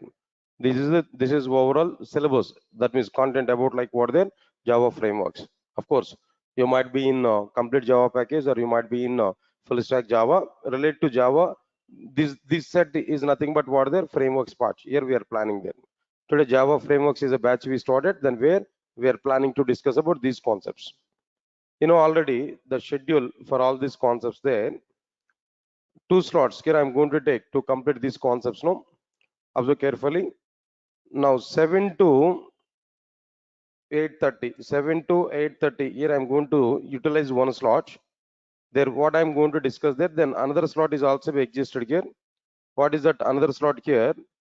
Now this will be like what the today. Then now here at present here we are taking the class there 8:30 a.m. to 10 a.m. Here we are taking only one time. Let me confirm it. One time if I complete it, then I'll move on to our content here. Now, right? So at present here today here I'm planning to start like what there Spring framework here now. Spring here I'm taking now. Okay, fine. Now it's going to be started. The Spring framework is going on here like this. I'm going to take the classes continuously about the Spring framework continuously like this. It's going to be started. Then after few days of time, actually servlets and JSPs are going on at 7 to 8:30. When I complete the servlets and JSPs, there I will start like what there Hibernate. There I will start what there Hibernate. So Hibernate still Spring is going to be happen. It's going on there. When I complete Spring at 8:30 to 10 now, here I will take like what there Spring Boot. The topic here I will start Spring Boot topic. Meanwhile, at 7 to 8:30, which topic is going to be happen there? No, Hibernate is going on there. So here we are planning to complete like what there Hibernate here. Right, sir. Hibernate is going on. When Hibernate is going on there, when Hibernate is completed, here I'm going to start like what there web services. Meanwhile, here what is going on here? No, Spring Boot is going on here at 8:30 to 10. So it's going to be happen. When the Spring Boot is completed, Spring Boot may take less time only, not too much time here. Then after that, I'll start like what there microservices. So at 8:30 to 10 now, at 8:30 to 10 now, continuously we are having the topics like what there Spring Boot, microservices. But after a few days of time, I'll start Hibernate at 7 to 8:30. Once Hibernate is completed, there I will start what there web services. This is actual schedule what I'm going to follow. Part of the frameworks and as well as like what there, then part of the all right, the total overall content here. Now try to recognize this clearly. All right, sir. Then after that, let's come for this content here. Let's come for this Spring content here. If you have to this, in general, maybe then people are having some different opinion in outside. Even still people are coming to me, they're asking one question to me frequently, but I don't know what is the reason why they are getting this type of question, but frequently one question is coming. Sir, I selected for a company. They are given work on Spring Boot and microservices, but I don't know anything about Java. Especially at evening 6 o'clock, people are asked to me now. So I don't know anything about Java. So can I learn Spring Boot directly, Spring Boot and microservices directly? Is it possible to learn Spring Boot and microservices directly? Right. Anyway, answer for this question is no, not at all. Without having knowledge on Java, how it is possible to learn Spring Boot and microservices? No. Understand it clearly? No, not possible. Leave this. Second question, another question here. What about this another question? No. Sir, I have knowledge on only core Java. Only core Java I know. Apart from that, I don't have any knowledge there. So can I learn Spring Boot? No. Again, this is a question here. No. Again, I'm telling to you, no. Not possible. See, it will be possible up to some part of the Spring Boot microservices. But once we are in some web environment, then how it is possible to understand that without having knowledge on the servlets and JSPs? No. Then before that, one more point I'm telling that to learn a Spring Boot, definitely we need Spring knowledge. Without having knowledge on Spring, it is not possible to understand Spring Boot and microservices. Understand it clearly. So without having prior knowledge on Spring framework, not possible to understand what their Spring Boot and microservices. Please recognize this clearly. So because of that reason only, I'm taking the classes like what this Spring onwards. Of course, in outside environment already observed that people are announcing a separate batch for Spring and microservices, Spring Boot and microservices. There what the trainers are also given, they are giving the information there. No need to understand the complete Spring framework. Just only basics of the Spring framework is sufficient to come for what their Spring Boot and microservices now. But again, I'm telling there, half of the knowledge only we are able to get if you follow that approach, not complete knowledge. I'll give the clarity why complete knowledge we are not going to get with that only basis of Spring framework now. I'll give that reasons later on. Don't worry for it. But the point what I'm telling to you, if you know the Spring framework completely, then it is very easy to understand Spring Boot and microservices. Without having complete knowledge on Spring framework, we are able to understand little bit only in the Spring Boot and microservices. So because of that reason, we are going to use what there, we are going to understand effectively Spring framework. After that only, I'll plan for what there, Spring Boot and microservices. Don't hurry for it. Don't try to learn immediately Spring Boot and microservices. You are not going to understand complete internals. To understand internals of the technology, definitely we should have knowledge on what there, Spring Boot, complete Spring. Simple example. Tell me, by using Spring Boot, what type of applications we are going to prepare? You want to prepare only core Java programs? Only standalone applications you want to prepare? No. The Spring Boot application is like a core Java application, but it will activate web application internally. It will start server internally, it will deploy the application to the server, and it will expose like what their web application. Understand my point? You know, that framework is designed in that way. So because of that reason, without having knowledge on Spring, we are unable to understand Spring Boot. That's the point I'm telling to you. Right? So that standard foundation is required in Spring framework also. For that purpose only, here today we are going to start what their Spring content. Again, I'm telling there, if any of you are expecting today directly Spring Boot, next to tomorrow microservice in the sense, forget about this course now, not required to attend for this course. The next complete Spring framework I have to discuss, then after that only I'll move on to what their Spring Boot and microservices. Again and again, I'm telling the same point. Now try to understand it clearly. All right, sir. Now coming to the Spring framework, what we are going to discuss actually in a Spring framework, what exactly the concepts here I'm going to discuss there. What modules here I'm going to discuss. Let us understand one time clearly. In a Spring framework, first one, introduction part, very good introduction here. We are going to see what is framework, what is the requirement to come for frameworks, why we need a Spring framework, why it is very good when compared with other frameworks. This kind of environment we are going to understand. Here in the introduction part, majorly, we are going to put much focus on what is a framework. What exactly the requirement of the frameworks? A simple question I'm asking there. To design web applications or enterprise applications, we have so many technologies. Servlets and JSPs are available, EJBC is available. Then apart from that, number of servers are available, like Tomcat, WebLogic or something else. Then after that, IDs are available, Eclipse, NetBeans, maybe, and IntelliJ IDEA, so many. These many things are available to prepare and execute enterprise applications. Then still, what is the requirement to go for framework? What is the need of the framework? That solid introduction is required. That exact point we require. What is the requirement of the frameworks? That exact point is required. Then only we are able to understand the concepts now. After understanding the framework, requirement of the framework, so many frameworks are available in outside. So many frameworks are available. Then why we should go for Spring?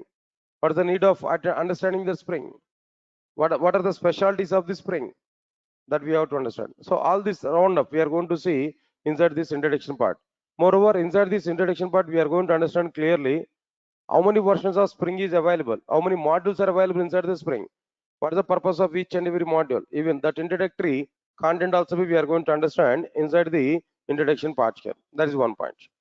Next one, after that, next immediately we are going to see steps to prepare Spring application. What are the basic steps? What elements we require if you want to prepare a basic Spring application. Of course, core module application only. But before going to start core module, we need to have awareness on it, how to prepare that basic Spring project. Just to display hello world and console, how we are going to prepare that. Right, sir. Third one is like what there, where I'm going to start what there, core module. Core module, Spring core module, where IOC containers topics are available. Like application context and bean factory, like different containers are available. What is the need of these containers? What is the life cycle of the containers? Then after that, what is the meaning of dependency injection? Like so many core concepts are available. Internationalization support in Spring core module. Data validation support in Spring core module. Property editors in Spring core module. Dependency injection.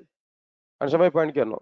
Like then after that, setter method dependency injection, constructor dependency injection, interfaces dependency injection. So many dependency injections that related topics are available. So many concepts are available. That core module is a heart for Spring framework. Core module is what their heart for Spring framework. Without having knowledge on core module, we are unable to understand anything in Spring framework. You know already core Java, right? In core Java, which topic is a heart in entire core Java? Object orientation. Without knowing object orientation, we can't do anything in the core Java. Once you are not having awareness on object orientation, no core Java, nothing about this Java. Similarly, in a Spring framework, the core module is available in that way. If you want to create a bean object and if you want to execute our business logic, container is required. The containers concepts will be covered inside like what their core module. If no container, no Spring framework. No container, no Spring framework. Answer my point here now. So because of that reason, core module is very important for us. Next one, after completion of this core module, we are going to start with what there Spring DAO JDBC module. DAO or JDBC, both are same here. DAO module is very small module only, but afterwards we will plan for what there JDBC module. All right, sir. What exactly the purpose of this JDBC module? Simple. For the sake of your awareness, I am talking there. Guys, can you tell me what steps we required to prepare JDBC program, normal JDBC program? What are the various steps we required to prepare normal JDBC programs? Can you tell me? First of all, load and register driver. Then what next one there? Establish connection. Then after that, after establish the connection, then what next one there? Create a statement or prepare a statement or a callable statement. Then after that, write and execute SQL queries. Then after that, what next one there? Close the resources here. Am I right or not? Right, sir. Now here, these many steps here we have to write. So this is somewhat like what there boilerplate code. In every JDBC program, the same steps we have to repeat. So we can say that what there, then boilerplate code, some duplicate code every time now. But if you use a Spring JDBC module, no need to write all these things, directly only one step. Write and execute SQL queries. Only one method where we can write that SQL query, finish. That query is going to be executed. Understand it clearly. So the JDBC module is available. Very good advantages here we are able to get. Whatever the work, whatever the concepts we are able to learn in normal JDBC, all the concepts we are going to understand in a Spring JDBC module in a very simplified manner. In very simplified manner, we are able to understand, we are able to perform all JDBC operations. What we have seen in normal JDBC, everything we are going to see inside what there, that is Spring JDBC. Support is available, but in a simplified manner. Observe carefully. Leave this one. Then after that, after completion of this, there we are going to understand like what there Spring AOP module, aspect oriented programming, aspect orientation. All right, sir.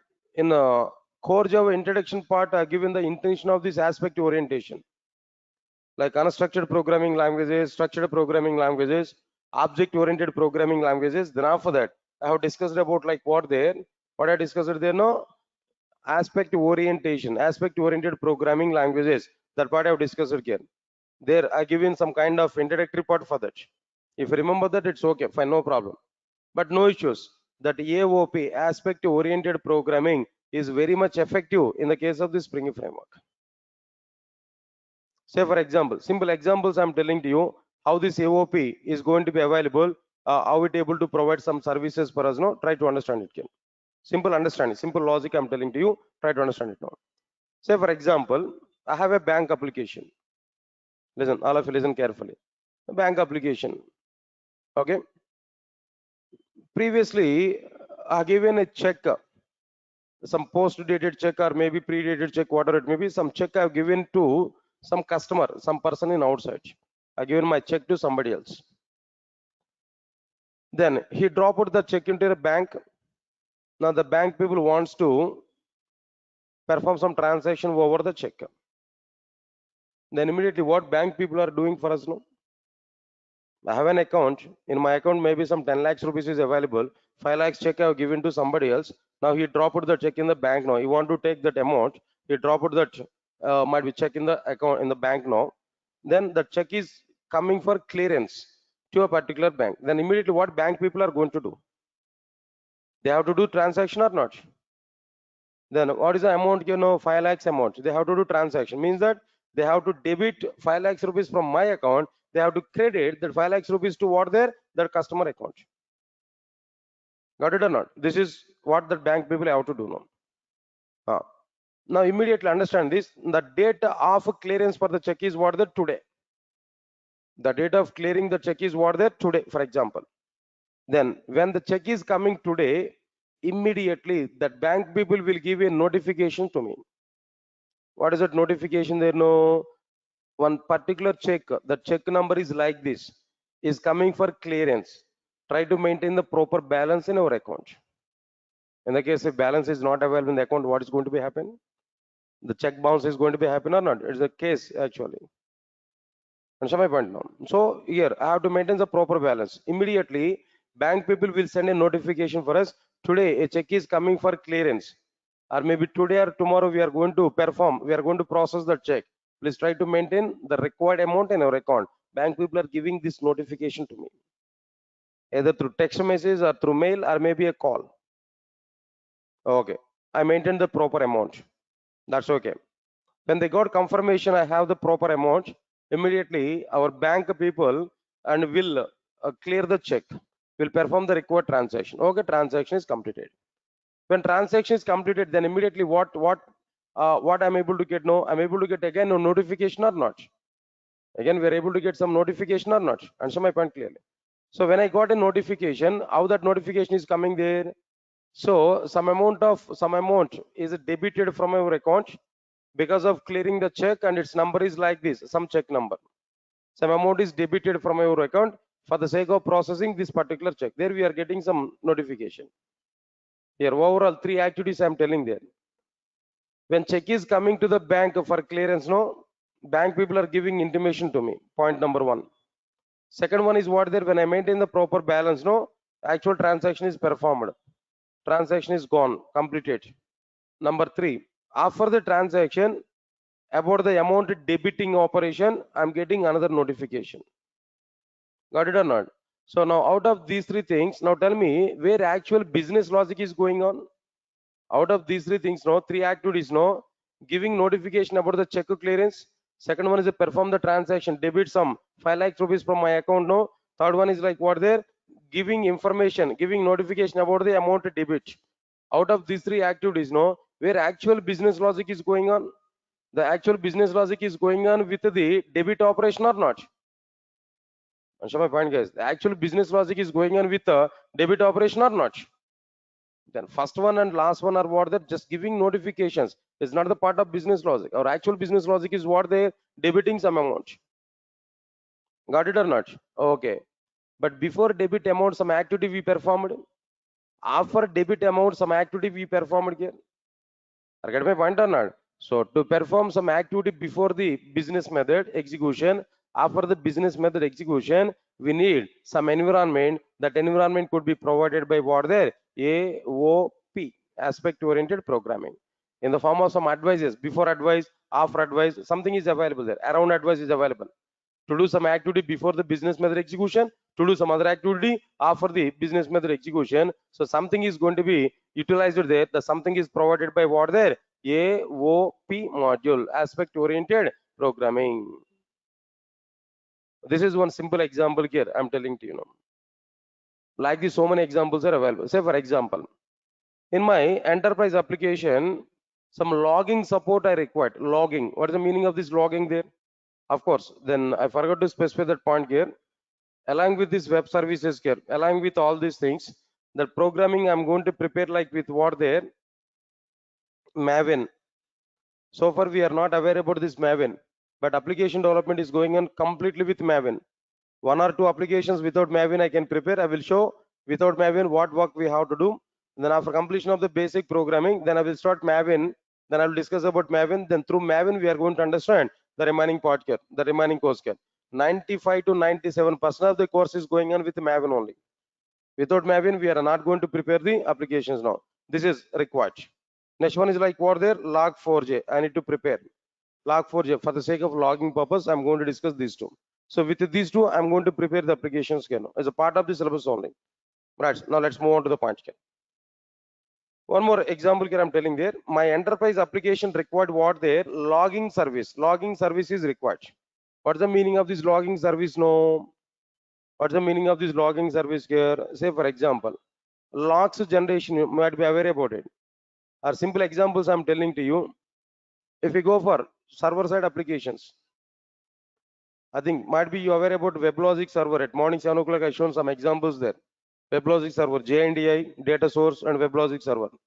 When I start WebLogic server, when a command prompt is opened, server prompt, server console, here in the server prompt, some text data is displaying continuously. At least you might be recognized. Server state is changed to running mode, something else, you are getting that messages now. What are these messages actually? All these are logs only, logs of the server. Logs of the server. Okay, even forget this one. If you go for any normal organizations, say for example, Durga Soft, best example I'm telling them. Durga Soft has some employees now. Durga Soft has some employees. What they are doing there, maybe shifts wise, some employees are coming there. 7 to 2, one shift. 2 to 9 is another shift, for example. When an employee is coming inside the Durga Soft front office, no, then immediately, what is the first work my employees are doing there? At the entry level, there is a log book. In that log book, they have to enter startup time, start time. They have to give a signature. Then they have to write the time and they have to give a signature. When their shift is completed, then what they have to do? Log out to time, log in time, log out to time. Immediately they have to give some information around. So that is what their log book. In that log book, logs are going to be entered. Similarly, we can apply the same thing even for servers also. When we start the server, immediately server has to provide server startup in this particular minutes of time. There is a log on the server console. When I shut down the server, immediately there is a message, no, server shut down in this particular time. Okay, I started the server. I deploy my web application there into the server. So application is deployed in this particular time. When I undeploy the application, again, we have a message. This application is undeployed in this particular time. I submitted some request to my application there. Then request is coming in this particular time from the user. When a response is generated in this particular time. So they're nothing but what they're logs. So the process of maintaining these logs is nothing but what they're logging. The process of maintaining these logs is nothing but what they're logging. To maintain that logs, to manage that logging, we need to go for one service. That service is nothing but what they're logging service. To inject this logging service in my enterprise application, we required some approach, especially in Spring Framework, one approach is required to inject this logging service into my application. There we have to go for like what there, aspect orientation. Now here logging is an aspect. That aspect we are going to be injected into our enterprise application, where we are going to do with what there, AOP, aspect oriented programming. Not only that, number of services are available outside. Logging service, maybe security service, transaction service, maybe so many services are available. Middleware services, no. All these middleware services, if you want to integrate with our enterprise application, where AOP model is providing very good support for us. That's one thing here we have to understand them. Nice. Then after that, after completion of this AOP module, there we are going to understand like what there, Spring transaction module. What is the next one? Spring transaction module. Observe carefully. For the sake of transactions, guys, so many things are available. First of all, we have to understand what is a transaction. After understanding the transaction, what exactly the asset properties of the transactions. Asset properties are available: atomicity, consistency, isolation, durability.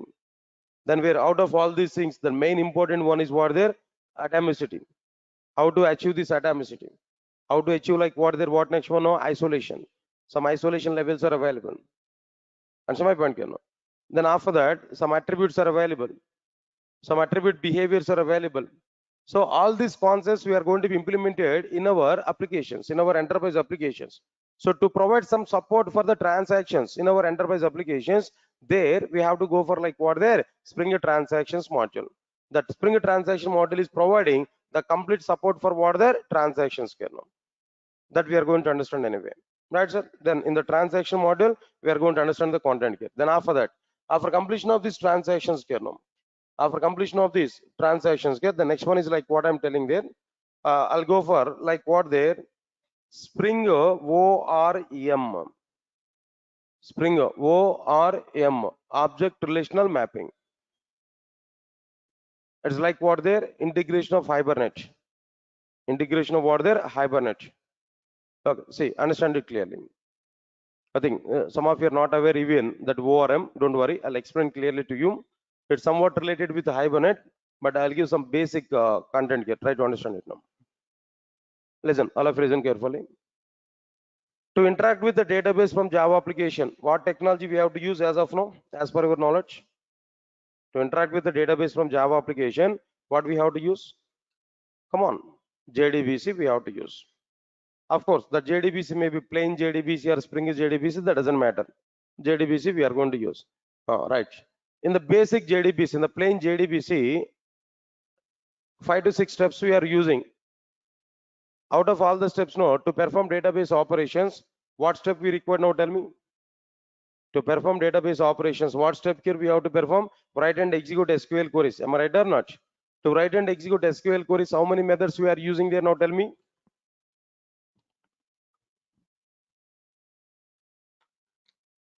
Right, sir. To write and execute SQL queries, overall, how many methods here we are using?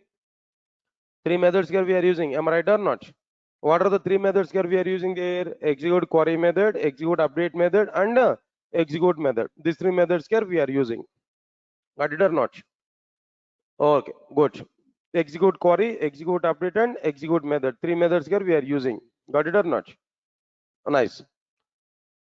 If you take any of these methods, of course, you know, execute query method is for select SQL query. Execute update method is for what there? Non-select SQL queries. Execute method is for the sake of what there? Both the types of SQL queries. Already you are aware about it clearly. But even if we take any of the method, there we have to write SQL queries or not? Select the star from EMP1. Update SQL query, delete SQL query, drop SQL query, create SQL query, select SQL query. In all 3 methods, we have to write SQL queries or not? If you want to write SQL queries in JDBC program, you should know you must have knowledge on Oracle database or not. We must have knowledge on SQL or not. So that is the JDBC environment. So final point is what there. If you want to work with JDBC, you must know SQL queries. So you must have SQL knowledge. Is it possible to prepare JDBC application without having SQL knowledge? You know, basically we have to write SQL queries or not. So you must have SQL knowledge. Got my point or not? But here my point is what there. I want to interact with the database and I want to perform all my database operations without using even a single SQL query. Without having any knowledge on single SQL query, I want to interact with my database. I want to perform the required database operations. In a JDBC, execute query method with the select SQL query. Then only we are getting the data. Result set object is coming. From the result set object, we are reading the data by using while rs.next method, by using sys.out.println of rs.get xxx methods. Got it or not? But what is the alternative I'm expecting there? Basically, myself is a Java developer, but I don't have any knowledge on SQL. I don't know anything about SQL, but still I want to perform database operations now. Then in my alternative, what I want to there, I want to prepare a Java bean object. Java bean class, Java bean object, I'm going to prepare employee bean. I'll create employee object. Inside this employee object, I will keep data, ENO, ENAME, ECL, EADER data. Directly, I'm going to store that employee object into the database table without writing any insert SQL query.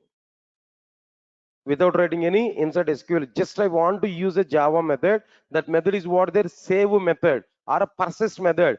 Just by using save or persist method, entire object I want to insert into the database table. Not required to write any SQL query, not required to write any insert SQL query. Or else already table is available. Already we have what there, one record is available. Now I want to update the data. Take again Java bean object. Insert the Java bean object, provide primary key value. Along with this primary key value, provide that data, normal data. What new data we want to update there, provide the data. Provide the data. Then simply access update method. Simple access what method? Java method, update method. Even I'm not writing any update SQL query, just Java method, update method. To that update method, pass that object. Which object there? No respective employee object. Automatically, updations have to be performed internally. I want to get an object. I want to get a particular record. That's my requirement here. In a plain JDBC, what we have to do there? Result set RS is equal to s2.execute query of select a star from EMP1, where ENO is equal to 111. Lot of instruction we have tried. But in my alternative, what I want to do there, just I want to call only get method. Get off the respective class I'm going to provide. Get off employee dot class. Automatically record will be retrieved from the database. That record data will be stored in the form of a bean object. That bean object is available to my application. I'm going to get the data from bean object. I'm not going to use any SQL query, but without using SQL queries, I'm able to get the data. I'm able to insert the data. I'm able to perform all the database operations. And finally, I'm going to work with only Java bean objects. Now, this alternative, this one is exactly possible in the case of Hibernate. In the case of what there? Hibernate, it is possible. Without knowing SQL queries, without using SQL queries, we can interact with the database, we can perform database operations. That is the main advantage with what there? Hibernate. Yes, sir, got my point or not? Now, what Spring is doing there? Spring doesn't have its own persistence mechanism, but Spring is able to provide some environment to integrate what their Hibernate applications. We can prepare Hibernate logic separately. Spring application is available. That Spring Hibernate application logic I want to integrate into my what there Spring application. For that purpose, we require some environment. That environment is provided by whom there? ORM. Spring ORM. Object Relational Mapping. This is Hibernate. Hibernate is one implementation of the ORM. For ORM, so many implementations are available. That famous one and one of the implementation is what their Hibernate. That Hibernate we are going to integrate with our Spring application. For integration purpose, we need some environment. That environment is provided by what their Spring ORM module. Of course, that ORM implementation may be Hibernate. Not only Hibernate, IBATIS may be available and OpenJPA is available and JPA is available. Any technology we can use to prepare our database related application, then integrate that application with our Spring application. For that purpose, we are having what there? Spring ORM, Object Relational Mapping. Clear to all of you what I'm telling you? So this is another topic here we are going to understand. After completion of this, another one is like what there? After the Spring ORM. Next one is like what there? Spring Web module. Spring Web module. What is this web module actually? What is the purpose of this web module? Before that, now answer for it. In outside might be we are able to prepare web applications. Am I right or not? We are able to prepare what applications? They know web applications. Now tell me, by using which technologies we are able to prepare web applications? No. By using which technologies we are able to prepare web applications? Now tell me. As of now, here we are having the concepts like what there? Servlets and JS space. Am I right or not? As of now, we are having the concepts like what there? Servlets and JSPs. Right, sir. Servlets and JSPs. Here we are having the concepts now. All right. Listen careful. I think you are not aware about this. Now let me explain that. Sir, first of all of you are comfortable. All of you are following the statements what I am telling there. But I don't know the reason why some people are in the middle getting disturbance. They are getting disturbed and they are having unnecessarily some kind of discussions there. Then are my points are clear to all of you? Are you able to follow the concepts what I am telling there? Straight question to all of you. What I am doing now? Don't say teaching now, right? Anyway, it's a teaching only, right? What I'm doing there actually, what I'm explaining now, spring, the total syllabus, what I'm going to be covered for you in the next duration, I'm talking there. Just one point about each and every module I'm telling to you know. Say this type of introduction is important. Why? Because if anybody else in outside, they're asking to you, if they're asking to you, tell me something about Spring now, at least you can open your mouth, you can say, the Spring framework has these many modules, where the purpose of each and every module like this, at least we can give some kind of introduction. Understand my point? And moreover, my selfishness is what there at present in this today's class now. My selfishness is what there. I'm trying to say what I'm going to explain to you in the next upcoming days. Indirectly, I'm giving the information about like what there importance of the Spring framework. So then better to understand the points here. These points are very, very important. And one more point I want to clarify to you guys. In outside, maybe so many developers are available, so many students are available. So many students, they completed the total Java, complete Java, full stack Java, totally they completed. But the learning approaches are different from person to person.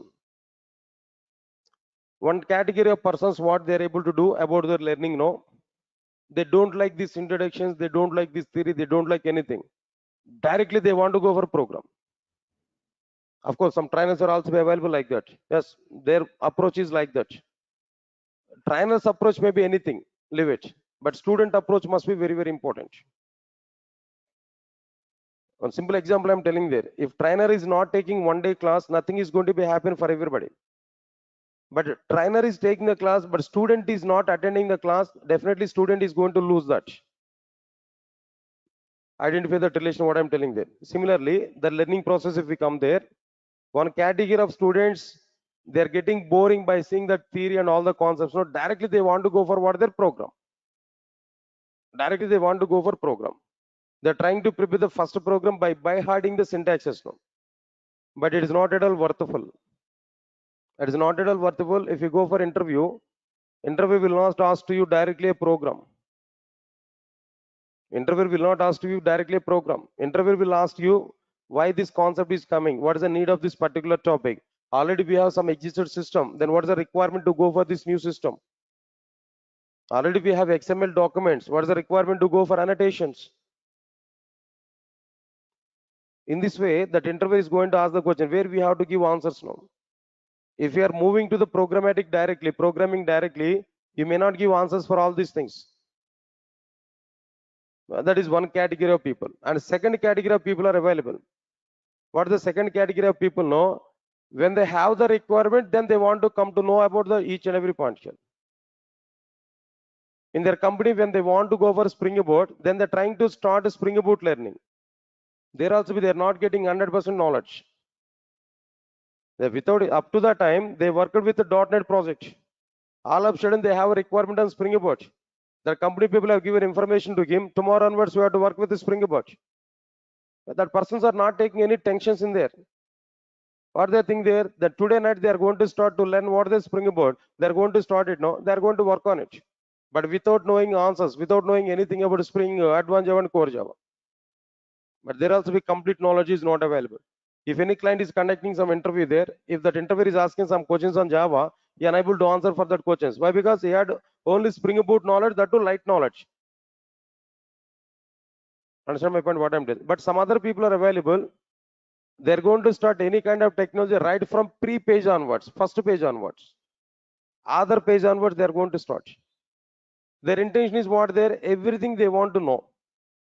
If A is depending on B, B is depending on C. Their approach is what there? They're going to start from C. After completion of C, then they will come to B. After completion of this, then they will come to what there A. And these people are standard people. Once they completed their learning process, if they go for any company, they will give challenges to the requirements. Let my project manager to do any type of work. No issues for me. I can handle. This type of confidence level is going to be happen. Understand, guys, what I'm telling there? So here, my view is also be what there. My view is also be not in the first two cases. I want to make you to understand like what there, the third case. Understand my point, you know? So because of that reason only, we are going to discuss about all these points here now. Please try to recognize this. Don't be deviate from the concepts now. So the what exactly the points I'm telling there, overall view of the course I'm telling there. At least some information we are able to get in the first class now. That's why I'm talking about all these points. Okay, fine.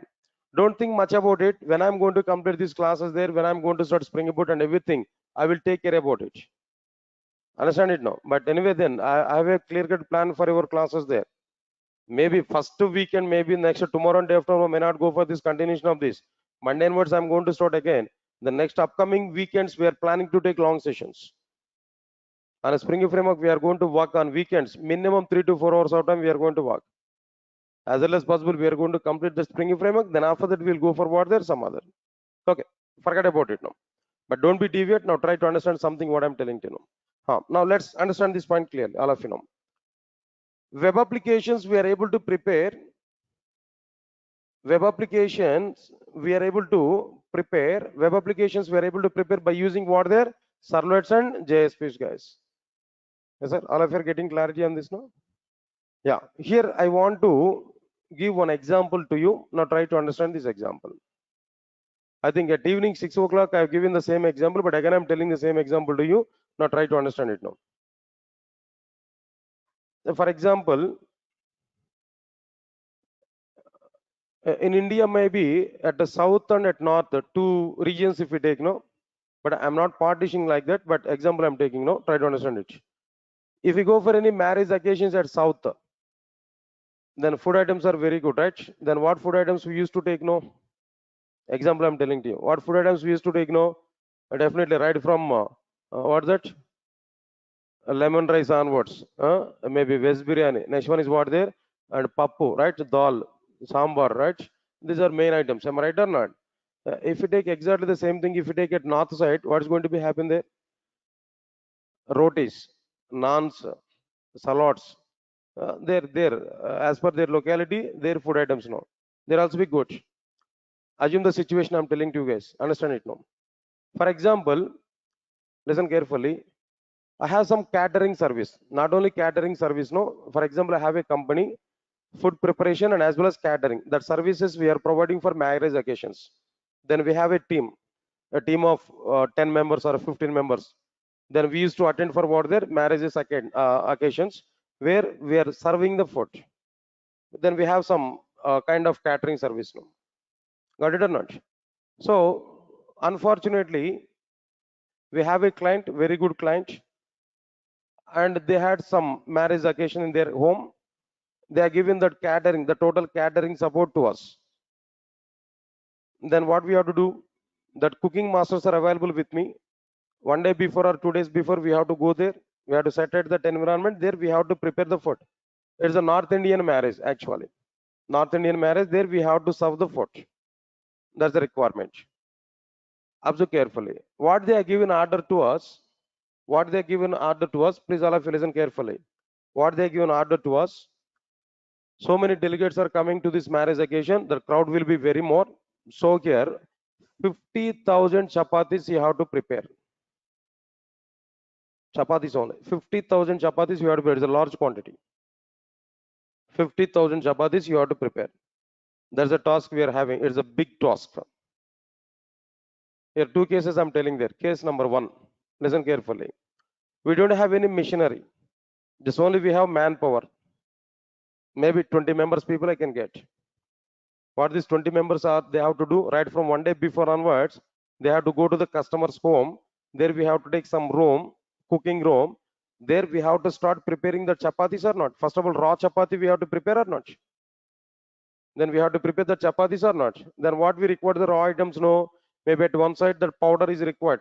Chapati powder is required.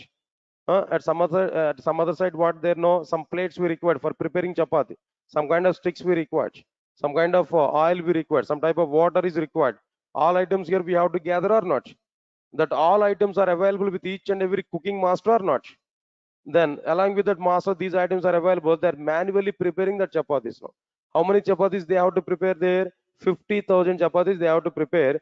3 days before they have to start preparing these chapatis now. Continuously, every day 24 hours. Every day 24 hours. 3 days of time they have to work. Then only they are able to get like what there? 50,000 raw chapatis. How many days we have to work there? 3 days of time we have to work. 20 members nearly 20 members and 20 slots they have created there. Then each slot contains like what there? One master, 24/7, 3 days of time they have to work, or maybe 5 days of time they have to work. Then only the raw chapatis we are able to get nearly 50,000. 5 days of time they have to work. 20 members team. This is a work, guys. This is one approach. Finally, the marriage date was there. Then occasion is going on. 50,000 or maybe 25,000 delegates are coming.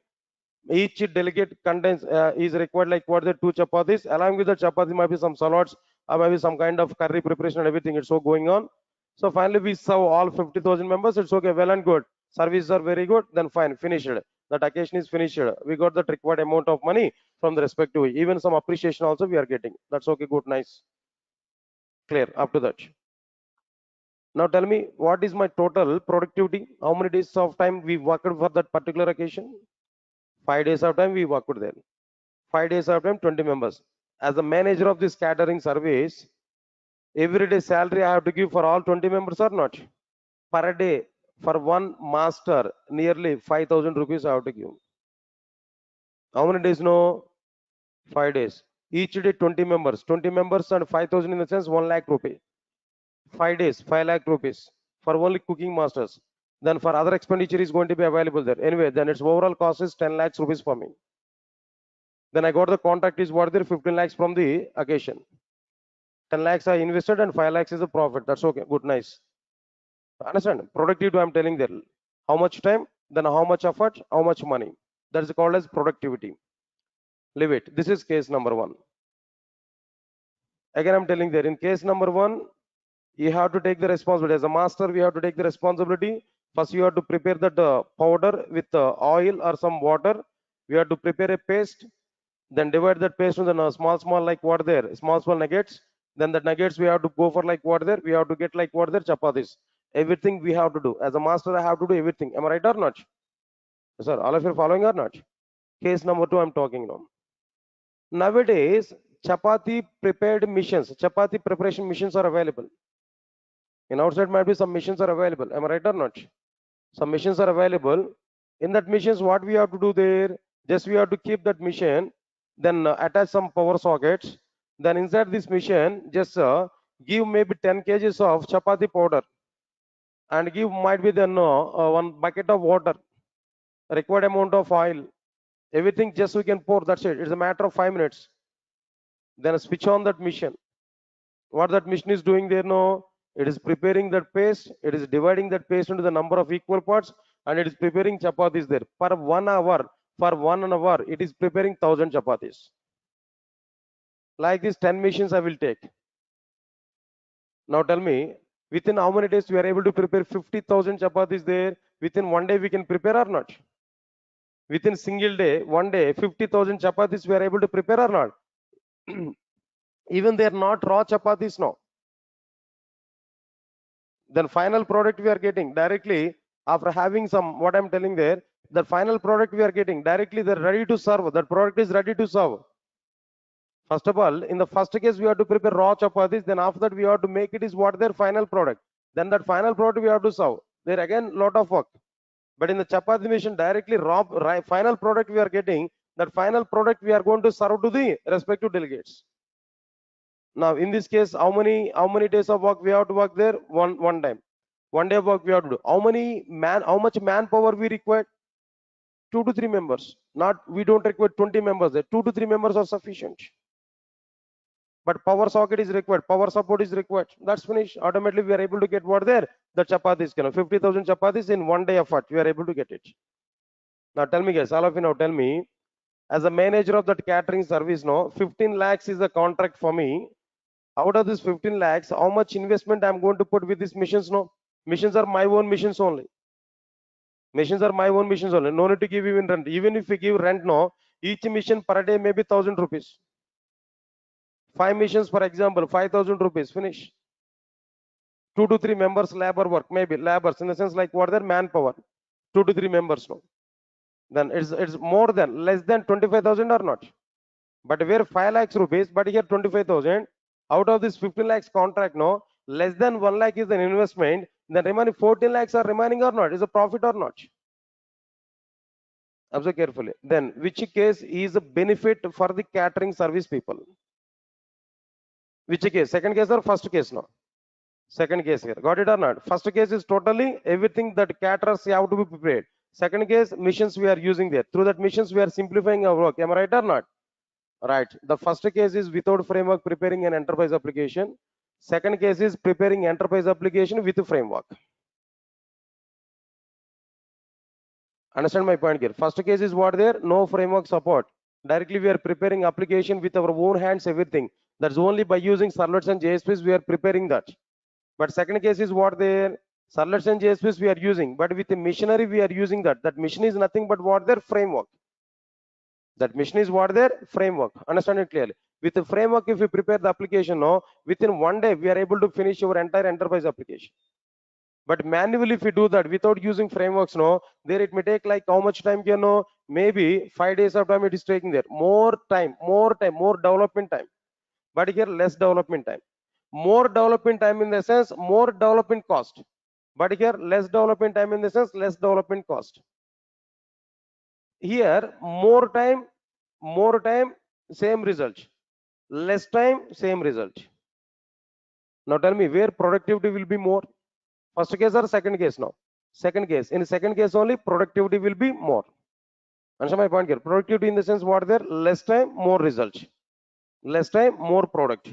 There is nothing but what their productivity. Productivity will be very good in the case of what their second case with the frameworks. Because of this reason only, nowadays every company is trying to use frameworks. Now tell me, if you are using frameworks, no, companies are getting benefit or not? If you are not using frameworks, no, companies are losing their profits or not?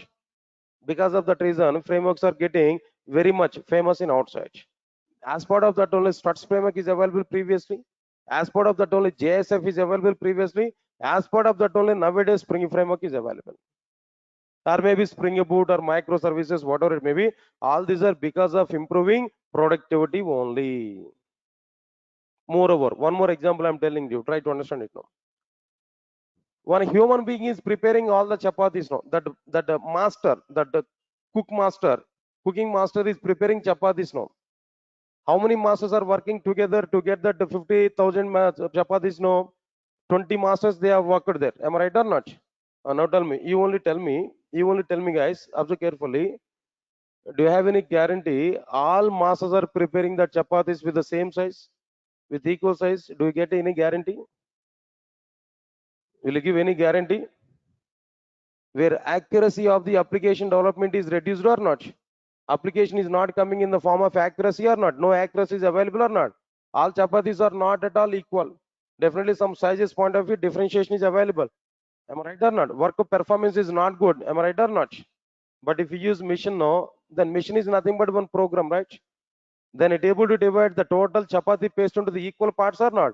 Then here there is a guarantee for every chapati it must be in a equal size or not? Come on guys, you have to understand this point, you know. So your performance is very good, accuracy is also be very good. Am I right or not? Similarly, without using frameworks, if we prepare the application where accuracy of the implementation is not good, but if we use frameworks to prepare the application where accuracy is very simple or not, accuracy is very good or not, accuracy of the application or maybe productivity of the application or performance of the application will be very good or not. Here in a standard approach we are getting all the products or not, but here there is no standardization for it. Understand it clearly. So because of that reason, always we will use or we will go work with what their frameworks. Because of that reason, frameworks are getting very good demand. All right, sir. All of you understand it clearly. This is a simple example I'm telling to you. After this, whenever we are getting these frameworks, no, so many frameworks are available. Like Struts is available, JSF is available. These two are for preparing web applications, for example. Okay, fine. One developer has prepared one application by using Struts framework. Another developer is preparing Spring application. In a Spring application, I required these struts. In a Spring application, I required what their struts application. I required the struts application inside my Spring application. I want to integrate that struts application with my Spring application. To integrate struts application with the Spring application, Spring application, Spring framework has provided some environment. That environment is nothing but what their web module.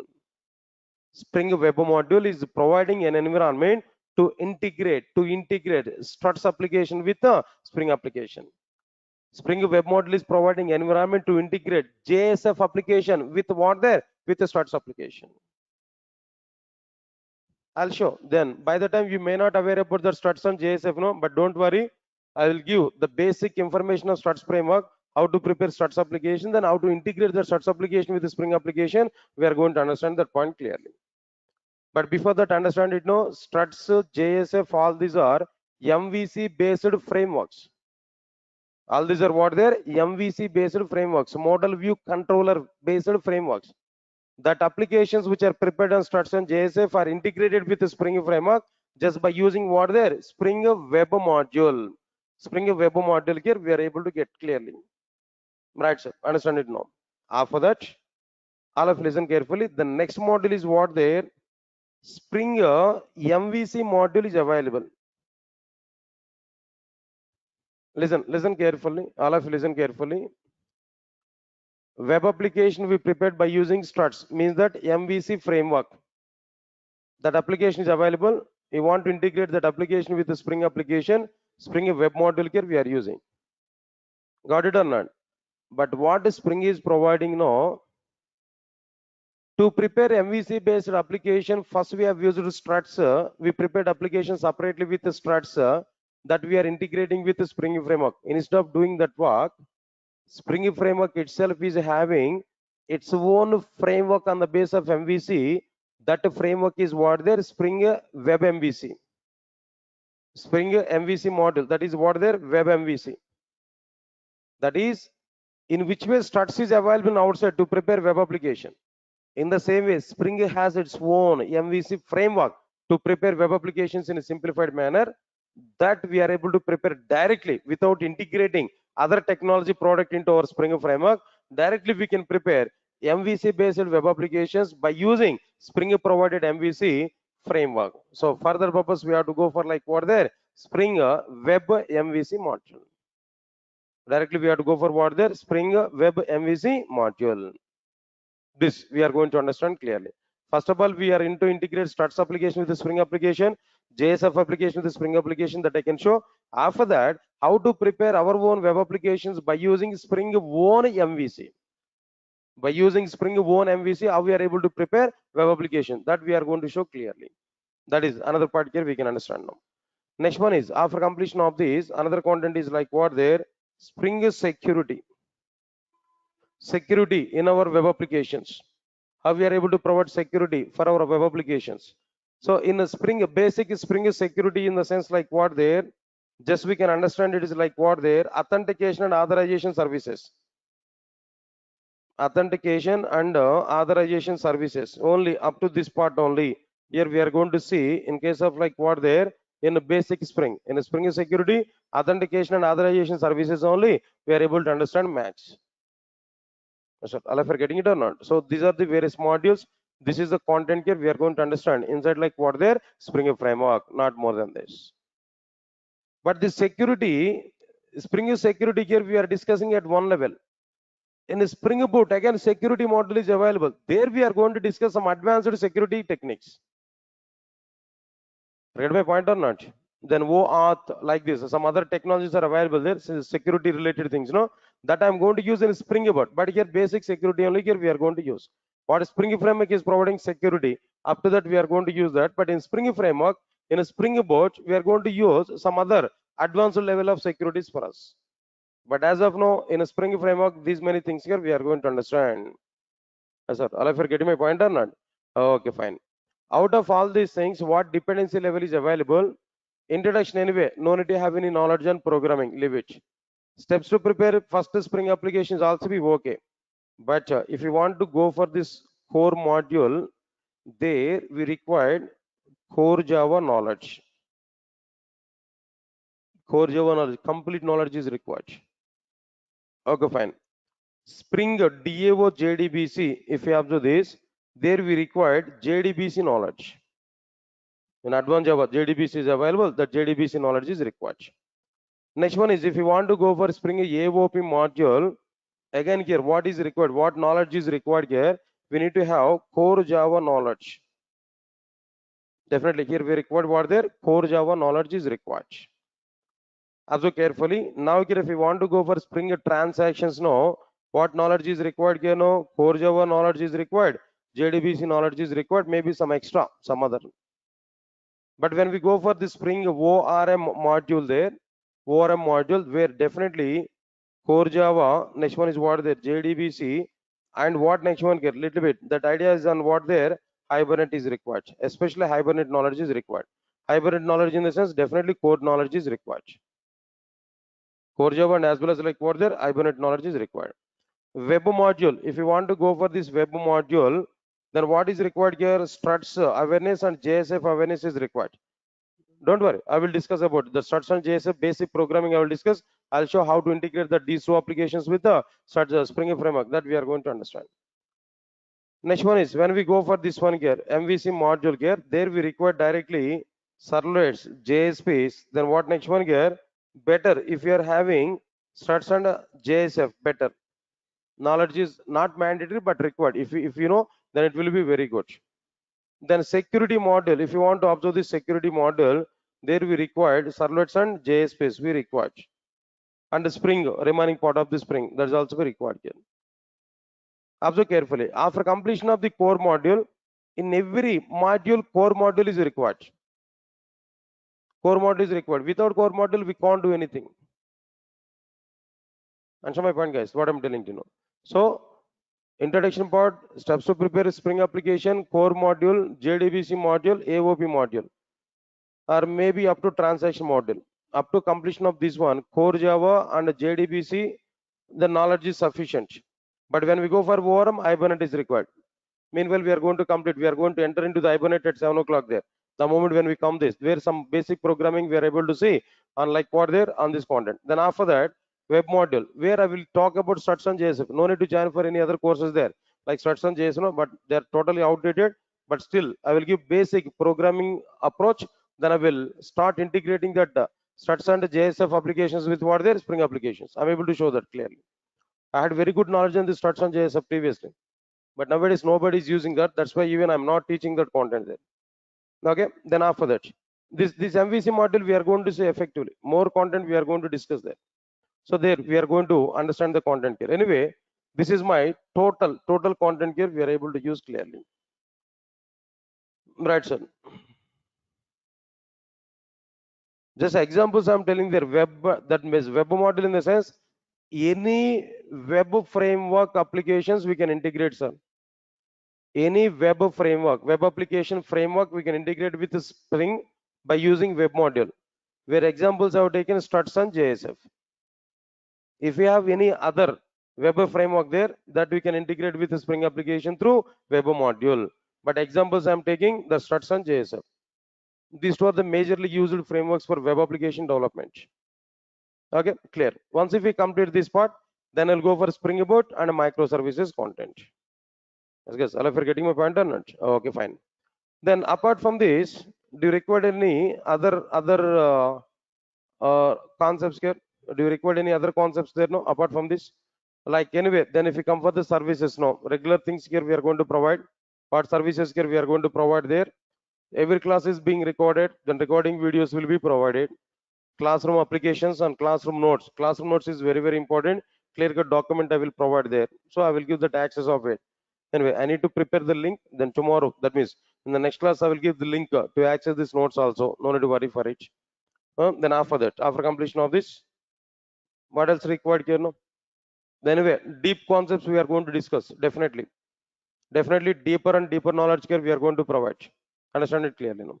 Then what version of the Spring we are going to use there? At basic level, Spring 5.x version. Directly I'm going to use what there? Spring 5.x version. It is going on there. Spring Boot, which version of the Spring Boot we are going to discuss there? Observe carefully. In a Spring Boot, recent version is what the 3.x version. 3.0 version is available, but I will start programming with the 2.x version. After that, we will go for what the 3.x version applications. But fortunate or unfortunate, but the problem is what? Spring 3.x version required Java 17 version knowledge. Spring Boot 3.x version, Spring Boot 3.x version required Java 17 version knowledge. If you're attending my core Java classes, obviously we are able to get that awareness. Why? Because I'm going to talk about Java 19 up to Java 19. So by the time of Spring Boot, we are able to have awareness on it. Understand, guys, what I'm telling there? But other members, we have to check the possibility. But you have to update up to what there? Java 17 version, where records topic is available that we are going to use in Spring Boot 3.x version. Java 17 knowledge is required. So then it may take some time yet, but not immediately. The moment when I'm going to start a Spring Boot, there I'm giving clarity. No, right, sir? Then people are asking to me, videos are permanent. Then what I have to give answer there? Up to 1 year of time access is okay. More than 1 year also we are able to provide, but after more than 1 year, I don't know how much time it is going to be available. But up to 1 year, definitely damn sure that service will be available for you. After 1 year also they are going to be available. Why? Because my office people are not to remember this kind of activities. So don't worry. After 1 year of time, we have to delete videos, we have to terminate that access. No, our office people don't know about it. Max up to know they prepared the videos, they created the drives, and they forgotten about the drivers also. Up to 1 year of time, it's available, guaranteed one. After 1 year of time also, it's available. But how much time they are going to be available, but we don't know for that. But more than 1 year, we are able to get access. Right, sir. Anything else about from this? Right, sir. Then apart from this,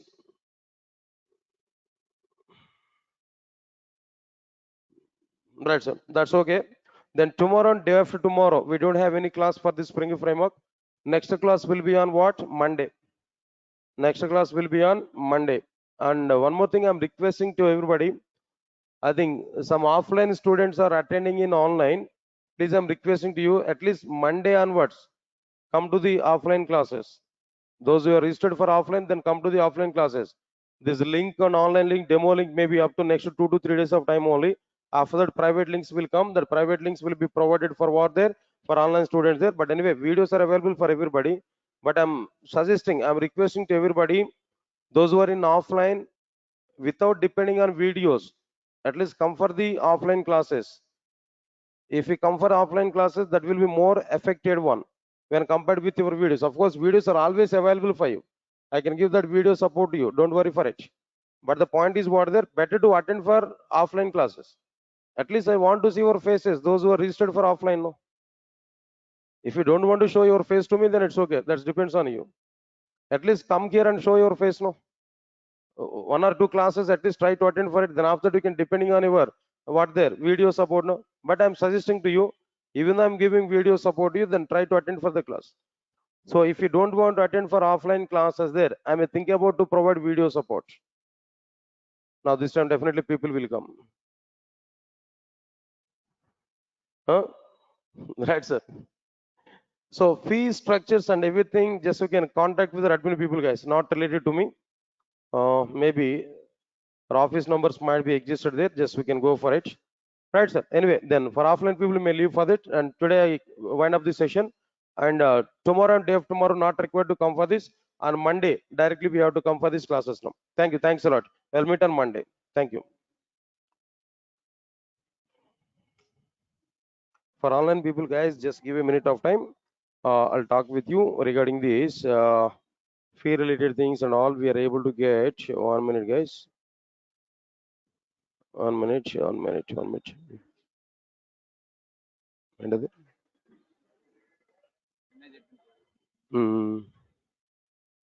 Which version of WebLogic you are using? 12. Still you are getting it now. No such major error.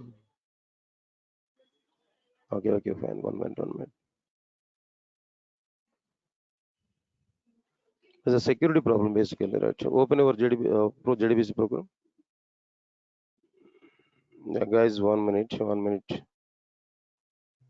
Give a minute of time.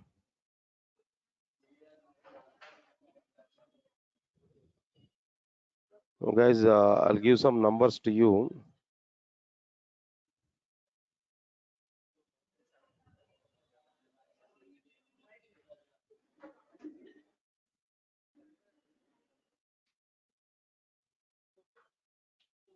One minute. Guys, 1 minute. Those who are attending in online, I'll give some details to you. Wait a minute of time.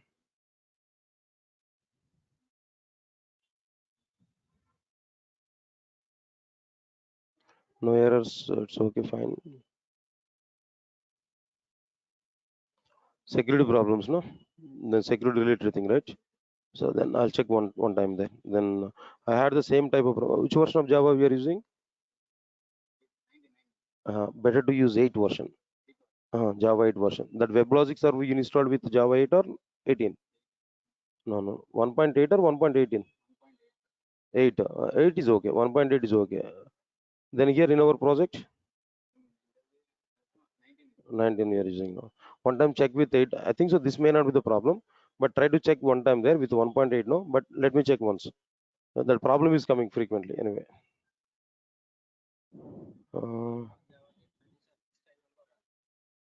Sorry. Guys, and use these numbers there for the sake of this payment process. No, some of you are sending messages to me. All right, sir. Then use this mail IDs and all those who are attending in online. Use these details here so that you can what I'm telling there. You can go for the payment mode and everything. I think some of you are sending messages to me. That's why I'm giving this option to you now, guys. Please try to check this and try to use this mail ID and this number, especially this number, guys. Our people will be in touch with you. Any of these numbers here we can use. That depends on your view. Yeah, Spring Cloud, it will cover in the Spring Boot and microservices, guys. Definitely will cover that. Spring Boot, microservices. Spring Cloud will cover in Spring Boot. Jayant. Okay, can I explain the schedule once more? 7 to 8:30 and 8:30 to 10 o'clock, guys. 8:30 to 10, I'm taking the Spring class. 8:30 to 10, Spring Boot, microservices. But 7 to 8:30, after a few days of time, Hibernate. Then what next one there? Web services. They're the schedules. Okay, Shardul. Yeah, thank you, Jayant. Thanks a lot.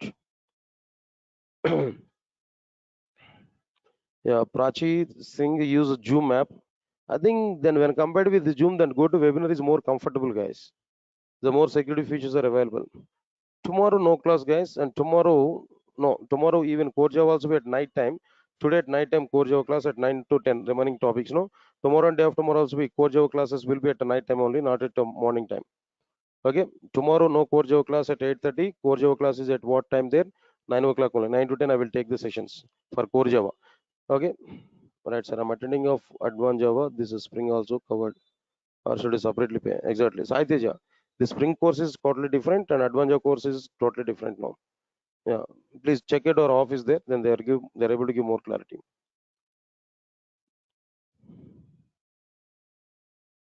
Yeah, no 8:30, only 7 a.m. Yes, Agarwal, Jayant Agarwal, right? Tomorrow Spring class is not available, and Monday onwards Spring class I will take. Next class will be on Monday. Okay, fine. Okay, anything else? Yeah, Rakesh, at morning 7 o'clock it will be covered.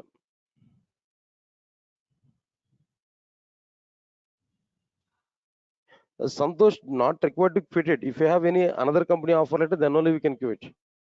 Unnecessarily don't come out from the offices now. If you have any another job with another company, then only we can think of the present job.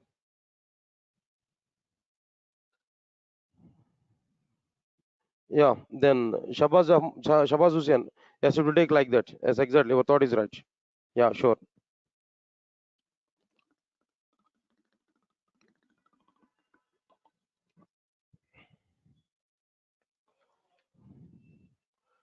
Jayant Agrawal, in the document I have given already that link to you. Open that core Java document. There you can see that link. Okay. Yeah. Thank you. Okay. That's all, guys. That's all for today. Then I'll meet on Monday directly.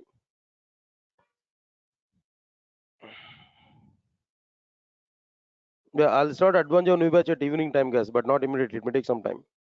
Yeah. Thank you. Thank you. Thank you. Jalender 3. Jalender 3. Definitely 3. We are going to take 3 months of time. Okay. Minimum. That is minimum duration. Thank you. Thank you, guys. Then thanks a lot. Thank you for your support, and we'll meet on Monday. Monday we are going to discuss about it. Spring Boot and microservices. Yes, exactly. Yeah. Thank you. Thank you, guys. Thanks a lot. Thank you. Thank you. Thank you. We'll meet on like what there Monday, right? Thank you. Thanks a lot.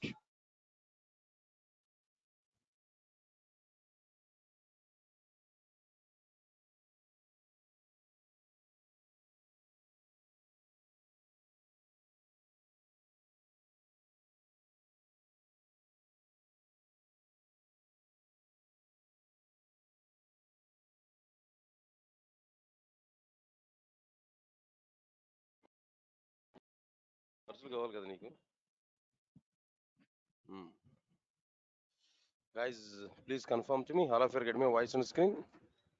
Those who are attending in online, is my voice is clear to all of you guys? Guys, please confirm to me. All of you are getting my voice on screen. Those who are attending in online, is my voice is clear to all of you? Guys, please check it. All of you are getting my voice on screen. Yeah, nice.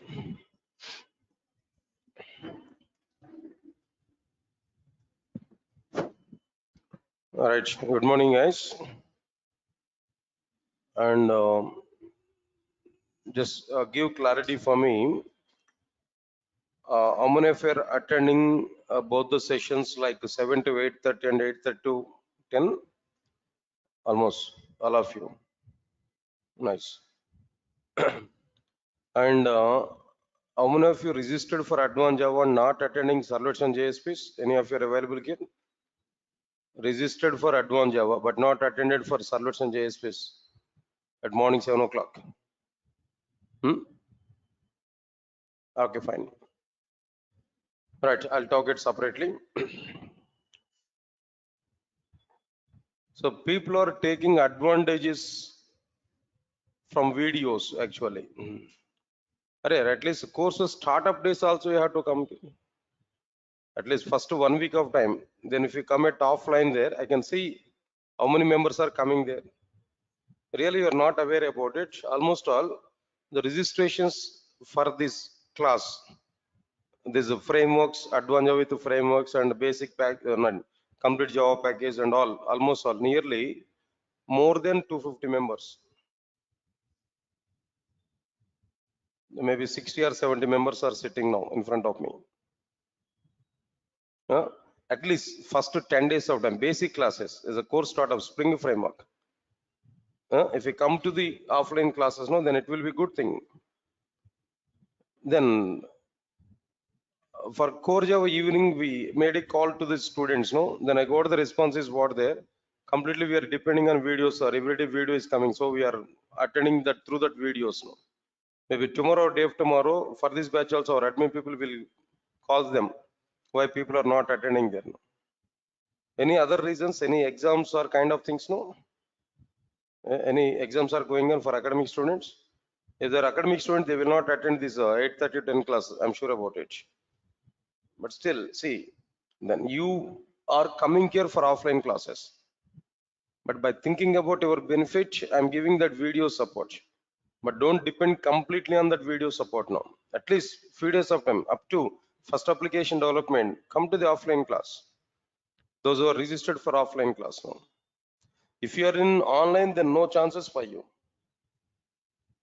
Okay. Right, sir. Then my online people are giving suggestions now. Don't upload videos, sir, immediately.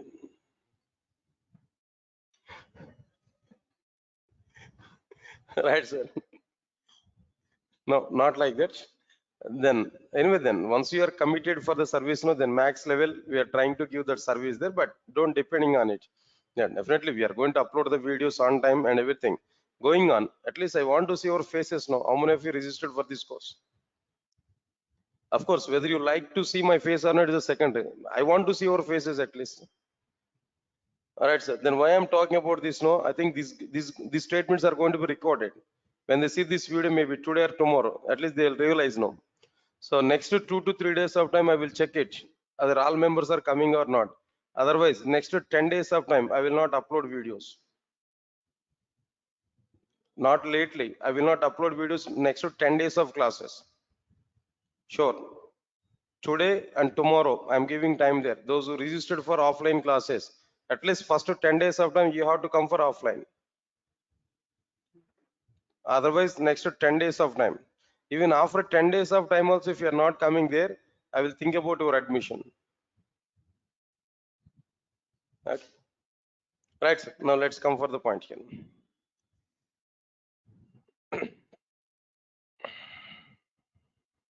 Okay, fine. Now see this, then what we completed there in the last session, or exactly the content here we discussed it there in the last session. The topics are introduction classes only, just about to introduce the frameworks. What's the requirement of it? Then that part we started there. So we are going to understand effectively the content. Right, sir. Again, I'm telling to you before starting this course, in general, in outside, what content is getting very good demand in outside there, Spring Boot and microservices. That is very, very hot in outside market, hard cake. Even if you have Spring Boot microservices in your resume, then you'll be selected immediately. It's a matter of weeks of time, 1 or 2 weeks of time to get selected in a company. Damn sure. But again, I'm telling there, even I can start directly Spring Boot, but complete awareness you will not get. Because of that reason, I'm telling to you, even if anybody else in outside also saying that, why you're learning this entire Spring, better to go for Spring Boot microservices now. Don't fall with that particular statements now. So in a standard approach, I'm taking the classes to you. First, let me complete the total Spring. Then after that, I will go for what there, Spring Boot and microservices. More clearly, I'm telling now, at the time of announcing these batches also, whether you recognize it or not, I did not announce the batch with the Spring Boot microservices. I announced the batch with what there, Spring Boot microservices. So Spring is also a course. Then after that, Spring Boot. Next one is microservices now.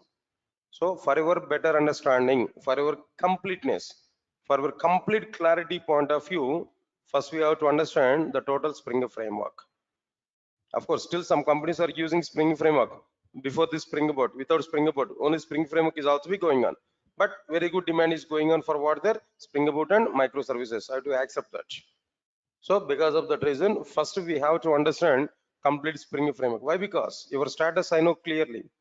Just almost all we completed core Java. Next one is like what there, advanced Java we completed JDBC. So let's we start it. Okay, that is your status now. Now with this knowledge, if I start directly Spring Boot microservices now, how can you understand the content here? Spring Boot is direct step. First application of the Spring Boot is nothing but Spring Web Module. The first application of Spring Boot is what there, Spring Web Module. How can you understand it without having awareness on Spring Web Module? So because of that reason, let me complete this Spring framework. Then after that, I'm telling to you Spring Boot and microservices. Why I'm telling this information there? You may get some misguidance from outside. Then to go for it, to don't go for that. That misguidance from outside now. So for that purpose, I'm giving some alertness to you. If anybody else in outside they are saying to you, don't learn a Spring framework, directly learn a Spring Boot and microservices. No, don't go with that statements now. As I know the total process. See, for example, think a minute about it. Without Spring framework, if I start Spring Boot and microservices now, I may complete my batch a bit earlier mode or not. I may start new batch there, right? If I start new batch, more money will come or not. But still, I'm thinking about Spring in the sense, understand it now. It's not in that like what there in a different way. Completeness. Completeness we need to get, the total base we need to get clearly. This is permanent solution. Please recognize this what I am telling to you. It is a permanent solution. It is not like temporary solution. It's a permanent solution for everybody. Once you complete these frameworks here, in the next 10 to 15 years of time, you should not look back. You have to complete this total part. So because of that reason, I'm taking in a standard way, but try to attend the classes properly, try to understand the content. And one more thing I'm telling to you, maximum students are attending servlets and JSPs and what there, this is frameworks concepts. Am I right or not? Maximum, majority of you are attending that. So your regular practice is very, very important. In core Java, you might be neglected the regular study. You okay up to core Java, it's okay, fine. It's worked out. Why? Because maybe after 1 week of time, even if you open the notebook, there we can see some content there we can understand at least some points here. But these concepts are not like that. Every concept is linked to concepts. Today, for example, if I discuss X now, tomorrow Y I'm going to discuss there. Definitely Y is depending on X. If you miss X, you will not understand Y. If you are not understanding X and Y, then there is no chance to understand Z. If you are not understanding Z now, better to stop these classes. That's enough. That's it. So because of that reason, regular study. Today, even the theory, blindly think of it. To prepare first spring application, it may take minimum 10 days of time. Minimum 10 days of time it will take to start first spring application. To type a program, a hello world program, if you want to show on my system there, 1 week to 10 days of time minimum it will take. So up to the time we have to understand theory only, complete theory. Why? Because we need to be get very much strong in the basics, foundation. After that we are going to see, without knowing what is the purpose of the framework, how can you understand Spring framework now? Why frameworks are coming into the picture? That question I'm having there. We need to answer for this question. That's why then first I'm going to give the step by step each and every point. Now you must aware about all the points clearly. Right, sir. Anyway, then I'll go for the content here. Now try to understand it clearly. Right, sir. That's fine. Now let's come on to the content, guys. What I'm telling to you. Can you tell us different technology which are trending and we should learn to become a successful software engineer? Right. Nice question. Anyway, I think all of you might be aware about it, but as per my concern, I'm telling to you, at present, the market is totally with what there, Spring Boot microservices, and if that profile, the Java developer having Spring Boot microservices, RESTful services, these three trending in outside. But to understand these three, under Spring, entire content is required, entire Java is required. Along with these three, if you have DevOps in our resume, Java developer with Java DevOps background, Java developer background with DevOps. If you have that in your resume, definitely you'll be very good resource in outside at present. Because of that reason only, in the full stack we included what there DevOps. DevOps in the sense Linux, AWS, and DevOps tools. These three things. Then you'll be very good resource in outside. Recognize this. If you're asking that, then I'm giving response for it now. Right, now let's come for our content here, all of you know. Right, guys, now Spring introduction part I've given. Introduction in the sense like what I've given there, what exactly the content I'm going to be covered inside the Spring framework up to this point only here we discussed it there. Clear or not? That's okay, fine now. Then what are the various modules which are available there? First introduction is existed here. Introduction part here I discussed it there. Next one is the steps to prepare Spring application. After the steps to prepare Spring application, next one is a core module. For core module, what programming knowledge is required there? Core Java is sufficient. No need to get even JDBC also to understand this core module. This core module is mandatory even for what the Spring Boot. Mandatory. Next one is Spring DAO JDBC model. What is the prerequisite now? Core Java and JDBC. All right. Next one is Spring AOP model. Core Java is sufficient. Core Java is sufficient, and a little bit about what there, some real-time tools like what there, Log4j, this kind of things we required here. Okay, I'll discuss about it, no problem. Spring transactions, Core Java, JDBC, these things are required there. Next one is ORM, Hibernate is required. Web module, struts and JSF is required. All right, sir. Struts and JSF is required. Next one is a Spring Web MVC module. Servlets and JSP, struts JSF. Basically, struts and JSP is not mandatory. Servlets and JSPs are required. Spring is security. Servlets and JSPs are required here now. Right, sir. Anyway, now these are the various things here we have to understand clearly in our Spring framework. After that, after completion of these concepts, there I will start with what there Spring Boot, then microservices now. All right, sir. Now let's move on to the content, guys.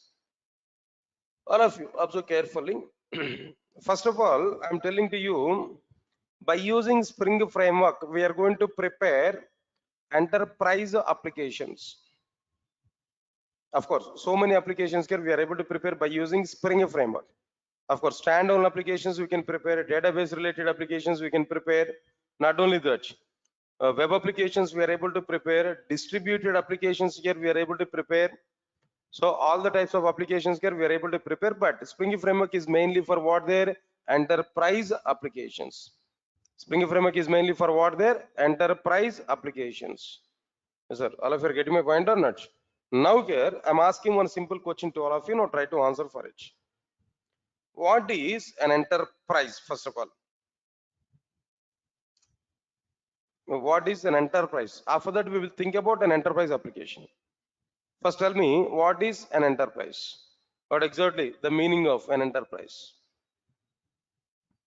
It's a normal terminology, general terminology only, general awareness only, not like any too much technology. Before going to talk about an enterprise application, what is an enterprise? Simple, as per my awareness I'm giving there. Observe carefully. It is a group of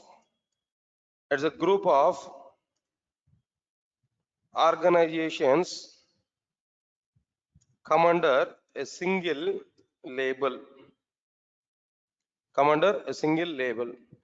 It's a group of organizations that come under a single label. This is called as like what there, an enterprise. A simple example I'm telling there. And one more point, it is a group of organizations that come under a single label where business is going on. Or else maybe instead of saying that a business going on, it is a business organization. It should be what there, a business organization. Don't say charitable trust is available. Don't say that is what there, an enterprise. Yes, sir. Are you getting my point or not? Okay, fine. What is an enterprise? It's a group of organizations that come under a single label. That's okay, straightforward point. Next one is, it's a business organization basically. It's a what there? Business organization, where business must be transferred. Business must be transformed. Business must be existed. I can take some examples now. Try to answer for it. For example, a roadside pachari shop is available. A roadside saloon shop is available. Can I say that saloon shop is an enterprise? There also be businesses going on. If you go there, maybe if you put some money, some services they're able to provide. There also be businesses going on. Money is transferred from one hand to another hand. Can I say it is an enterprise? No, leave it. That is low level, middle range. I am telling there. Durga Software Solutions. Can I say it is an enterprise? Can I say is that Durga Soft is an enterprise? No, still no. I cannot say it is an enterprise. No. Here also the business is going on. I'm not saying Durga Soft is a charitable trust. I'm not giving any overarching kind of statements. No, we are giving services, very good. No, very good services to the students. Genuine, sir. No, it's not like that. Students are paying the money, and Durga Soft is giving services. Definitely, we are not allowing any other student without payment. Do you think about it? Durga Soft is a charitable trust? Never. Don't think like that. Definitely, business is going on, but still, it is not an enterprise. Still, it is not an enterprise. Right, sir. Next one is like what there? What is that? Another one here. For example, Reliance Group of Industries, Tata companies, Tata, the name Tata, Reliance Group of organizations. Nowadays, maybe Adani group of organizations. We can say all these are like what their enterprises. Yes, sir. All of you get my point? We can say all these are like what their enterprises. Yes. What is the difference? Can know? Example. Of course, the Reliance people are nowadays starting their own saloon shops. I think already in Mumbai they were available. In Hyderabad, maybe they just started. Reliance people have started their saloon shops. That's okay. But because of that reason, I'm not saying that Reliance is what there is an enterprise now. But I'll give some points here. If we take a Tata group of organizations, what we have there now, what exactly the sub companies are available inside this Tata under the label Tata, what are the various branches are available, what are the various verticals are available, can you tell me? Right from salt to steel, right from salt to steel, so many domains are available for Tata. Example, Tata Salt, Tata Insurance, Tata Steel, then Tata Mobiles maybe, communication, Docomo or something else no previously. Then apart from that, what next one can know? Apart from this, no, TCS, best example, Tata Consultancy Services, Software Wing, TCS. Like this, so many, yeah, best example is like what the nowadays, Tata Motors is available. Do you know the Tata group of industries, they have taken over one very good cars brand. What is that cars brand there? Jaguar, right? Jaguar or any other one? Jaguar. Then the Tata people have captured that. Understand it here? Okay, fine. Now, anyway, then like this, so many branches are available, but all these branches are running under a single label. So we can treat it is like what there as an enterprise. Leave this one. Reliance group of industries nowadays. What they're having there no Reliance group of industries, then what they're having there no, there also be number of things, number of sectors, especially they're mainly they are in what their oil supply, right? Gas supply, Reliance gas, that is one other one. Next one is what there apart from that, Geo Marts nowadays, and communication Geo, right? Next one is what there, Reliance electronics. Am I right or not? Retail, right? Retail shops. Then apart from that, now they have taken steps in saloon shops also. Not only that, you are not aware about it, they are taking the steps in training institutes also. Really. But it was failure case for them previously, almost 5 to 6 years back, especially in Hyderabad, they want to capture that Chaitanya Educational Institutes and Narayana Educational Institutes, they want to take over them. But I don't know what happened there, but in the middle, that process was stopped. They want to be in a training part also. Understand it? So like this, number of things are available, they are under like what there, a single label. So we can say it is what there, an enterprise. So just this is a general as a awareness point on I'm telling there, not too much technical content here. What is an enterprise in the sense, these many things here we are able to get clearly. Right, so that's okay, fine. This is the meaning of like what there, an enterprise. All of you are getting clarity. What is the meaning of an enterprise? Can know? All right, sir. Now tell me, Durgasoft is an enterprise or not? No, not at all. Durgasoft is not an enterprise. Why? Because Durgasoft is not having any other domain. Durgasoft is in what there, a training and a little bit in development.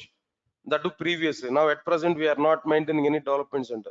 Previously we have a development center at Madhapur. Now just we stopped it during this before this corona. Okay, now Durgasoft is purely on what there, training only. For example, if Durgasoft is in construction field, if Durgasoft is in food delivery, food field, understand my point? If Durgasoft is in like what there's some insurance domain, if Durgasoft has some real estate, if multiple domains are available for Durgasoft, then we can say Durgasoft is what there, an enterprise. Get my point or not? So Durgasoft is now, as of now, it is not like what there is an enterprise. Roadside saloon shop is also not an enterprise. Just it is a shop. Good. Then after that, what is an enterprise application? In general, I'm telling that the meaning no enterprise application. What is the meaning of it now? Right. So the name itself is giving suggestion for us. No, what is the meaning of an enterprise application? It is a software application Enterprise is what there? It is a software application. It is a software application. Okay. It will simplify. It will simplify the business processing. It will simplify the business processing. It will simplify the business processing of an enterprise. Of an enterprise. It will simplify the business processing of an enterprise. All of you get my point on it. It is a software application. It will simplify the internal business processing of an enterprise, or internal or external, whatever it may be, related to that enterprise. The total business processing have to be simplified. For that, if you prepare any application, then that application is called as what there? An enterprise application. Everybody understand this point clearly? Okay, fine. Next one is, after that, how we are able to prepare this enterprise application. To prepare enterprise application as a developer, being the developer, what I have to do? As a software engineer, what I have to do if I want to prepare any enterprise application? All right, understand this clearly. To prepare an enterprise application, we have to provide the following layers. We have to provide the following layers. What are the layers here we have to provide there? Actually, let me show one diagram, guys. Now try to understand this diagram. To prepare an enterprise application, we have to provide a set of layers.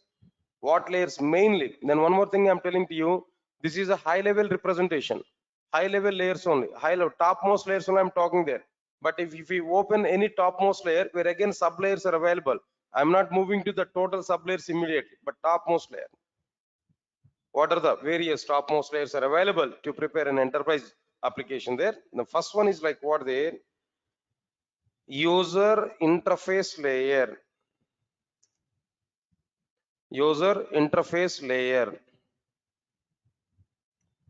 Of course, in other words, we can call it as like what there? Presentation layer. We may call it as like what there? Presentation layer. User interface layer, or we can call it as what there? Presentation layer. Next one, after that, business layer. In other words, first of all, business processing layer, or we may call it as like what there? Business layer. Next one, after that, data storage and access layer, or in other words, persistence layer. In other words, we can say it is what there? Persistence layer. Overall, these are the three layers which are available to prepare our enterprise applications. User interface layer or presentation layer, business processing layer or business layer, data storage and access layer or persistence layer. Right, sir. Let's understand this clearly. Yeah, maybe people are asking to me, sir, can you give an example for an enterprise application? No, whatever the examples I said to you. For example, Reliance Group of Industries, they're having their own softwares. The software is nothing. Say, for example, a simple example, no need to think much about it. If you go for Reliance Pressure, maybe somewhere else, some supermarket, if you go there, what we are doing now, just we have taken some items there where billing is going on or not. How that billing is going on there? Through software, or directly you want to give like go for like what there? Then paper receipts now. What we are able to get there? Then through software only we are paying the bill or not?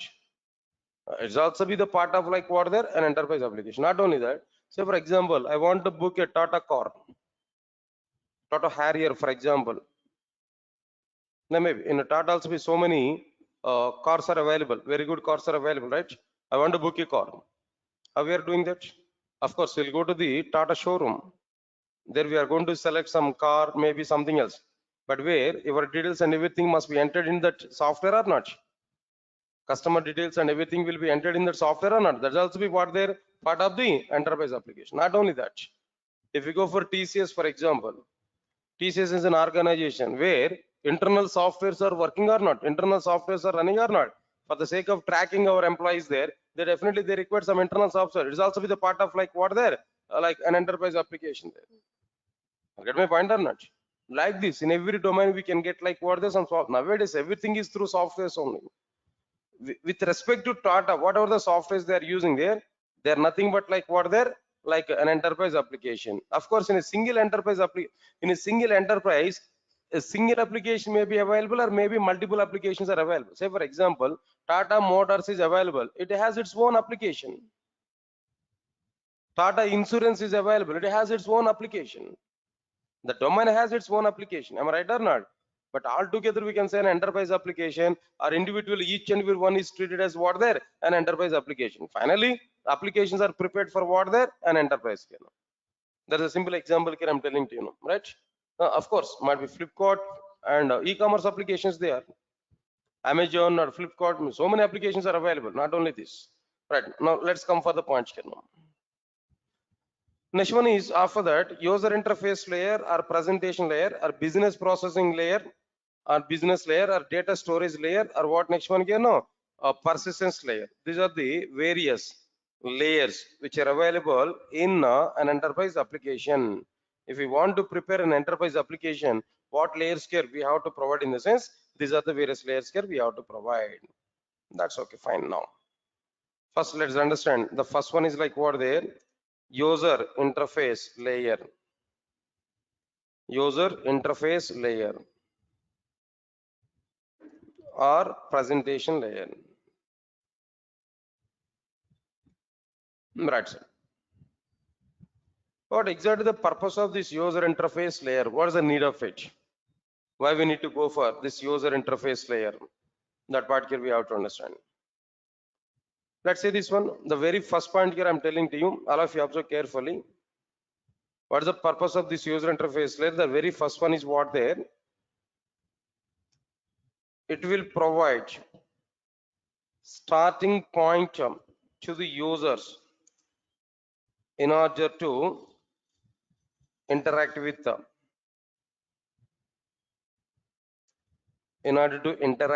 the application. Understand this point here? It will provide a starting point to the users in order to interact with the application. What's the meaning of it? No, say for example, simple example, flipkart.com. Just on the browser, what we are going to type there, www.flipkart.com. Then what we are getting, sir? Home page of the flipkart.com here we are getting or not? That means that what is the meaning of it? No, that is user interface or not? Where indexes are available or not? All items are listed or not? All categories are listed or not? That is nothing but what there, a look and feel. That is nothing but what there, an user interface. That is the first point for the user to interact with our application or not? Leave it. www.gmail.com. What we are getting, sir? Immediately login page you are getting or not? That login page is nothing but what there, user interface or not?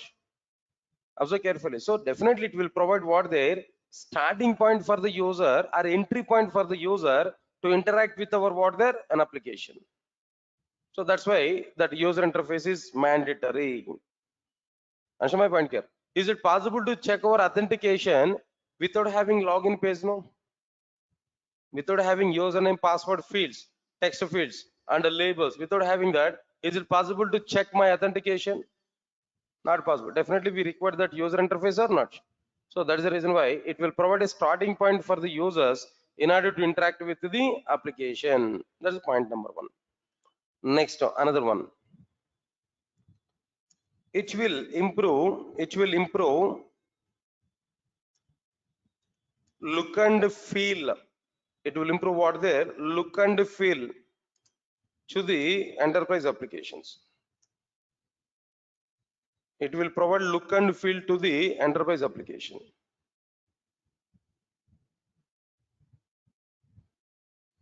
Now, what is the meaning of it here? For example, guys, observe carefully. I want to book a car. I may go for some showroom there. In that showroom, some registration form is available. Online booking I want to do, for example. A registration phase here we are getting.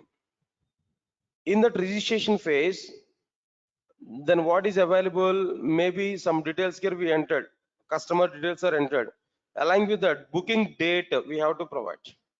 Booking date we have to provide or not? Okay, booking date is what there. Some date here we have to specify. Clear or not? How we are going to specify the date now? In the text field, you want to write like what there today date, like what there 30-01-2023. In that way, you want to write. Not providing good look and feel. Of course, text field providing date is not required. Along with the text field, maybe some icon is available. If you click on that icon, automatically calendar will open or not. In that calendar, we are going to select a particular date or not. Now tell me which one will provide very good look and feel. Providing your date in a text field or providing selecting date in the calendar. Calendar is giving very good appearance or not. This is the meaning of look and feel. That will be provided by what their user interface. Presentation. Okay. Not only that. See, think a minute about it. If login page is not available, how can we provide our data to the Gmail application now? Username, text field, password field, where dots are displayed. If you provide a password data. Answer my point, now. Then how it is possible to provide our details to the application without this registration pages and login pages? No. Got my point or not? So definitely that user interface is providing look and feel to the enterprise applications or not. That is another advantage here we have to understand clearly. Okay, look and feel is the main intention here. Next one is after that, after completion of this, it is acting as an user interface between users and server side applications.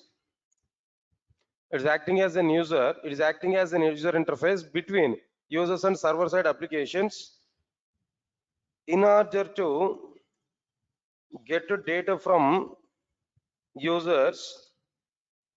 That means in order to transfer data from users to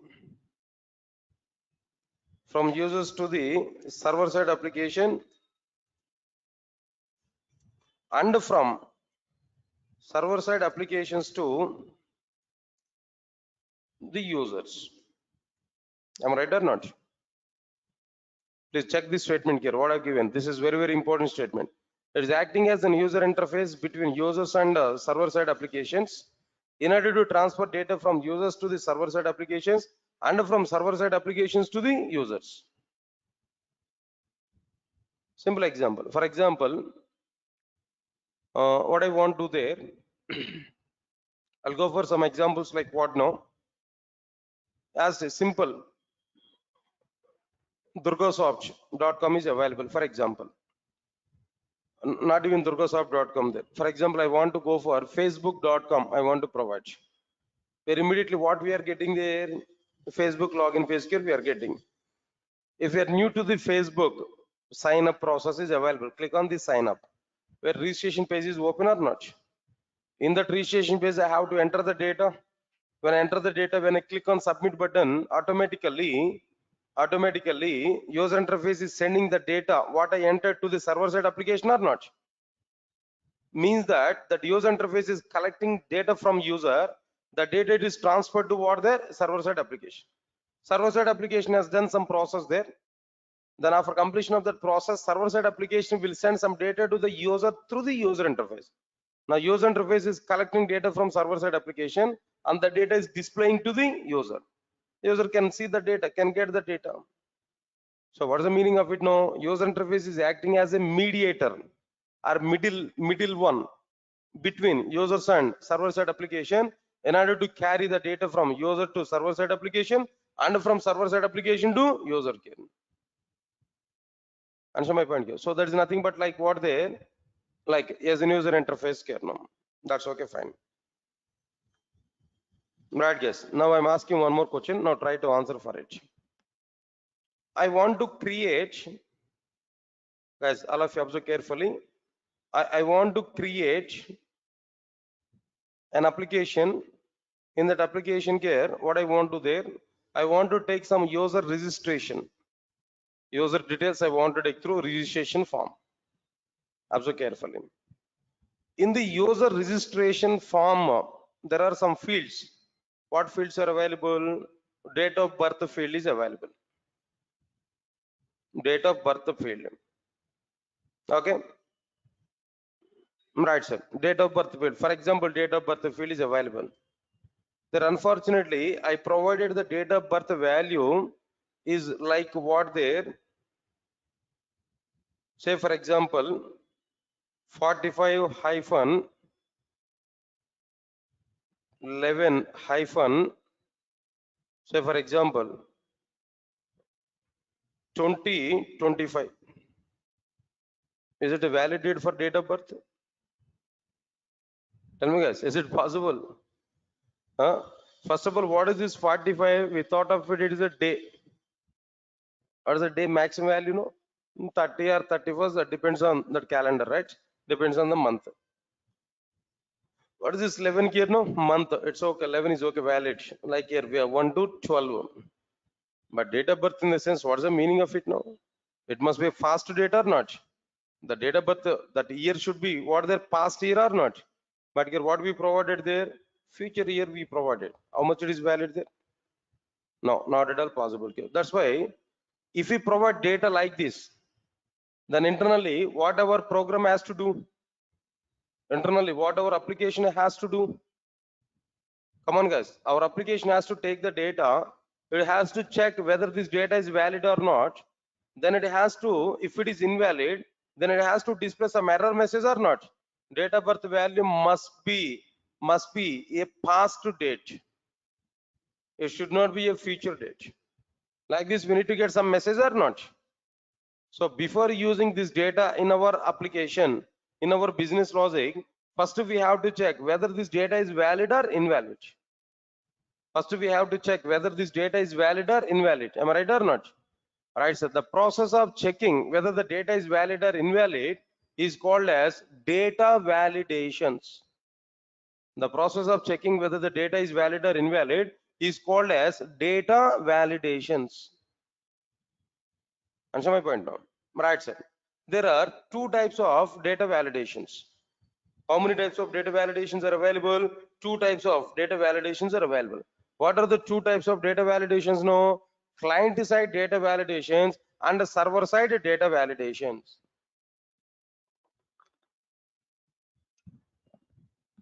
Right, sir. First one is what there? Client side data validations. Second one is what there? Server side data validations. What is the meaning of this client side data validations and what is the meaning of server side data validations? No, very simple. Try to understand this. Server side data validation is nothing but, observe carefully, we have a form. We have a form. In that form, we provided the data. Some fields are available where I provided the data. When I click on submit button there, request will go to the server side application. Along with that request, our data will be submitted to the server side application. At server side application, our data will be stored in the form of a bean object. As per the application development, our request data will be stored in the form of what there? A bean object, for example. After storing the data in a Java bean object, we will get the data, we will use the data in our business logic. At server side application, business logic is available or not? There we are going to use the data what we submitted from client aligned with request. But before using our data in the business logic, at the server side application, if we are checking whether this data is a valid data or invalid data. Before using the data in a business logic, if we are checking whether the data is a valid data or invalid data, the checking process is called as data validations. The checking process is called as what there? Data validations. Data validations at which mission? No, server mission. Data validation at which mission? No, server mission. That's why this type of data validation is called as like what there? Server side data validations.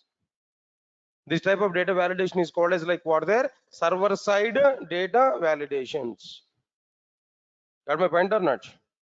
To prepare the server-side data validations, we have tried Java code, purely Java code, not any other technology. Server-side data validations are performed by using Java, purely Java code. Understand it clearly now? Okay, fine. This is completed. Next one. Another one is like what their client-side data validations. Another one is what their client-side data validations. What's the meaning of this client-side data validations actually? Observe carefully, all of you know. Simple point. First of all, I got a form from the server-side application. That form is open in a browser. Form is available in the browser. Username or maybe user like address details or maybe some other details. Everything I provided, date of birth values and everything we provided inside like what there a form. At bottom we are having a submit button. At bottom we are having what there submit button. Say for example, I enter the data. I enter the data. After entering the data, when I click on submit button, as per the concept, what is going to be happen there? Along request will be submitted to the server machine. Along with request, our data will be submitted to the server machine. Am I right or not? But here the point is what? Understand it now. When I click on this button, after clicking on this button, before submitting request to the server, in the middle, after clicking on the button, before submitting the data to the server, in between these two, our user interface will take our data and it will check whether the data is valid